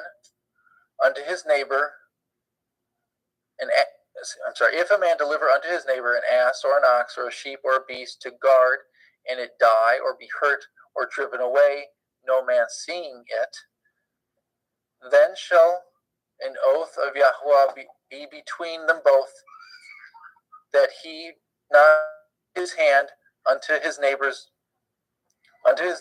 goods, and the owner shall accept thereof, and he shall make it good. And if it be stolen from him, he shall make restitution unto the owner thereof. If it be torn in pieces, then let him bring it for witness, and he shall not make good that which is torn. If a man ought of his neighbor, and if a man borrow aught of his neighbor, and it be hurt or die, the owner thereof being not with it, he shall surely make it good. If the owner thereof be with it, he shall not make it good. If it be a hired thing, it came for his hire.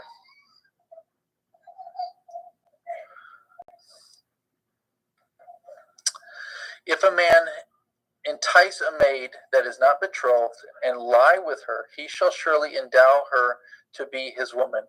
If her father utterly refuse to give her unto him, he shall pay money according to the dowry of virgins.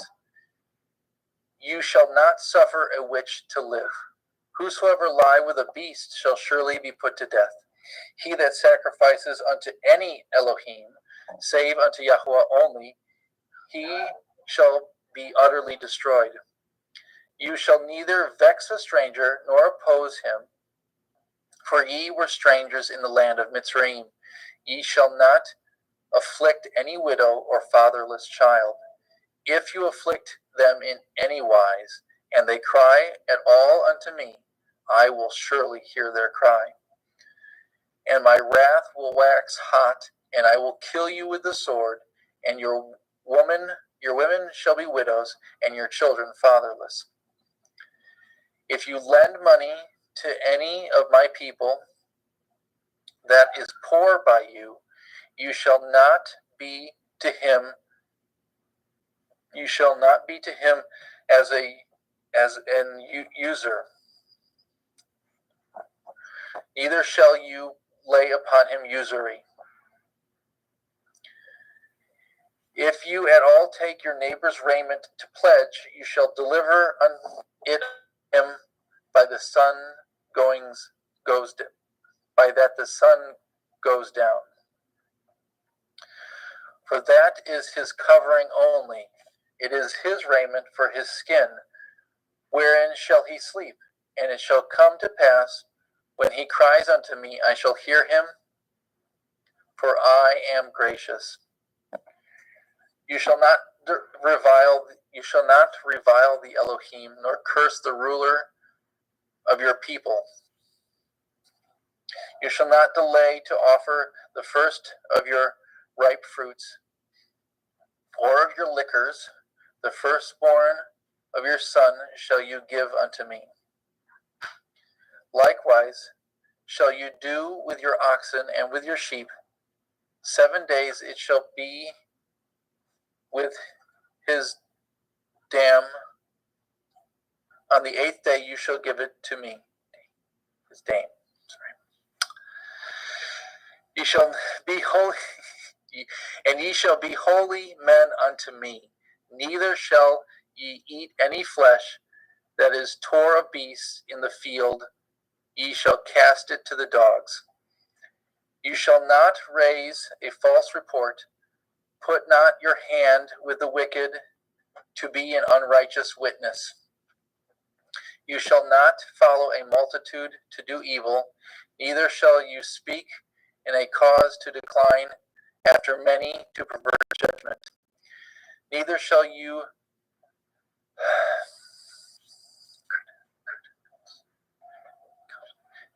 countenance a poor man in his cause. If you meet your enemy's ox or his ass going astray, you shall surely bring it. Oh dear, what just happened? I'm sorry.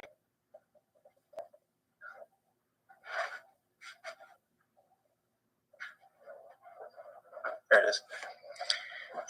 If you meet your enemy's ox or his ass going astray, you shall surely bring it back to him again. If you see the ass of him that hates you lying under his burden, and would forbear to help him, you shall surely help with him. You shall not pervert the judgment of your poor in his cause. Keep far from a false matter. The innocent and righteous slay you not, for I will not justify the wicked. You shall take no gift, for the gift blinds the wise and perverts the words of the righteous. You shall not oppress a stranger, for ye know the heart of a stranger, seeing ye were strangers in the land of Mitzrayim. In 6 years you shall sow your land, and shall gather in the fruit thereof. But the 7th year you shall let it rest and lie still, that the poor of your people may eat, and what they leave the beasts of the field shall eat. In like manner you shall deal with your vineyard and with your oliveyard. 6 days you shall do your work, and on the 7th day you shall rest, that your ox and your ass may rest, that the son of your handmaid and the stranger may be refreshed. And in all things that I have said unto you, be guarded, and make no mention of the name of other Elohim, neither let it be heard out of your mouth. 3 times you shall keep a feast unto me in the year. You shall guard the feast of matzah, unleavened bread. You shall eat matzah 7 days, as I command you, in the time appointed in the month of Aviv. For in it you came out of Mitzrayim, and none shall appear before me empty. And the feast of Katsir, the first fruit of your labors, which you have sown in the field, and the feast of Akfi in gathering, which is in the end of the year, when you have gathered in the labors out of your field.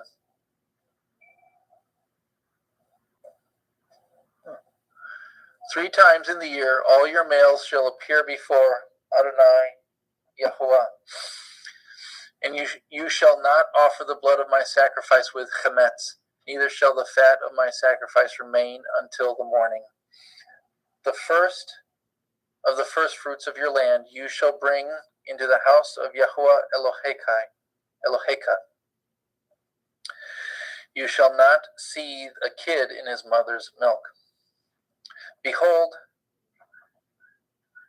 I send an angel before you to guard you in the way and to bring you into the place which I have prepared. Beware of him and obey his voice. Provoke him not, for he will not pardon your transgressions, for my name is in him.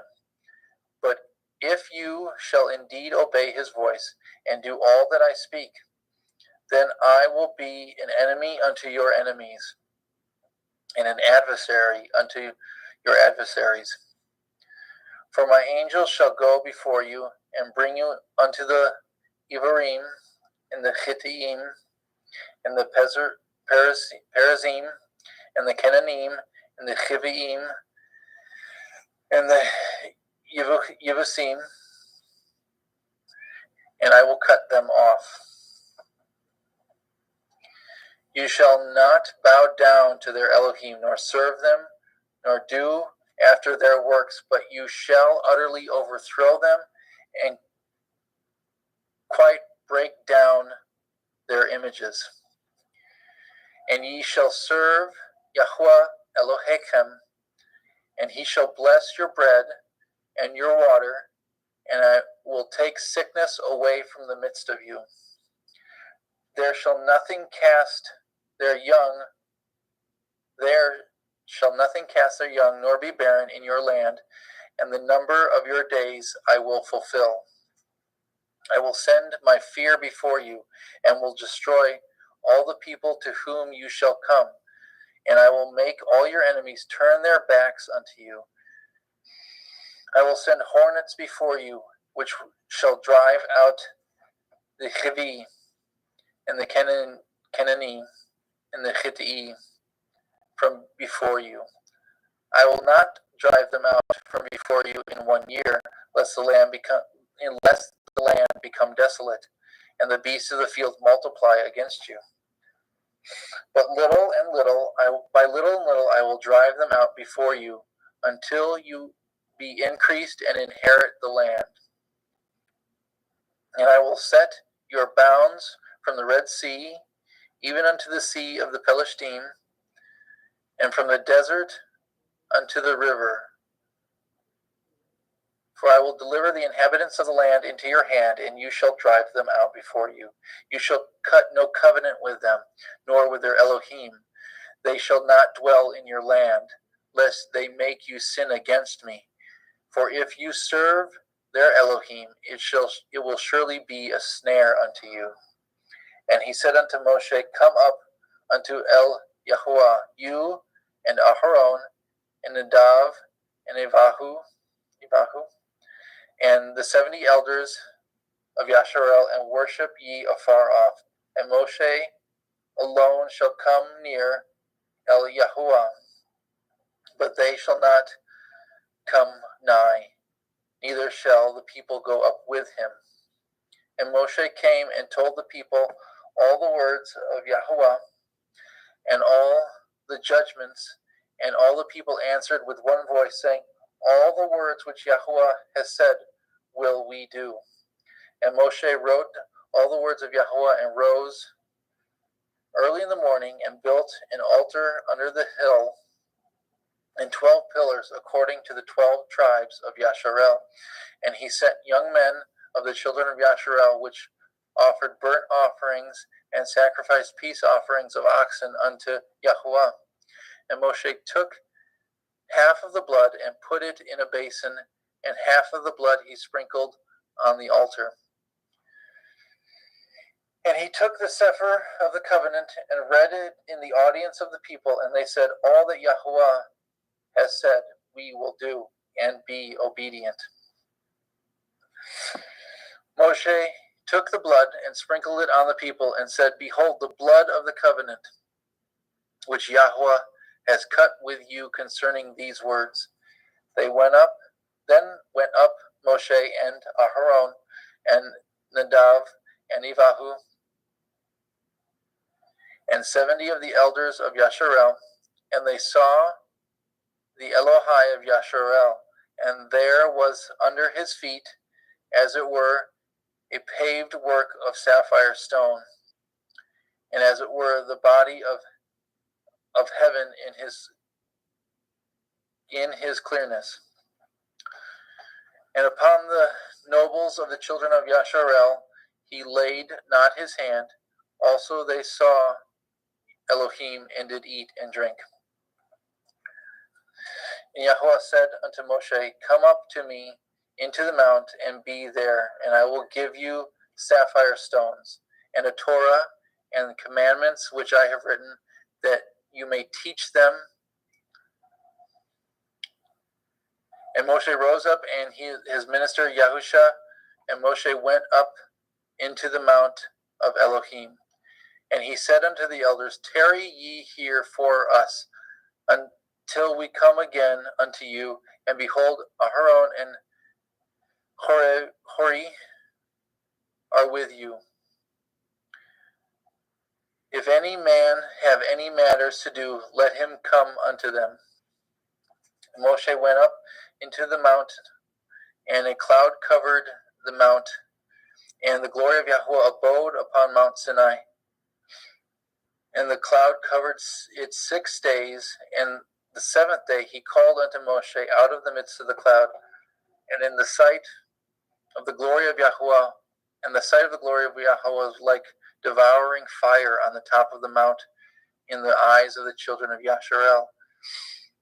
And Moshe went into the midst of the cloud, and got him up into the mount, and Moshe was in the mount 40 days and 40 nights. Yahuwah spoke unto Moshe, saying, speak unto the children of Yasharel, that they bring me an offering of every man that gives it willingly with his heart. Ye shall take my offering.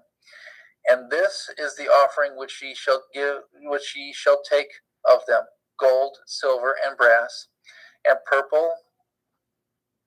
blue and purple and scarlet and fine linen, and goat's hair, and ram's skin dyed red, and badger skin, and shittim wood, oil for the light, spices for anointing oil, and for sweet incense, onyx stones, and stones to be set in the ephod and the breastplate.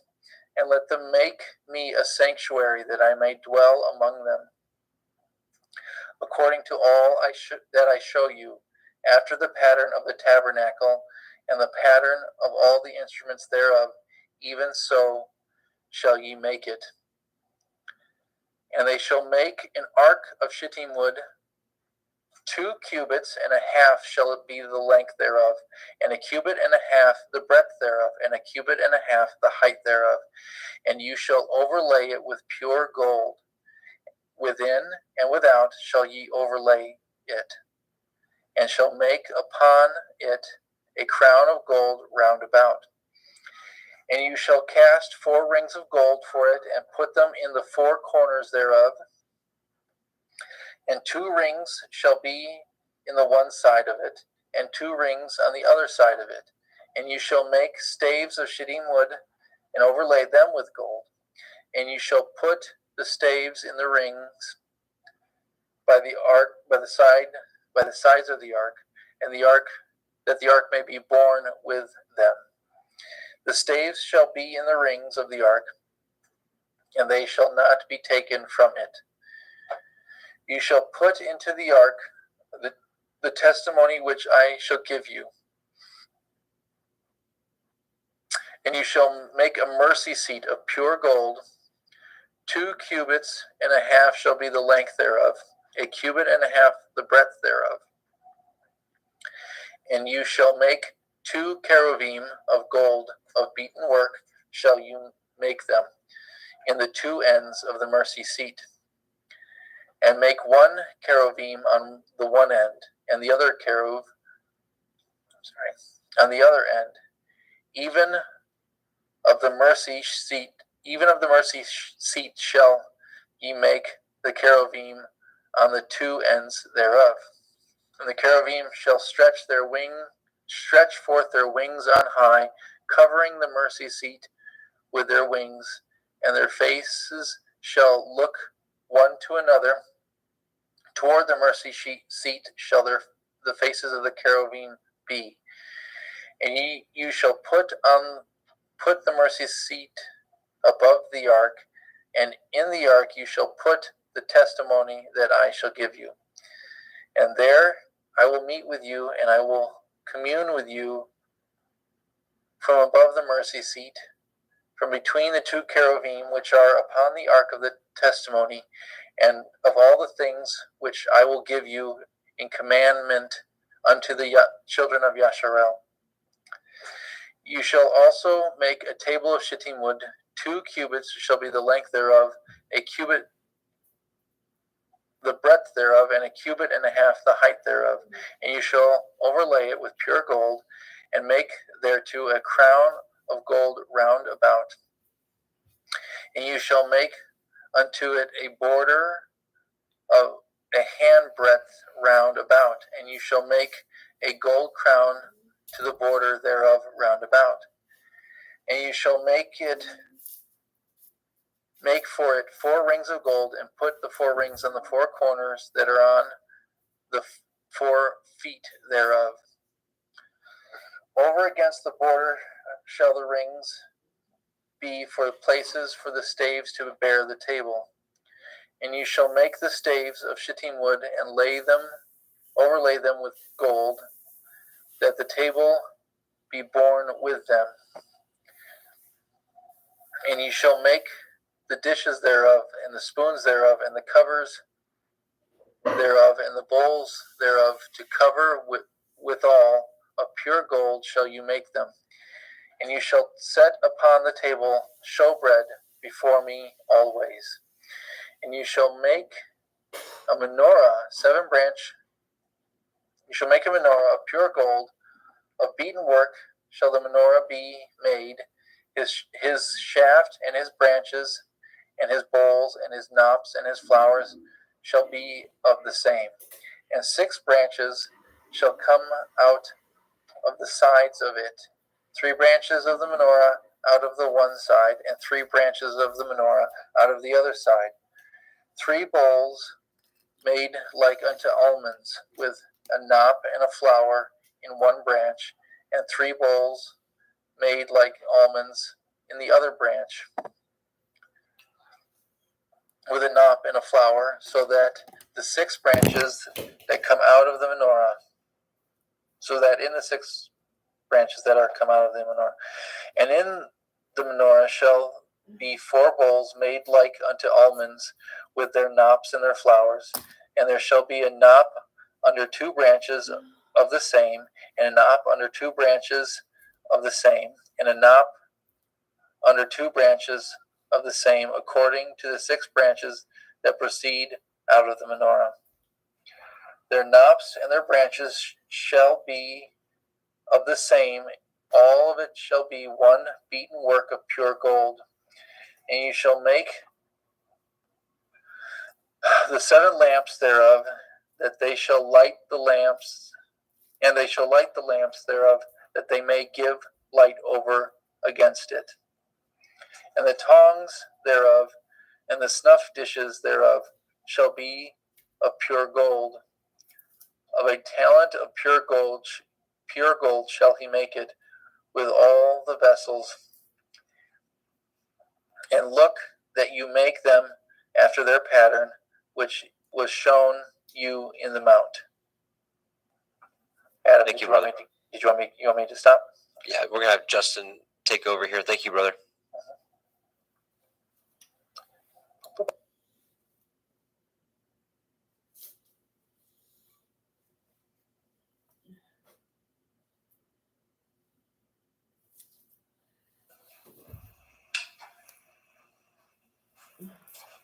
Moreover, you shall make it the tabernacle with 10 curtains of fine twined linen, and blue and purple and scarlet, with cherubim of cunning work shall you make them. And the length of one curtain shall be 8 and 20 cubits, and the breadth of one curtain 4 cubits, and every one of the curtains shall have one measure. The 5 curtains shall be coupled together one to another, and the other 5 curtains shall be coupled one to another.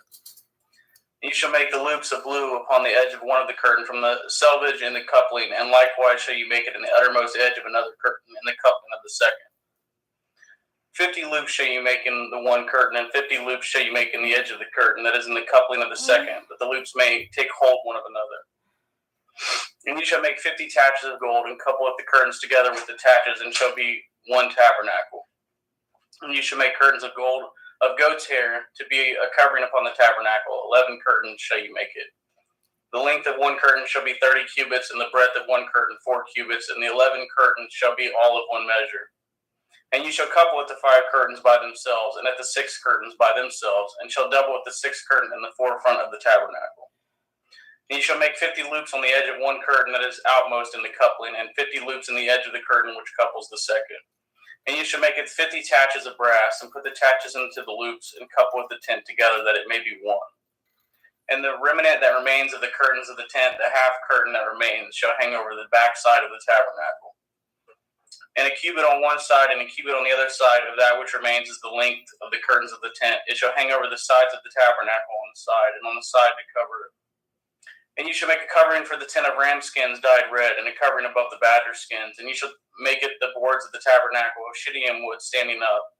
10 cubits shall be the length of a board, and a cubit and a half shall be the breadth of one board. 2 tenons shall there be in one board, set in order one against another. Thus shall you make for all the boards of the tabernacle. And you shall make it the boards for the tabernacle, 20 boards on the south side southward. And you shall make 40 sockets of silver under the 20 boards. 2 sockets under one board for 2 tenons, and 2 sockets under another board for 2 tenons. And for the second side of the tabernacle on the north side there shall be 20 boards. And the 40 sockets of silver, 2 sockets under one board, and 2 sockets under another board. And for the sides of the tabernacle westward you shall make 6 boards. And 2 boards shall you make for the corners of the tabernacle in the 2 sides. And they shall be coupled together beneath, and they shall be coupled together above the head of it unto one ring. Thus shall it be for them both, and they shall be for the 2 corners. And they shall make 8 boards in their sockets of silver, 16 sockets, 2 sockets under one board, and 2 sockets under another board. And you shall make bars of shittim wood, 5 for the boards of one side of the tabernacle, and the 5 bars of the boards of the other side of the tabernacle, and 5 bars for the boards of the other side of the tabernacle, for the 2 sides westward. And the middle bar in the midst of the board shall reach from one end to end. And you shall overlay the boards with gold, and make it the rings of gold for places for the bars. And you shall overlay the bars with gold. And you shall rear up at the tabernacle according to the fashion thereof which was showed you in the mount. And you shall make a veil of blue and purple and scarlet and fine twined linen of cunning work, and cherubim shall it be made. Sorry guys, Exodus chapter 26. Or no, I'm still on it, sorry. You shall hang it upon the 4 pillars of shittim wood overlaid with gold. Their hooks shall be of gold upon the 4 sockets of silver. And you shall hang up at the veil under the taches, that you may bring in thither within the veil the ark of the testimony. And the veil shall divide unto you between the holy place and the most holy. And you shall put at the mercy seat upon the ark of the testimony in the most holy place. And you shall set at the table without the veil, and at the menorah 7 branches candlestick over against the table on the side of the tabernacle toward the south. And you shall put the table on the north side. And you shall make a hanging for the door of the tent of blue and purple and scarlet and fine twined linen, wrought with needlework. And you shall make for the hanging 5 pillars of shittim wood, and overlay them with gold, and their hooks shall be of gold. And you shall cast 5 sockets of brass for them. Exodus chapter 27. And you shall make it an altar of shittim wood, 5 cubits long, and 5 cubits broad. The altar shall be 4 square, and the height thereof shall be 3 cubits. And you shall make the horns of it upon the 4 corners thereof. His horns shall be of the same, and you shall overlay with brass. And you shall make his pans to receive his ashes, and his shovels, and his basins, and his flesh hooks, and his fire pans. All the vessels thereof you shall make of brass. And you shall make it for a grate of network of brass, and upon the net shall you make 4 brazen rings in the 4 corners thereof. And you shall put it under the compass of the altar beneath, that the net may be even to the midst of the altar. And you shall make staves for the altar, staves of shittim wood, and overlay them with brass. and the stave should be put into the rings, and the stave should be upon the two sides of the altar to bear it. Hollow with board shall you make it, as it is showed to you in the mount, so shall they make it. And you shall make it the court of the tabernacle for the south side southward. There shall be hangings for the court of fine twined linen of 100 cubits long for one side. And the 20 pillars thereof, and the 20 sockets shall be of brass, and hooks of the pillars and their fillets shall be of silver. And likewise for the north side, in the length there shall be hangings of 100 cubits long, and its 20 pillars, and the 20 sockets of brass, the hooks of the pillars and their fillets of silver. And for the breadth of the court on the west side shall be hangings of 50 cubits, their pillars 10, and their sockets 10. And the breadth of the court on the east side eastward shall be 50 cubits. The hangings of one side of the gate shall be 15 cubits, their pillars 3, and their sockets 3. And on the other side shall be hanging 15 cubits, their pillars 3, and their sockets 3. And for the gate of the court shall be a hanging of 20 cubits, of blue and purple and scarlet, and fine twined linen, wrought with needlework, and their pillars shall be 4, and their sockets 4. All the pillars round about the court should be filleted with silver, their hooks shall be of silver, and their sockets of brass.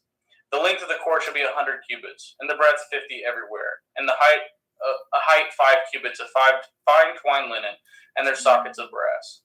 All the vessels of the tabernacle, and all the service thereof, and all the pins thereof, and all the pins of the court shall be of brass.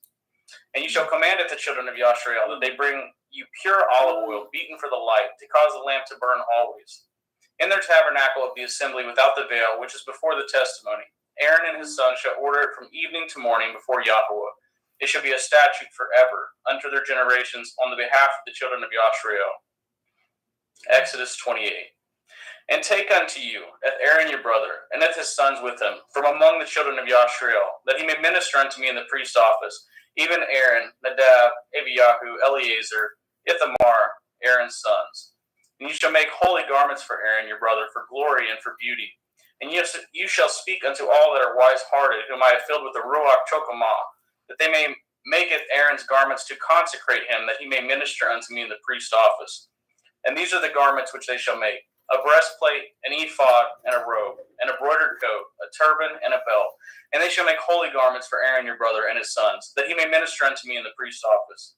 And they shall take it gold, and it blue, and it purple, and it scarlet, and it fine linen. And they shall make it an ephod of gold, of blue, and of purple, of scarlet, and fine twined linen, with cunning work. It shall have the 2 shoulder pieces thereof joined at the 2 edges thereof, and so it shall be joined together. And the belt of the ephod which is upon it shall be of the same, according to the work thereof, even of gold, of blue, and purple, and scarlet, and fine twined linen. And you shall take at the 2 onyx stones, and grave on them the names of the children of Yashrael, 6 other names on one stone, and at the other 6 names of the rest on the other stone, according to their birth.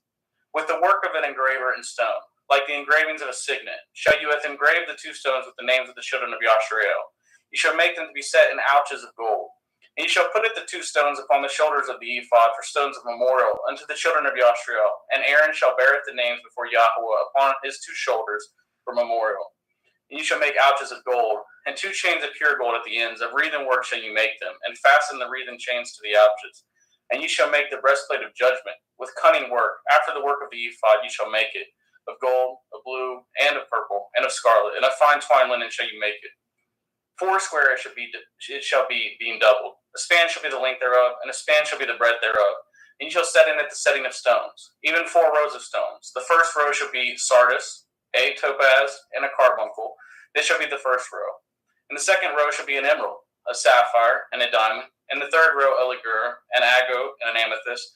And the fourth row a beryl, an onyx, and a jasper. They shall be set in gold in their enclosings. And the stones shall be with the names of the children of Yashrael, 12 according to their names, like the engravings of a signet. Everyone with his name shall they be according to their 12 tribes. You shall make upon the breastplate chains of the ends of wreathen work of pure gold. And you shall make upon the breastplate 2 rings of gold. And you shall put at the 2 rings on the 2 ends of the breastplate. And you shall put at the 2 wreathen chains of gold in the 2 rings which are on the ends of the breastplate. And at the other 2 ends of the 2 wreathen chains you shall fasten in the 2 ouches, and put on the shoulder pieces of the ephod before it. And you shall make 2 rings of gold, and you shall put them upon the 2 ends of the breastplate and the border thereof, which is in the side of the ephod inward. And 2 other rings of gold you shall make, and shall put them on the 2 sides of the ephod underneath, toward the forepart thereof, over against the other coupling thereof, above the belt of the ephod. And they shall bind at the breastplate by the rings thereof unto the rings of the ephod, which is a lace of blue, that it may be above the belt of the ephod, and that the breastplate be not loosed from the ephod. And Aaron shall beareth the names of the children of Yashrael in the breastplate of judgment upon his heart, when he goes in unto the holy place for memorial before Yahweh continually. And ye shall put in the breastplate of judgment at the Urim and at the Tumiim, and they shall be upon Aaron's heart, when he goes in before Yahweh. And Aaron shall bear at the judgment of the children of Yashrael upon his heart before Yahweh continually.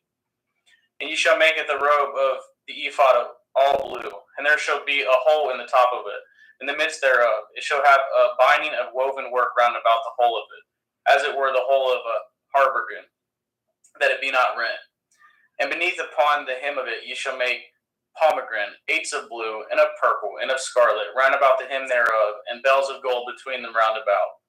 A golden bell and a pomegranate, a golden bell and a pomegranate upon them of the robe round about. And it shall be upon Aaron to minister, and his sound shall be heard when he goes out into the holy place before Yahweh, and when he comes out, that he die not. And you shall make a plate of pure gold, engrave upon it like the engravings of a signet, Kodesh Yahweh, holiness unto Yahweh. And you shall put it on a blue lace, that it may be upon the turban. Upon the forefront of the turban it shall be. And it shall be upon Aaron's forehead, that Aaron may beareth the iniquity of the holy things, which the children of Yashrael shall hallow in all their holy gifts, and shall be always upon the forehead, that they may be accepted before Yahweh.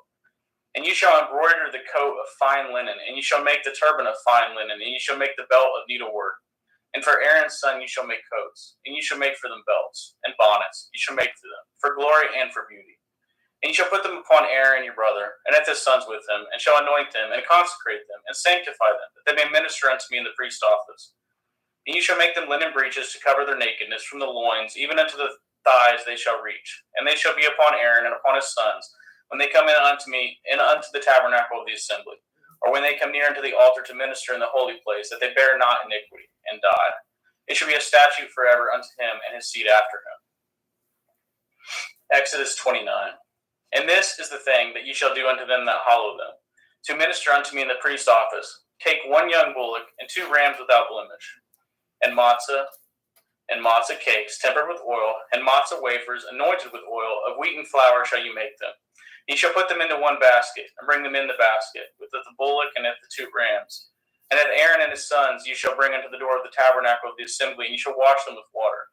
And you shall take at the garments, and put upon it Aaron the coat, and at the robe of the ephod, and at the ephod, and at the breastplate, and gird him with the belt of the ephod. And ye shall put the turban upon his head, and putteth the holy crown upon the turban. Then shall you take the anointing oil, and pour it upon his head, and anoint him. And you shall bring his sons, and put coats upon them, and you shall gird them with belts, Aaron and his sons, and put the bonnets on them. And the priest's office shall be theirs for a perpetual statute, and you shall consecrate Aaron and his sons. And you shall cause the bullock to be brought before the tabernacle of the assembly, and Aaron and his sons shall put their hands upon the head of the bullock. And you shall kill the bullock before Yahweh, by the door of the tabernacle of the assembly. And you shall take of the blood of the bullock, and put it upon the horns of the altar with your finger, and poureth the blood beside the bottom of the altar. And you shall take at the fat that covers the inwards, and at the caul that is above the liver, and at the 2 kidneys, and the fat that is upon them, and burn them upon the altar. But at the flesh of the bullock, and at his skins, and at his dung, you shall burn with fire without the camp. It is an offering. It is a sin offering. You shall also take at 1 ram, and Aaron and his sons shall put their hands upon the head of the ram, and you shall slay at the ram, and you shall take his blood, and sprinkle round about the altar. And you shall cut at the ram in pieces, and wash inwards of him, and his legs, and put them in unto his pieces, and unto his head. And you shall burn it the whole ram upon the altar. It is a burnt offering unto Yahweh. It is a sweet savor, an offering made by fire unto Yahweh. And you shall take it the other ram, and Aaron and his sons, and shall put their hands upon the head of the ram. Then shall you kill the ram, and take of his blood, and put it upon the tip of the right ear of Aaron, and upon the tip of the right ear of his sons, and upon the thumb of their right hand, and upon the great toe of their right foot, and sprinkle with the blood upon the altar round about. And ye shall take of the blood that is upon the altar, and of the anointing oil, and sprinkle it upon Aaron, and upon his garments, and upon his sons, and upon the garments of his sons with him. And he shall be hallowed, and his garments, and his sons' garments with him. Also you shall take of the ram the fat and the rump, at the fat that covers the inwards, and at the caul above the liver, and at the 2 kidneys, and at the fat that is upon them, and at the right shoulder, for it is a ram of consecration.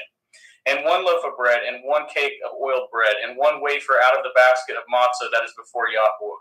And you shall put all in the hands of Aaron and in the hands of his sons, and shall wave them for a wave offering before Yahweh. And you shall receive them on their hands, and burn them upon the altar for a burnt offering, for a sweet savor before Yahweh. It is an offering made by fire unto Yahweh. And you shall take it the breast of the ram of Aaron's consecration, and wave it for a wave offering before Yahweh, and it shall be your part. And you shall sanctify it the breast of the wave offering, and at the shoulder of the heave offering which is waved, and which is heaved up, of the ram of the consecration, even of that which is for Aaron, and of that which is for his sons. And it shall be Aaron and his sons by a statute forever from the children of Yashrael, for it is a heave offering. It shall be a heave offering from the children of Yashrael of the sacrifice of their peace offerings, even their heave offering unto Yahweh. And the holy garments of Aaron shall be his sons after him to consecration, and wave it for a wave offering before Yahweh, and it shall be your part. And you shall sanctify it the breast of the wave offering, and at the shoulder of the heave offering which is waved, and which is heaved up, of the ram of the consecration, even of that which is for Aaron, and of that which is for his sons. And it shall be Aaron and his sons by a statute forever from the children of Yashrael, for it is a heave offering. It shall be a heave offering from the children of Yashrael of the sacrifice of their peace offerings, even their heave offering unto Yahweh. And the holy garments of Aaron shall be his sons after him, to be anointed therein, and to be consecrated in them. And that son that is priest in his stead shall put them on 7 days, when he comes into the tabernacle of the assembly to minister in the holy place. And you shall take it the ram of the consecration, and seethe his flesh in the holy place. And Aaron and his sons shall eat the flesh of the ram, and eat the bread that is in the basket by the door of the tabernacle of the assembly. And they shall eat those things there wherewith the atonement was made, to consecrate and to sanctify them, but a stranger shall not eat thereof, because they are holy.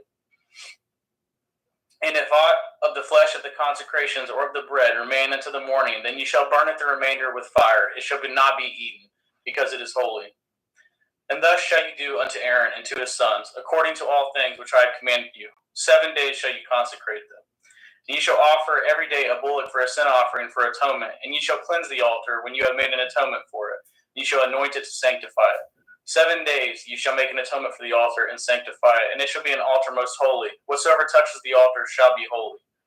Now this is that which ye shall offer upon the altar: 2 lambs of the first year, day by day continually. If the one lamb you shall offer in the morning, and the other lamb you shall offer at the evening. And with the one lamb, a 1/10 deal of flour, mingled with the 4th part of hin beaten oil, and the 4th part of a hin of wine for a drink offering. And if the other lamb you shall offer at evening, and shall do thereto according to the meat offering of the morning, and according to the drink offering thereof for a sweet savor, an offering made by fire unto Yahweh. This shall be a continual burnt offering throughout your generations at the door of the tabernacle of the assembly before Yahweh, where I will meet you, to speak there unto you. And there I will meet with the children of Yashrael, and the tabernacle shall be sanctified by my glory. And I will sanctify at the tabernacle of the assembly, and at the altar I will sanctify also both Aaron and his sons to minister to me in the priest's office. And I will dwell among the children of Yashrael, and I will be their Elohim. And they shall know that I am Yahweh Elohim, that brought them forth out of the land of Mizraim, that I may dwell among them. I am Yahweh Elohim. And you shall make an altar to burn incense upon it. Of shittim wood shall you make it. The cubit shall be the length thereof. Oh, sorry, this is Exodus 30. Sorry. And you shall make an altar to burn incense upon. Of shittim wood shall you make it. A cubit shall be the length thereof, and a cubit the breadth thereof. 4 square shall it be, and 2 cubits shall be the height thereof, and the horns thereof shall be of the same. You shall overlay it with pure gold at the top thereof, and at the sides thereof round about it, and the horns thereof. And you shall make unto it a crown of gold round about. And 2 golden rings shall you make to it under the crown of it. By the 2 corners thereof upon the 2 sides of it shall you make it. And they shall be for places for the staves to bear it withal. And you shall make it the staves of shittim wood, and overlay them with gold. And you shall put it before the veil that is by the ark of the testimony, before the mercy seat that is over the testimony, where I will meet you. And Aaron shall burn therein sweet incense every morning when he dresses the lamps, and he shall burn incense upon it. And when Aaron lighteth the lamps at evening, he shall burn incense upon it, a perpetual incense before Yahweh throughout your generations. Ye shall offer no strange incense thereon, nor burnt sacrifice, nor meat offering, neither shall ye pour drink offering thereon. And Aaron shall make an atonement upon the horns of it once in a year without the blood of the sin offering of atonements. Once in a year shall he make atonement upon it throughout your generations. It is most holy unto Yahweh. And Yahweh spoke unto Moshe, saying, When you taketh the sum of the children of Yashriel after their number, then shall they give every man a ransom for his soul unto Yahweh. When you number them, that there be no plague among them, when you number them. This shall they give. Every one that passes among them that are numbered, half a shekel after the shekel of the sanctuary. A shekel is 20 gerahs. A half shekel shall be the offering of Yahweh. Every one that passes among them that are numbered, from 20 years old and above, shall give an offering unto Yahweh. The rich shall not give more, and the poor shall not give less than half a shekel, when they giveth the offering unto Yahweh to make an atonement for your souls. And ye shall take the atonement money of the children of Yashriel, and shall appoint it for the service of the tabernacle of the assembly, that it may be a memorial unto the children of Yashriel before Yahweh to make an atonement for your souls. And Yahweh spoke unto Moshe, saying, Then shall you also make a laver of brass, and his foot also of brass, to wash withal. And you shall put it between the tabernacle of the assembly of the altar, and you shall put water therein. For Aaron and his sons shall wash their hands, and at their feet thereat. When they go into the tabernacle of the assembly, they shall wash with water, that they die not. Or when they come near to the altar to minister to burnt offering made by fire unto Yahweh. So they shall wash their hands and their feet, that they die not. And it shall be a statute forever to them, even to him and to his seed throughout their generations. Moreover, Yahweh spoke unto Moshe, saying, Take also unto you principal spices of pure myrrh, 500 shekels, and of sweet cinnamon half so much, even 250 shekels, and of sweet calamus 250 shekels, and of cassia 500 shekels, after the shekel of the sanctuary, and of oil olive a hin. And you shall make it an oil of holy ointment, an ointment compound after the art of the apothecary. It shall be a holy anointing oil. And you shall anoint at the tabernacle of the assembly therewith, at the ark of the testimony, and at the table, and at all the vessels, and at the menorah, and at his vessels, and at the altar of incense, and the altar of burnt offerings with all his vessels, and the laver, and at his foot. And you shall sanctify them, that they may be most holy. Whatsoever touches them shall be holy. And you shall anoint Aaron and his sons, and consecrate them, that they may minister unto me in the priest's office. And you shall speak unto the children of Yashriel, saying, This shall be a holy anointing oil unto me throughout your generations. Upon man's flesh shall it not be poured, neither shall you make any other like it, after the composition of it. It is holy, and it shall be holy unto you. Whosoever compounds any like it, or whosoever puts any of it upon a stranger, shall even be cut off from his people. And Yahweh said unto Moshe, Take unto you sweet spices, stacte, and oncha, and galbanum, and these sweet spices with pure frankincense, of each shall be a like weight. And ye shall make it a perfume, a confection, after the art of the apothecary, tempered together, pure and holy. And ye shall beat some of it very small, and put of it before the testimony in the tabernacle of the assembly, where I will meet with you. It shall be unto you most holy. And as for the perfume which ye shall make, ye shall not make to yourselves according to the composition thereof. It shall be unto you holy for Yahweh. Whosoever shall make like unto that, to smell thereto, shall even be cut off from his people.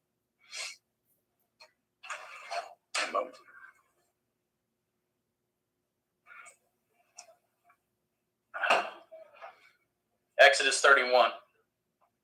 And Yahweh spoke unto Moshe, saying, See, I have called by the name Bezalel, the son of Uri, the son of Hori, of the tribe of Yehudah, and I have filled him with the Ruach Elohim, in wisdom and in understanding and in knowledge and in all manner of workmanship, to devise cunning works, to work in gold and in silver and in brass, and in the cutting of stones, to set them, and in carving of timber, to work in all manner of workmanship. And behold, I have given with him Aholiab, the son of Achikamach, of the tribe of Dan, and in the hearts of all that are wise-hearted I have put wisdom, that they may maketh all that I have commanded you.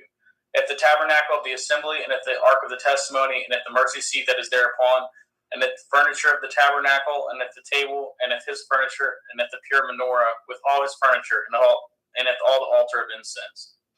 And at the altar of burnt offering, with all his furniture, and at the laver, and at his foot.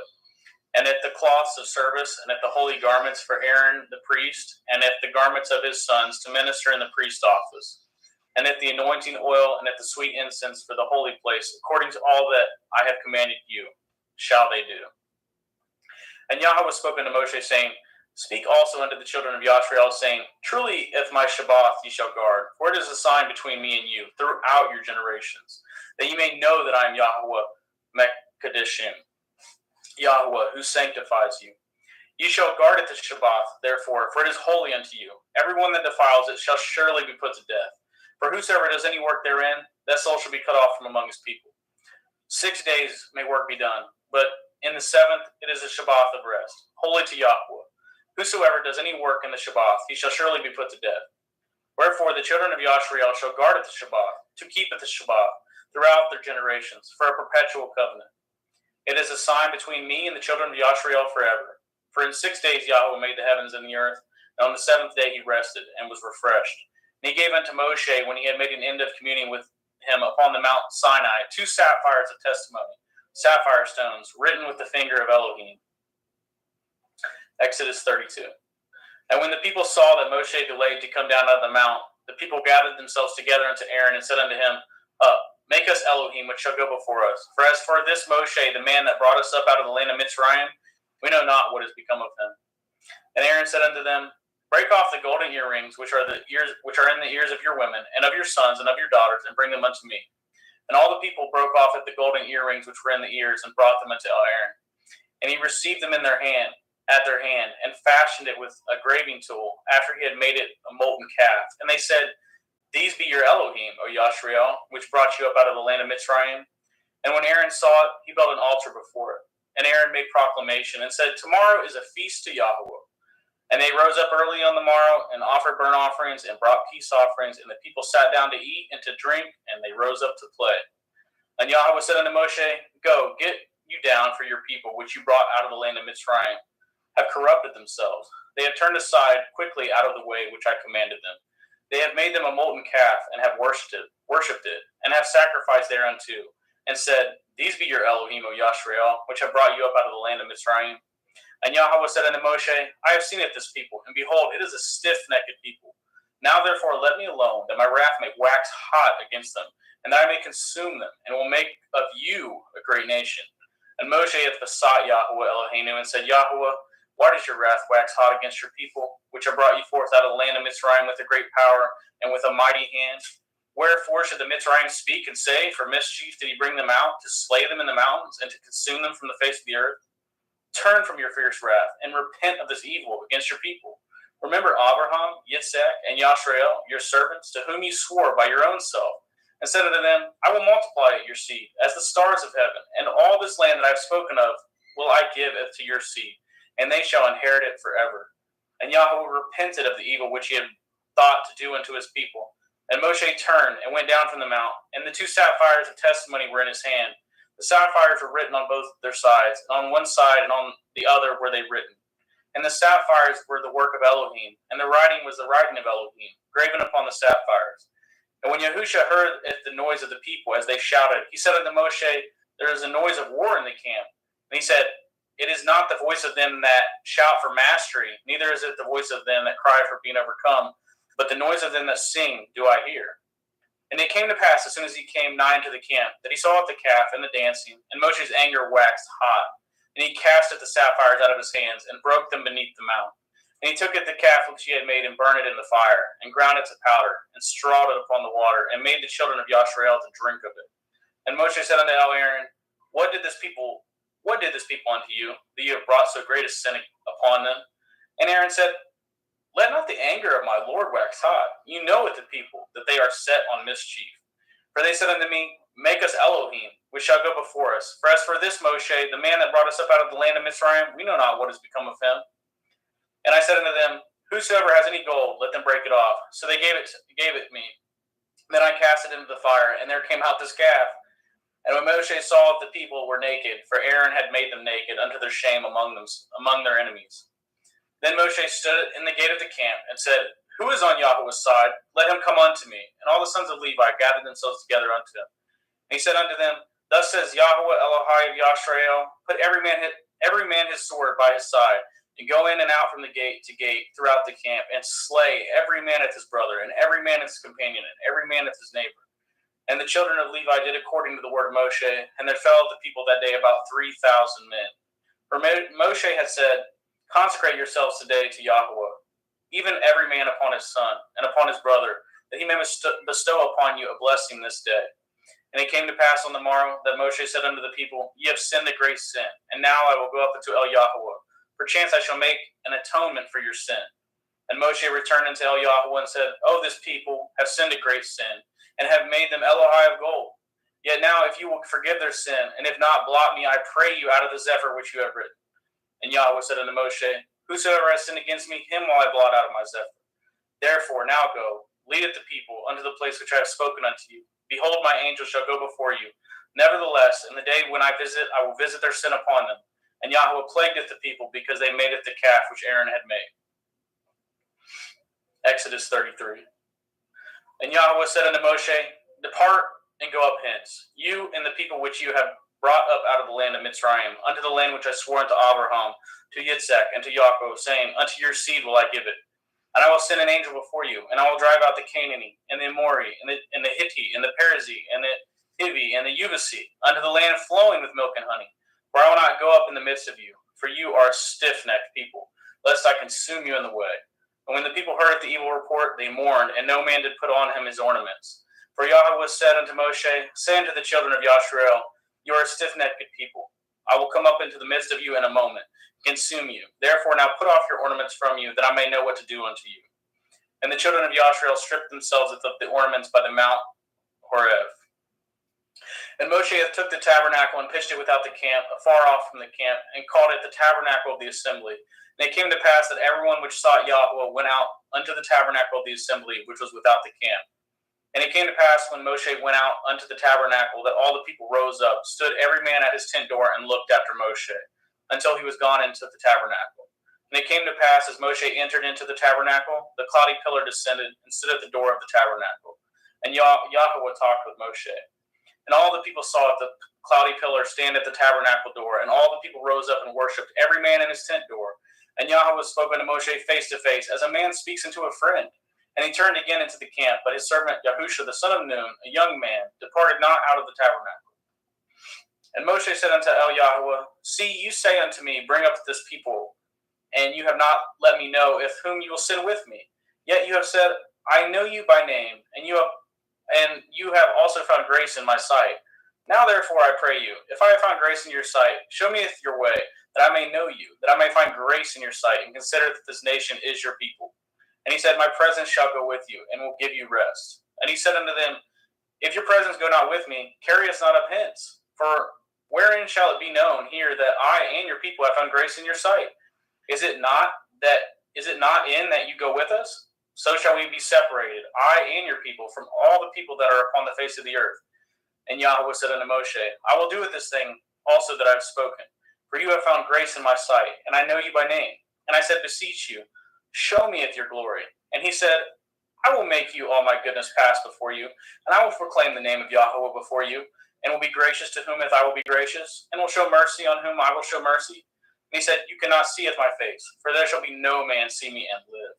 And Yahweh said, Behold, there is a place by me, and you shall stand upon a rock. And it shall come to pass when my glory passes by, that I will put you in a cleft of the rock, and will cover you with my hand while I pass by. And I will take away with my hand, and you shall see my back parts, but my face shall not be seen. Exodus 34. And Yahweh said unto Moshe, Hew you 2 sapphire stones, like unto the first, and I will write upon these sapphires the words that were in the first sapphires, which you broke. And be ready in the morning, and come up in the morning unto Mount Sinai, and present yourself there to me in the top of the mount. And no man shall come up with you, neither let any man be seen through all the mount, neither let the flocks nor the herds feed before the mount. And he hewed 2 sapphire stones like unto the first. And Moshe rose up early in the morning, and went up to Mount Sinai, as Yahweh had commanded him. And he took in his hand 2 sapphire stones. And Yahweh descended in the cloud, and stood with him there, and proclaimed the name of Yahweh. And Yahweh passed by before him, and proclaimed, Yahweh, Yahweh, El, merciful and gracious, long-suffering, and abundant in goodness and truth, keeping mercy for thousands, forgiving iniquity and transgression and sin, that will by no means clear the guilty, visiting the iniquity of the fathers upon the children, and upon the children's children unto the 3rd and 4th generation. And Moshe made haste, and bowed his head towards the earth, and worshipped. And he said, If now I have found grace in your sight, O Adonai, let my Adonai, I pray you, go among us, for it is a stiff-necked people, and pardon our iniquity and our sin, and take us for your inheritance. And he said, Behold, I cut a covenant before all your people. I will do wonders, such as have not been done in all the earth, nor in any nation, and all the people among you where you are shall see it the work of Yahweh, for it is a terrible thing that I will do with you. Guardeth that which I command you this day. Behold, I drive you out before it the Amorite, and the Canaanite, and the Hittite, and the Perizzite, and the Hivi, and the Jebusite. Take heed to yourself, lest you cut a covenant with the inhabitants of the land whither you go, lest it be for a snare in the midst of you.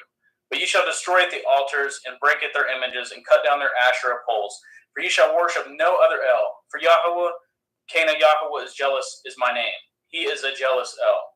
Lest you cut a covenant with the inhabitants of the land, and they go a-whoring after their Elohim, and do sacrifice unto their Elohim, and one call you and eat of his sacrifice, and take of their daughters unto your sons, and their daughters go a-whoring after their Elohim, and make your sons go a-whoring after their Elohim. You shall make no molten of Elohai. The feast of Matzah shall you guard. 7 days shall you eat matzah, as I commanded you, in the name of the month of Aviv. For in the month of Aviv you came out of Mitzrayim. All that opens the womb is mine, and every firstling among your cattle, whether ox or sheep, that is male. But the firstling of your ass you shall redeem with the lamb. And if you redeem him not, then you shall break his neck. And the firstborn of your sons shall you redeem, and none shall appear before me empty. 6 days you shall work, but on the seventh day you shall rest. In earing time and in harvest you shall rest. And you shall observe the feast of Ketzir, of the first fruits of the wheat harvest, and the feast of Asif, the ingathering at the year's end. Thrice in the year shall all the men's children appeareth before Adonai Yahweh, the Elohai of Yashrael. For I will cast out the nations before you, and enlargeth your borders. Neither shall any man desireth your land when you shall go up to appeareth before Yahweh Elohika thrice in the year. And you shall not offer the blood of my sacrifice of leaven, neither shall the sacrifice of the feast of Pesach be left until the morning. The first of the first fruits of your land you shall bring into the house of Yahweh Elohika. You shall not see the kid in his mother's milk. And Yahweh said unto Moshe, Write these words, for after the tenor of these words I have cut a covenant with you, and with Yashrael. And he was there with Yahweh 40 days and 40 nights. He did neither eat bread nor drink water, and he wrote upon the sapphire the words of the covenant, the 10 Devarim, the commandments. And it came to pass when Moshe came down from Mount Sinai with the 2 sapphire of testimony in Moshe's hand, when he came down from the mount, that Moshe knew not the skin of his face shone while he talked with them. And when Aaron and all the children of Yashrael saw Moshe, behold, the skin of his face shone, and they were afraid to come nigh him. And Moshe called unto them, and Aaron and all the rulers of the assembly returned unto him, and Moshe talked with them. And afterwards all the children of Yashrael came nigh, and he gave them in commandment, if all that Yahweh had spoken with him in Mount Sinai. Until Moshe had done speaking with them, he put a veil on his face. But when Moshe went in before Yahweh to speak with him, he took the veil off until he came out. And he came out and spoke unto the children of Yashrael, which he was commanded. And the children of Yashrael saw the face of Moshe, that the skin of Moshe's face shone. And Moshe putteth the veil upon his face until he went in to speak with him. One moment.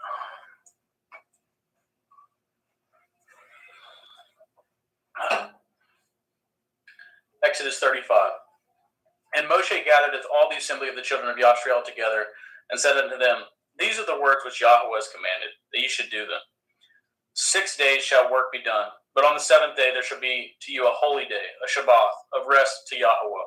Whosoever does work therein shall be put to death. Ye shall kindle no fire throughout your habitations upon the Shabbat.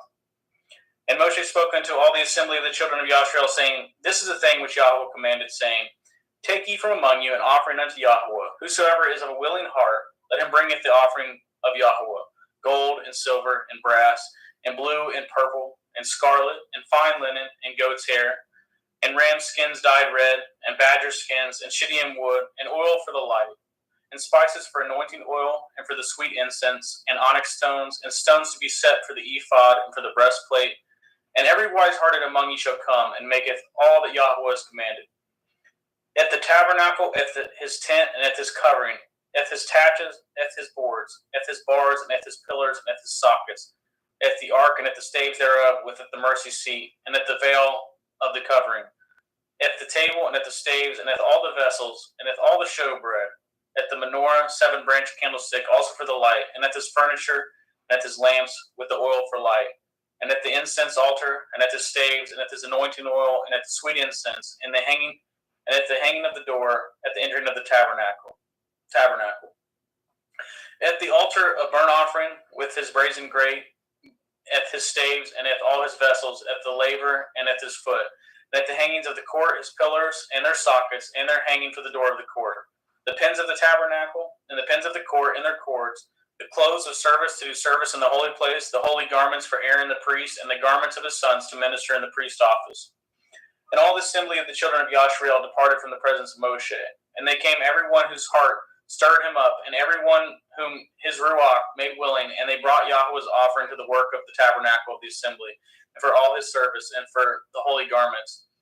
And they came both men and women, and as many as were willing-hearted, and brought bracelets and earrings and rings and tablets and all jewels of gold, and every man that offered an offering of gold unto Yahweh. And every man with whom was found blue and purple and scarlet and fine linen and goat's hair and red skins of rams, badger skins brought them. Everyone that did offer an offering of silver and brass broughteth Yahweh's offering, and every man with whom was found shittim wood for any work of the service brought it. And all the women that were wise-hearted did spin with their hands, and brought it that which they had spun, both at the blue and at the purple and at the scarlet and at the fine linen. And all the women whose hearts stirred them up in wisdom spun at the goat's hair. And the rulers brought it the onyx stones, and the stones to be set for the ephod and for the breastplate, and at the spice, and at the oil for the light, and for the anointing oil, and for the sweet incense. And the children of Yashriel brought a willing offering unto Yahweh, every man and woman, whose heart made them willing to bring for all manner of work which Yahweh commanded to be made by the hand of Moshe. And Moshe said unto the children of Yashriel, See, Yahweh is called by name Bezalel, the son of Uri, the son of Hori, of the tribe of Yehudah, and he has filled him with the Ruach Elohim in wisdom and in understanding and in knowledge and in all manner of workmanship, and to devise curious works, to work in gold and in silver and in brass, and in the cutting of stones, to set them in carving of wood, to make any manner of cunning work. And he has put it in his heart that he may teach both he and Aholiab, the son of Achikam of the tribe of Dan. Them has he filled with the wisdom of heart, to work all manner of work of the engraver, of the cunning workman, and of the embroiderer, in blue and in purple, in scarlet and in fine linen, and of weaver, even of them that do any work, and of those that devise cunning work. Exodus 36. Then wrought Bezalel and Aholiab, and every wise-hearted man in whom Yahweh will put wisdom and understanding, know how to work with all manner of work for service of the sanctuary, according to all that Yahweh had commanded. And Moshe called Bezalel and Aholiab, and every wise-hearted man in whose heart Yahweh put wisdom, even everyone whose heart stirred him up to come up to work to do it. And they received of Moshe all the offering which the children of Yashriel had brought for the work of the service of the sanctuary, to make it withal. And they brought yet unto him free offerings every morning. And all the wise men that wroughteth all the work of the sanctuary came every man from his work which they had made. And they spoke unto Moshe, saying, The people bring much more than enough for the service of the work which Yahweh was commanded to make. And Moshe gave commandment, and they caused it to be proclaimed throughout the camp, saying, Let neither man nor woman make any more work for the offering of the sanctuary. So the people were restrained from bringing. For the stuff they had was sufficient for all the work to make it, and too much. And every wise-hearted man among them that wrought the work of the tabernacle made 10 curtains of fine twine linen, and blue and purple and scarlet, with cherubim of cunning work made he them. The length of the curtain was 20 and 8 cubits, and the breadth of the curtain 4 cubits. The curtains were all of one size. And he coupled the 5 curtains one into another, and the other 5 curtains he coupled one into another. And he made loops of blue on the edge of one curtain from the selvage of the coupling. Likewise he made in the uttermost side of another curtain in the coupling of the second. 50 loops made he in one curtain, and 50 loops made he in the edge of the curtain, which was in the coupling of the second. The loops held one curtain to another. And he made 50 taches of gold, and coupled the curtains one to another with the taches, so it became one tabernacle. And he made curtains of goat hair for the tent over the tabernacle. 11 curtains he made them. The length of one curtain was 30 cubits, and 4 cubits was the breadth of one curtain. The 11 curtains were of one size. And he coupled at the 5 curtains by themselves, and at the 6 curtains by themselves. And he made 50 loops upon the uttermost edge of the curtain in the coupling, and 50 loops made he upon the edge of the curtain which couples the second. And he made 50 taches of brass to couple with the tent together, that it might be one. And he made a covering for the tent of ram skins dyed red, and a covering of badger skins above that. And he made it the boards of for the tabernacle of shittim wood standing up. The length of the board was 10 cubits, and the breadth of the board was 1 cubit and a half. One board had 2 tenons, equally distant one from another. Thus did he make for all the boards of the tabernacle.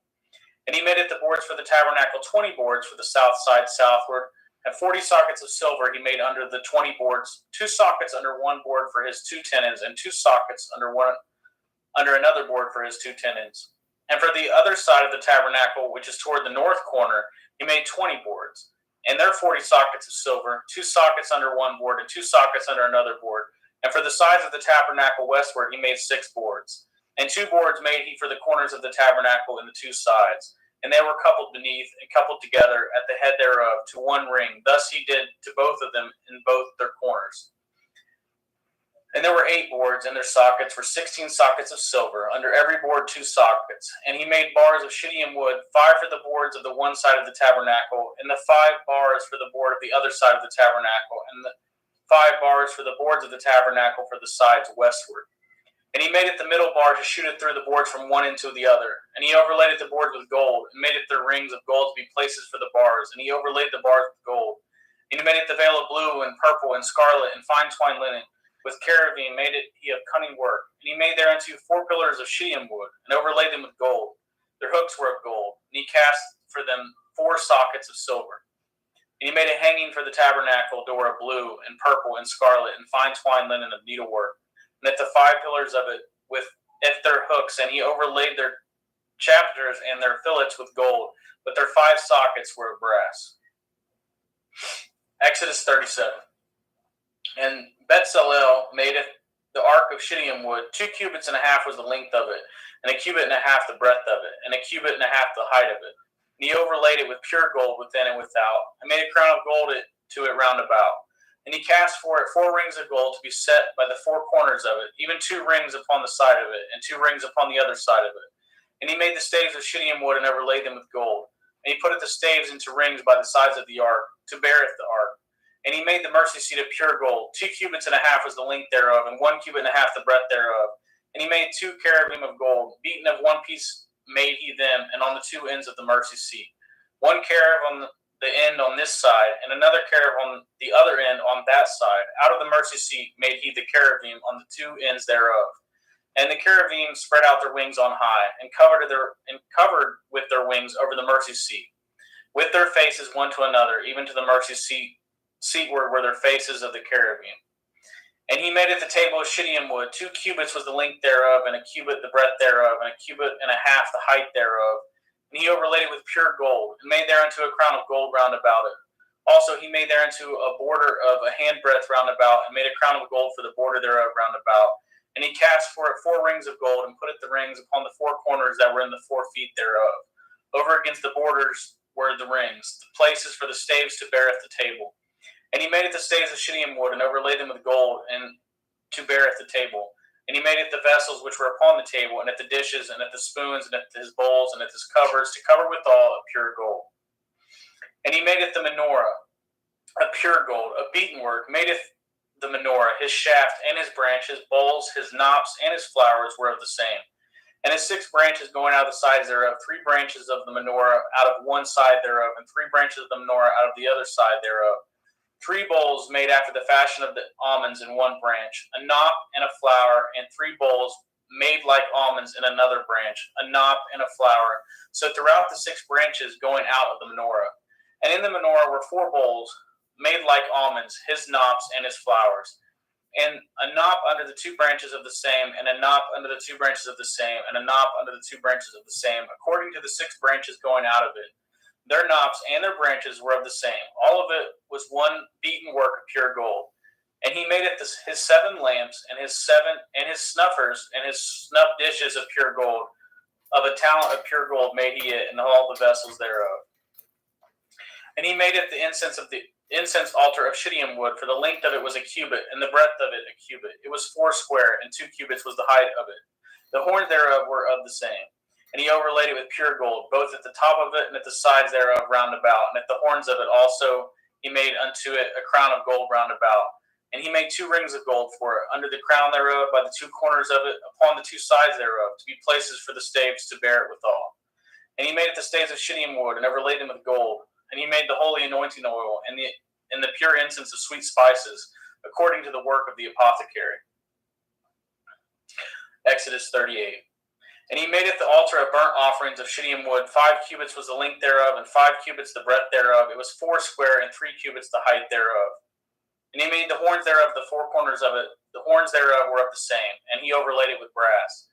He made it all the vessels of the altar, at the pots, at the shovels, at the basins, at the flesh hooks, at the fire pans. All the vessels thereof made he of brass. And he made for the altar a brazen grate of network under the compass thereof beneath unto the midst of it. And he cast 4 rings for the 4 ends of the grate of brass, so to be placed for the staves. And he made it the staves of shittim wood and overlaid them with brass. And he put the staves into the rings on the sides of the altar to bear it withal. He made the altar hollow with the boards. And he made it the laver of brass, and at the foot of it of brass, and the looking glasses of the women assembling, which assembled at the door of the tabernacle of the assembly. And he made it the court on the south side southward. The hangings of the court were of fine twined linen and 100 cubits. Their pillars were 20, and their brazen sockets were 20. The hooks of the pillars and their fillets were of silver. And for the north side, the hangings were 100 cubits. Their pillars were 20, and their sockets of brass 20. The hooks of pillars and their fillets of silver. And for the west side were hangings of 50 cubits. Their pillars 10, and their sockets 10. The hooks of the pillars and their fillets of silver. And for the east side, eastward 50 cubits. The hangings of one side of the gate were 15 cubits, their pillars 3, and their sockets 3. And for the other side of the court gate, on this hand and on that hand were the hangings of 15 cubits, their pillars 3, and their sockets 3. All the hangings of the court round about were of fine twined linen. And the sockets for the pillars were of brass, the hooks of pillars and their fillets of silver, and the overlaying of their chapters of silver. And all the pillars of the court were filleted with silver. And the hanging for the gate of the court was needlework of blue and purple and scarlet and fine twined linen, and 20 cubits was the length, and the height of the breadth was 5 cubits, answerable to the hangings of the court. And their pillars were 4, and their sockets of brass 4, their hooks of silver, and the overlayings of their chapiters and their fillets of silver. And all the pins of the tabernacle and the court round about were of brass. This is the sum of the tabernacle, even of the tabernacle of testimony, as it was counted according to the commandment of Moshe, for the service of the Levim by the hand of Ithamar the son to Aaron the priest. And Bezalel the son of Uri, the son of Hori, of the tribe of Yehudah, made all that Yahweh commanded Moshe. And with him was Aholiab, son of Achisamach, the tribe of Dan, an engraver and cunning workman, an embroider in blue, and in purple, and in scarlet, and fine linen. All the gold that was occupied for the work, and all the work of the holy place, even the gold of the offering, was 29 talents and 730 shekels, after the shekel of the sanctuary. And the silver of them that were numbered of the assembly was 100 talents, and 1,760 shekels, after the shekel of the sanctuary. Of Becca for every man, that is a half shekel, after the shekel of the sanctuary, for everyone that went to be numbered from 20 years old and upward, for 600,000 and 3,550 men. And of the 100 talents of silver were cast at the sockets of the sanctuary, at the sockets of the veil, and 100 sockets of the 100 talents, a talent for a socket. And if of the 1,770 and 5 shekels, he made hooks for the pillars and overlaid their chapiters and filleted them. And the brass of the offering was 70 talents and 2,400 shekels. And therewith he made it the sockets to the door of the tabernacle of the assembly, and at the brazen altar, and at the brazen gate for it, and all the vessels of the altar, and at the sockets of the court round about, and at the sockets of the court gate, and at all the pins of the tabernacle, and all the pins of the court round about.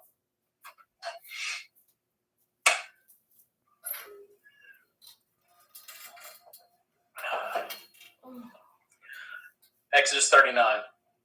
And of blue and purple and scarlet they made clothes of service to do service in the holy place, and made it the holy garments for Aaron, as Yahweh commanded it Moshe.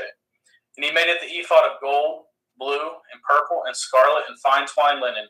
And they did beat it the gold into thin plates, and cut it into wires, to work it in the blue, and in the purple, and in the scarlet, and in the fine linen with cunning work.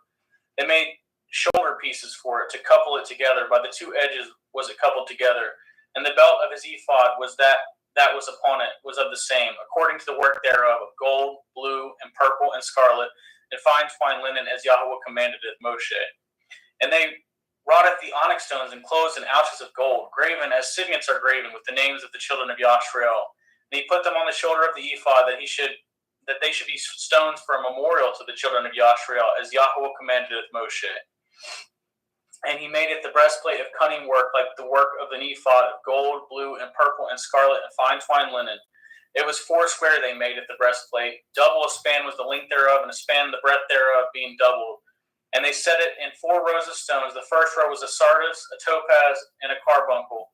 This was the first row.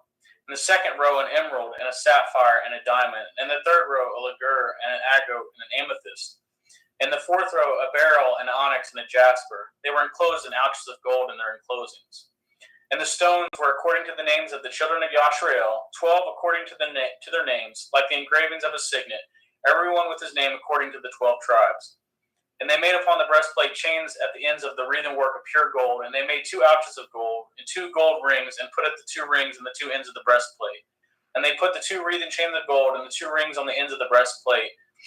And at the 2 ends of the 2 wreathen chains, they fastened into the 2 ouches and put them on the shoulder pieces of the ephod before it. And they made 2 rings of gold and put them on the 2 ends of the breastplate upon the border of it, which was on the side of the ephod inward. And they made 2 other golden rings and put them on the 2 sides of the ephod underneath, toward the fore part of it, over against the other coupling thereof above the belt of the ephod. And they did bind at the breastplate by his rings unto the rings of the ephod with a lace of blue, that it might be above the belt of the ephod, and that the breastplate might not be loosed from the ephod, as Yahweh commanded it Moshe. And he made it the robe of the ephod of woven work of all blue, and there was a hole in the midst of the robe, as the hole of a habergeon, with a band round about the hole, that it should not be rent. And they made upon the hems of the robe pomegranates of blue and purple and scarlet and twine linen, and they made bells of pure gold, and put at the bells between the pomegranates upon the hem of the robe, round about between the pomegranates. A bell and a pomegranate, round about the hem of the robe, to minister in, as Yahweh commanded of Moshe. And they made it the coats of fine linen of woven work for Aaron and for his sons, and at the turban of fine linen, and goodly bonnets of fine linen, and at linen breeches of fine twine linen, and at the belt of fine twine linen, and a blue and purple and scarlet of needlework, as Yahweh commanded of Moshe. And they made it the plate of the holy crown of pure gold, and wrote upon it writing like to the engravings of a signet, Kodesh El Yahweh. And they tied unto it a lace of blue to fasten it on high upon the turban, as Yahweh commanded it of Moshe. Thus was all the work of the tabernacle of the tent of the assembly finished. And the children of Yashrael did according to all Yahweh commanded it Moshe, so did they. And they brought it the tabernacle unto Moshe at the tent, and with all the furniture, and his taches, his boards, his bars, and his pillars, and his sockets, and at the coverings of the ram skins dyed red, and the coverings of the badger skins, and at the veil of the covering, at the ark of the testimony, and at the staves thereof, and at the mercy seat, and the table, and the vessels thereof, and at the showbread, and at the pure menorah, and with the lamps thereof, even with the lamps to be set in order, and with all the vessels thereof, and at the oil for light, and at the golden altar, and at the anointing oil, and the sweet incense, and at the hanging for the tabernacle door. The brazen altar, his grate of brass, at his staves, at all his vessels, at the laver and his foot, at the hangings of the court, at his pillars, at his sockets, at the hanging for the court gate, at his cords, at his pins, and all the vessels of the service of the tabernacle for the tent of the assembly. At the cloths for the service to do service in the holy place, at the holy garments for Aaron the priest, and his son's garments to minister in the priest's office. According to all that Yahweh commandeth Moshe, so the children of Yashrael madeth all the work. And Moshe did look upon all the work, and behold, they had done it as Yahweh commanded. Even so had they done it, and Moshe blessed them. Exodus 40. And Yahweh spoke unto Moshe, saying, On the first day of the first month shall you set up at the tabernacle of the tent of the assembly, and you shall put therein the ark of the testimony, and cover the ark with it the veil. And you shall bring it the table and set in order the things that are to be set in order upon it. And you shall bring it the menorah and light at the lamps thereof. And you shall set at the altar of gold for the incense before the ark of the testimony, and put at the hanging of the door to the tabernacle. And you shall set at the altar of the burnt offering before the door of the tabernacle of the tent of the assembly. And you shall set at the laver between the tent of the assembly and the altar, and shall put water therein. And you shall set up the court round about, and hang up the hangings of the court gate. And you shall take it the anointing oil, and anoint the tabernacle, and with all that is therein, and shall hallow it, with all the vessels thereof, and it shall be holy. And you shall anoint it the altar and the burnt offering, and with all the vessels, and sanctify the altar, and with all shall be an altar most holy. And you shall anoint it the laver and at his foot, and sanctify it. And you shall bring it Aaron and his sons unto the door of the tabernacle of the assembly, and wash them with water. And you shall put upon it Aaron at the holy garments, and anoint him, and sanctify him, that he may minister unto me in the priest office. And you shall bring it his sons, and clothe them with coats, and you shall anoint them as you anointed it their father, that they may minister unto me in the priest's office. Their anointing shall surely be an everlasting priesthood throughout their generations. Thus did Moshe according to all that Yahweh commanded him, so did he.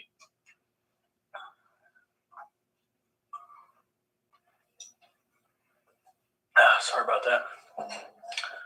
Verse 17. And it came to pass in the first month, in the second year, on the first day of the month, that the tabernacle was reared up. And Moshe reared up at the tabernacle, and fastened at the sockets, and set up the boards thereof, and put at the bars thereof, and reared up at the pillars. And he spread abroad at the tent over the tabernacle, and put at the covering of the tent up above upon it, as Yahweh commanded Moshe. And he took and put at the testimony into the ark, and set at the stays of the ark, and put at the mercy seat above upon the ark. And he brought the ark into the tabernacle, and set up at the veil of the covering, and covered the ark of the testimony, as Yahweh commanded Moshe. And he put the table into the tent of the assembly, upon the side of the tabernacle northward, without the veil. And he set the bread in order upon it before Yahweh, as Yahweh commanded Moshe. And he put the menorah in the tent of the assembly over against the table on the side of the tabernacle southward. And he lighted the lamps before Yahweh, as Yahweh commanded Moshe. And he put the golden altar in the tent of the assembly before the veil, and he burnt sweet incense thereon, as Yahweh commanded Moshe. And he set up at the hanging at the door of the tabernacle, and he put the altar of burnt offering by the door of the tabernacle of the tent of the assembly, and offered upon it the burnt offering and at the meat offering, as Yahweh commanded Moshe. And he sat at the lever between the tent of the assembly and the altar, and put water there, and washed withal. And Moshe and Aaron and his sons washed at their hands and at their feet thereat, and they went into the tent of assembly, and when they came near unto the altar, they washed, as Yahweh commanded Moshe. And he reared up at the court, round about the tabernacle of the altar, and set up at the hanging of the court gate. So Moshe finished the work. Then a cloud covered at the tent of the assembly, and the glory of Yahweh filled the tabernacle. And Moshe was not able to enter into the tent of the assembly, because the cloud abode thereon. And the glory of Yahweh filled the tabernacle. And when the cloud was taken up over the tabernacle, the children of Yashua went onward in all their journeys. But if the cloud was not taken up, then they journeyed not till the day that it was taken up. For the cloud of Yahweh was upon the tabernacle by day, and fire was upon it by night, in the sight of all the house of Yashrael throughout all their journeys. And that's the book of Exodus. Amen. Thank you, brother.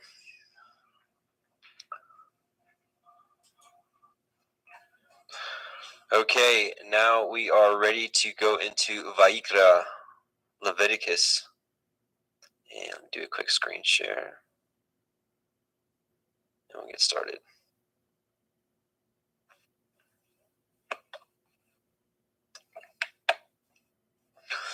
Leviticus 1:1. And Yahweh called unto Moshe, and spoke unto him out of the tabernacle of the assembly, saying, Speak unto the children of Yashrael, and say unto them, If any man of you bring an offering unto Yahweh, ye shall bring your offering of the cattle, even of the herd and of the flock. If his burnt offering be a burnt sacrifice of the herd, let him offer a male without blemish. He shall offer it of his own voluntary will at the door of the tabernacle of the assembly before Yahweh. And he shall put his hand upon the head of the burnt offering, and it shall be accepted for him to make atonement for him. And he shall kill the bullock before Yahweh. And the priests, Aharon's sons, shall bring the blood, and sprinkle the blood round about upon the altar that is by the door of the tabernacle of the assembly. And he shall flay the burnt offering, and cut it into his pieces. And the sons of Aharon, the priest, shall put fire upon the altar, and lay the wood in order upon the fire. And the priests, Aharon's sons, shall lay the parts, the head, the fat, in order upon the wood that is on the fire which is upon the altar. But his inwards and his legs shall he wash in water, and the priest shall burn all on the altar, to be a burnt sacrifice, an offering made by fire of a sweet savor unto Yahweh. And if his offering be of the flocks, namely of the sheep or of the goats for a burnt sacrifice, he shall bring it a male without blemish, and he shall kill it on the side of the altar northward before Yahweh. And the priest, Aharon's son, shall sprinkle his blood round about the altar, upon the altar. And he shall cut it into his pieces, with his head and his fat, and the priest shall lay them in order on the wood that is on the fire, which is upon the altar. But when he shall wash the inwards and the legs with water, and the priest shall bring it all, and burn it upon the altar, it is a burnt sacrifice, an offering made by fire of a sweet savor unto Yahweh. And if the burnt sacrifice for his offering to Yahweh be of fowls, then he shall bring his offering of turtle doves or of young pigeons. And the priest shall bring it unto the altar, and wring off his head, and burn it on the altar, and the blood thereof shall be wrung out at the side of the altar. And he shall pluck away his crop with his feathers, and cast it beside the altar on the east part, by the place of the ashes. And he shall cleave it with the wings thereof, but it shall not divide it asunder. And the priest shall burn it upon the altar, upon the wood that is upon the fire. It is a burnt sacrifice, an offering made by fire, of a sweet savor unto Yahweh. Leviticus 2. And when any will offer a meat offering unto Yahweh, his offering shall be of fine flour, and he shall pour oil upon it, and put frankincense thereon. And he shall bring it to Aharon's sons, the priests, and he shall take thereout his handful of the flour thereof, and of the oil thereof, with all the frankincense thereof. And the priest shall burn the memorial of it upon the altar, to be an offering made by fire of a sweet savor unto Yahweh. And the remnant of the meat offering shall be Aharon's and his sons. It is a thing most holy of the offerings of Yahweh made by fire. And if you bring an oblation of a meat offering baken in the oven, it shall be matzah cakes of fine flour mingled with oil, or matzah wafers anointed with oil. And if your oblation be a meat offering baken in a pan, it shall be of fine flour, fine unleavened, mingled with oil. Fine flour unleavened, mingled with oil. You shall part it in pieces, and pour oil thereon. It is a meat offering. And if your oblation be a meat offering baken in the frying pan, it shall be made of fine flour with oil. And you shall bring the meat offering that is made of these things unto Yahweh. And when it is presented unto the priest, he shall bring it unto the altar. And the priest shall take from the meat offering a memorial thereof, and shall burn it upon the altar. It is an offering made by fire of a sweet savor unto Yahweh. And that which is left of the meat offering shall be Aharon's and his sons. It is a thing most holy of the offerings of Yahweh made by fire. No meat offering which ye shall bring unto Yahweh shall be made with leaven. For ye shall burn no leaven, nor any honey, in any offering of Yahweh made by fire. As for the oblation of the firstfruits, ye shall offer them unto Yahweh, but they shall not be burnt on the altar for a sweet savor. And every oblation of your meat offering shall you season with salt, neither shall you suffer the salt of the covenant of your Elohim to be lacking from your meat offering. With all your offerings ye shall offer salt. And if you offer a meat offering of your firstfruits unto Yahweh, you shall offer for the meat offering of your firstfruits green ears of grain dried by the fire, even grain beaten out of full ears. And ye shall put oil upon it, and lay frankincense thereon. It is a meat offering. And the priest shall burn the memorial of it, part of the beaten grain thereof, and part of the oil thereof, with all the frankincense thereof. It is an offering made by fire unto Yahweh. Leviticus chapter 3. And if his oblation be a sacrifice of peace offering, if he offer it of the herd, whether it be a male or female, he shall offer it without blemish before Yahweh. And he shall lay his hand upon the head of his offering, and kill it at the door of the tabernacle of the assembly. And Aharon's sons, the priests, shall sprinkle the blood upon the altar round about. And he shall offer the sacrifice of the peace offering, an offering made by fire unto Yahweh. The fat that covers the inwards, and all the fat that is upon the inwards, and the 2 kidneys, and the fat that is on them, which is by the flanks, and the caul above the liver, which the kidneys he shall take away. And Aharon's sons shall burn it upon the altar, upon the burnt sacrifice, which is upon the wood that is on the fire. It is an offering made by fire of a sweet savor unto Yahweh.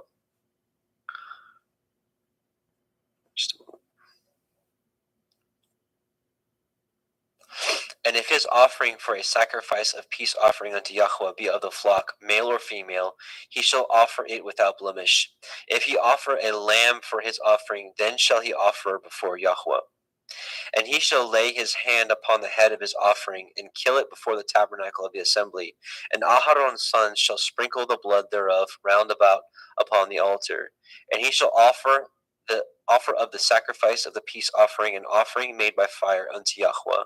The fat thereof and the whole rump it shall he take off hard by the backbone, and the fat that covers the inwards, and all the fat that is upon the inwards, and the two kidneys, and the fat that is upon them, which is by the flanks, and the caul above the liver, with the kidneys it shall he take away. And the priest shall burn it upon the altar. It is the food of the offering made by fire unto Yahweh. And if his offering be a goat, then he shall offer it before Yahweh. And he shall lay his hand up upon the head of it, and kill it before the tabernacle of the assembly. And the sons of Aharon shall sprinkle the blood thereof upon the altar round about. And he shall offer thereof his offering, even an offering made by fire unto Yahweh.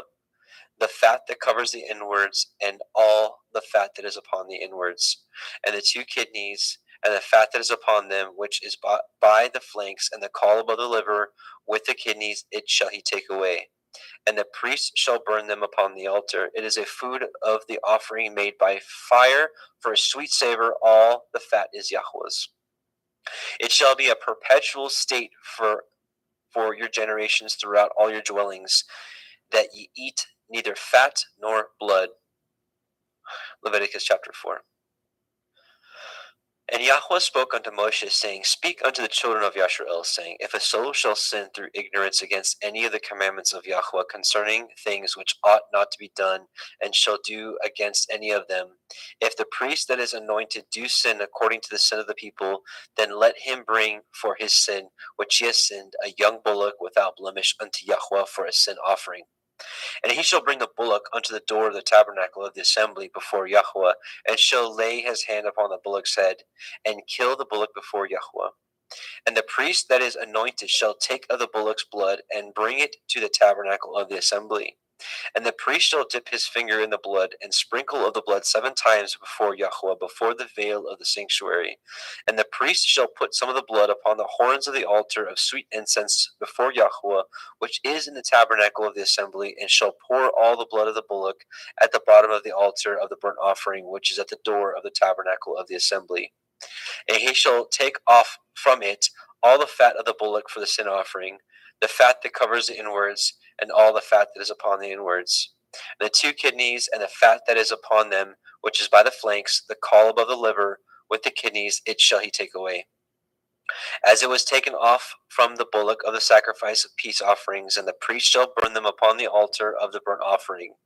And the skin of the bullock, and all his flesh, with his head, and with his legs, and his inwards, and his dung, even the whole bullock shall he carry forth without the camp unto a clean place where the ashes are poured out, and burn him on the wood with fire. Where the ashes are poured out shall he be burnt.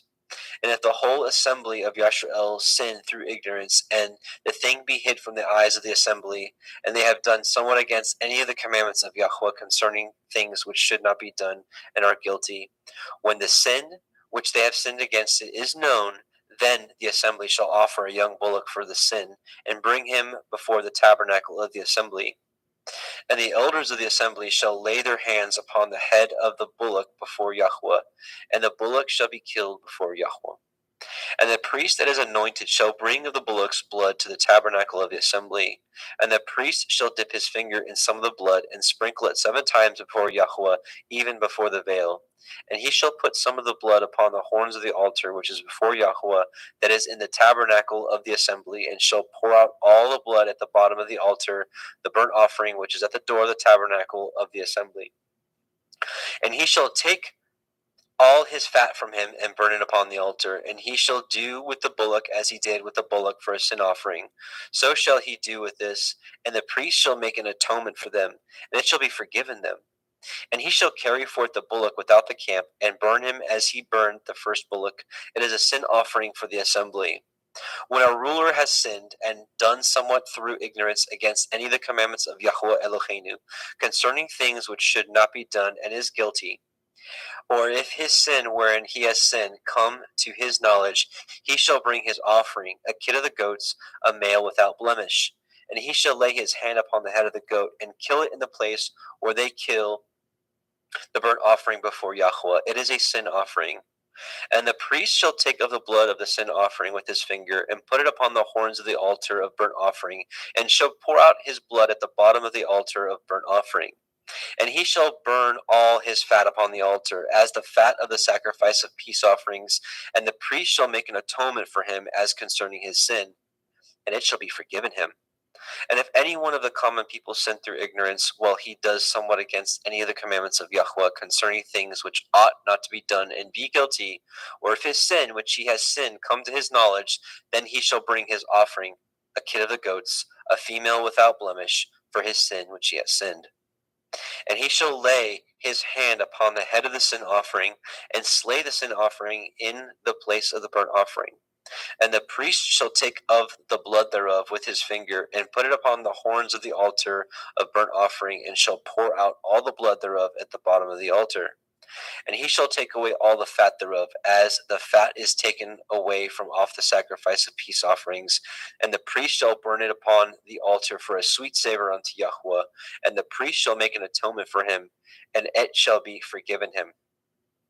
And if he bring a lamb for a sin offering, he shall bring it a female without blemish. And he shall lay his hand upon the head of the sin offering, and slay it for a sin offering in the place where they kill the burnt offering. And the priest shall take of the blood of the sin offering with his finger, and put it upon the horns of the altar of burnt offering, and shall pour out all the blood thereof at the bottom of the altar. And he shall take away all the fat thereof, as the fat of the lamb is taken away from the sacrifice of the peace offerings. And the priest shall burn them upon the altar, according to the offerings made by fire unto Yahweh. And the priest shall make an atonement for his sin that he has committed, and it shall be forgiven him.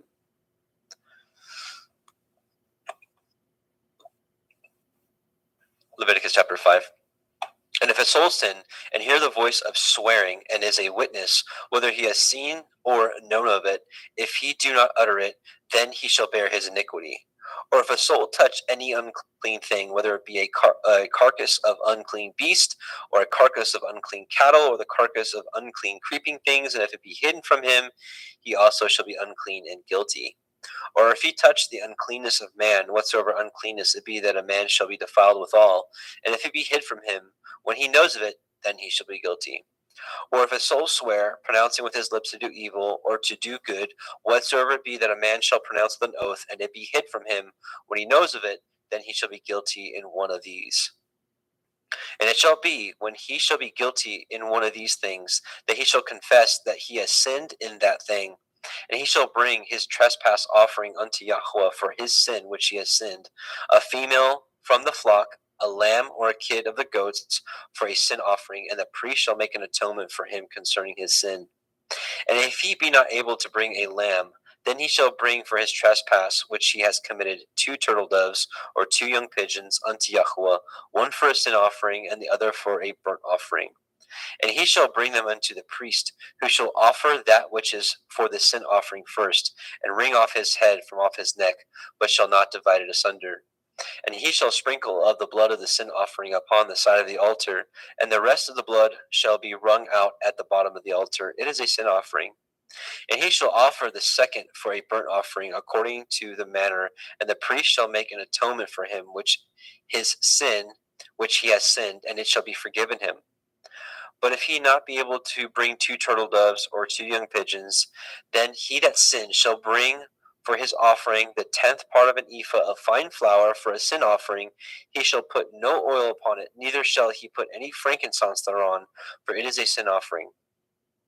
Then shall he bring it to the priest, and the priest shall take his handful of it, even a memorial thereof, and burn it on the altar, according to the offerings made by fire unto Yahweh. It is a sin offering.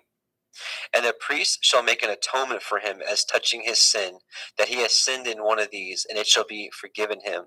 And the remnant shall be the priest's as a meat offering. And Yahweh spoke unto Moshe, saying, If a soul commit a trespass and sin through ignorance in the holy things of Yahweh, then he shall bring for his trespass unto Yahweh a ram without blemish out of the flocks, with your estimation by shekels of silver after the shekel of the sanctuary, for a trespass offering. And he shall make amends for the harm that he has done in the holy thing, and shall add the fifth part thereto, and give it unto the priest, and the priest shall make an atonement for him with the ram of the trespass offering, and it shall be forgiven him.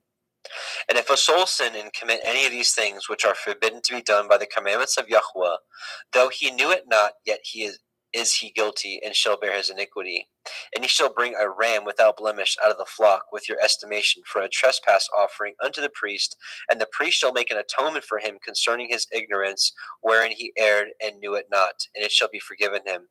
It is a trespass offering. He has certainly trespassed against Yahweh. Leviticus chapter 6. And Yahweh spoke unto Moshe, saying, If a soul sin, and commit a transgression against Yahweh, and lie unto his neighbor in that which was delivered him to keep, or in fellowship, or in a thing taken away by violence, or has deceived his neighbor, or hath found that which is lost, and lies concerning it, and swears falsely, in any of these that a man does, sinning therein, then it shall be, because he has sinned and is guilty, that he shall restore that which he took violently away. The thing which he has deceitfully gotten, or that which was delivered to him, or the lost thing which he found, or all that about which he has sworn falsely, he shall even restore it to the principal. And he shall add a fifth part more thereto, and give it unto him whom it appertains in the day of his trespass offering. And he shall bring his trespass offering unto Yahweh, a ram without blemish out of the flock, with your estimation, for a trespass offering unto the priest. And the priest shall make an atonement for him before Yahweh, and it shall be forgiven him for anything of all that he has done in trespassing thereon. And Yahweh spoke unto Moshe, saying, Command Aharon and his sons, saying, This is the Torah of the burnt offering. It is the burnt offering because of the burning upon the altar all night unto the morning, and the fire of the altar shall be burning it. And the priest shall put on his linen garment, and his linen breeches shall he put upon his flesh, and take up the ashes which the fire has consumed with the burnt offering on the altar, and he shall put them beside the altar. And he shall put off his garments, and put on other garments, and carry forth the ashes without the camp unto a clean place. And the fire upon the altar shall be burning in it, and it shall not be put out. And the priest shall burn wood on it every morning, and lay the burnt offering in order upon it. And he shall burn thereon the fat of the peace offerings. The fire shall ever be burning upon the altar, it shall never go out. And this is the Torah of the meat offering. The sons of Aharon shall offer it before Yahweh before the altar. And he shall take of it his handful of the flour of the meat offering, and of the oil thereof, and all the frankincense which is upon the meat offering, and shall burn it upon the altar for a sweet savor, even the memorial of it unto Yahweh. And the remainder thereof shall Aharon and his sons eat with matzah, unleavened bread, shall it be eaten in the holy place. In the court of the tabernacle of the assembly they shall eat it. It shall not be baken with leaven. I have given it unto them for their portion of my offerings made by fire. It is most holy, as is the sin offering, and as the trespass offering. All the males among the children of Aharon shall eat of it. It shall be a statute forever in your generations concerning the offerings of Yahweh made by fire. Everyone that touches them shall be holy. And Yahweh spoke unto Moshe, saying, This is the offering of Aharon and of his sons, which they shall offer unto Yahweh in the day when he is anointed, the 10th part of an ephah of fine flour for a meat offering perpetual, half of it in the morning, and half thereof at night. In a pan it shall be made with oil, and when it is baken, you shall bring it in, and the baken pieces of the meat offering shall you offer for a sweet savor unto Yahweh. And the priest of his sons that is anointed in his stead shall offer it. It is a statute forever unto Yahweh. It shall be wholly burnt. For every meat offering for the priest shall be wholly burnt. It shall not be eaten. And Yahweh spoke unto Moshe, saying, Speak unto Aharon and to his sons, saying, This is the Torah of the sin offering. In the place where the burnt offering is killed shall the sin offering be killed before Yahweh. It is most holy. The priest that offers it for sin shall eat it. In the holy place shall it be eaten, in the court of the tabernacle of the assembly. Whosoever shall touch the flesh thereof shall be holy. And when there is sprinkled of the blood thereof upon any garment, you shall wash that whereon it was sprinkled in the holy place. But the earthen vessel wherein it is sodden shall be broken, and if it be sodden in a brazen pot, it shall be both scoured and rinsed in water. All the males among the priests shall eat thereof. It is most holy. And no sin offering whereof any of the blood is brought into the tabernacle of the assembly to reconcile withal in the holy place shall be eaten. It shall be burnt in the fire. Leviticus chapter 7. Likewise, this is the Torah of the trespass offering. It is most holy. In the place where they kill the burnt offering shall they kill the trespass offering, and the blood thereof shall he sprinkle round about upon the altar. And he shall offer of it all the fat thereof, with the rump and the fat that covers the inwards, and the 2 kidneys, and the fat that is on them, which is by the flanks, and the caul that is above the liver, with the kidneys, it shall he take away. And the priest shall burn them upon the altar for an offering made by fire unto Yahweh. It is a trespass offering.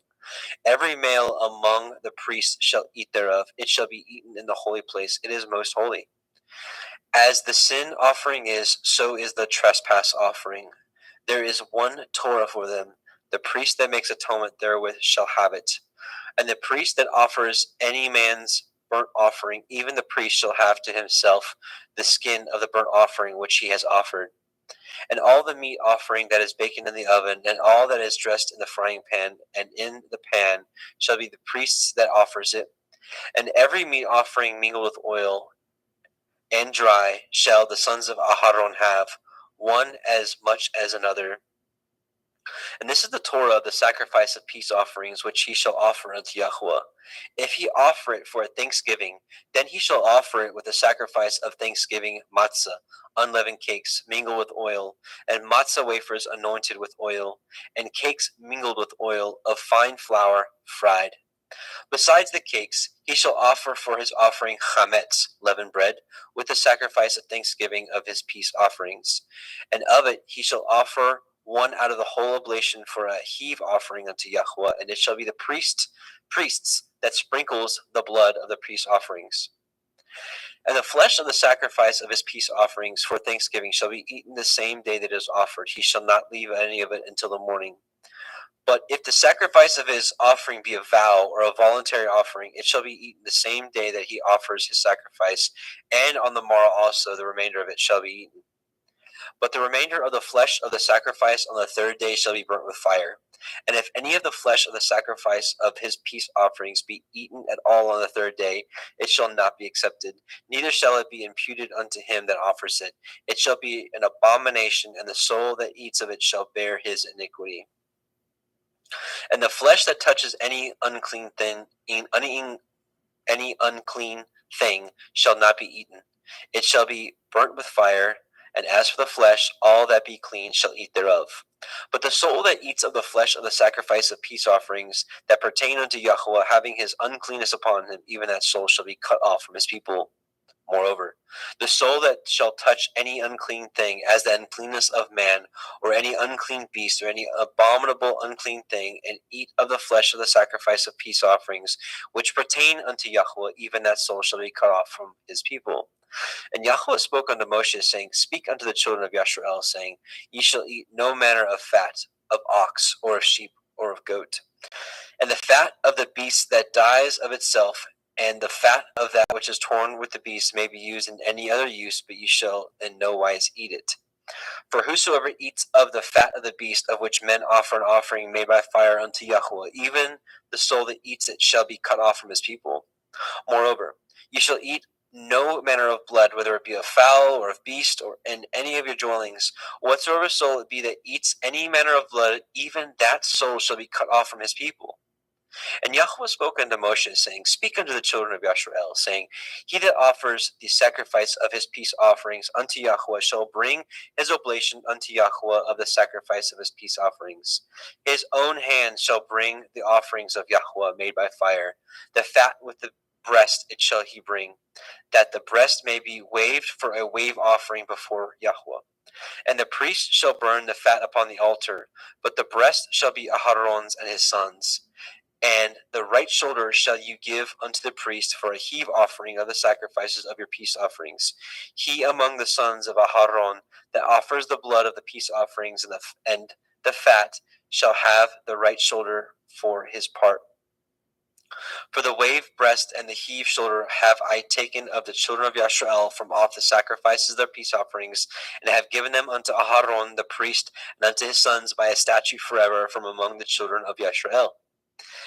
This is the portion of the anointing of Aharon, and of the anointing of his sons out of the offerings of Yahweh made by fire, in the day when he presented them to minister unto Yahweh in the priest's office, which Yahweh commanded to be given them of the children of Yashrael in the day that he anointed them by a statute forever throughout their generations.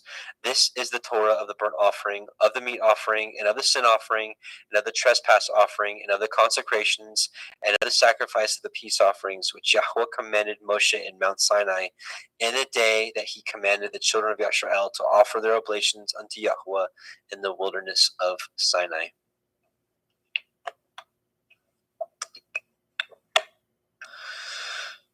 Leviticus chapter 8. And Yahweh spoke unto Moshe, saying, Take Aharon and his sons with him, and the garments, and the anointing oil, and the bullock for a sin offering, and the 2 rams, and a basket of matzah, unleavened bread, and gather all the assembly together unto the door of the tabernacle of the assembly. And Moshe did as Yahweh commanded him, and the assembly was gathered together unto the door of the tabernacle of the assembly. And Moshe said unto the assembly, This is the thing which Yahweh commanded to be done. And Moshe brought Aharon and his sons, and washed them with water. And he put upon him the coat, and girded him with the belt, and clothed him with the robe, and put the ephod upon him, and girded him with the belt of the ephod, and bound it unto him therewith. And he put the breastplate upon him. Also he put the breastplate of the Urim and the Thummim. And he put the turban upon his head. Also upon the turban, even upon his forefront, did he put the golden plate, the holy crown, as Yahweh commanded Moshe.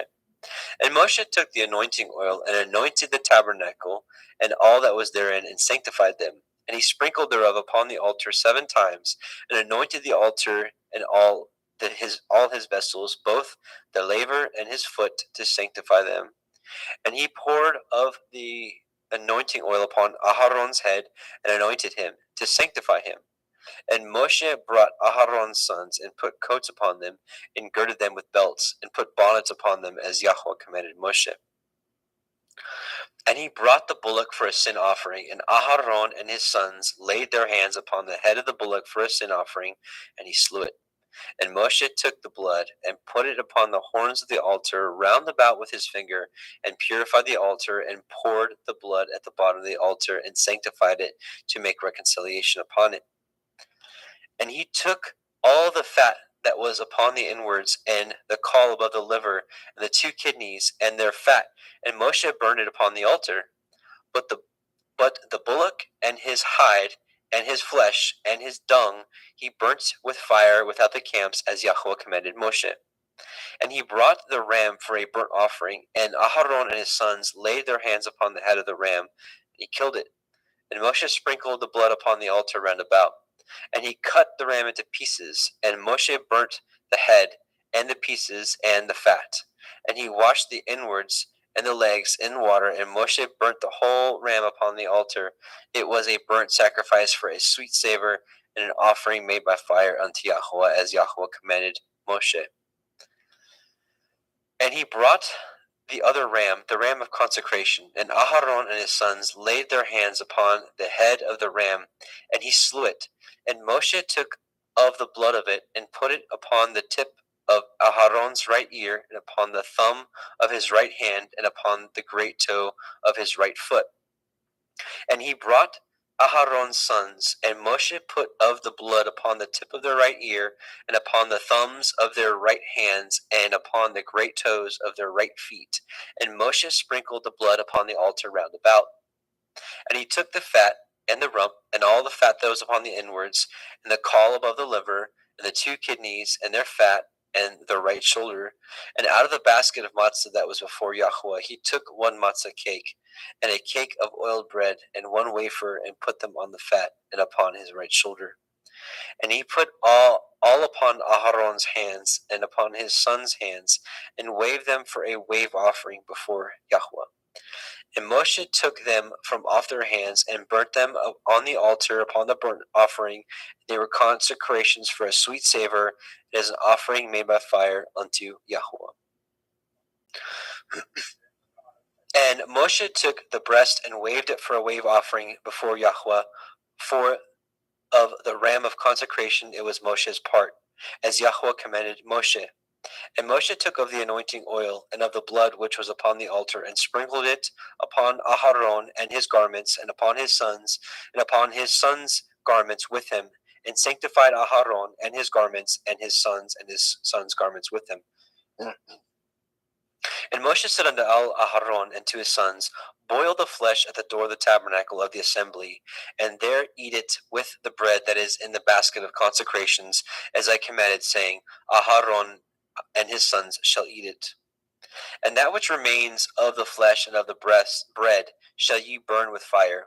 And ye shall not go out of the door of the tabernacle of the assembly in 7 days, until the days of your consecration be at an end. For 7 days shall he consecrate you. As he has done this day, so Yahweh has commanded to do, to make an atonement for you. Therefore shall you abide at the door of the tabernacle of the assembly day and night 7 days, and guard the watch of Yahweh, that ye die not, for so I am commanded. So Aharon and his sons did all things which Yahweh commanded by the hand of Moshe. Leviticus chapter 9. And it came to pass on the 8th day that Moshe called Aharon and his sons, and the elders of Yisrael, and he said unto Aharon, Take a young calf for a sin offering, and a ram for a burnt offering without blemish, and offer them before Yahweh. And unto the children of Yisrael you shall speak, saying, Take ye a kid of the goats for a sin offering, and a calf and a lamb, both of the first year, without blemish, for a burnt offering. Also a bullock and a ram for peace offerings to sacrifice before Yahweh, and a meat offering mingled with oil, for today Yahweh will appear unto you. And they brought which Moses commanded before the tabernacle of the assembly, and all the assembly drew near and stood before Yahweh. And Moshe said, This is the thing which Yahweh commanded that you should do, and the glory of Yahweh shall appear unto you. And Moshe said unto Aharon, Go unto the altar, and offer your sin offering and your burnt offering, and make an atonement for yourself and for the people, and offer the offering of the people, and make an atonement for them, as Yahweh has commanded. Aharon therefore went unto the altar, and slew the calf of the sin offering, which was for himself. And the sons of Aharon brought the blood unto him, and he dipped his finger in the blood, and put it upon the horns of the altar, and poured out the blood at the bottom of the altar. But the fat and the kidneys and the caul of the liver of the sin offering he burnt upon the altar, as Yahweh commanded Moshe. And the flesh and the hide he burnt with fire without the camp, and he slew the burnt offering. And Aharon's sons presented unto him the blood, which he sprinkled round about upon the altar. And they presented the burnt offering unto him with the pieces thereof, and the head, and he burnt them upon the altar. And he did wash the inwards and the legs, and burnt them upon the burnt offering on the altar.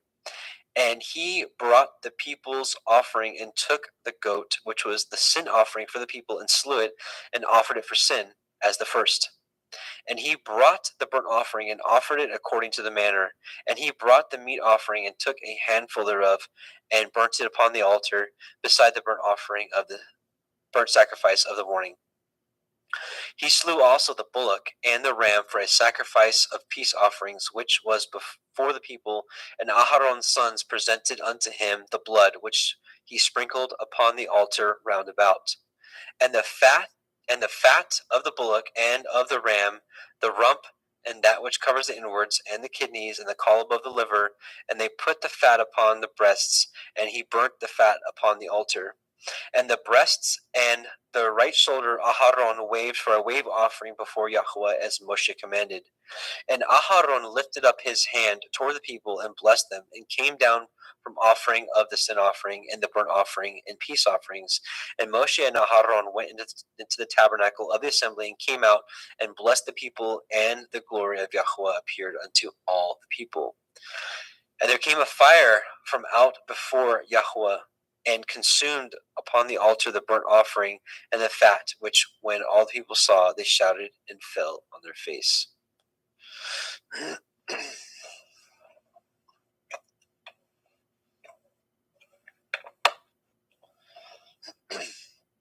Leviticus 10.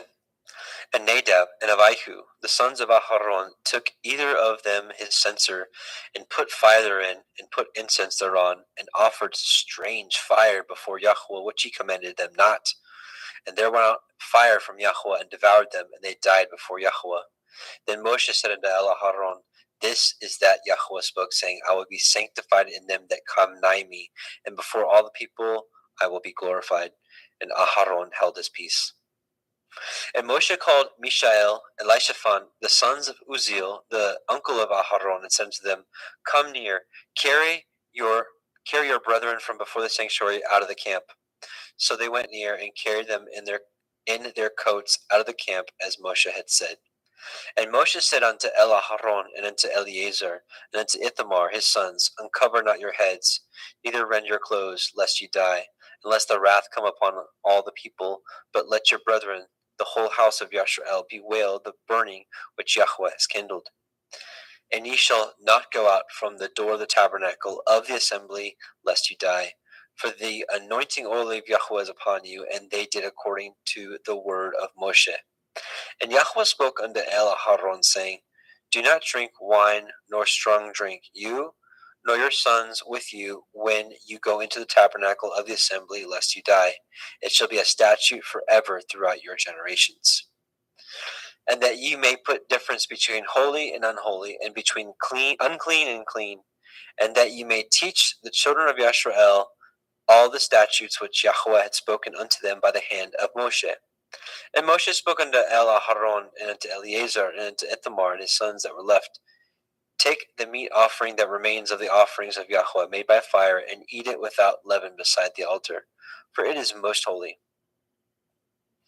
And ye shall eat it in the holy place, because it is your due and your sons' due of the sacrifices of Yahweh made by fire, for so I am commanded. And the wave breast and the heave shoulder shall ye eat in a place, you and your sons and your daughters with you, for they be your due and your sons' due, which are given out of the sacrifices of peace offerings of the children of Yashrael. And the heave shoulder and the wave breast shall they bring with the offerings made by fire of the fat, to wave it for a wave offering before Yahweh, and it shall be yours and your sons with you by a statute forever, as Yahweh has commanded. And Moshe diligently sought the goat of the sin offering, and behold, it was burnt.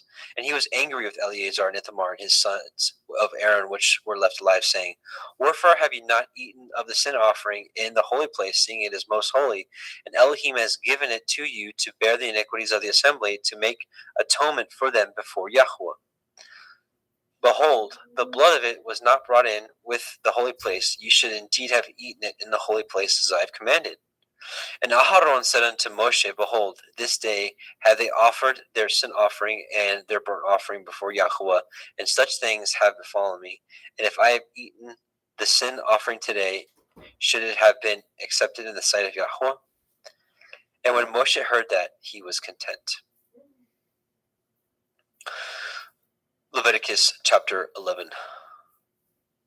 And Yahweh spoke unto Moshe and to Aharon, saying unto them, Speak unto the children of Yashrael, saying, These are the beasts which ye shall eat among all the beasts that are on the earth. And whatsoever parts the hoof, and is cloven-footed, and chews the cud among the beasts, that ye shall eat. Nevertheless, these shall you not eat of them that chew the cud, or of them that divide the hoof, as the camel, because he chews the cud, but divides not the hoof. He is unclean unto you.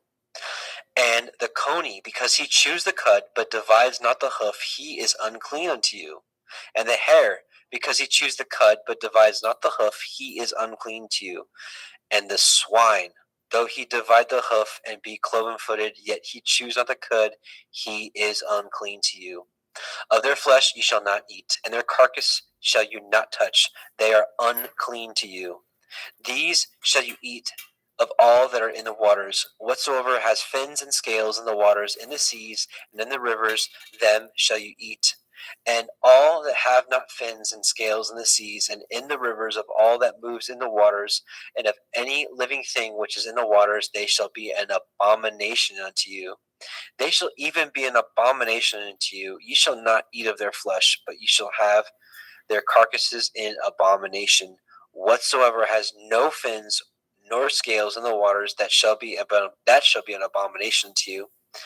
And these are they which ye shall have in abomination among the fowls. They shall not be eaten. They are an abomination: the eagle, the ossifrage, the osprey, the vulture, the kite after his kind, every raven after his kind, the owl, the nighthawk, the cuckoo, the hawk after his kind, the little owl, and the cormorant, and the great owl, and the swan, and the pelican, and the gier eagle, the stork, the heron after her kind, and the lapwing, and the bat. All fowls that creep going on all four shall be an abomination unto you. Yet these may ye eat of every flying creeping thing that goes upon all four, which have legs above their feet, to leap withal upon the earth. Even these of them you may eat: the locust after his kind, the bald locust after his kind, the beetle after his kind, and the grasshopper after his kind. But all other flying creeping things which have 4 feet shall be an abomination unto you, and for these ye shall be unclean. Whosoever touches the carcass of them shall be unclean until the evening. And whosoever bears aught of the carcass of them shall wash his clothes and be unclean until the evening. The carcasses of every beast which divides the hoof, and is not cloven-footed, nor chews the cud, are unclean unto you. Every one that touches them shall be unclean. And whatsoever goes upon his paws, among all manner of beasts that go on all four, those are unclean unto you. Whoso touches their carcass shall be unclean until the evening. And he that bears the carcass of them shall wash his clothes and be unclean until the evening. They are unclean unto you. These also shall be unclean unto you among the creeping things that creep upon the earth: the weasel, the mouse, and the tortoise after his kind, and the ferret, and the chameleon, and the lizard, and the snail, and the mole. These are unclean to you. And among all the creep, whosoever touches them when they be dead shall be unclean until the evening. And upon whatsoever any of them, when they are dead, do fall, it shall be unclean, whether it be any vessel of wood, or raiment, or skin, or sack. Whatsoever vessel it be, wherein any work is done, it must be put into water, and it shall be unclean until the evening, so it shall be cleansed. And every earthen vessel where into any of them falls, whatsoever is in it shall be unclean, and ye shall break it. Of all meat which may be eaten, that on which such water comes shall be unclean, and all drink that may be drunk in every such vessel shall be unclean. And everything whereupon any part of their carcass falls shall be unclean, whether it be oven or ranges for pots, they shall be broken down, for they are unclean, and shall be unclean unto you. Nevertheless, a fountain or pit wherein there is plenty of water shall be clean, but that which touches their carcass shall be unclean. And if any part of their carcass shall fall upon any sowing seed which is to be sown, it shall be clean. But if any water be put upon the seed, and any part of their carcass fall thereon, it shall be unclean to you. And if any beast of which ye may eat die, he that touches the carcass thereof shall be unclean until the evening. And he that eats of the carcass of it shall wash his clothes and be unclean until the evening. He also that bears the carcass of it shall wash his clothes and be unclean until the evening. And every creeping thing that creeps upon the earth shall be an abomination, it shall not be eaten. Whosoever goes upon the belly, and whatsoever goes upon all four, or whatsoever has more feet among all the creeping things that creep upon the earth, them ye shall not eat, for they are an abomination. Ye shall not make yourselves abominable with any creeping thing that creeps, neither shall you make yourselves unclean with them, that you should be defiled thereby. For I am Yahweh Elohim. You shall therefore sanctify yourselves, and shall be holy, for I am holy. Neither shall you defile yourselves with any manner of creeping thing that creeps upon the earth. For I am Yahweh that brings you up out of the land of Mitzrayim to be your Elohim. You shall therefore be holy, for I am holy. This is the Torah of the beasts and of the fowl and of every living creature that moves in the waters and of every creature that creeps upon the earth, to make a difference between the unclean and the clean, and between the beasts that may be eaten and the beasts that may not be eaten. Now, Justin, I don't know if you want to just take over for 12, 13, 14, 15, because I think you said you might be heading out after we're done with Leviticus. Do you want to go ahead and take those? Yeah, I can go ahead and finish up Leviticus. Or I think Jeremy's going to take over at, if he's still around, he's going to take over at 16, I believe. So at least you can at least get a couple more chapters in if you'd like. Okay, that's fine. Just let me know when he is done with that. We're ready. So just pause when you're done with 15 and see if Jeremy's ready. Okay. I'll be ready. Yep. Excellent.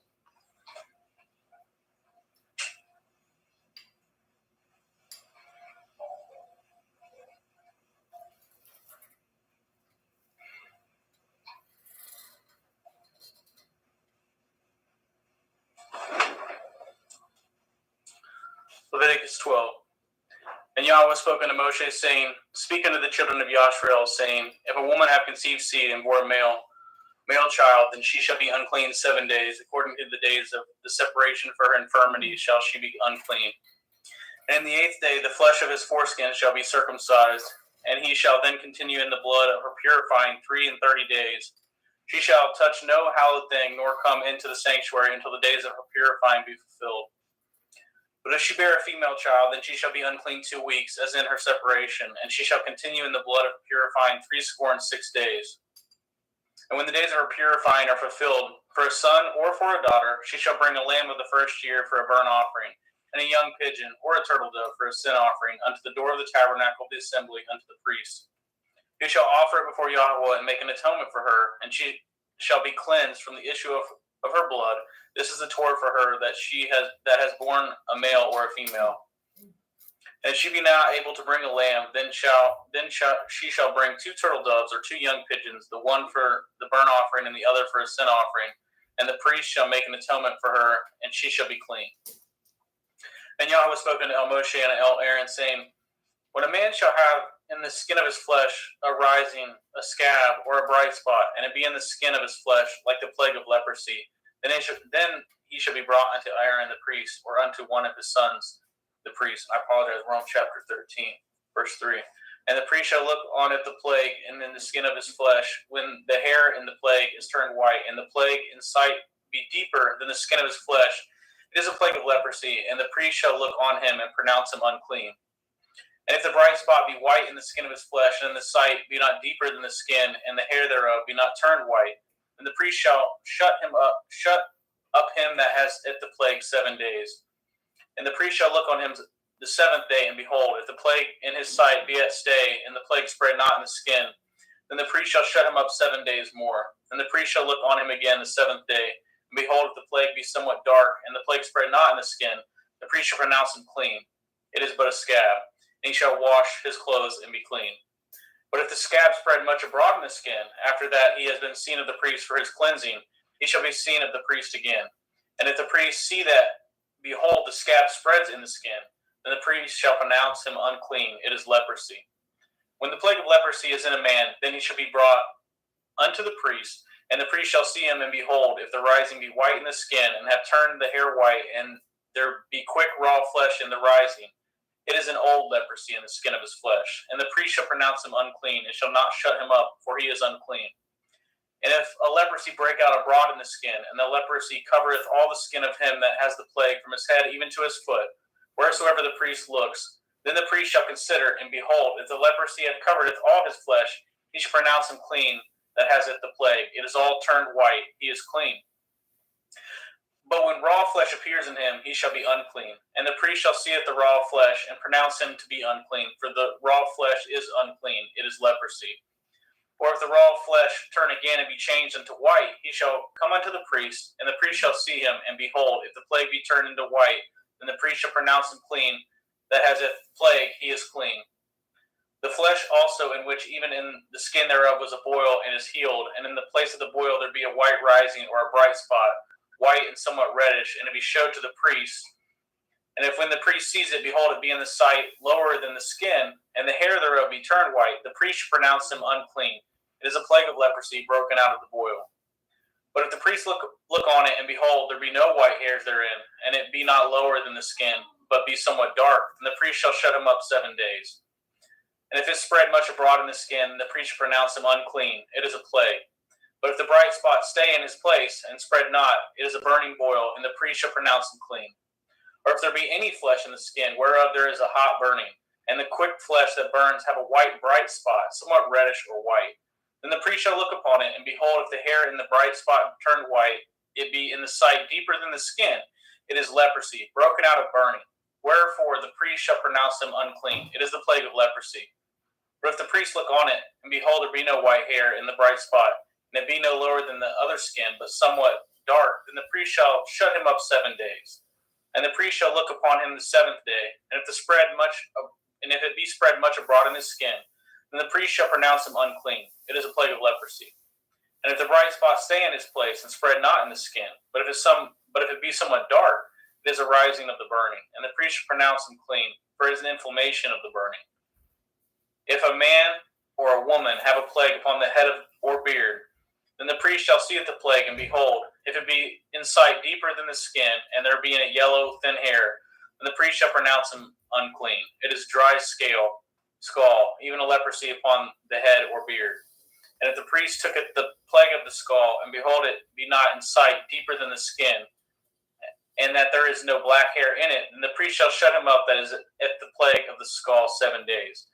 And if in the 7th day the priest shall look on at the plague, and behold, if the skull spread not, and there be in it no yellow hair, and the skull be not in sight deeper than the skin, he shall be shaven.